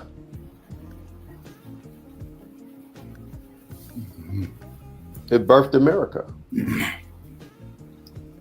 So, and this gave people, East Indian people, people from Pakistan, people from Eastern Europe, the white people that had came over and established America with chattel slavery. So this gave you the ability to have all the things you have, and all these generations have gone by, and now it's time for you to do the right thing, because you're reparating other groups of people. There are other nations that have been given reparations from America. At the bottom of the list is African Americans with $0. America has already paid reparations to at least 6 or 7 other nations of people. Making it a point not to. Yeah. So that's why I say the politics can't be our first thing. We gotta forgive each other. Right. I agree with that. Politics cannot be always our first thing, bro. There's things that we could do socially to change our situation. Bro, 10 brothers working at Chick-fil-A can come together financially, and eventually none of them ever have to work again. Right. If you're sincere, 10 brothers working at Chick-fil-A making $19 an hour, $15 an hour, they can come together and invest in practical things to make it to where they don't have to work. And you don't have to be in an environment where people, because I've heard some crazy stuff, man, on these jobs concerning how people feel about us. Living in Minnesota was very eye-opening for me, especially concerning dealing with Somalian and Ethiopian people, And, Ethiopians are very arrogant people. Yeah, but they're like that in Africa too, right? So if you talk to other Africans, because we like to class them all up and they're not all one. If you ask other Africans, they will tell you, like especially West Africans, they will tell you that Ethiopians think that they're better than West Africans. I mean, that's all over. Like, they don't consider themselves to be Black Africans. Will tell you that from West Africa. I've spoken to West Africans too.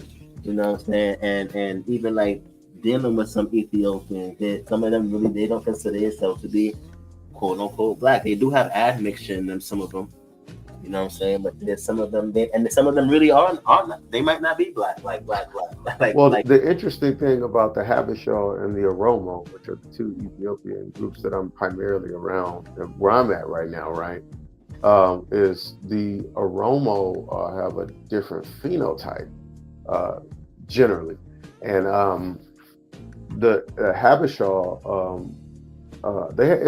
the Habesha that are in the Americas right now. They have like a JY chromosome haplogroup type.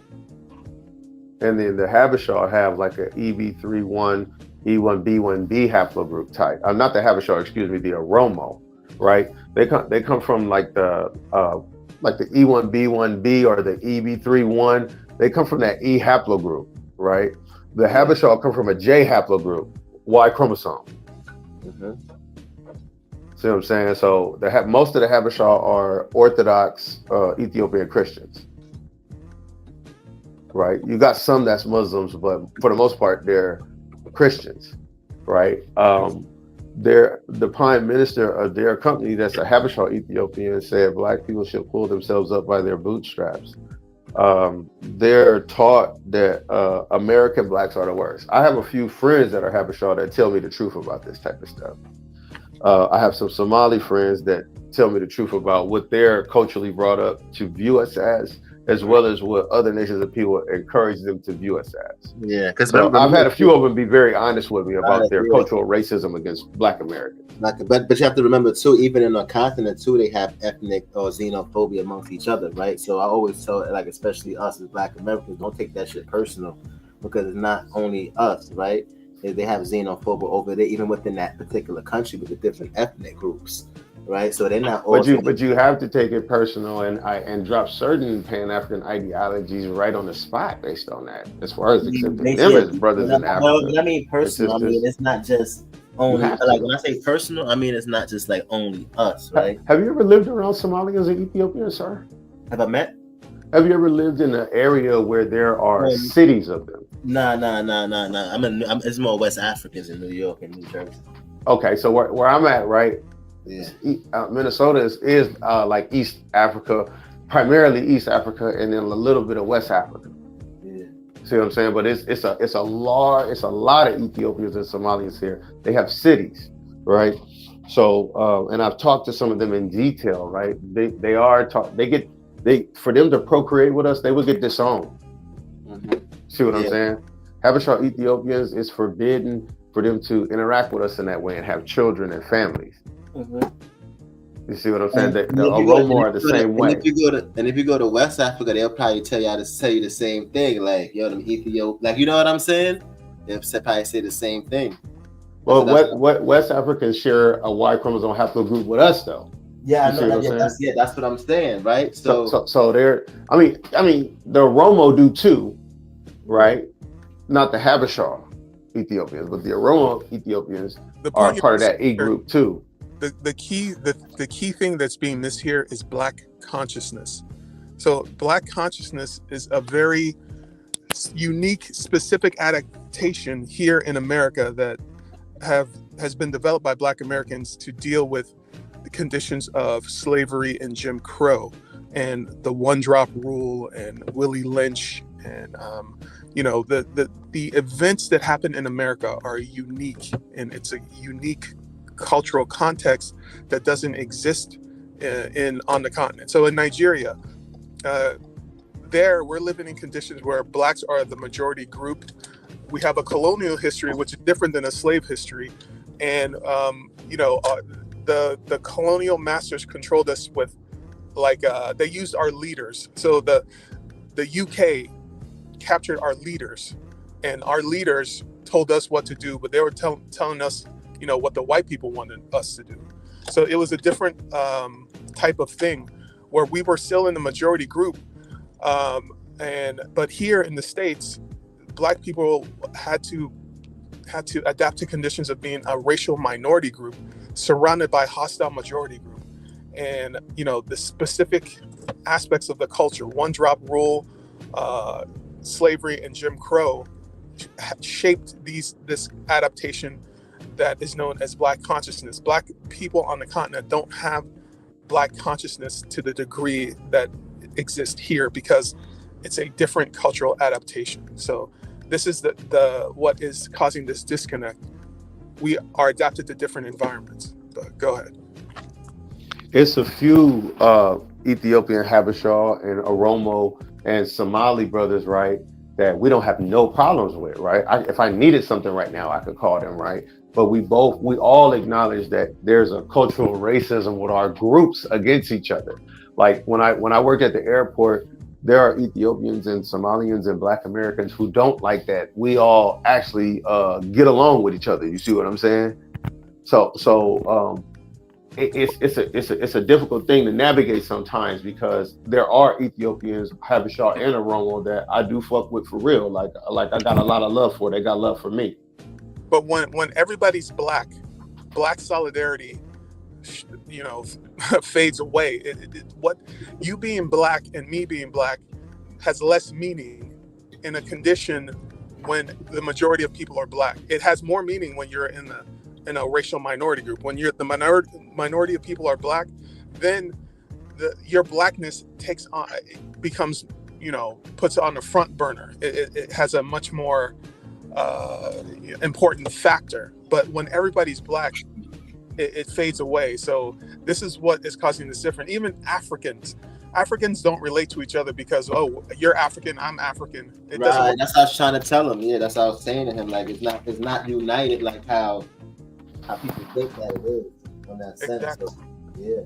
I like my bro. Sometimes too, when sometimes I hear people from certain parts of America start talking about Africans, and they don't like. I'm like, yo, what Africans are they experiencing? And that's why I started to be like, and I used to argue with them, like, nah, they not like that. They not like that. But then when you start to hear their stories, right? They start to talk about Ethiopia. Oh, they're like, oh, that's another part of Africa where another group of people come from. Because I never really be experiencing that shit with Africans. So, but they class them all up as one, and they don't see themselves as that. They don't.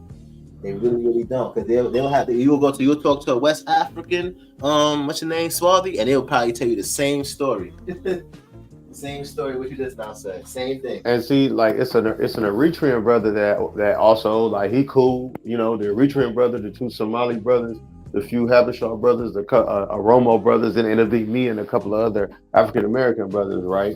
Like we cool, but it's some Eritreans that would be mad that Nartu is cool with all of us. You see what I'm saying? But the different tribes in Africa are different kingdoms. Think of it as different kingdoms with different histories, different religions, different languages, different cultures.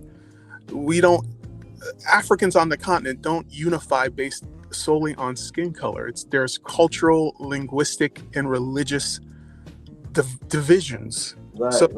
And that's another thing that you have to understand. So Black Americans imagine imagine a country where everybody's Black. Black Americans imagine a unification based on color. But in practice, when everybody's Black, your color means less. And there's other things that divide you other than color. Right. This thing that's why in Africa they used to do things like scar themselves or even have a different language, right? They'll put a scar, like if me, Chuck, and Psycho was brothers, most likely we look alike, right? We gonna look alike. So now me and Psycho will be like, yo, we not fucking with Chuck, like he wilding, like we about to go create our own tribe and shit. We the same people, right? But we just created our own tribe now, right? Because we not fucking with Chuck Wu because we don't like what he's trying to do over in the tribe. You know what I'm saying? But we look alike. We're gonna have kids. Our kids is gonna look like his kids. You know what I'm saying? Most likely, right? Because we look alike. You know what I'm saying? So what they started doing, creating language to separate, putting scars on their body to distinguish this is this person and this day from this tribe or whatever the case is. That's how it was. But the primary thing is this: when you are a racial minority group surrounded by a hostile majority group, you have to develop different adaptations to survive those conditions. But when you are the majority group,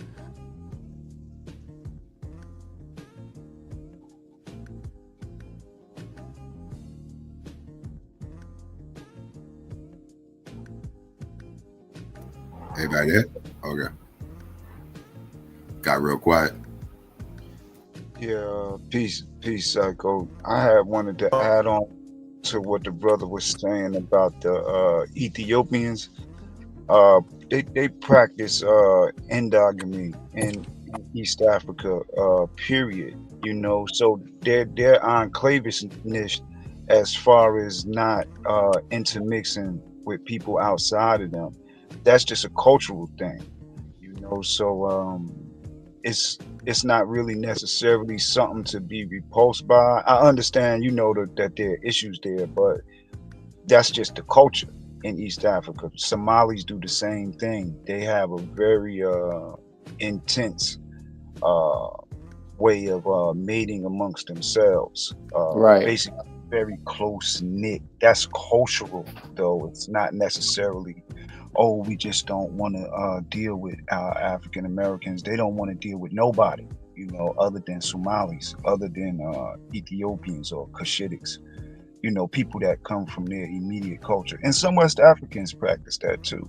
So it is necessary for a unification of Black Americans to come together and have something for themselves too. That's different than everybody else, because everybody has something that is just them at some point in time, whether it's, you know, Nigerians or different West Africans in different places, Cameroonians, right? They still have things that are even specific among them, right?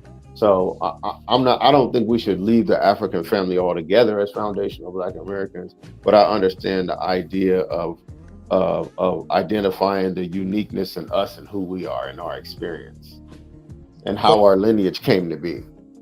But one thing too, when Africans immigrate to the United States, they adapt to the social environment of the United States. So if you, I was born in Nigeria, but I've been in the States since I was 5 years old. So culturally, I'm a Black American in terms of, you know, popular culture, you know, the music and movies that I consume.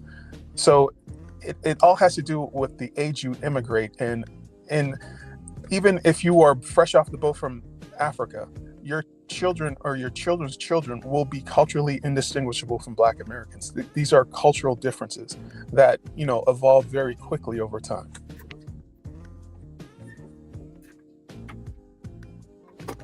I had a Nigerian karate student, and the grandmother would bring him and his sister to come practice karate at the dojo that I taught at. And I did a painting, and the grandmother bought my painting, right? And I didn't realize it at the time, but the parents were apparently upset that the grandmother bought artwork from me. So they gave me my painting back.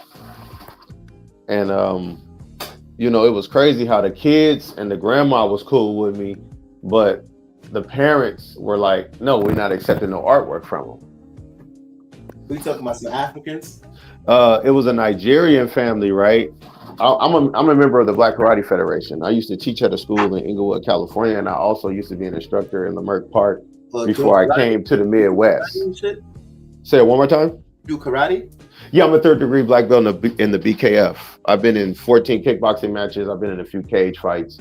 I've refereed at tournaments. I've taught at dojos. I've taught for other instructors. Oh, you think you could beat me in a fight? No, I'm just joking. I don't know, but I know you got to have good insurance if you're going to fight me, sir. I'm just joking, bro. I'm just joking, bro.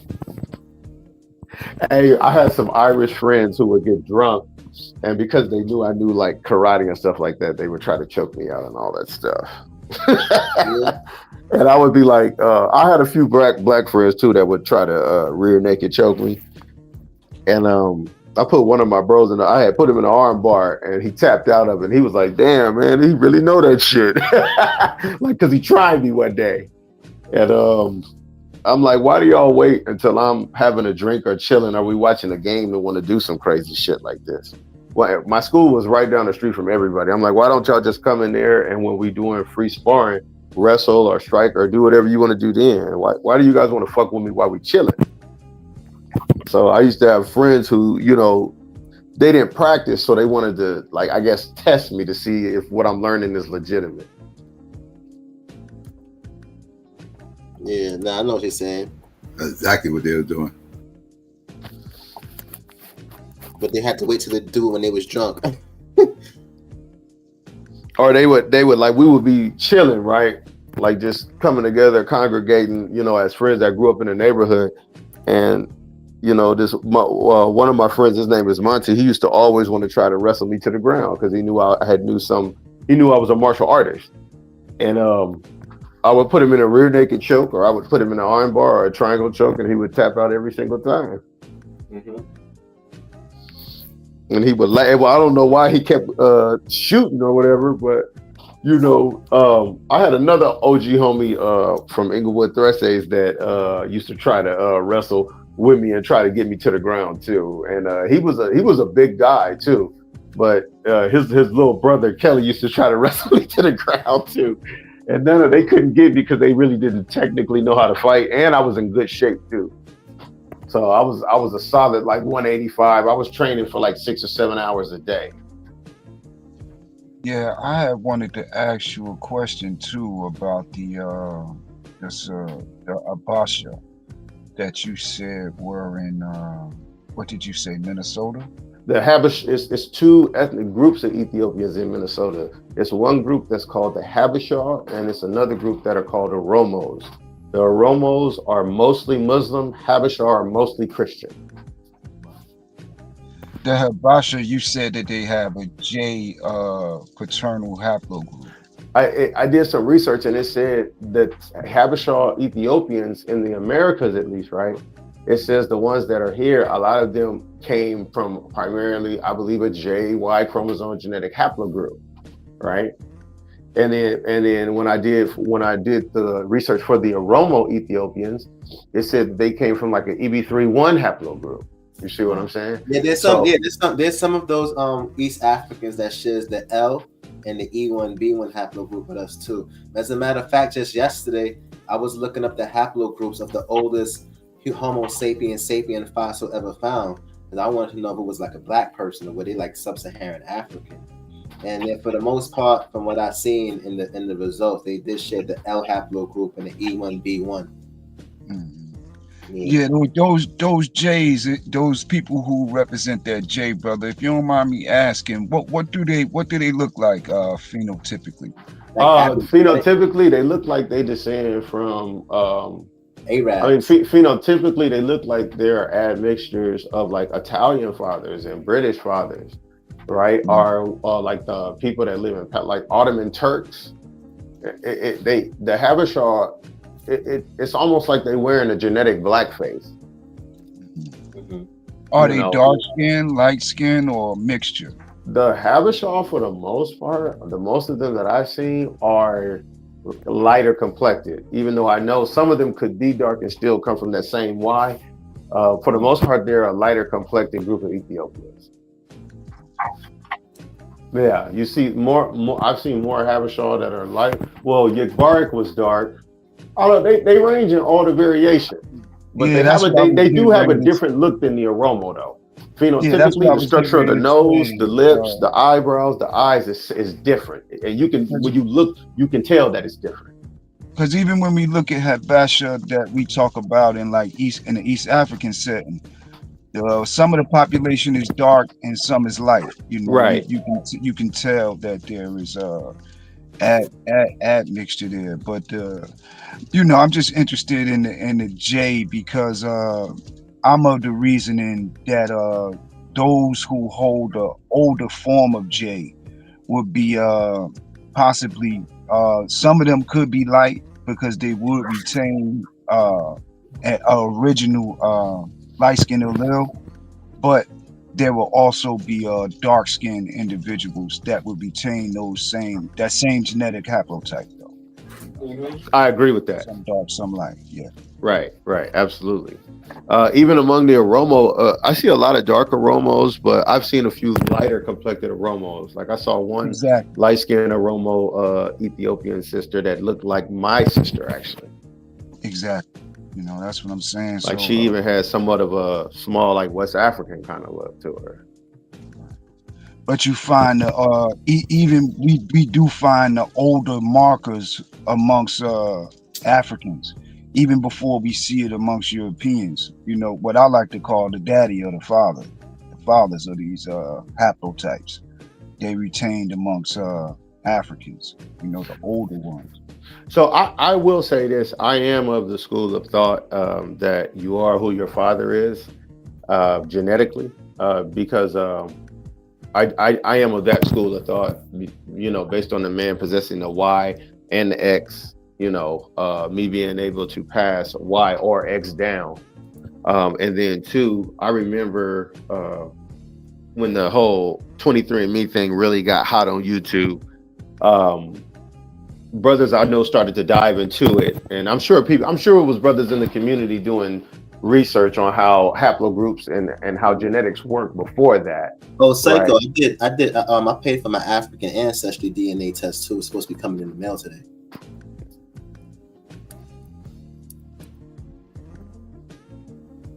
Well, are they gonna reveal to you a paternal group? Yeah, it's coming in the mail today. I paid it cost like $700, like almost like $800. And African ancestry cost $800? Yeah, I did, because I did both the maternal. The maternal is $299 and the paternal is $299. So it came to like $7 something, and I got additional things with it too. So it came out to like $800. And I also paid for the 23andMe because I already did the ancestry.com, so I wanted to have 3 references. Then what I'm going to do next is I'm going to go downtown because they have a genome center where you could also take. So I want to have like at least like 10 different references of my DNA results. Just in case people be like, yo, that shit is real. That's how you know that shit fake. How you know that shit ain't fake? This is independent research of each other. I would have to agree with, that's a great way of being sure. Mm-hmm. Right. Yeah. I plan on, I keep saying it, but I'm definitely going to get it today, Psycho. So I have my references. I'm going to do Ancestry this year. You just motivated me. I might order it today.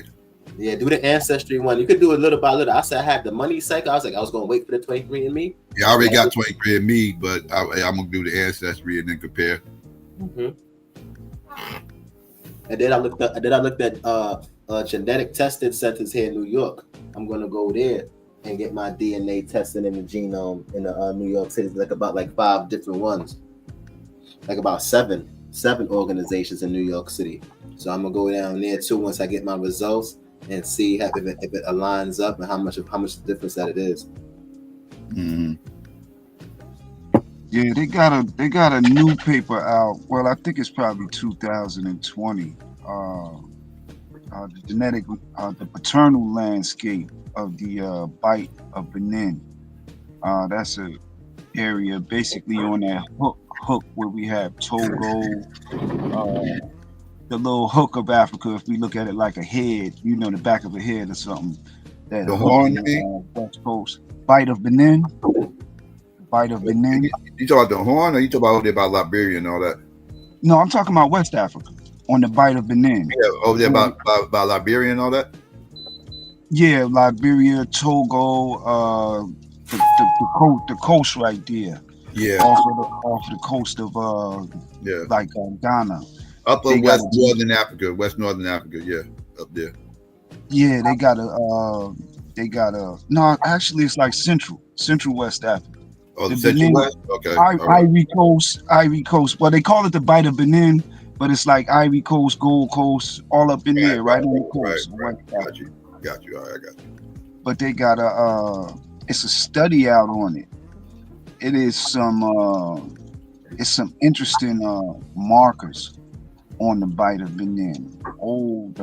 Extremely old markers. You have D3. For instance, you have F markers, and you have a proliferation of EM96 along the Bight of Benin. That's the dominant haplotype along the Bight of Benin. But you do have, I guess you could say, anomalies with F, D3, it's really a collage, but that's the paternal landscape of the Bight of Benin. Interesting though, when we look at the markers, F is an out of Africa marker, or it's said to have developed outside of Africa. D is also associated with out of Africa development, but we see them nestled tightly along the Bight of Benin, as well as our R groups. We see them nestled tightly and coexisting along the Bight of Benin for a long time, actually.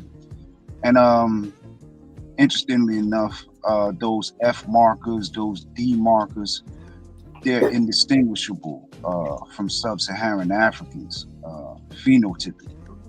You can't tell the difference between these R groups in Cameroon and F along the Bight of Benin, D along the Bight of Benin.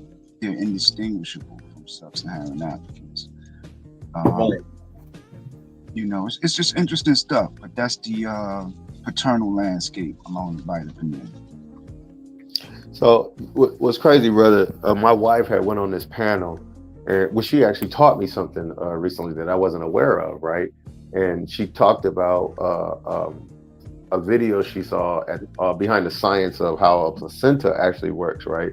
So due to contrary belief, the placenta comes from the man, right? And when my wife brought this to this young lady's attention on a platform, the sister called my wife retarded, but my wife shared the scientific, data with me. I didn't know this. This is something that my wife had just found out through doing some research. But the placenta actually comes from the man, and it was a sister that called my wife retarded and said that I had brainwashed my wife when she's the one who taught me the placenta came from the man. You Just see like what I'm saying? Just like when they call psychopaths, that's how you know that they being biased, because they think that, what I'm saying, they're being biased in that sense. My wife showed me, she said, babe, the placenta actually comes from the man, right? That's what she said to me. And she showed me the video that broke down how it does and why women's bodies react to the placenta the way that they do, right? So my wife just mentioned it to another sister, and she called my wife retarded. That's sad. And I'm a more of the persuasion that genetically you are who your father is, because I believe they consider your father to be your direct ancestor. However, the woman DNA lasts longer than the male. That may be true, but the man still dictates the gender. There's still more evidence that you are who you are. It's a reason why your father is considered your direct ancestor. I think and then his father, and then all the men and women that came from their sperm line. Both play critical roles, though. Both play critical roles. I'm not. That's never been our position as men, brother. The monkey in the room is women saying that they don't need the man. We've never said anything like that about women. Oh yeah, men don't say we don't need women, but women do say we don't need men. They got a study out of Rwanda on the DNA of the survivors from the genocide in '94, and they studied the DNA and talked about how the trauma that those women who were pregnant during that trauma from the genocide, it affected the DNA of the children, that they were carrying, and they demonstrated in the study. It's a Rwandan genetic study where they used the community of the people that survived that time. But I only say that to say, how potent and how powerful, the woman is in the conversation, because when you say they affected the DNA, did it change the Y chromosome haplogroup? Did it change the genetic marker? It produced a mutation. It's an interesting study, bro. Out of Rwanda. It changed the Y somehow. Well, it produced a mutation, I guess, on the chromosomes of the males and females. It produced an adaptation that they can detect, and it affected the way that they grew up, or the fight or flight response because of the Did it change? Did it change the genetic marker of the Y? Did it change that? It didn't. I wouldn't say it changed the marker, but the elevated stress hormones in the woman's bloodstream, it passed the blood-brain barrier. Okay, so it didn't. If it didn't change the Y chromosome, then it didn't. I'm gonna wrap it up. It affected the nervous system of the child that's growing inside of her, and they were able to detect it. That's all. So if it didn't change the Y, then it really didn't change the genetic marker of the child, because the man produces the Y and the X. There's no evidence of this woman who brought forth a child without a man. You don't have it. No, I'm not arguing that, brother, at all. A woman can't have a child without a man. I'm just talking about, the point of the genetics and them being to observe the effect of the trauma on the woman, and then the effect on what was growing inside of her, the child, male or female. But they were able to pick that up, and that's the. So wouldn't the mutations be different bloodlines of haplogroups? If it's a I'm not running from the mutation aspect of it, cool. But wouldn't E1B1B and R1B1 be different?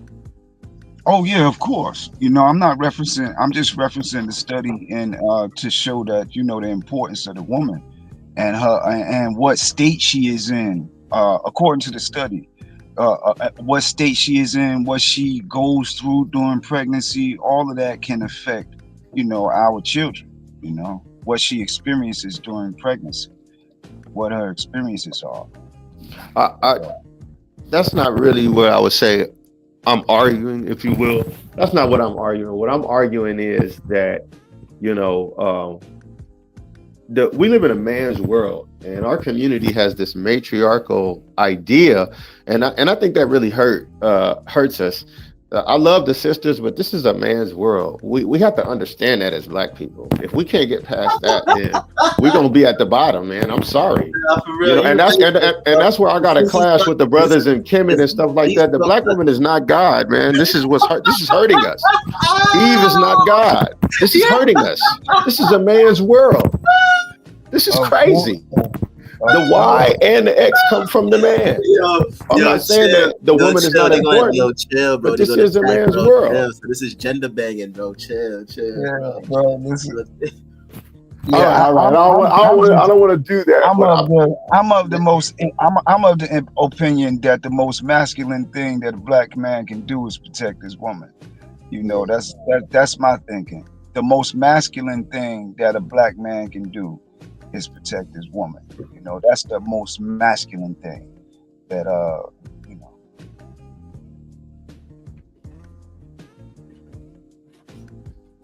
But men by nature and biology are the leaders of humanity.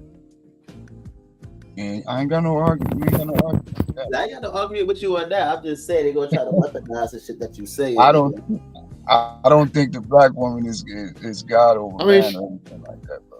I mean, shout out to Sakina Ra and Shaka Amos and all of them, but that didn't work. I'm not going with that. You know why some of these women be coming with those talking points and stuff like that? Because they got low self-esteem too, yo.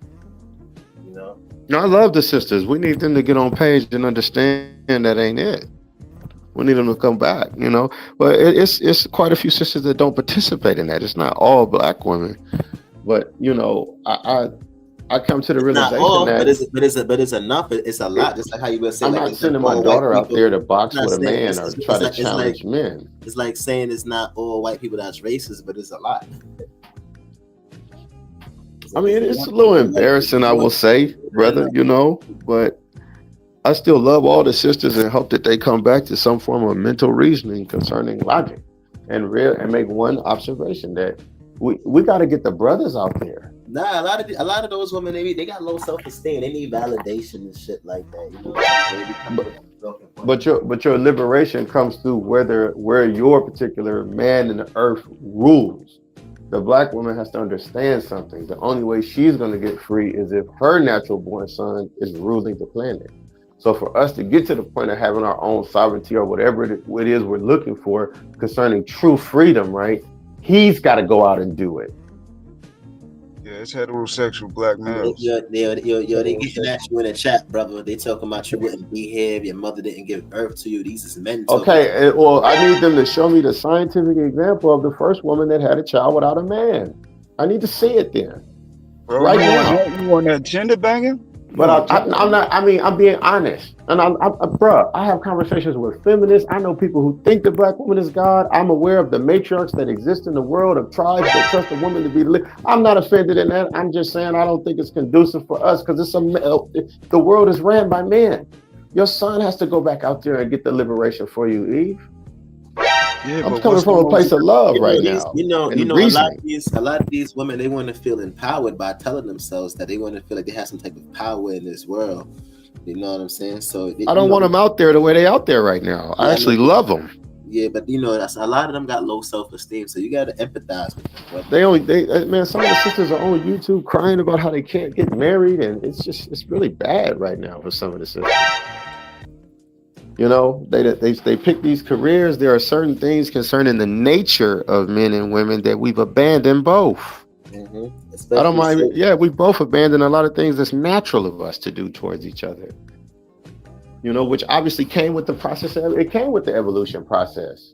You know, it's certain things that's biologically natural of us that we don't practice anymore. I don't want to be too long-winded, but I believe that that makes my point.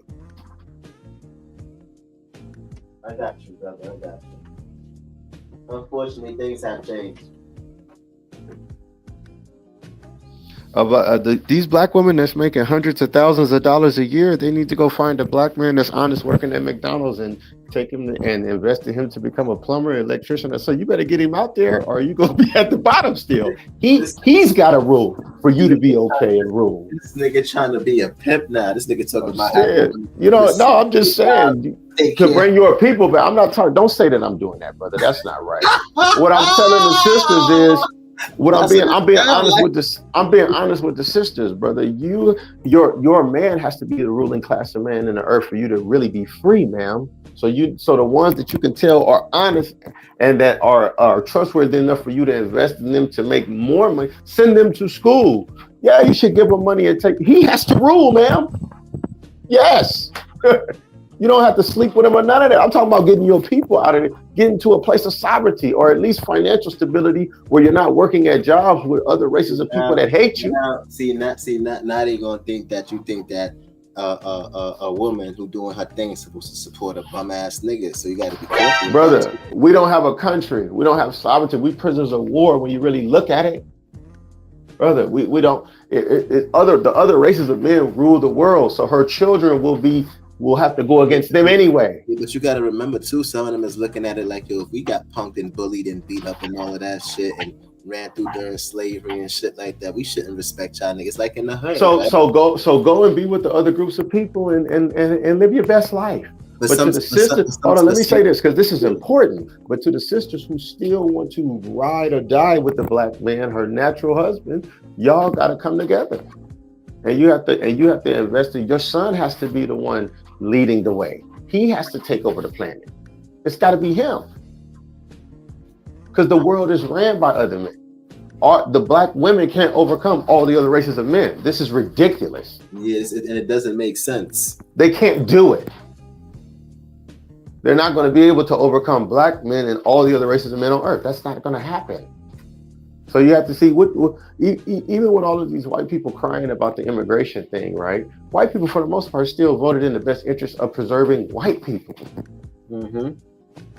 Okay, that's Somalia is about Somalian people. Before I get ready to leave, let me just add on to that too. Go ahead, brother. And another thing too, as well. I mean, even when you go back in the days, in the ancient times, even with the hominid species, the male was the most dominant, so he was there to protect and do all these other things. If we didn't have any laws or whatever the case is, more than likely the dude was to see, I'm not saying that this is the thing to do, dude was to see a woman in the forest or the woods or whatever, he was a creep, he would just be able to just have his way with her, like, you know what I'm saying? And you know, this is like one of the reasons too why you had women who would get with men who had status and power, who was able to protect them, you know what I'm saying, from these things that's happening, because a man is more physically stronger and dominant than a woman physically. when it comes to during that time period in which you're talking about, right? Yeah. Was the man handing flowers to her in a 3-piece suit? I don't know. I was See what I'm saying? He did it exactly the way you described it, right? Because the uncomfortable truth is that was our nature at its most primal point, if you will, right? Yeah, It's uncomfortable to admit, but that's the truth, though. What you just said. You're talking about like hunter-gatherer times when the male would go out and hunt and the woman would stay home and gather, basically vegetation or agriculture. That's what the women were into. When you talk about primal, that's like hunter-gatherer stage. Yeah. I mean, it's not saying that you can't be an entrepreneur and a businesswoman and an accomplished. I'm not saying any of that stuff. But your natural born sons of your particular group, their success is determined by whether or not you really get a chance to live free. Oh, that's a fact. Dr. Naeem Akbar and Francis Quest Wilson demonstrate that. But the and world, they present psychology. Yeah, but the world right now is right. The world, everybody in the world who's dominating the world is men. Like, no one's really trying to, you know what I'm saying? Like, you never really seen like a large female empire where they thrive, like, you know what I'm saying, where they was just running through nations and dominating, and you know what I'm saying. I mean, you got the Ashanti. There's never been a time in recorded history where women have completely dominated the entire planet, and men in general. That has never. It's never ever happened. Women maintained kingdoms, but they just wasn't expansionists. You had the Kendakis and you have like the Ashanti. They maintained borders and kingdoms, but they weren't expansionists. Historically, but it's never happened though. Expansionists. I'm saying historically. No, I get it, but had they expanded, they would have died. It still wouldn't have happened. Bro, what is you, some anti? Are you saying that? Are you saying that? I'm not. Women who teach women that the man is not the head, those are actually the misogynistic people. You just can't see that they are. But those are the real misogynists that teach. Give me 1 second, sir. Those are the real misogynists. No, I actually don't disagree with that statement you just made. I agree with that. Yeah. But yeah, brother, are you saying that Amazonians wasn't ruling the world at one point in time? Where's the evidence of it? I'm just fucking around. I'm being fair. Africans did have kingdoms ruled by women. I'm just saying they were not expansionists according to the historical record. They did exist though, bro.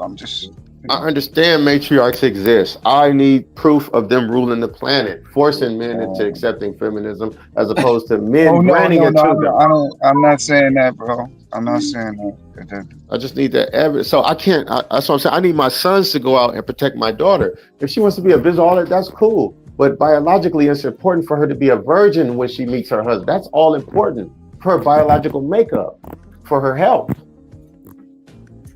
So it's about acknowledging what nature really is. Yes, as modern men and women, there are some primitive things that we have to let go of, but there are some things that we should keep that are conducive for our self-preservation. And there's certain things that men are willing to do to get power that women isn't. Like, I think I could see more men killing children and babies to get into power, just wiping shit out and all that, as opposed to I see women doing that. Yo, kill all of these babies. Imagine what happens when the lion takes over the pride?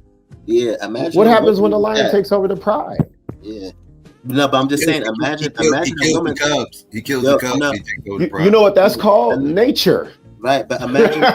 Right, that's the way that's what he was designed to do. Imagine the woman doing that, right? Just going in and just being on something. Yeah. So let me ask you a question, sir. Where's the holiday for men who take care of children that don't biologically come from them? Where's the praise for them? Where's the $10,000 in a Prius for men who are still compassionate enough to take care of women who have children that don't come from them? Let me tell you, bro. Being a father, especially a stepfather more so than a biological father, there is very little rewards that come with that outside of any joy that you get with your child or somebody or the stepchild or whatever. Like outside of whatever personal joy you get in that. You get nothing else. Don't expect no appreciation. Don't expect like you're going to be overlooked. You're going to be taken. Like people going to not. Yeah. So why accept the obvious misandry then, as men? Why do we accept the obvious misandry? No, I mean, I don't think that in itself, what we're just talking about right there, as far as like the lack of appreciation, I don't think that comes from misogyny. Now, misogyny is out here, and some things do stem from misogyny. I think that right there is just more so gender roles, right? Gender roles, like men are just expected to handle things a certain type of way based on gender roles. Psycho, a so-called white man at a store I used to work at wanted to buy a shirt. His wife screamed at him and said, "Not on my watch." Snatched this stuff and just completely embarrassed the man. He couldn't buy a shirt. That's some other shit. Yeah, he needs to he's in a bad spot right there. I used to work at the airport, a pilot. He got to be making at least $170,000 to $200,000 a year for sure flying that plane, right? Brought a tie back to a store I used to work at because his wife didn't like it. And I couldn't say this at the time because I was at work, but I wanted to say, Chris, motherfucker, do you like the tie? Like, do you realize what's happened to you, sir? No, this shit is crazy, bro. These people want to teach my daughter to hate her natural born husband, to hate the black man. It's out here. They want to teach women to hate men. Where's these mass group of men saying they don't need women? Right. I don't see men in mass saying that. There is a segment of men that say that, but that's not the majority. That's some new shit in the earth. You don't hear them in real life, and you probably hear them on the internet saying that. Some of these internet dudes be in the barbershops talking that dumb shit in real life. That shit sound weird, son. You don't. Don't sleep, Molly. Like some of that online rhetoric is seeping. Like these are real world people that's online, right? So like when they get offline, they positions don't change. Right. Yeah, so like when they get around a certain spot where they feel comfortable talking about this type of stuff, like the barbershop, where they might feel a little bit more comfortable talking about this type of stuff. Yeah, they're the stuff, the same type of rhetoric going on in the barbershop today. Like, yeah. I work with this young lady at Starbucks. She said it in front of the customers, everybody, I support women even if they're wrong. Man, this shit is real, I'm telling you. that shit pissed you off, huh? You know it did. Like, motherfucker, you don't see me standing right here. Disrespecting you all up in your face. I don't even give a fuck. But all the men that were standing right there, I know it pissed off. You can look on their faces and tell. I mean, we just didn't say shit. We don't care about shit like that. But if we notice it, but we don't say anything about it. Just so you guys, we notice it. Like misogyny has been like normalized. That part I agree with. I don't think everything's misogyny, but there's some evidence of some misogynist ideals that have been normalized. And go to work tomorrow and say you got 5 wives. I bet on the spot misogyny come right out. The horn's gonna come out on your ass like that. They're gonna rebuke you strong. Just say it. Just say I got 5 wives. 5 wives, man. 1 wife is a lot to deal with. Okay, look, just say you got 2. I mean, they're gonna throw holy water on you. They're gonna treat you like a vampire. Yeah, but I mean, you think that's misogyny though, or you think about it because it's nothing wrong. Because think about it, right? Real quick, because like if a woman came to work and said she got 5 dudes that she be sleeping with, you're gonna look at it like a hoe, right? You're gonna be like, yo, you's a hoe. But would that be misogyny? Would that be misogyny for you to think that she's a hoe? The reason why I would say no is because the disdain that comes from something that's not biologically wrong is from a misandrous place. You see what I'm saying, Psycho? They're just mad at the fact that 2 women are okay with being 1 man, when in reality that is even biologically natural of us, right? They're mad at that, Psycho. You see what I'm saying? If a woman came to work and said she had 5 husbands, I wouldn't care or get mad at it, but they would get mad at me if I said I had 5 wives. That's a fact.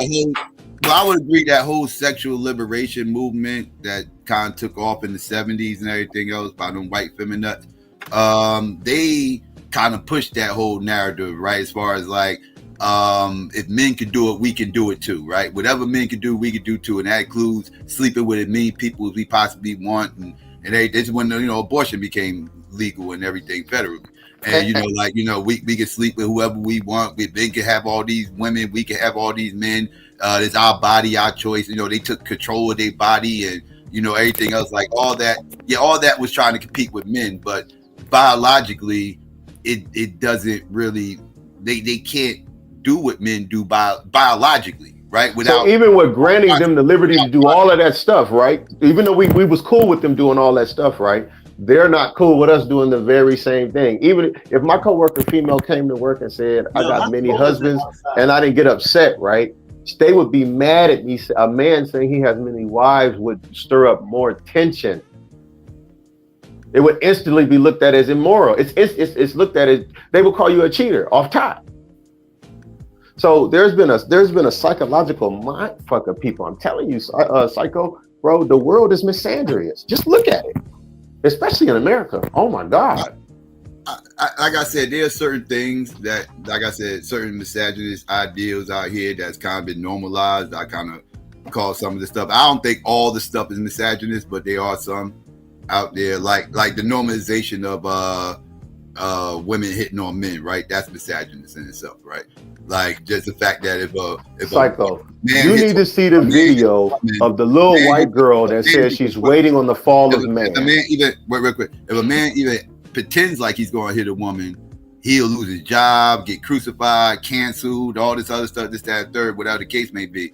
But a woman can be caught on camera beating the hell out of a dude not hitting the back, not doing nothing, just trying to get away from her. She's steady swinging, hitting on everything else, and everybody be laughing about it. She'll get $10,000 in a Prius. Yeah, like, so that type of stuff right there, that stems from misogyny right there. But you got to see the video, Psycho, of the little girl that says she's waiting on the fall of man, the little white girl. I'm telling you, they teaching them to be disrespectful to men. She said, and she had like a bored look on her face, and the lady said, "What are you waiting for?" She said, "The fall of man." they teaching them young, boy. After y'all better pay attention out here. I mean, that's you don't want your your sons dating these misandrous devils. Feminism is indoctrinated in the girls at an early age, at a very early age. Like, you know, most women don't even realize they have these feminist ideals because these are the only ideals they ever known, right? They're not old enough to remember what life was like pre-feminism to not understand that they totally embracing feminism. Hey man, that little white girl wanted all of us men to know on this panel that she waiting for us to fall. Psycho, that's a fact. I don't hold the position that they all waiting for us to fall either. I don't. And shout out to her. She's a little nutbag saying that. Who? The little white girl in the video says she waiting on the fall of man. Yeah.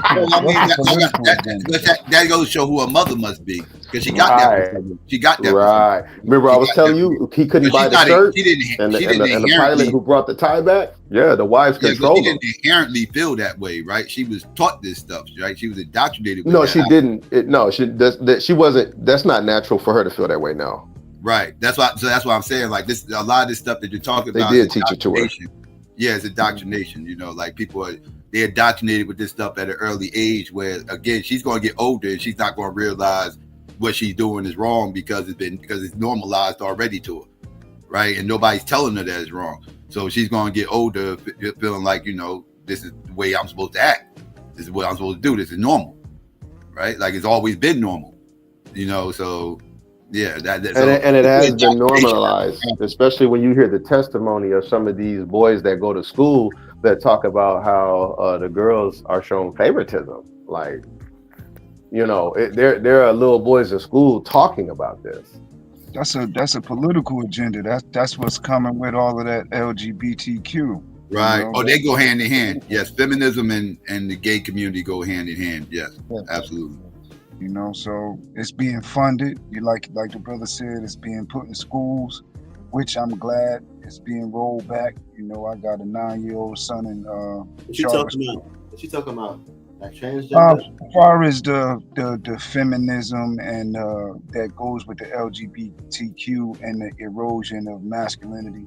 You know, they should apply the minds the other day trying to get me to. They was mad because I didn't want to write them a transgender letter. For them to get a chance and change and shit. I'm just like, yo, I don't do that. Like, I don't believe in that. Like, you know what I'm saying? And I'm not condoning to society by having sex changes and shit. I mean, I ain't saying to her like that. You know what I'm saying? I was professional. I said, yeah, this is out of my scope. You know, I don't really, you know, I don't specialize in this. So I gotta refer to someone else. She They got mad. normalize. They wanna She started normalize texting it. me. She started texting me and shit like that, like on some being aggressive. I was about to curse her out. Like, oh. She? Did you just say she? Yeah, it wasn't she. It was a she that wanted to be a he. Oh, the she that wanted to be. Oh my goodness. Yeah. It was a she. The she that wanted to be. Oh my goodness. All the dykes that I had knew in South Central growing up, man, they used to do a hell of a lot of scams. They used to scam the woman that they was with. Like, you know, they were real grimy people. Not to say that all dykes worldwide are like that, but the ones that I grew up around in that little small radius, they were savage.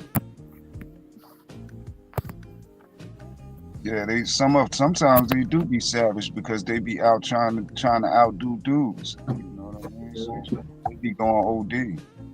I think you said they be going OD. You stupid. You stupid. I think he said they be going OD. Yeah, for real. I think the sisters making money as business women and you know, with great character and honor. That's a part of. But Psycho, I'm a Negro only Israelite, Psycho. I don't believe in the virgin birth. My dad was a microbiologist, so I don't ignore certain things concerning science. Wait, you don't believe in you Torah only? No, I believe in the New Testament and the Apocrypha, but I believe Israel that can be recognized as all Negro. Boy, wait. You believe in the New Testament and you deny the virgin? I know you get right. I know you get all types of smoke. Yeah. It was one brother who wanted to shoot a brother who wouldn't accept the virgin birth. Like, it's crazy, Psycho. But, most people that don't accept this, most Hebrews that don't accept the virgin birth are Torah only. Yeah, and I believe you are who your father is too. Yeah. So Negro only Israelites, they don't. I'm the only one that believes that, right? Because they believe that you have to have two Israelite parents, and they have to be Negroes.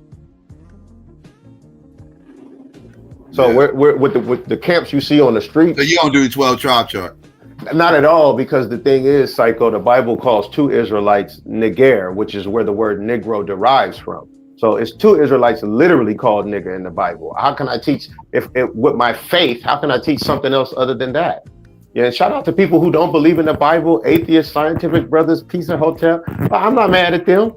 And with that, I got a lot of friends in them communities, and I learned about what they subscribe to. So I'm not mad at them. You see what I'm saying, Psycho? But we're not supposed to be cussing people out on the streets and all of that stuff. No. It's not supposed to be like that from what I read, brother. So in the Bible, right, a virtuous woman, it says she worketh with her hands, right? Meaning she is an entrepreneur, but she's not to do it to be an independent woman. She's doing it for the conduciveness of her family, her well-being, her kids, her husband. Mm-hmm. You see what I'm saying? Mm-hmm. So there's some horror stories in the Israelite movement since it started on One West. You know, I know there's some horror stories in my community, man. Especially the original UPK is a whole bunch of horror stories. Especially after the 2000 false prophecy and all that.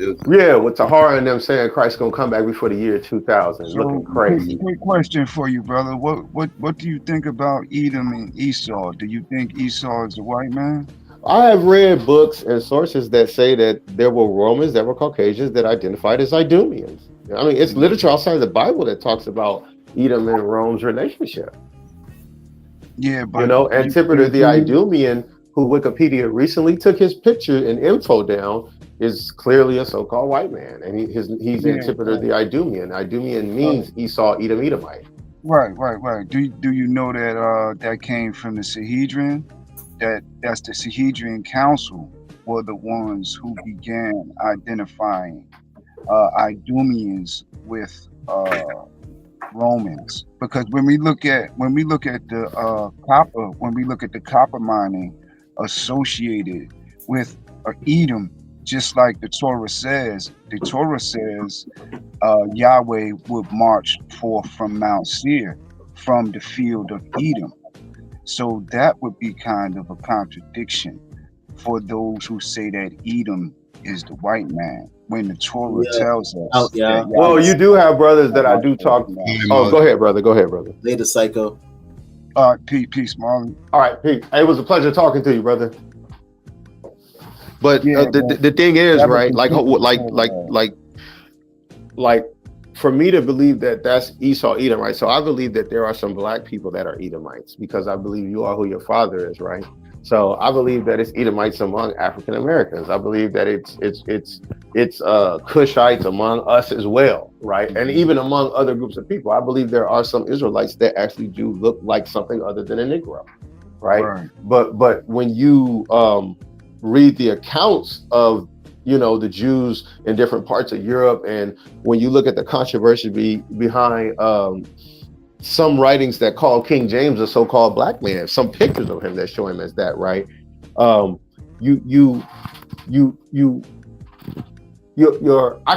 I could see how they are the Edomites of the Bible. Like brothers, white people used to come to the camps in the early stages. Some white people would come and acknowledge that they knew they were Edomites, right? Yeah, so it's some Caucasian people that identify with Esau.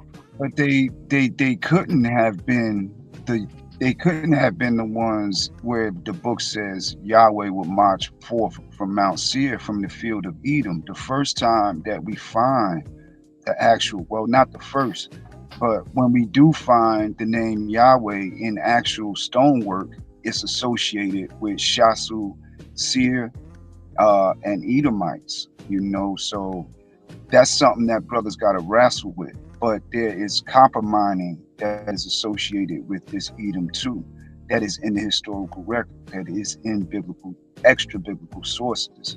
But the dates, they do match real Edomite activity, according to the copper mining and the Egyptian records in stone. That's 1450 BC. That would be Amenhotep III. That would be Ramses III. That whole 18th dynasty era will be finding in stone. So you have to understand that I'm a Negro only Israelite that believes in the Apocrypha and the New Testament too, right? So in the Apocrypha, it says Esau is the end of the world and Jacob is the beginning of it that followeth.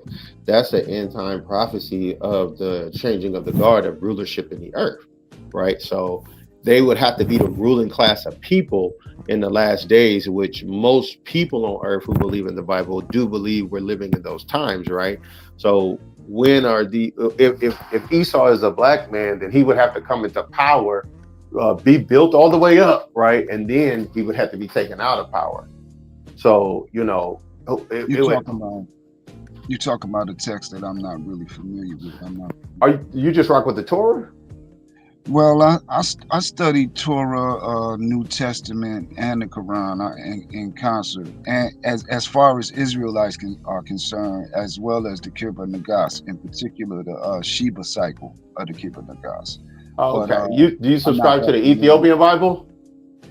Yeah, I do. I got respect for the Ethiopian Bible. Mm-hmm. Okay, I got to say this, and even with respect to the Habashah and Ethiopians, I don't subscribe to the Ethiopian Bible. It ain't the word of the Most High God concerning my understanding, respectfully, and it's a lot of holes, and anybody trying to say that is based on what really happened with the Septuagint. They copied a manuscript from the Septuagint in an ancient language and then told the world that they had the oldest complete Bible. I disagree with all of that wholeheartedly. Zephaniah 2:12 says, "Ye Ethiopians shall be slain by my sword." So if I was an Ethiopian, I wouldn't even believe in the Bible, just to keep it 100 with you. Like if I saw that would be it for me. I utilize extra biblical sources. There is evidence in genetics of a massive movement of populations from Arabia into East Africa 3,000 years ago. And actual papers do cite the Queen of Sheba as a source, but these are geneticists citing the narrative of the Queen of Sheba when they talk about these populations that enter Africa approximately 3,000 But the interaction she had with Solomon is not what they're saying it is. He did not have no kids by Sheba. It's not recorded. Many of them lay claim to that, though, brother. You know, I gotta push back on that. That they do lay there's claim. No proof of it. Well, modern genetics tells us that there is a migration from the Arabian Peninsula into East Africa at I'm not 3,000 disputing years. that. What I'm saying is Sheba having sex with Solomon and having kids. I believe I think it's his Abimelech, right? No, it's not. They copied a manuscript from the Israelites that was in Greece and in Rome. Even though Paul calls himself a Roman in the Bible, he still lets you know that he's ethnically an Israelite. His two brothers are called Niger, right? Hold on. Ethiopians don't identify with the word nigger. The Israelites are literally called that in the Bible, sir. So how can an Ethiopian have more authoritative speech over the understanding of a Bible than a Bible-believing Israelite that only identifies with Negroes, which is what the Bible describes Israel as? Yeah, so, and then I can read Zephaniah 2:12 and Zephaniah 2:12 close the casket on the Ethiopian Bible. Yeah, look, trust me, because they don't profess to be real Israelites. One thing I want you to understand is I don't have any problem with the word negus. I know that the word negus comes from the Hebrew. It's not the same word as neger. 1 second, hold on, relax, brother. I'm talking about when we talk about Panahas, when we talk about Eleazar's son, when we talk about Aaron, Eleazar, and his son, which was called Panahas, that word right there is Nahes. When we look at that, when we study the Arabic language and we study the East Semitic, we know that the H and the G are interchangeable. So when you say this Niger or this Naga, or what I say I believe it derives from Nahes, which would mean actually the grandson of Aaron within our Torah. There's a linguistic relationship there. The G and the H are interchangeable in Arabic and in the Semitic languages. We see that with Hobar, Kedar, and which became Ganawa and Gawar. You know that the G and the K are interchangeable, the G and the H are interchangeable. But I just wanted to point out to you that I agree with you with the Negas, or Nahas, that is the Panahas, Eleazar's son in the Torah, Aaron's great nephew, which would be the brother of Moses, which would make them all Nehesi or Nubian or Negas. I'm not saying that, brother. I disagree with what you're saying. That's what I'm saying. It doesn't come from. I see what you're saying, and I got brothers who rock with that understanding of Negas. I'm aware of that, right? But that's not it when you actually look at it. No, it's with the Spanish. It's with the Spaniards who took Spain back from some of the Moors that were Hebrews, as well as it was other Moors that were not Hebrews. When they took Spain back, when white people came back into power in Spain, it's something that they would call the Israelites or Black Jews that didn't want to convert to Christianity too. So Niger in the book of Acts is not the same as Negas. It's not the same meaning. It's not the same word. It doesn't have the same origin at all. And on top of that, I live around Ethiopians. They say they're Ethiopians first over Israelites. They literally say it, that they're not the Israelites. I think we would have a better place and time to have this discussion and show sources, because I know that the brother Psycho is not necessarily into this genre, but I don't have any problem meeting up with you anywhere and showing the sources on the linguistic. Hey, when I come over here, I really don't talk about the Israelite thing. I'm just saying. I understand what you mean by what you just said too. Generally, this is the first time I really ever spoke about it. I like to source up on these things, and it is indeed a derivative of the term Nahes, that is the grandson of Aaron. Okay, I disagree with that, and at a better time, brother. We'll source up at a better time. We'll do that. Brother, anywhere you ready, I'm ready. You know what I mean? Respectfully. Oh, so we could debate it. I guess I got to get Psycho's email address. Like I say, brother, I don't know if Psycho. You know, I'm just saying. I know that ain't Psycho thing, but I don't mind sharing it though. You know, it's fine. If y'all want to debate this, you know, I ain't got no problem hosting it. You know, I ain't got okay, so I've never really done the debate thing, but why not get my first debate out of the way? Sure, brother, why not? Does the term naga or nigger come from? Does it derive from the house? So that's the title. No, the title, because I'm specific in Acts chapter 13 and verse 1, where that word Niger is there, right? When you go into the definition of it, it does say black, a Christian. And Ethiopians do not identify with Niger. They don't. I talk to Habesha and Oromo Ethiopians. They tell me all the time, the Oromo say that they came from Cush, and the Habesha say they come from Shem, but they think Isaac is Shem's father. And I'm trying to tell you, bro, they don't know what they're talking about. They don't know the Bible. Do Ethiopians identify with the term Negus? Do they identify with the term Negus? Yes. Yes. You know what, brother? I believe you're correct, but I want to call a couple of my guys and make sure that's Ethiopian. Yeah. But I want to say I would agree with you on that. That's Ethiopian, beloved. Negus. Right, but what I'm trying to tell you is my guy Vahilu and GB, they'll disagree with you, and they're Habesha Ethiopian. And Ali is an Oromo Ethiopian. He would disagree with you too. I saw Ali a couple of days ago. They would all disagree with you, and they're Ethiopians. On a personal level, and Kia would definitely disagree with you. On a personal level, they would, but linguistics, as far as Arabic and Cushitic and East Semitic languages are concerned, I would take the day on the linguistics. But Niger is not Arabic; it's Latin in origin. No. The Latins don't have no language without Afro-Asiatic, brother. You should know that. Okay, but I'm just saying the term of Niger is Acts. We should know that from what's the guy's name that Martin Bernal. Martin Bernal told us that, but they suppressed Martin Bernal's text because he said that the Greeks got all of their linguistics from the Afro-Asiatic, and he demonstrated that, Martin Bernal. But they suppressed his text, the Ashkenazi publishers. They suppressed his text. Afro-Asiatic. Yes, sir. Brother, I was up here having a good time. Now I got to pull out this Indiana Jones ass shit to have a debate with you. It's all good, beloved. You just came up here and beat me up like that, brother. I'm a hot down, brother. I was having a good time. He just came up here and beat me up. No, I didn't beat you up, brother. You know. Yes, you did, brother. I'm in a debate. Oh man. I'm about to have my first debate. I didn't even really realize who I was talking to until it really hit me. I'm like, Afro-Asiatic. And I'll be seeing that name in the chat. And I'll be seeing a little wrench by that name.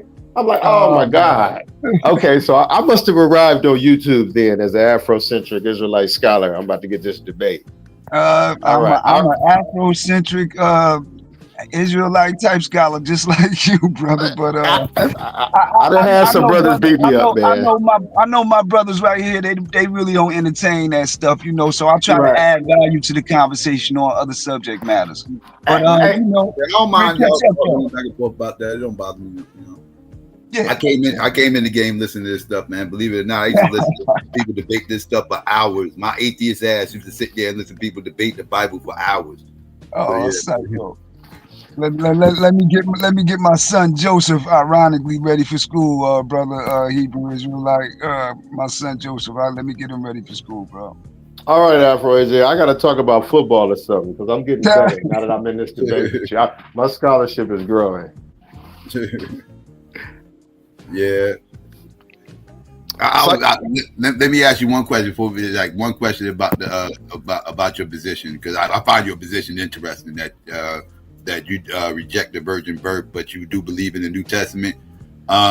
Do you believe in the claim that Joseph wasn't the father and it actually was a Roman soldier that's actually the father of Jesus? Do you believe that? This is the first time I've ever heard this one, Psycho, so you would have to educate me on that. Yeah, according to a lot of the scholars that talk about the historicity of Jesus and everything else, a lot of them make claims that I could pull it up, but a lot of them make claims that Jesus' father was actually they say he was a real person, but his father was actually a Roman soldier. My position is different in general than even the camps and even the Negro only Israelites, right? Because they don't believe you are who your father is, right? So my position is unique. It's not popular. I don't got a channel with 50 million subscribers, but nobody has actually taken the time to let me explain my position, because as soon as they hear Israelite, they lose their whole brain. Like, I'm sure you know my nemesis, Sabio. Oh, Sabio got a problem with everybody who believes the Bible. So that's just, don't take it personal. That's just, he just like that with Bible believers. So yeah. Have you ever seen Talladega Nights when they ate dinner at the place and Ricky Bobby's daddy got thrown out of Applebee's?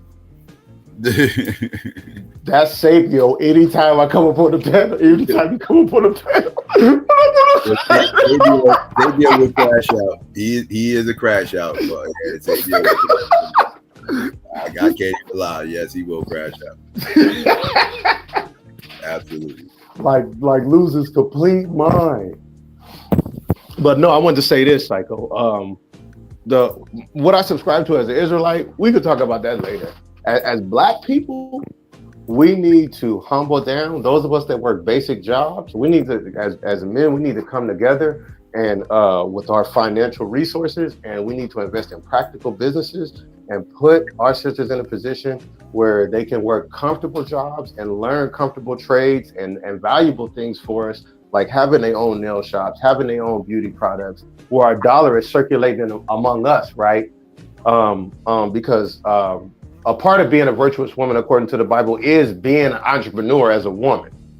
So that's a part of what it is to be virtuous in the Bible, even as a woman, right? Mm-hmm. So as brothers, if it's 10 or 20 or 30 of us that we work at the grocery store or we work at Macy's or something like that, we need to come together financially, establish an account at the bank, and invest in small, practical businesses that make money so that we can build the finances to do more complex things, like have restaurants, have places where we have our own designers and our own clothes, and start to get to the point where our dollar circulates, right?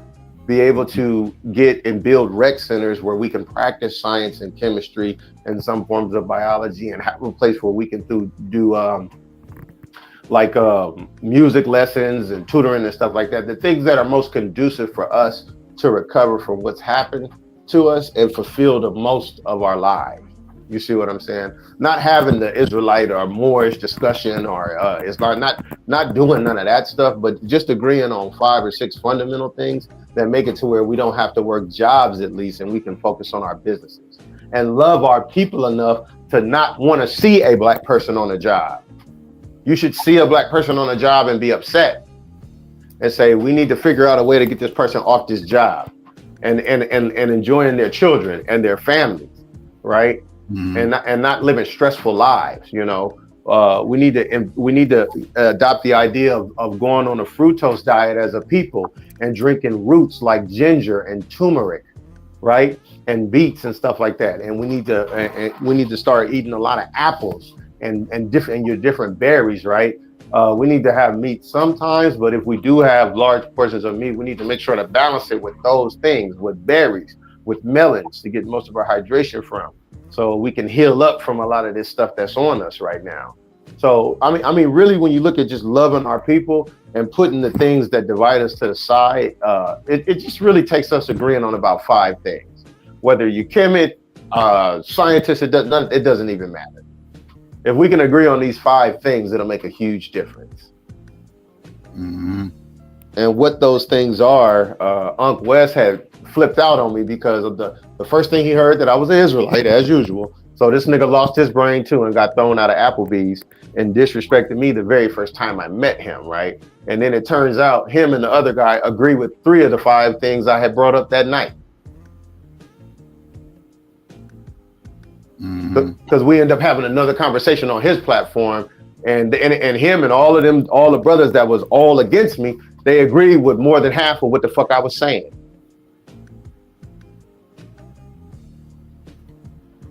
Yeah. So it's because we won't do that, you know, the brother. Because if you think about it, even if we came together and just invested in vending machines and having a practical store that sells toilet paper, toothpaste, you know, the things that make money every single day, just in focusing and investing in those things, 10, 15 brothers and sisters coming together with jobs and establishing a bank account where they all have to sign for money to come out of it, and being trustworthy, family, and sincere, so you don't have to work the job no more. So you can enjoy your family. Now you can go to karate. Now you can learn how to play the guitar. Now we can travel all over the world and look at the sources. Now we can go to Ethiopia and visit the church and go to Timbuktu. Or if we're scientists, now we got more materials to get into science fairs and get into technology and get into the periodic elements. You know what I'm saying? Get the different variations of science, you know, that are conducive for us having houses, gardens, you know. We should focus on that stuff. Yeah. But having to go to the job is what's holding us back, and not loving black people enough to not want to see the black person on the job. Well, I don't work a job. Well, you know, I make $500,000 a year. Fuck the other black people working jobs. That got to stop. Or even the other brothers and sisters that make around $100,000 a year, $200,000 a year, $40,000. If you're working a job, you should be able to come together with your people and make it happen. And I don't want to hear white people are not doing it and these people didn't do it and they still do what they do. So that's an excuse to not do what's conducive. You know, I feel good when I get my money, Psycho, and I say, I'm gonna go to the store and I'm gonna get all berries and I'm gonna get roots and I'm gonna get all this healthy stuff, right? I feel good when I say it, and then I walk by the steak and the beef brisket and all that other stuff, and before you know it, I got Cheez-Its in the basket, and you see what I'm saying? Mm-hmm. Yeah, I see what you're saying. The things that are most conducive for us. You know, it's definitely. You remind me of myself like maybe 15, 20 years ago, man. You know what I mean? It sounds simple, but you know. I'm gonna go forward in Minnesota with it, man, because I know like I think you should bros. I think you should focus your message with the youth. I'm talking about like, you know, guys maybe like maybe around like 18 to 25, the ones that's out still maybe outside in the streets. And yeah, that message is probably, you know, more fruitful amongst them, you know. Yeah, because they're looking to be inspired, you know, and they're more so in action mode. You know what I'm saying? But it's a good idea, definitely. You know what I'm saying? You just got to get enough people to be on board with you, and then, you know, don't be afraid of the problems you may run into. And you may get burnt a couple times, you know, in the process, but don't let that stop you. Just keep on going till you find the right. You need to probably, you know, to make it work, you probably need just about a good 8 people to get, you know, things going. And then when people see it, then you'll get, you know, a lot more when they see production, and then the women will get involved when they see, like, you know, that is real, and, you know, so definitely. Okay, that's Solar Mind talking. Yeah, that's Solar Mind. Shalom, brother. I would have to go over north a little bit, over south. I know where to go to holler at the brothers, and you know, being a former instructor of the martial arts, I learned from other dojos, not just how to teach karate and kickboxing and boxing, and then have cardio kickboxing, but I saw some of the people that I had learned from that were high masters in karate, that they had tutoring at their school. You see what I'm saying? They had piano lessons at their school. Sometimes they would have ballet there, or we would have like a basketball team sometimes. So I learned from some of the professors that you don't just have, I could use that to start it, because I've been a part of that industry for such a long time. I could start that right now, right? Especially if the people really wanted it and was like, because I can't be at a job and do it. So I'd have to have people do a fundraiser for us to start the school. But I've been to the tournaments, I've dealt with parents, I know what the paperwork looks like, right? And I know that you could start off with karate, which I have the expertise in, but I could slowly bring in tutoring, which opens up the door for us to practice math, English, and the fundamentals of science consistently. Yeah, definitely. Just I think you should write down, what your agenda is, and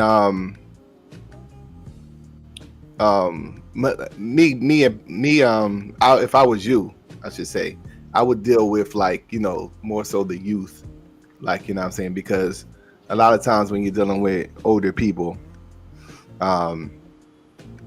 they're one more stuck in their ways. They are less likely to see the vision. They're tainted by experience, and they probably make up they're settled into their career or whatever, and they're making some money, and they not trying to give that up, so you get and mix with the youth, and the youth is a whole lot of other problems, but it'll be more I think you'll have more you could form more cohesion, because they're really looking for guidance, a lot of them. So, you come with a solid message, and, you're going to have to beat them in the head, you know what I'm saying, but, it's going to take a while, but it's a lot of talking that you're going to have to do, and they're going to clown you at first. You got to expect all that, you know what I'm saying? Well, you're already ready for the, the whole thing, you know what I'm saying, the clowning, but when you drop jewels, they'll come back, and they'll pretend like they're clowning. It'll get into that phase, and then they'll start asking questions eventually. You know what I'm saying? And then you go kind of build from there.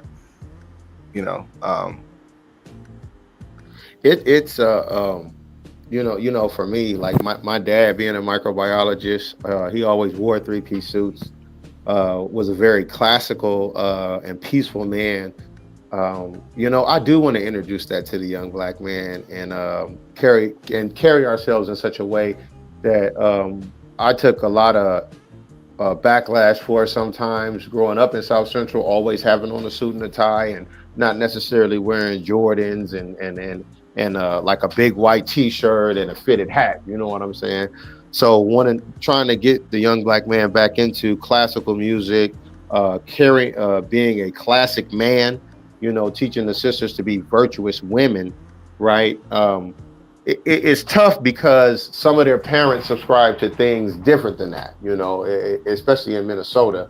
So like if they're more of a feminist mindset, then they really don't want to do the virtuous woman type of thing. So getting the backlash, and like Solomon, I really wasn't into debating or none of that shit. I just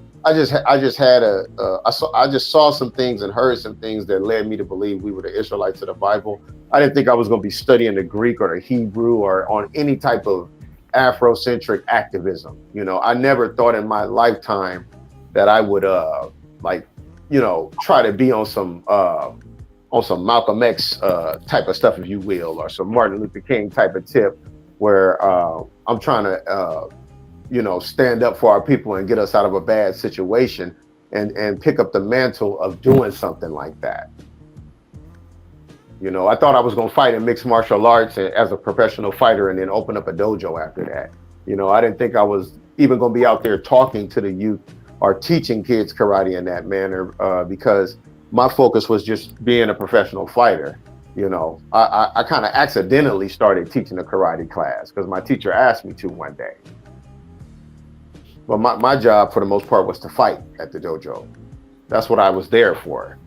But along the lines of that, I guess fate kind of got me caught up in the community, and I have these great tools where I can do it.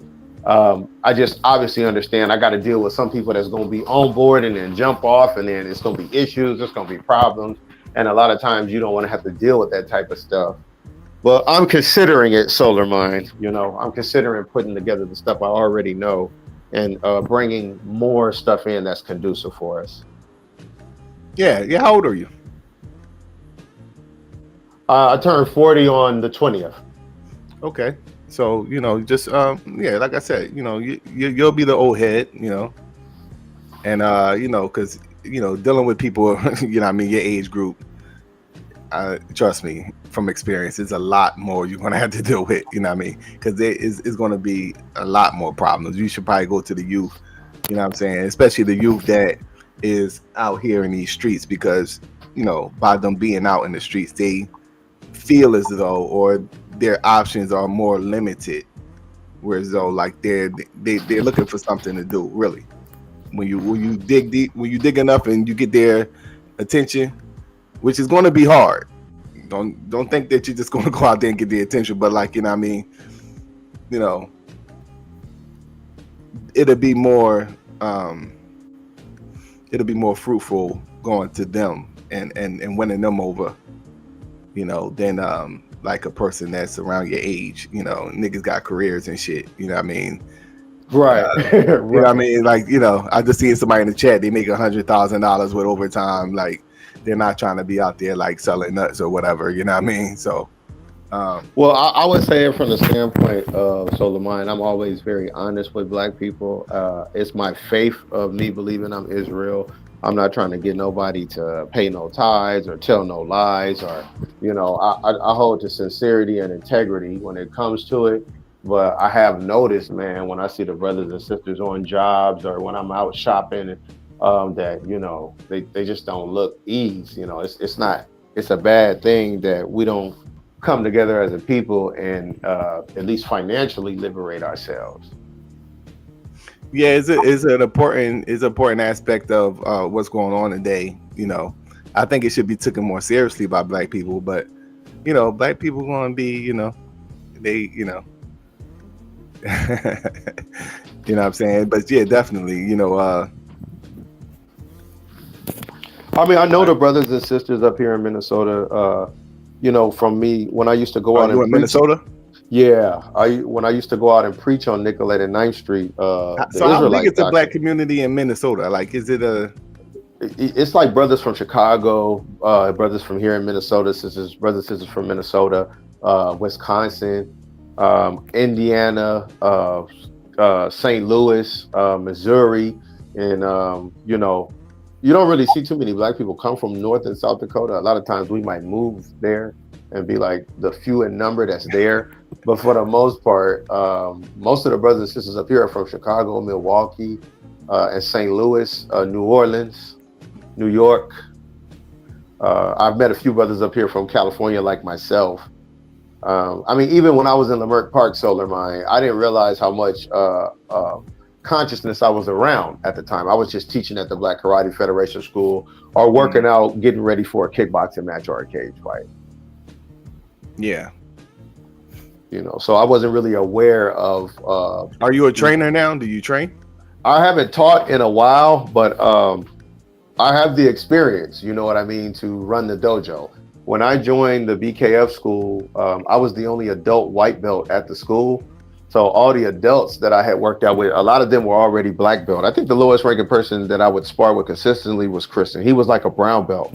So when you have to learn, first of all, to learn from the grandmaster and great fighters and different masters and different black belts is amazing to start your career off as a martial artist, right? So to always be around and always learning from them is one thing, but the things they teach you when you actually have to practice it on them, right? And there's nobody there for you to practice on that's around your same level, it's stressful because it feels like you're not getting better because you can't land anything initially and you run into everything. So it's a process that some people may not realize. They may not realize the depth of a situation like that, So it felt like I wasn't even getting better because I always had to practice it. All the stuff they would teach me, I would have to practice it on them. So even if they're not trying to hurt you and they're sparring with ultra control, right? You're still moving around in an art with somebody who's been doing it for 25 years. I know Reg have been doing the karate for about 20 years. Mr. Crowder was an 8th degree black belt. Alvin was 33 and 3 as a professional kickboxer, and he was a full contact kickboxer on ESPN back when ESPN was on regular TV. It was called the Wide World of Sports. Mr. Powder was the champion, I think, for like 8 straight fights. He was 20-0 with 19 knockouts before he ever lost his first kickboxing match. So not only was Alvin a black belt, he was one of the greatest kickboxers recognized by some people in American history and in the world because he defended his title overseas as well. So I had stumbled upon a unicorn of a trainer and fighter in Mr. Crowder. Granted, he was past his prime, Alvin had an extraordinary kickboxing style.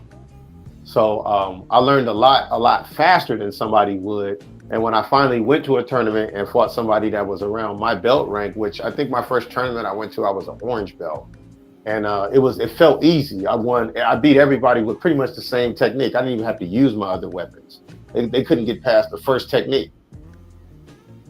So working out with Barry and Alvin and working out with Master Goodman and Professor McDuffie, always being around masters of striking and fighting, your striking gets better a lot quicker. You're a lot sharper. I'm taking things from Barry. I'm taking things from Alvin. I'm taking things from Master Goodman. I'm taking things from Professor McDuffie, right? I'm taking things from different fighters that I come across at tournaments. So one day my teacher asked me to teach the kids, and I'm like, I really don't want to do that, Rabbit. And I go back to hitting the bag and kind of doing my thing, even though I know he was just joking. He was like, look, man, teach them or you're going to be white belt tomorrow. So, so I was like, all right, y'all. They introduced me as the instructor, and this little kid looked up at me, Solar-Minded Psycho, and said, he's not a very good instructor, and just went in on me right away. So I'm like, my man, you get in the push-up position. And I start the class or whatever, right? But I end up getting experience that I didn't think I was gonna get. Like when I came across Mr. Prouder, I thought I was just gonna learn how to fight. He taught me how to fight. He taught me how to hold the mitts and position and train and teach people his kickboxing style. There were times where I ran the dojo for months at a time, where I taught all the lessons every single day. I taught at other schools in Inglewood, California. I taught at schools in Lancaster, different BKF locations and Kajukimpo locations.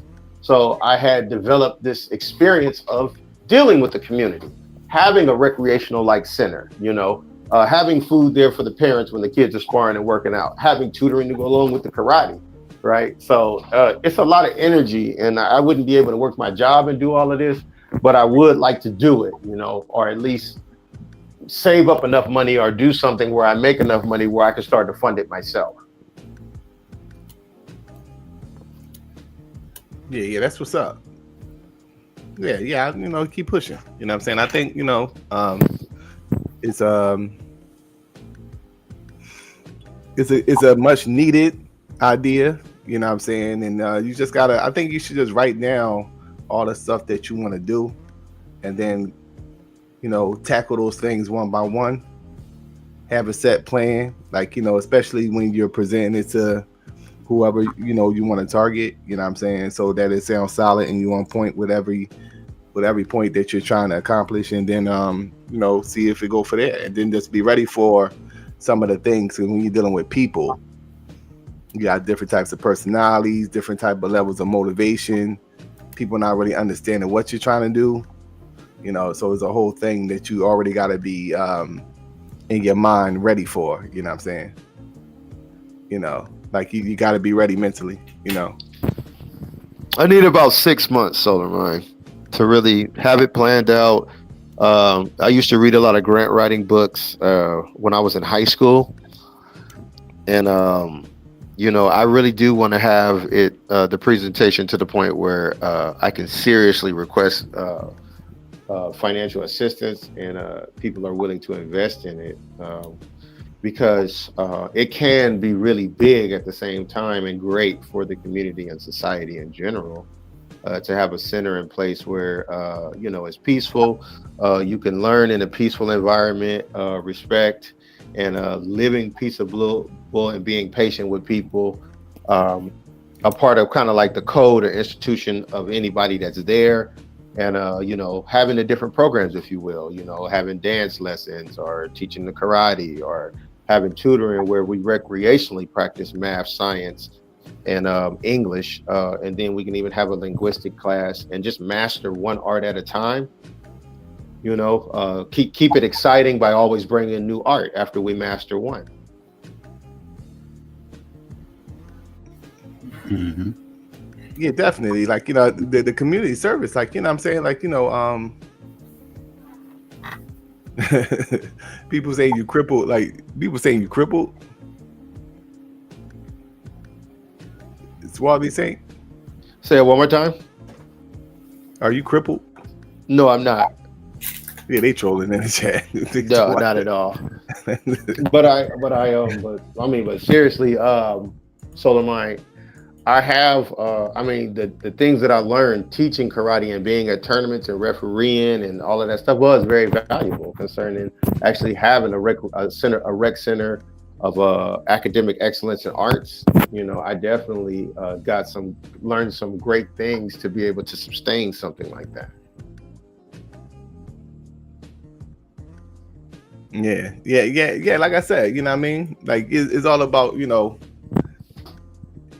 like, you know, having everything down, you know, and then executing those goals, looking into and being prepared for any question that's going to be thrown at you, because niggas is sick, man. Niggas is sick out here, bro. They don't see vision. They see the thing with the nigga mind. They don't understand the importance of independence. You know, they don't really understand the importance of having our own. Like, that's why you used to go to these inner city communities and you see, you know, Asians, you know, dominating. You see Arabs dominating, and Latinas to a certain extent dominating. And Somalians and Ethiopians. Yeah, they have their own communities here. Yeah.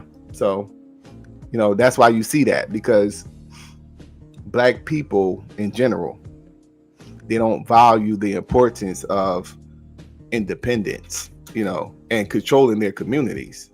So a lot of times, and this is not, you know, this is something that was really, we learned. Like, you know, I know growing up, people wasn't teaching me to be like economically independent. They was teaching me on how to get a job, you know, how to work for someone else. So the thing was to go to school, you know, if you're smart enough, go to college. If you're, you know, not smart enough, go get a trade, and then that trade will get you hired somewhere. So in a lot of instances, we'll be searching for a job to work under another ethnic group of people. Now, in some cases, it may be a person that owns a certain place that, you know, fits your expertise, whatever you were trained in, that were Black. But in general, that's what it was. We learned how to get a job to work for another ethnic group of people, and that's just how we were taught, you know. So your thinking is revolutionary, whether you know it or not. Your thinking is revolutionary. So yeah, I like I said, just, you know, get all your ideas together, sharpen up, and you got to go to the youth, man. You know, go to the youth with the message. Let them see some results, and they'll start, you know, and they'll eventually, you know what I mean, come along, you know what I mean. Go to the blue places where, you know, there's activity where you could engage them, because really, just about every revolution started with, you know, the youth anyway. You know, you're not a lot of these niggas is stuck in their ways, you know what I mean? So the older people, you know, but like, you know, the youth, they could be inspired, especially if you got a good vision, you know. So I mean, you see, you got resources, like, you know how to do things, you know. You could literally start doing stuff with your class, you know, have right. your training classes and provide it, you know, maybe even free, you know what I'm saying, to the youth at the time, and, you know, just so you could start the line of communication, and you could do it that way, you know what I'm saying. Here in Hennepin County Recreations, they're willing to let me rent out a little bit of space at a park downtown Minneapolis for I think it's $20 an hour, and I can fit like 6 or 7 people in there to do like the boxing workout. We can do a boxing class, we can do a cardio kickboxing class, we could do combative kickboxing classes, but even just a basic karate class Hennepin County Recreations, they do have a little space for me where I can just pay $20 and have my students come there and start their the base of their martial arts. And I start them off in boxing and karate. So we just do the basics of those two. Mm-hmm. So I do have some places here already. I know quite a bit of people here, even though it's a little staticky sometimes between Black Americans and Somalis and Ethiopians and white people and stuff like that. I still do know people in all those areas. So what is the beef between you guys and Somalis? Well, the thing is do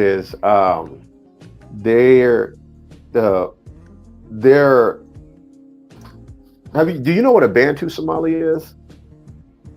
In general, not really going into it. You know, they're different than the Somalians that are here in Minnesota. They're different. They're different. They're like, they have more of a West African. Like, you know, far as how they look. Right. And then and they're not the same as the Somalis you see here, because the ones that you see here, I believe, took that land from them and oppressed them. Okay. So they have a problem with anybody that's of the West African persuasion. You know, so like if you look like African American or Caribbean or Jamaican, or like you from Nigeria, or if you have that West African phenotypical look, they got smoke for you. Okay. I found out. So Lamar, yeah, I did. I found out within like the first couple of months of me being here. So, and then you have to understand something.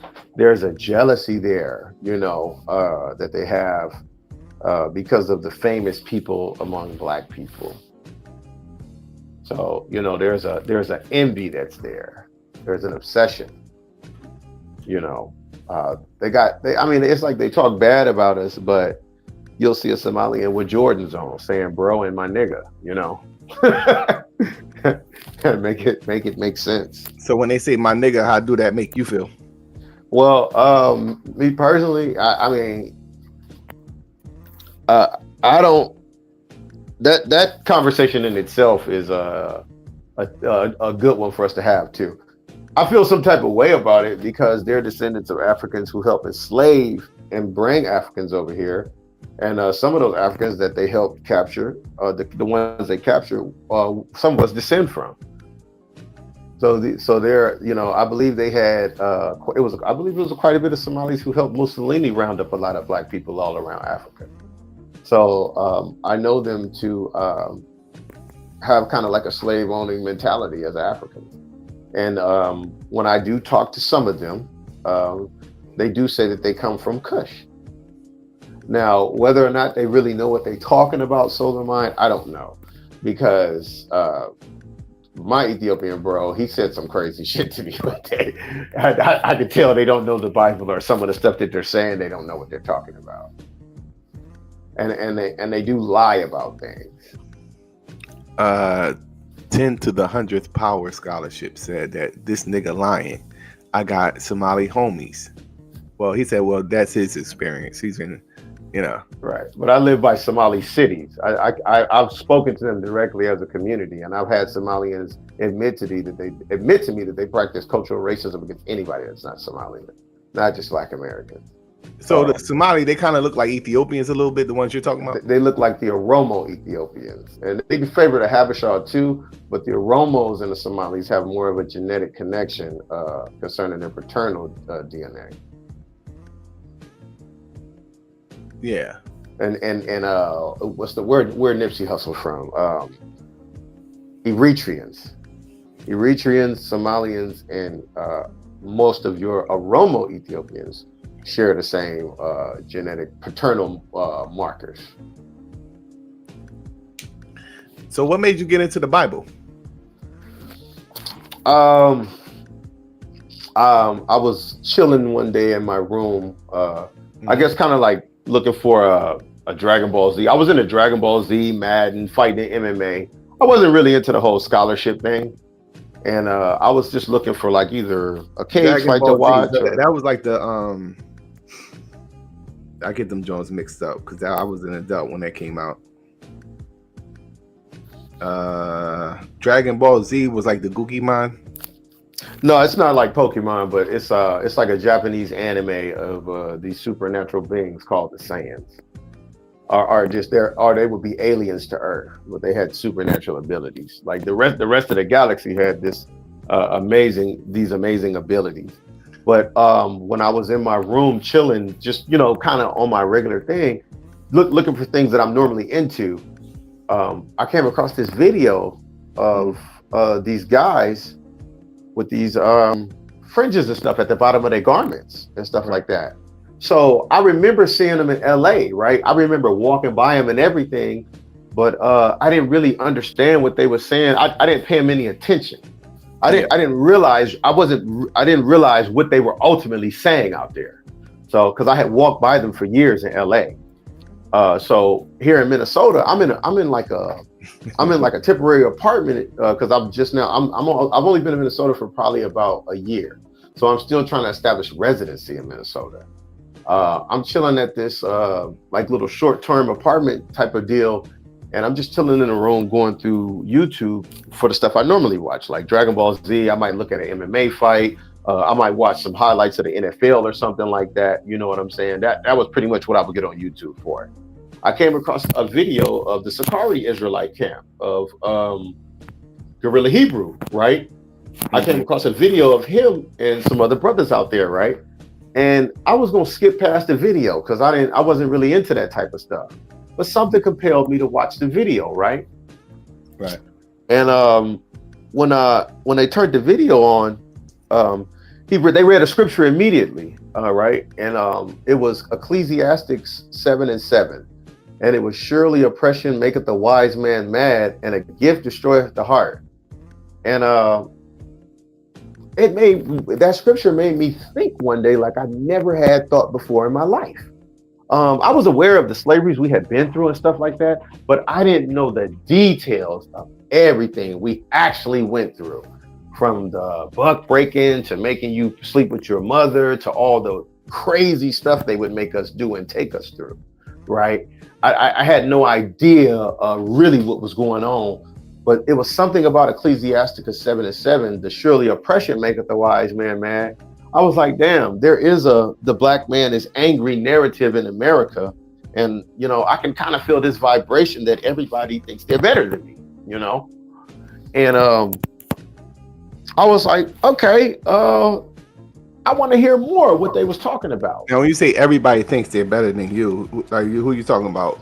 Like all the races? So all the other groups of people that's not what some people are calling foundational Black Americans, right? Even with some of them having the same genetics as us, they were taught something different than us being real family. So people who come to America know that they'll have some status over Black people immediately. Like they understand that. So it's almost like I was able to recognize some of the nastiness that had been taking place against Black people and what we were really going through in America. It's almost like I was awake, if you will, right? So they read another scripture, and they read Deuteronomy 28:68. They read Deuteronomy chapter 28, verse 68, right? And it was and the Lord shall bring thee into Egypt again with ships by the way thereof I spoke unto thee. Thou shalt see it no more again, and there ye shall be sold unto your enemies for bondmen and bondwomen, right? So I instantly almost had like a flashback of, it's like roots came to mind initially, right? And then all these books I had read about us being in slavery and woo. And I was like, if I didn't know any better, that fucking feels like my ancestors. And I was like, that feels like Black Americans and what they've been through. Right, going into slavery, being sold on slave ships, right, or being sold on slave auction blocks, right. So it was like there was a even more intense awakening. I'm like, hold the fuck up. I'm like, hold up. Up until this point, I had sat at church. I used to go to church, soul of mine, didn't know who the Canaanites were, Edomites. I didn't know what nothing in the Bible meant up until this point. It's almost like I had a natural sense of understanding Deuteronomy 28:68 the very first time I heard it, without knowing Greek, Hebrew, nothing, right? And I'm like, damn, this sounds like Black people. And they kept reading. I was like, this sounds like Black people. You know, when you keep reading the curses of Deuteronomy, I'm like, God damn, this sounds like this 12 years of slave roots. All of this, these are the slave trade, us being descendants of chattel slavery. That was all of that stuff was playing in my mind over and over and over when that scripture came up, right? So I was kind of in denial about it a little bit. I really didn't want to deal with it. I definitely didn't want to go on no corner and scream and yell at nobody. So I was kind of still a little on the fence about it, right? They read Acts chapter 13 and verse 1, Barnabas and Simeon called Niger, which comes from the Latin word nigger, Niger, right? And Black people have been called nigger for a long time in America. So the fact that we're known as niggas and Negro, I was like, damn. And then the curses of Deuteronomy, I'm like, damn. So we have a similar surname to the Israelites. And if I had to say a people fit the curses of Deuteronomy, Black Americans do fit the curses of Deuteronomy. It doesn't matter if I'm an atheist, scientist, chemist. If I had to read the book and compare the curses and the description to one people in the earth, I would say Black Americans fit it stronger than anybody on earth, right? And these different Black people in these places like Afro-Mexicans and Afro-Puerto Ricans, that coincidentally the people in those places hate them. So I'm like, damn, this shit kind of adding up. And I was kind of in denial about it. I noticed the next day I woke up, Solar Mind, I went to go get something to eat from a restaurant with a friend of mine here in Minnesota from Chicago, right? And me and him, I was talking to him about, it's these dudes saying that we the Israelites, and they went to we was at kind of like a cafeteria type of restaurant deal, and they attempted to offer me sausage, right? I was afraid to eat the sausage, Solomon. I was afraid to eat the pork because my spirit was starting to believe we were the Hebrews of the Bible. And then a couple of weeks went by, and I was downtown Minneapolis professing us to be the Israelites of the Bible. At the time, I believe Mexicans and Native Americans were Israelites as well. But I realized that there's no word in the Bible that does describe any of the children of Israel as being Mexican or Native American or alluding to such, right? But you do have an Israelite from the tribe of Benjamin and an Israelite from the tribe of Simeon, literally called nigger, right? Or nigger, right? So a couple of weeks went by, Solomon, and I was zealous for us being the Hebrews. I was preaching on the corners, risking my life to preach that Black people were chosen by God. I've had people come up and say, I'm going to kill you if you out here teaching this when I come back. So I've had people threaten my life while I'm out there preaching and all of that, Solomon. But I believed it. No, and I wouldn't even say a camp really woke me up. Those two scriptures just made me think in a way that I never had before. So sometimes people take for granted how spiritual the Israelite awakening is, especially for Black people in America, because not only do we fit all the curses of Deuteronomy, we literally fit the description of the Israelites of the Bible, and the Bible is specific about Ethiopia, the Most High having a sword for them. So how can an Ethiopian practicing Jew or somebody from Ethiopia say that they have more of an authoritative speech of the understanding of the Bible than the Black people who actually fit the curses of Deuteronomy and the description of the Jews in the Bible? So I'm trying to tell our people that's into like the Rastafarianism and all of that stuff, Ethiopians are about Ethiopians. And if you ask them, are you Israelites or Ethiopians? They will tell you in fundamental, and they will tell you in base, they are Ethiopian first. I have not met one that says they was an Israelite or Israel or Jewish or Israeli first. So after living around these people, and coincidentally, they have the vibration against us that the Bible says the nations will have. So there are Africans that don't like us. It's other Black Americans that don't like us. The vibration that the Israelites have in the Bible, Black Americans have it really strong, whether they're practicing Hebrews or not. That's why people don't understand the Romans that the book of Romans is written to the Israelites in Rome. The Colossians, these are Greek-speaking Jews. These are Jews that speak Latin, that speak Hebrew, some of them. So a lot of Christians don't understand that brothers are very thorough in saying that the Bible, that salvation is for the Israelites of the Bible. concerning what it says and certain things that would have to not be true for it to be for everybody else.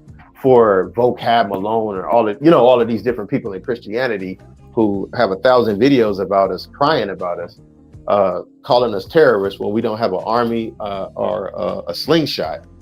So it's certain things that I saw in the Bible, and then growing up in the Christian church my whole life, black pastors never taught that Israel was black. Churches don't teach that Israel is black. Archaeologists don't agree that Israel is black. Archaeologists don't agree that Egyptians were black people. I know some brothers that don't believe that that black people have anything to do with Egypt. So what is your views on that? Because I be hearing a lot of that nowadays too. The brothers. Oh, shout out to Chief Ed. the brothers who believe we're just sub-Saharan Africans. That's it. Yeah. I think as far as sticking to the sources, it's sincere because they don't teach that Egypt and Israel is black. So, yeah, shout out to Jabari. That's for you. You can just say Egypt is black and then say you about sourcing up and shutting up, but I can't use Dr. Hawass as a talking point to point out hypocrisy within the Kemetic community. So Solomon, I can't use Dr. Hawass. Why not? But they can use a Jewish scholar, an Israeli scholar, to come up on the panel and say Israel's not black, and they can give him a standing ovation after he does it. But may Professor Walter Williams rest in peace. But when I asked him about Dr. Hawass, he said we should. He alluded to us discarding his work. When did he pass? When did he pass? I think Walter passed away. I think Professor Walter Williams passed away. May he rest in peace. About two to 2.5 months ago. I know it had to be not too long ago. Neely Fuller just passed away. No, I didn't know that. Who is that? You don't know who Neely Fuller is? No. Neely Fuller is Francis Cress Wilson, right? I've heard of Francis Cress Wilson, but I mean, it's still some stuff that I'm new to in the community. So with Francis Cress Wilson, she wrote the book called The ISIS Papers, and pretty much her theory is that racism is white supremacy, and that the reason why black people are oppressed globally is because white people fear, due to their genetic deficiency, feel the need that they have to oppress black people, because if we were to merge, it will result in their genetic annihilation. I think nature would compel them to understand that, based on what we've seen in observable nature, right? So that would happen. She created a theory called the Crest theory of color confrontation, racism, white supremacy. Now she says that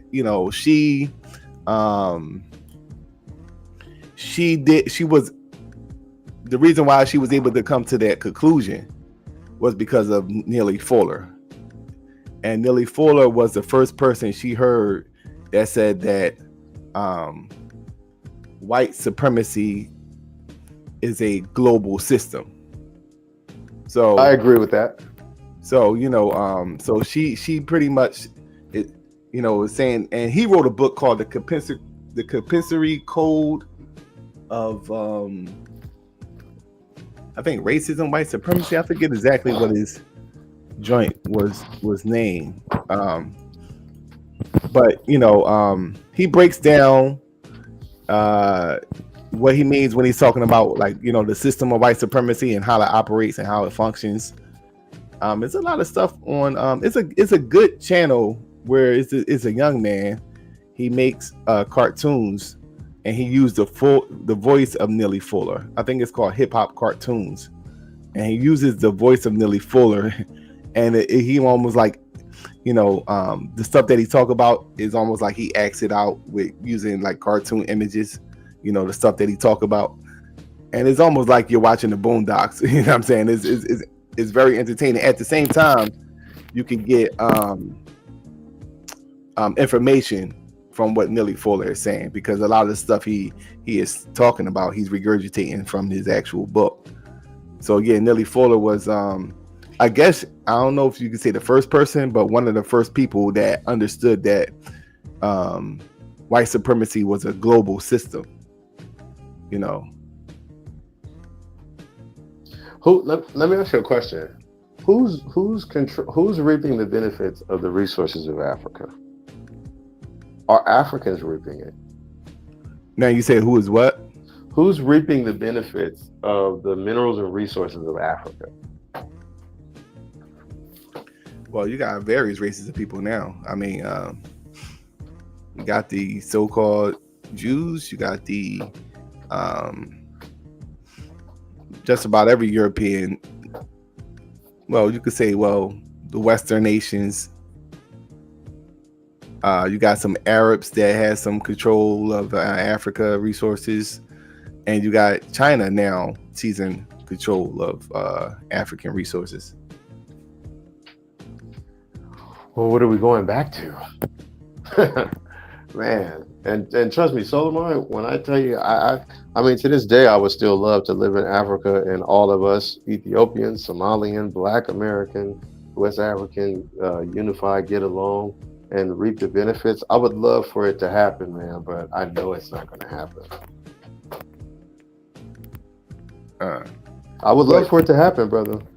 Yeah, well, you're talking about like war at that point. So scared money don't make money. Like you talking about war. Like you talking about who was it? Patrice Lumumba? You know who that is? No. Patrice Lumumba. Let me make sure that is right. You know what I'm saying? But you know, that was like the then president of the Congo, I believe. And you know, the Congo is very you know, resource heavy. You know, a lot of the metals that we use for our technology. Is there a cobalt in the Uganda? Yeah, it's like a lot of precious metals in the Congo. And uranium? Yeah, amongst other things. I can't get into specifics, but oh my god, I do know, like, you know what I mean? So the this is not good. So yeah, he was prime minister. So, you know, you see how quickly they took him out of power.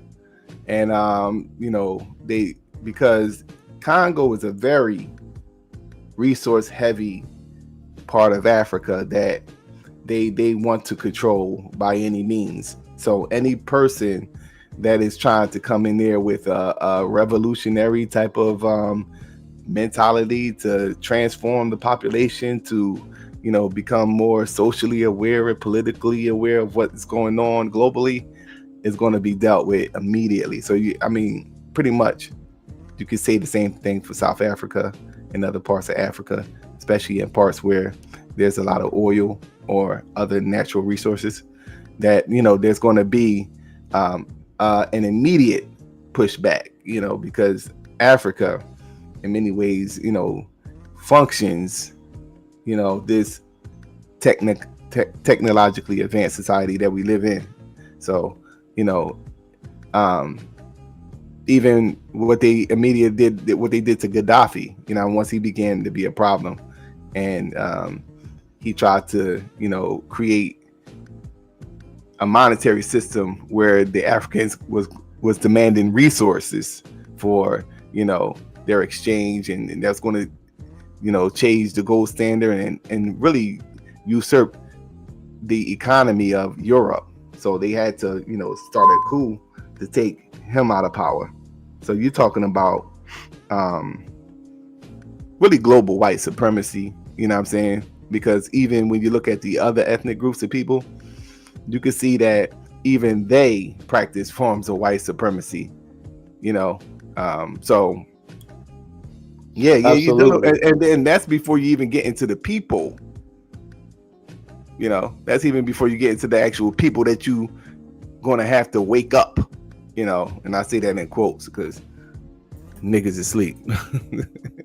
Hey, but you know, I will say this, Solomon, it is possible. It's possible for me to do it here And I might have to grab some of the brothers and sisters that don't necessarily hang out on the streets, but kind of stay out of trouble. And, I might have to go for the more responsible young Black people around here. And obviously, I want to get the brothers and sisters that's hanging out, but I do want them to see something and understand that there's something that's in your best interest. You don't want to do things that's not in your best interest. So, it would be nice to be able to do something like that here, because it is possible. You got a lot of things that you could do, like, you could even entertain. Depending on like what route you want to go. If I start with the karate solar mind, I have the masters that will send my black belt certificates. I have the expertise in it. So if I start with that, that's something that I could do right now. So I want to put at the forefront what I already have expertise in, and then I wanted to put that at the forefront because I can request funds for it immediately. There's a chance I can get a grant to rent out a space and teach karate, and we can start to build as a program, and I can use the karate school to help me start the business program where I get 10 young Black businessmen working jobs to come together and establish an account where they focus on practical businesses and maintaining those practical businesses and then growing into more complex businesses as our capital grows, as our resources grow, but not trying to do too much. Let's just come together. Let's just grab some vending machines. Let's grab a couple of stores that have toilet paper and like a Family Dollar General type of thing. Let's just do that. Really, we should just focus on the vending machines because that's a very quick way to do it. And get enough money to go and grab a store or start a laundromat or have a food spot. Black people should be more open to selling all the cuisines on earth.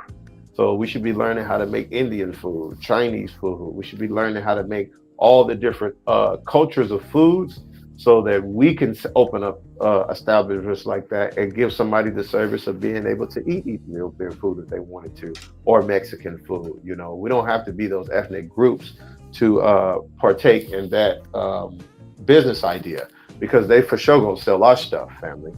So, and if your food is good, people are gonna come and buy it. If your products are good, people are gonna do business with you.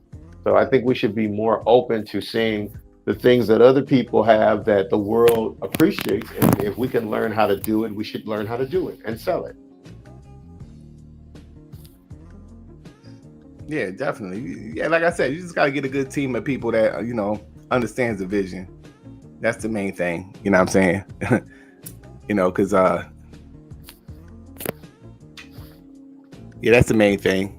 Get enough people to understand your vision. Like I said, you get about a good 8 people, and y'all put y'all money together. And like you said, you start with the vending machines and put them in some good spaces. I know it was like a food cart that would come when I used to do construction. It used to come like during lunchtime, and we used to just go to the truck and buy whatever they were selling. And that was a quick come up because everybody that was working on that construction site would go there to get some hot food. So, it's a dude on YouTube, our brother, who applied for all these jobs and couldn't get a job because I believe he was fresh out of prison. He went and bought a hot dog cart, and he makes more money selling them hot dogs than all of them jobs he went on. Yeah, and going to those industrial areas like Solar was just talking about is the best spot for those food trucks. Like, especially you go out there every day and you out there at lunchtime every day, that's money. And that's a practical business. It's a quick money too, by the end, like about an hour, because they only got like an hour to eat or whatever, 30 minutes. So they all gonna hop in that line. You $15 a little platter, whatever, boom, boom, boom. Yeah. Knock about 30 people out or whatever, you know what I'm saying? I know some food trucks that used to cash people checks too. Yeah. So, then have all the means of exchange too. Like, whether it's the Cash App, tap to pay joint, the little swipe joint that they got now. It's machines you can buy to verify the bills if they're real or not, as well as, you can have your markers there. And it's a practical business. It's not a complicated business. Niggas is crazy, bro. It's practical. You know, it's not doing too much. And then from there, you can start to infiltrate different schools and trades. There, you can send 2 or 3 brothers to go learn construction, a couple of sisters to go become nail technicians, a couple of sisters to go into cosmetology and finding natural solutions and ways for us to do and design our hair that's conducive to our health, not putting anything in your hair or in your body that's not good for you. So we can start to then you know what you should send people into learning different things. You know what you do, Swarthy, Saint Swarthy? You should write a book about ways of to liberate the Black community. And you should write the book, because what the book is going to do is going to force you to look into different stuff, you know, to make sure that everything that you're writing is on point. And you know, just take all the ideas that you have and then, like, you know, make those chapters of your book. You know, economic independence. You know, I don't know if you were the one that was talking about the role of the men in the community, and how you know, and then the role of the women in the community. Yeah, that'd be a good way to, like, kind of, like, you know, have on paper some of your ideas. And you know, to the sisters that are matriarchal, feminist, but they peaceable with me, they're not bothered by my ideas, they're not bothered by what I see to be conducive for us, right? Even with them, I have to have the utmost respect and level for their position and their space and their life. So I would still love to still do business with them as well, even with some of the things that I subscribe to, you know, for my faith as an Israelite, but realistically, Solomon, I want to keep that out of what we should do as Black Americans and sincere family members and friends of the diaspora, you know, but I do think it needs to start with us first as Black Americans. There are things that we can do. Black people have to have infiltrating, you have to get into these different schools and learn. We should be and not as individuals, but as a collective, we should be sending certain of our children to go learn certain things so that our dollar circulates more among us. We're doing business with Black fashion designers. We're doing business with people who have Black restaurants. You know, we have to start getting into these different areas so that we can spend the dollar back with each other. You know, I have to be able to go to a Black supermarket to put my money back with Black people. I have to be able to go to a Black clothing designer, right? A Black car dealer, a Black car brand, right? I mean, obviously that's on a huge scale, but just something that make you think, Black people. You know, we and it's ways. Humble down, Black people. Do it on the smallest level. Go learn how to cook. Go learn how to be a nail technician, like I said. Go learn how to paint. Go learn how to do plumbing, right? Because those are the things that can give you self-sufficiency. Let's get into engineering, technology, and science, so we can understand how things work, so that if we do have to do it as our own people, we can. That's the only way our dollar's gonna circulate. I can't go and buy a car by a Black designer or Black car brand, you know? So, I mean, I see what you're saying, Solomon. It sounds wonderful, but it's an uncomfortable truth that you got to have with Black people. You got to get off them jobs. You got to come together. You got to stop being individuals, and you have to forgive each other. And the Black people that are sensible enough to come together with, you got to sit down and at least have the conversation. We're not enjoying our families. We work in jobs. We get harassed by people who have an anti-Black American sentiment on the damn job. You know, you could be a Black man, a Black woman working a job in America, and you could be knowledgeable, physically beautiful, have everything, and they'll do business with somebody else just simply because of who you are. You know, we got to stop putting our brothers and sisters in these positions where they have to go get a commission in a situation where they have to overcome being Black. If it determines whether or not how much money you make. You know what I'm saying? Black people love football. I'm a big fan of football. But if we're gonna keep football, then we need to make it about us. meaning bring forth our own organizations that's owned by our own people in our own leagues, no matter how hard it is, Black people. It's about the uncomfortable change that we have to make. We have to really embody the idea and strive for sovereignty and true freedom. You know, do you think it would force America's hand, soul, or mind if Black people overnight got it together, stopped using profanity, stopped using the N-word, carried themselves with class, came together with their finances, and started businesses to where now we don't have to work jobs anywhere? Do you think the FBI and the CIA would bomb us like they did Black Wall Street or any of that stuff?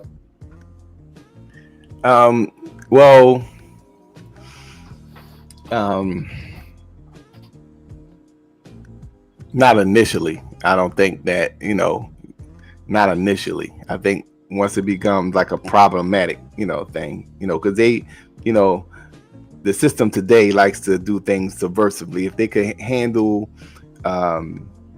you guys without having to do that, they would, so initially they'll most likely try to buy you out if it's something that's successful, or, or they'll try to sabotage.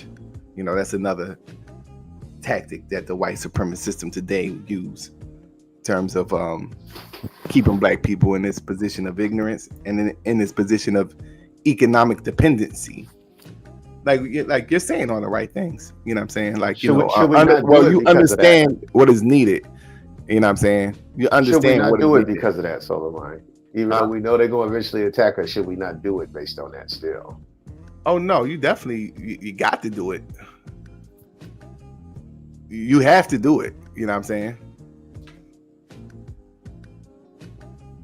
And it's really a conversation that you got to have with men. Because in terms of reestablishing control of the community. You know what I'm saying? Right. I am going to have to come together with probably starting with about 10 to 11 good brothers I know that work jobs and that are responsible. But as far as going to the youth and stuff like that, I do need to go and definitely get an organization going and start with them and show them that there is a much more conducive way to live. You could start like think tanks, like, you know what I'm saying? Because it's some brothers out there that's, older and that, have those same, ideas, but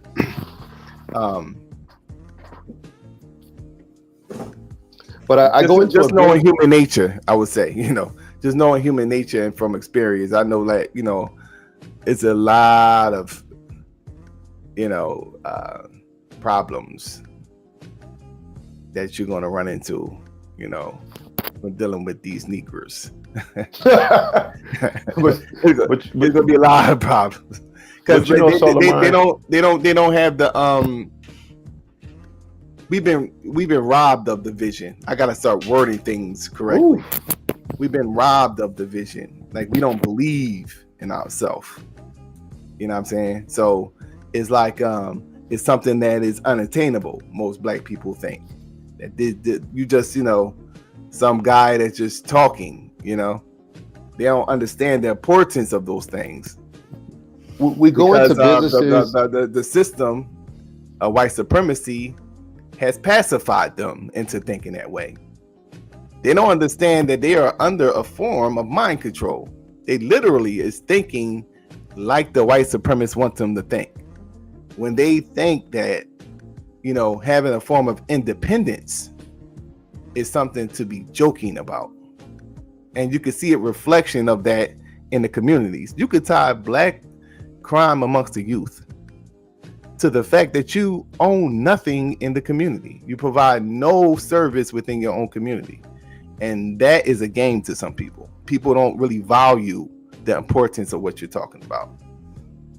How many times you go into a place, Solomon, and you see 2 or 3 of our people in there working, who 2 or 3 of them could have came together with a business idea of practicality and liberated themselves from the workplace? Because we don't love each other that much. That's why, Black people. We'll sing that they not like us and do the LA dances that the world is doing right now because of Kendrick Lamar. we'll we'll do that type of stuff, man. But just something as simple as, okay, let me and 8 or 9 other brothers come together and let's just start getting these vending machines and hot dog carts and humble down. You're too proud to sell a hot dog, but if we was humble enough to sell it, we would end up having more money than working the jobs that we're working. I mean, even those people who have really good jobs, you know, for us to humble down and come together would be financially conducive immediately. And it would take a lot of stress off of Black people to not have to work for anybody, but to have a functioning community that's self-sufficient. It would help a lot of Black people stress-wise. It would take a lot of health. It would take a lot of stress off of you, your brothers and sisters. But I go into businesses and I see them, so am I. I worked at the airport and saw them. Every place I ever worked, I saw it. Our people we're all on these jobs and we got these wonderful careers, but we should be able to go and travel the world for years at a time with a sincere unity if we wanted to.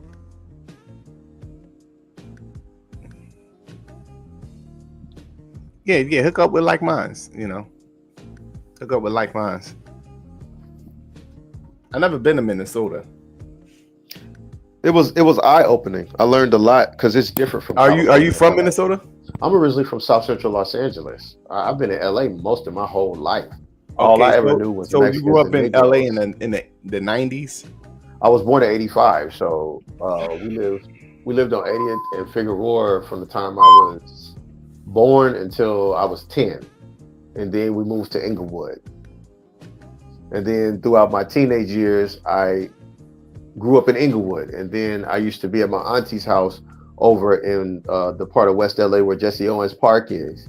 But sometimes we would be visiting family somewhere in Watts or in Compton. Like growing up in LA County, you're liable to be in Long Beach, Compton, Watts, Inglewood, the Nickerson Gardens, the PJs, the jungles. You're liable to be in any of those places on any given day. So what made you go to Minnesota? I was under a lot of stress in LA. I wasn't making a lot of money. I was homeless in Los Angeles, and I would go into my fights homeless, and I just wanted to get somewhat of a break. I was in a very dysfunctional marriage, and I just wanted some type of break from California. So at the time, my favorite team. You were homeless. Were you like homeless, or you were living with somebody? Sometimes I would be living with other people, but then sometimes I would be homeless as an outside all night. Okay. So, or I would have to sleep in a laundry room or something like that. So, growing up in South Central, you know, I saw a lot. You know what I'm saying? I saw a lot in Inglewood. I saw a lot in Compton. I got a friend today that's doing 104 years to life from Palmer Block. And me and him used to smoke weed every day, listen to Snoop Dogg, Ice Cube. You know, every now and then we would have some Eves come over and bust it down on us, and you know, just everyday life in South Central Los Angeles or in Compton or in Watts, or just if you live anywhere in the ghetto in LA. So, you know, I saw a lot of stuff. On walking to elementary school, you know, I knew the difference. I knew that the women with the short skirts on, I knew they were prostitutes. I knew they were selling their bodies. I already knew what sex was as a child. I knew that the Mexicans with the khakis on and the white t-shirts with the shades, I knew they was SA. I knew they were Mexican gangbangers.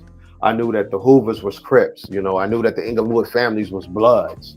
You know, I was aware of my surroundings even as a kid going to elementary school, because I mean, you don't stop being a kid just because you grew up in the ghetto, but you are aware of your surroundings. I'm sure for a brother that grew up in the Third Ward somewhere in Louisiana or New Orleans, you feel me, or whether it's the different projects in New York, whether it's the Bronx, or you know, just the different ghettos around America, if you will, right?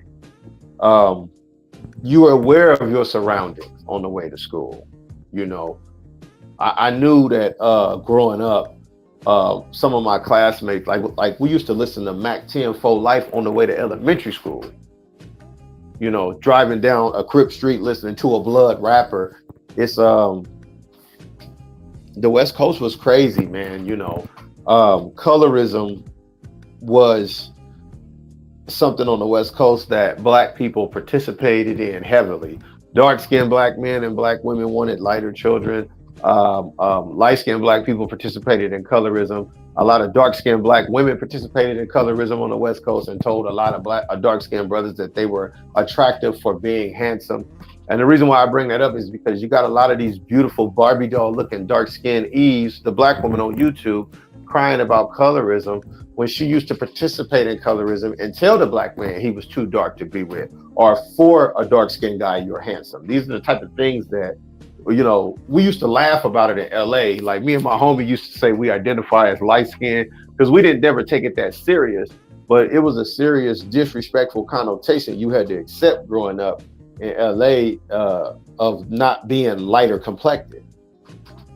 So I had to attest to that being a true thing, but it was primarily a lot of women that participated in that.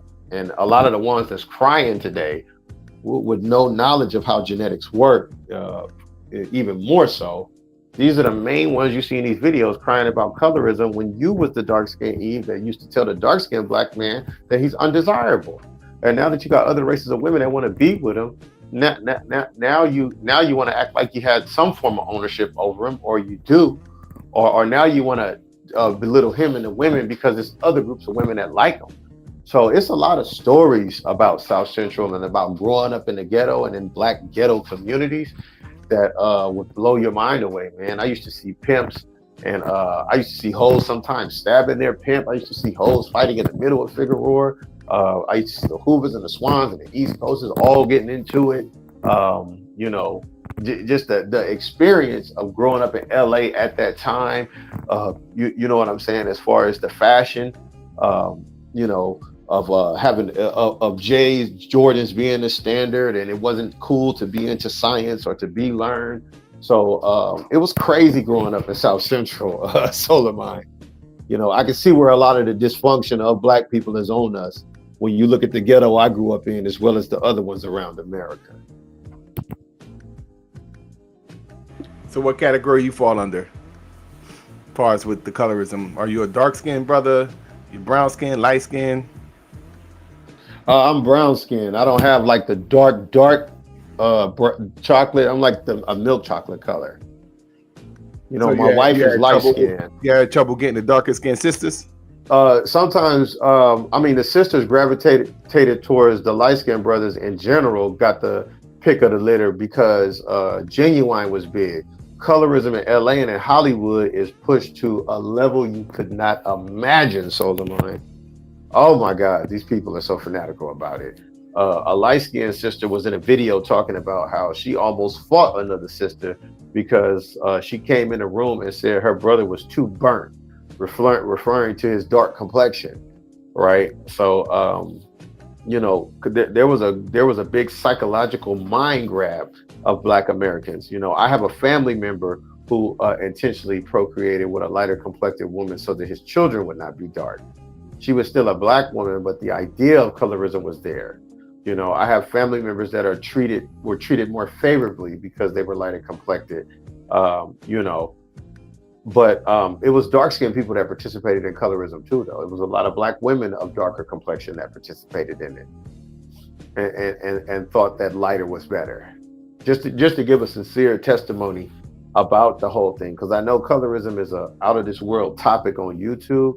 And before my guy got shot, I would have had him come on the panel, man. He would tell you that he used to date women on the West Coast, and they would tell him for a dark-skinned man, he's handsome.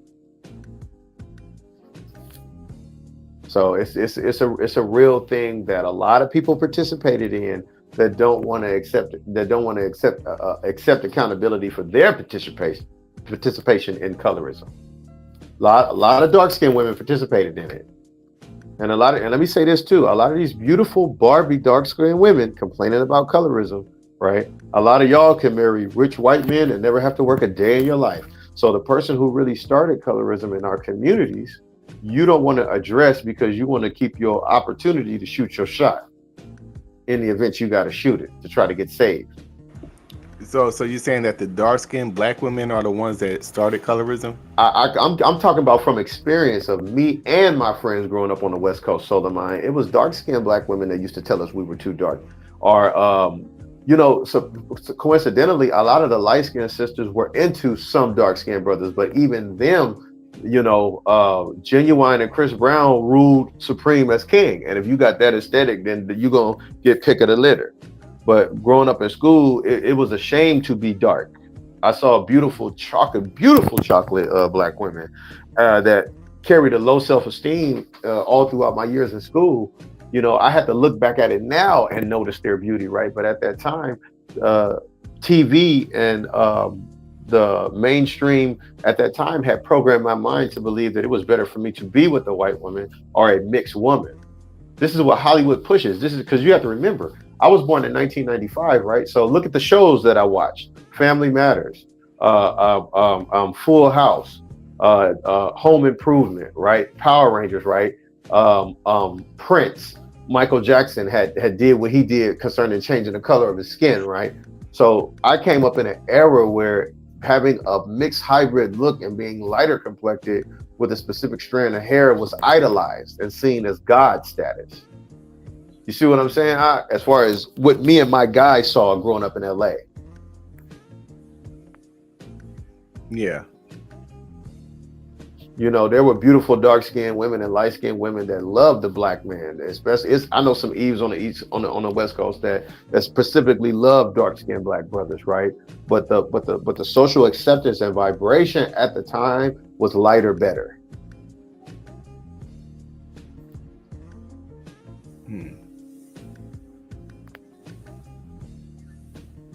That's what it was like in South Central, in Inglewood, in Compton, and Watts. Yeah, I'm kind of surprised that that's in Cali. At that time. Oh, you know what? I take that back. I was starting high school, I believe, in but 97. I think Southern California, where Los Angeles is in Southern California, right? And then Oakland is in Northern California.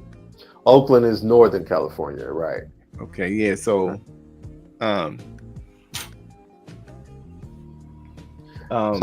brothers and sisters, Soul of Mine, had already lost their virginity. Some of us at like. So from what I heard that this is more so in Northern California. I heard that most of the black men date white women. I'm not saying that's not true, but I could just getting the testimony from me being from South Central, right? Barbie's white, Batman's white. You see what I'm saying? It puts something on you psychologically to always associate the lighter complected humans or white people with godliness and cleanliness and the standards, right? So when you just look at if my sister had needed a Barbie in 1998, Barbie was white. The Barbies that they would see on TV were white, right? Superman is white, right? So there was the so-called white man is who set colorism up, if I'm not mistaken, correct, Solomon? The what? Was it the so-called white man that started colorism, the origins of it? I guess you could say that. You could say, especially here in America. Yeah, I wouldn't push back.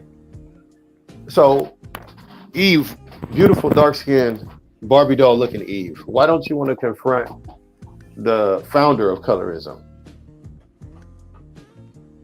Why you don't want to do that? Telling my wife that she's not black. My wife is a light-skinned black woman, by the way. Telling my wife she's not black. Telling a black man they'd rather him be with a white woman than a light-skinned black woman. Like, man, Solomon, when I tell you that thing is fanatical, And these people that cry colorism wasn't even paying attention during the time of the science class where they went into genetics. I didn't know very much about genetics or science or the Bible until I started preaching and coming to these type of circles. you know, and battling with people from the Kemetic community. And I remember the first time I came across you were hosting a debate with Gold Mine and Gorilla Hebrew. Oh yeah, that was a minute ago. So you so it's a lot of interracial dating. Yeah, man. That, like, in your mind as a black man, whether you in the streets or whether you square it up at school every day doing your stuff, it was always embedded in us mentally that lighter was better. And we just subconsciously we couldn't see it because it's normalized when you think about it. Lighter's better. So the brothers are white more for the white girls. You saying if they had the option of picking between a white woman and a black woman, psychologically, white women had the money, they had the resources. We lived in ghettos, with the exception of black people that had some money, right? But it wasn't more black people with money than more white people. You see what I'm saying? If growing up based on what we was taught, if you let's say after high school gave us the option of picking women that weren't black based on what we taught, we're going to pick them. We're taught that that's the trophy when you walk in public, you know, having a foreign woman, not your own natural born wife. And then you have to think about it. The most beautiful of black women growing up in LA, right? And Compton and Watts and Long Beach. Who do they have access to? They have access to all the rich white guys that live on the beach, Malibu, Hermosa Beach. Are all the rich foreign men that live on the beach, right? Because with the exception of the black men that are athletes, most of the people that have the wealth that live along the beach areas in California are not black Americans. So from those like Armenian kids, Jewish kids, they generally have a more of a financial start to their life than black men do in LA. So as a result of that, women, obviously it's their nature to want a man that has resources, right? So it's a lot of things that played and factored into the interracial vibration of dating in LA, because I know a lot of brothers and some sisters would try to date Mexicans, but Mexicans do practice cultural racism against black people. So they get disowned by their community, or if you're a black American man dating a Mexican woman, you might get jumped by her brothers. You know, if you're not on your stuff with your strap and some black men that's really with the business, where they just know better than to not to do something like that. But if you by yourself, let's just say you a square black dude in California into science or something, and you date a Mexican woman and her brothers are all gang members or they're just street guys, they're going to jump you. So it's weird. Everybody was in elementary school, it was the shit to say I'm mixed with Chinese, Russian, German, etc. You see what I'm saying? It was never looked at as cool to say I'm mixed with African or I'm black. New Kim said, he said, now he lying. He says, I was born on 80th and Figueroa. He said he is what we call a buster. I was born in South Central Los Angeles. The Hoovers was still Crip the Hoovers was still Crip when I was a kid, before they even started wearing orange. I got other homies from other parts of LA that would tell you the same thing. Most of my homies in LA are married to non-black women. Like, what are you talking about? Are you from LA?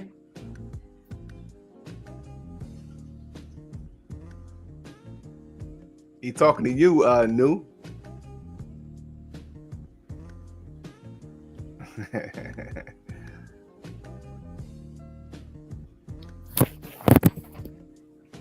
But Jay, I understand where you're coming from though with the colorism. But growing up in the ghetto, it's not a sincere story out there about colorism. They're not being honest about it, so am I.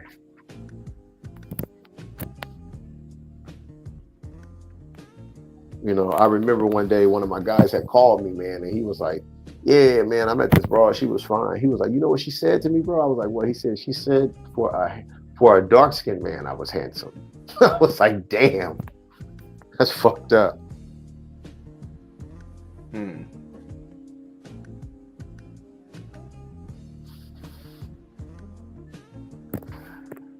I don't really pay too much attention to the chat no more, Solomon, because they trolling. Don't pay attention to them. They trolling. Man. Me and Sabio are supposed to meet up with a fight promoter and take a fade in St. Louis. So Oh, I mean, really? I am a fighter at the end of the day. So I fucked up plenty of people. I don't think I'm the baddest motherfucker in the world, but you know, I just know in real life you can't talk to a man like that. It generally resorts in somebody getting stabbed, shot, fought, or something of that nature generally happens. So you can talk tough on YouTube and all that stuff. And like I said, Solar Mind, I don't think it means I'll win every fight or even whoop his ass. But I'm definitely fucking willing.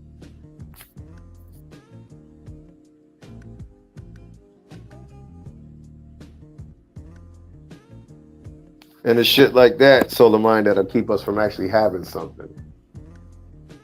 Yeah. They just trolling, man. We just, this is my day off, so I'm chilling my damn self. So.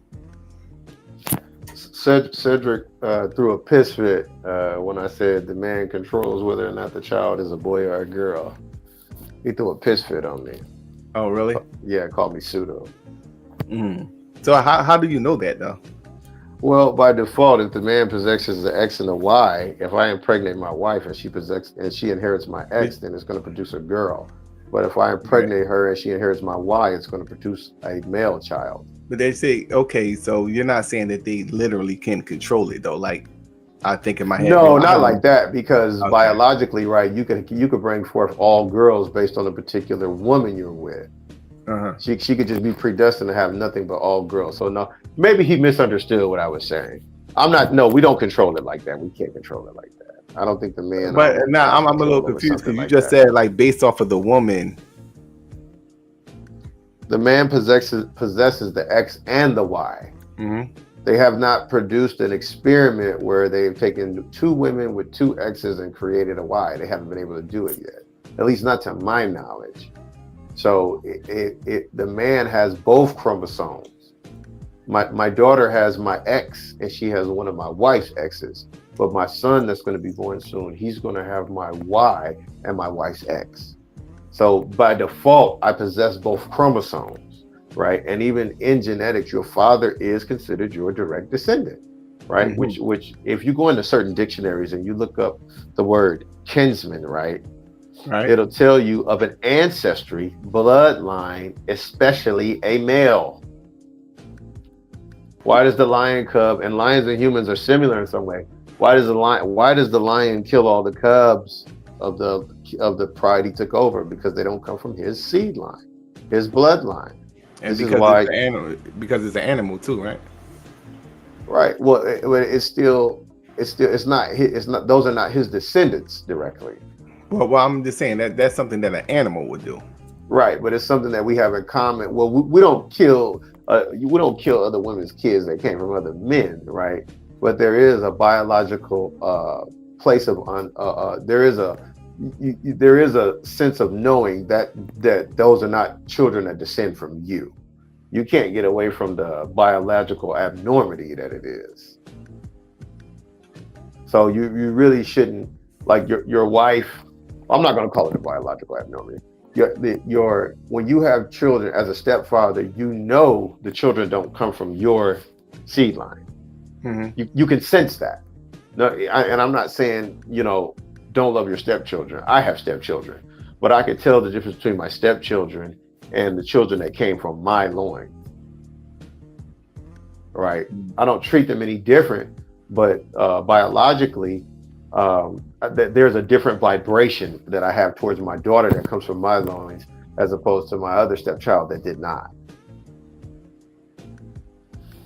So there's a sense of knowing, which is natural. So that, for example, if a man has children with two different women, they can still, those women still brought forth his direct descendants. But if you're with a woman that has a child from another man, that's a different man's direct descendants, and she brought forth his direct descendant with the child she had with him. So one of the things I most recently found out is that the placenta does come from the man. So and then just based on what I see in observable nature, Brother Soleimani, it is a man's world, as uncomfortable as that makes people. I didn't used to believe stuff like that, When I was in California, you know, I didn't care if the leader was man, woman, it didn't matter to me. But as I matured, I noticed that the way humans work, it's a man's world. Yeah. And you have to be able to, the man that rules the world dictates the rules. That's the man that's truly free, that has the resources, that runs the planet.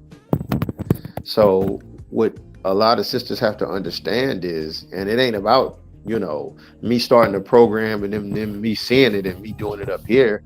You have to start considering the men of your race that are honorable enough to invest in. And the black man has to come back and become the top dog in the earth for black people to really be free. Because as long as it's the other groups of people, we're only going to be able to do so much.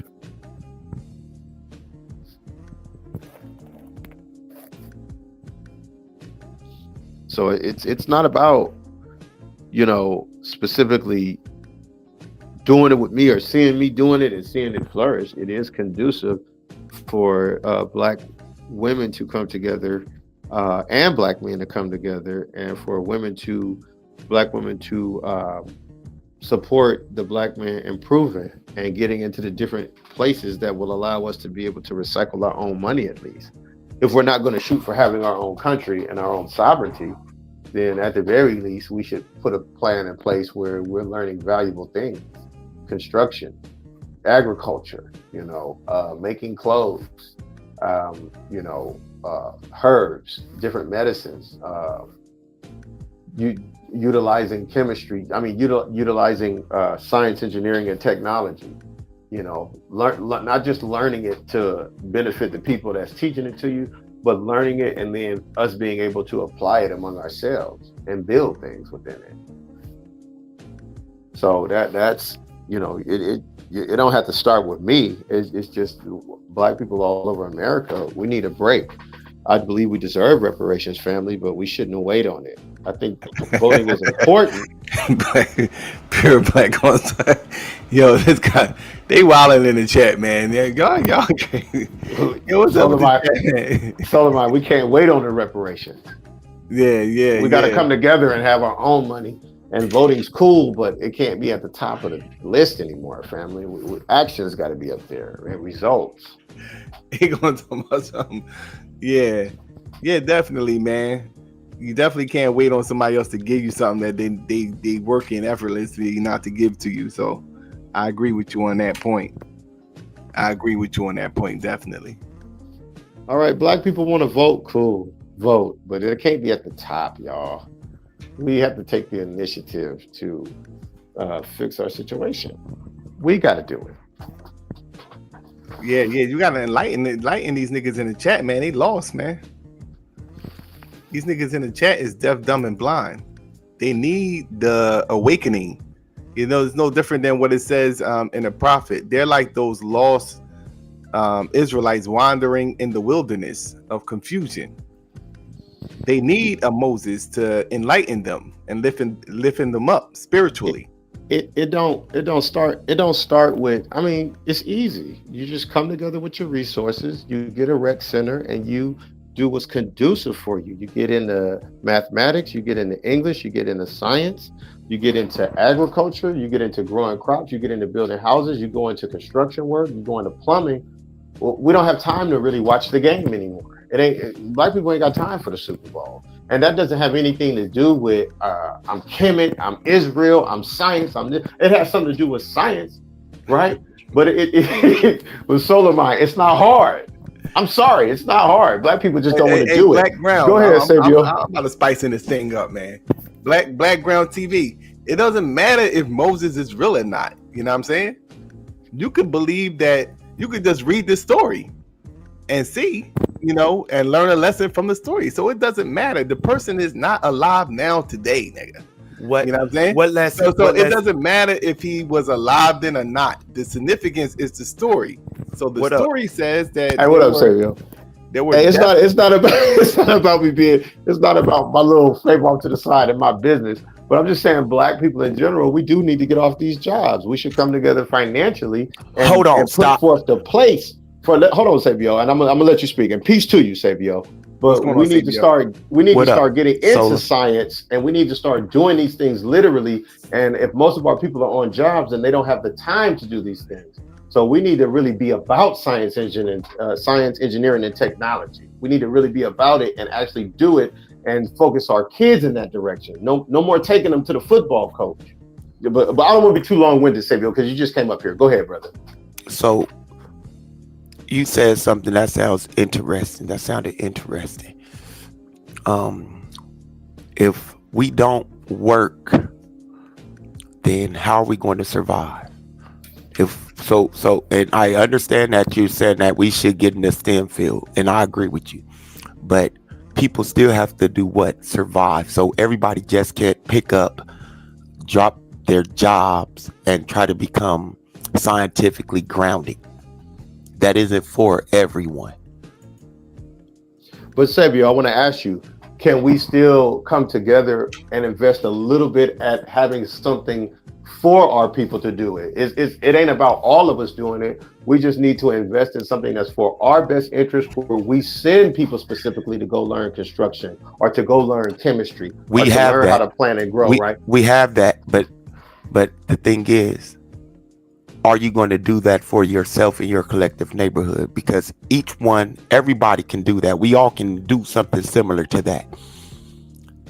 Is that going to actually make an overall impact on African Americans as a whole? Well, if we're working our jobs, right, Sabio, but we're still investing money in practical businesses, we're not quitting our jobs. We're just investing in something that will allow us to quit and focus on the business aspect of what we have. I'm not saying brothers should just quit their jobs and sisters right away, but we need to put ourselves in a position where we're only collecting money from our businesses and not working jobs. So that needs to be the end goal. Everybody's not going to be a business owner. Everybody can't be a business owner. He's not saying that, Sabio. Yeah, what do you disagree with what he's saying though, Sabio? Like, you don't think we should, kind of become more independent business wise and put our money together and begin to form stores and stuff like that? You disagree with that? No, I don't disagree. I just think it's this utopia shit is a little far-fetched. So what we are and what we have always done is Black African American men, or black, whatever y'all want to call them. I call them African American. Call us Africans in America, or African Americans, because that's what we are. What we've always done was built up pockets of communities and people that did business. And in those businesses, you're still going to need what? Workers. So no matter what, you're going to have to work. But this black utopia, that it sounds like you're talking about, I don't, just too far-fetched. We live in a nation that has set up certain laws and things that we have to abide by. It's unfortunate that this is our situation in the Americas today. Okay. But we're a nation ruled by a nation. Right.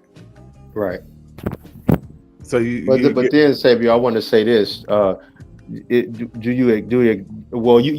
acknowledge that it's conducive for us to do, I can tell. So I'm not going to ask that. But I just think that, like I said earlier, Solomon, it's one of those uncomfortable changes we have to make. And Sabio's proven that our people don't have the vibration to make that change. What? It's for us to come together and be that utopia, right? Hold on. Sabio? First off, black people we have to make. To say that it's far-fetched means you don't believe we can make that change. Together. We have always came together, and we continue to come together. That doesn't mean it's going to be a utopia. Why you gotta use the term utopia? Why you gotta use the term utopia though? Because it sounds like you're looking for a black utopia, a world ran and governed by black people and all that. And that's a Hebrew Israelite fantasy. Wait. So you're saying that a community, let's start there, that's ran by black people is something that we shouldn't aspire to do? No, I did not say a community, because we got communities ran by black people. You're not listening on purpose. No. Don't. You're not listening on purpose. No, what I'm saying to you is that You're I want to move away from utopia. Bro, so that I used you're to not. move. You're not listening on purpose, because we have communities. We've always made our own communities. So why and do we you still use the have term those? utopia? Because a utopia is not a community. But nobody said utopia up here though. Hey, bro. But you. Hey, I understand that it wasn't mentioned, but I know how to listen and pick up signs and sounds and things that you may be overlooking, because Sabio, so should we there's some continue to spiritual work- shit. Sabio, Okay. I gotta ask you a question now. With both y'all. No. Wait. So maybe I'm off. Maybe because Let me ask him this really quick. So hold on a second though. Maybe I'm off because maybe he said he sees some things that I don't see. So are you, Saint Swarthy, talking about a black utopia?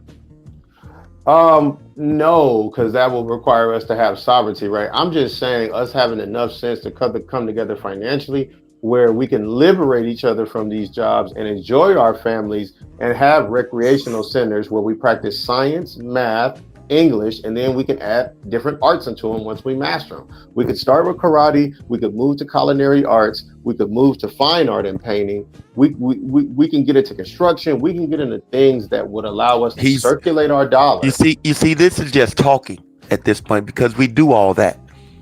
We have those centers, we have those communities. Because you're not exposed to them don't mean they're not out there.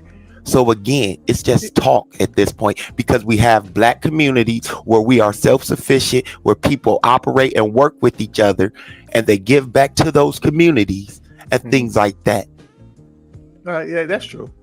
So where I live, it's just talking. Black people work jobs. It's not just talking. We're working jobs all over America. And whether black people are business minded, white people work, not, Mexicans work, Asians I'm not talking work, about them. Everybody works. Sabio, I'm not talking about them. Just because something is conducive and other people are not doing it, it doesn't mean you shouldn't do it. I don't give a fuck about what they're doing, Sabio. It will be conducive for us to come together right away with our finances and liberate ourselves. We from do these come jobs. together. Give me We're not just a going to second. liberate ourselves Give me from just a these second. No, we don't. jobs. We're not going to free ourselves from these jobs. We're not going to free ourselves from these jobs. We're not going to.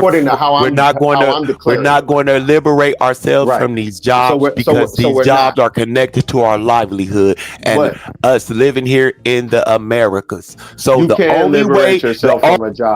only way, the only way that we are going to have this world that you're thinking of is to be sovereigns and have our own sovereign land. But you don't have to be. You see how you compare this to the other nations? You don't have to be sovereign to come together with your own people and look out for each other financially. Even black people that work, if we was on code like that, then our people wouldn't be going to the county for food stamps, or our people wouldn't be going to other places to seek help of any sort. I live in the real world, bro. Our people are working jobs. You don't live in the real world. You live in the bro. Our people. I live in the real world, bro. Somalians is about Somalians. Ethiopians is about Ethiopians. They're not rocking with no type of Pan-African contact. The other groups of people are about liberating their people from workplaces and them driving around all day in the Benz looking at the other groups of people work.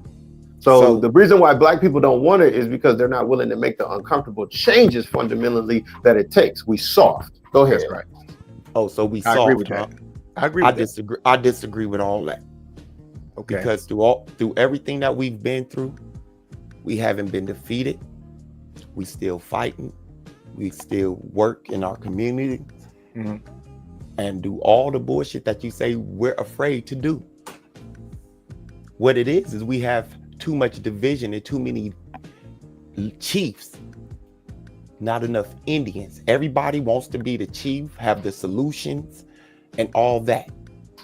We should try to go back to the Levant and steal these people land.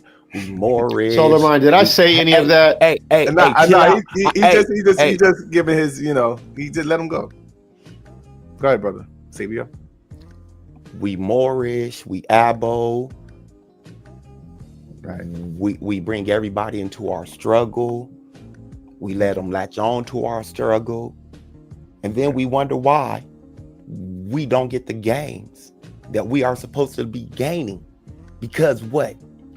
We got this whole kumbaya.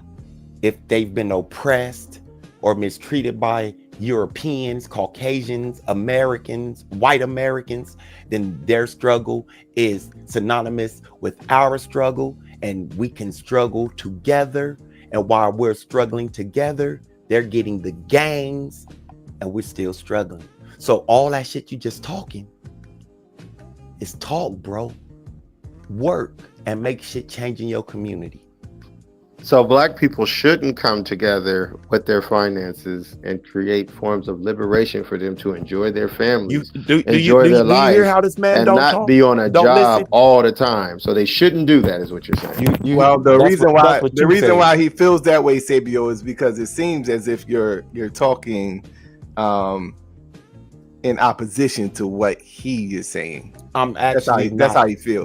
I'm actually saying we come together in communities. We have communities that work together and are self-sufficient, self-sustaining, but they still have to do what? Operate under the American parameters and guidelines because of what? The system that they operate in.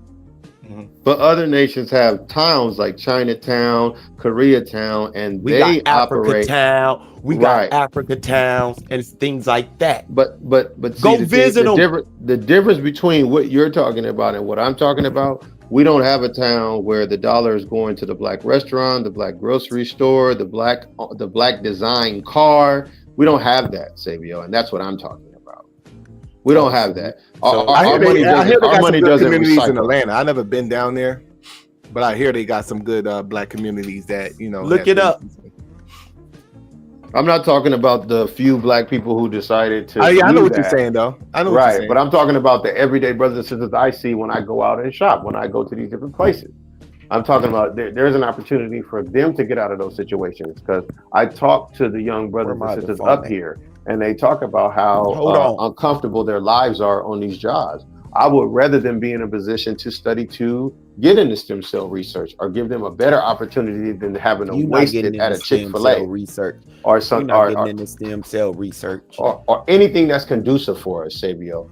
Anything, whether it's construction, whatever. I would rather us be going forward with that instead of having to work at a job. Like I talked to some young blacks about their situations. Africa Town, also known as Africa Town, USA, and Plateau, is an historic community located 3 miles north of downtown Mobile, Alabama. It But was what about formed by a South group Central of Los 32. Angeles? Hey, can I finish? Because people thought I just made up something about Africa Town. Okay, go ahead. So I need you to sit back and listen for 1 second. Let me finish. Africa Town, also known as Africa Town, USA, and Plateau, is an historic community located 3 miles north of downtown Mobile, Alabama. It was formed by a group of 32 West Africans who in 1860 were brought and transported against their will in the last known illegal shipment of slaves to the United States. The Atlantic slave trade had been banned since 1808, but 110 slaves held by the Kingdom of Dahomey were smuggled into Mobile on the Clotilda, which was burned and scuttled to try to conceal its illicit cargo. More than 30 of these people, believed to be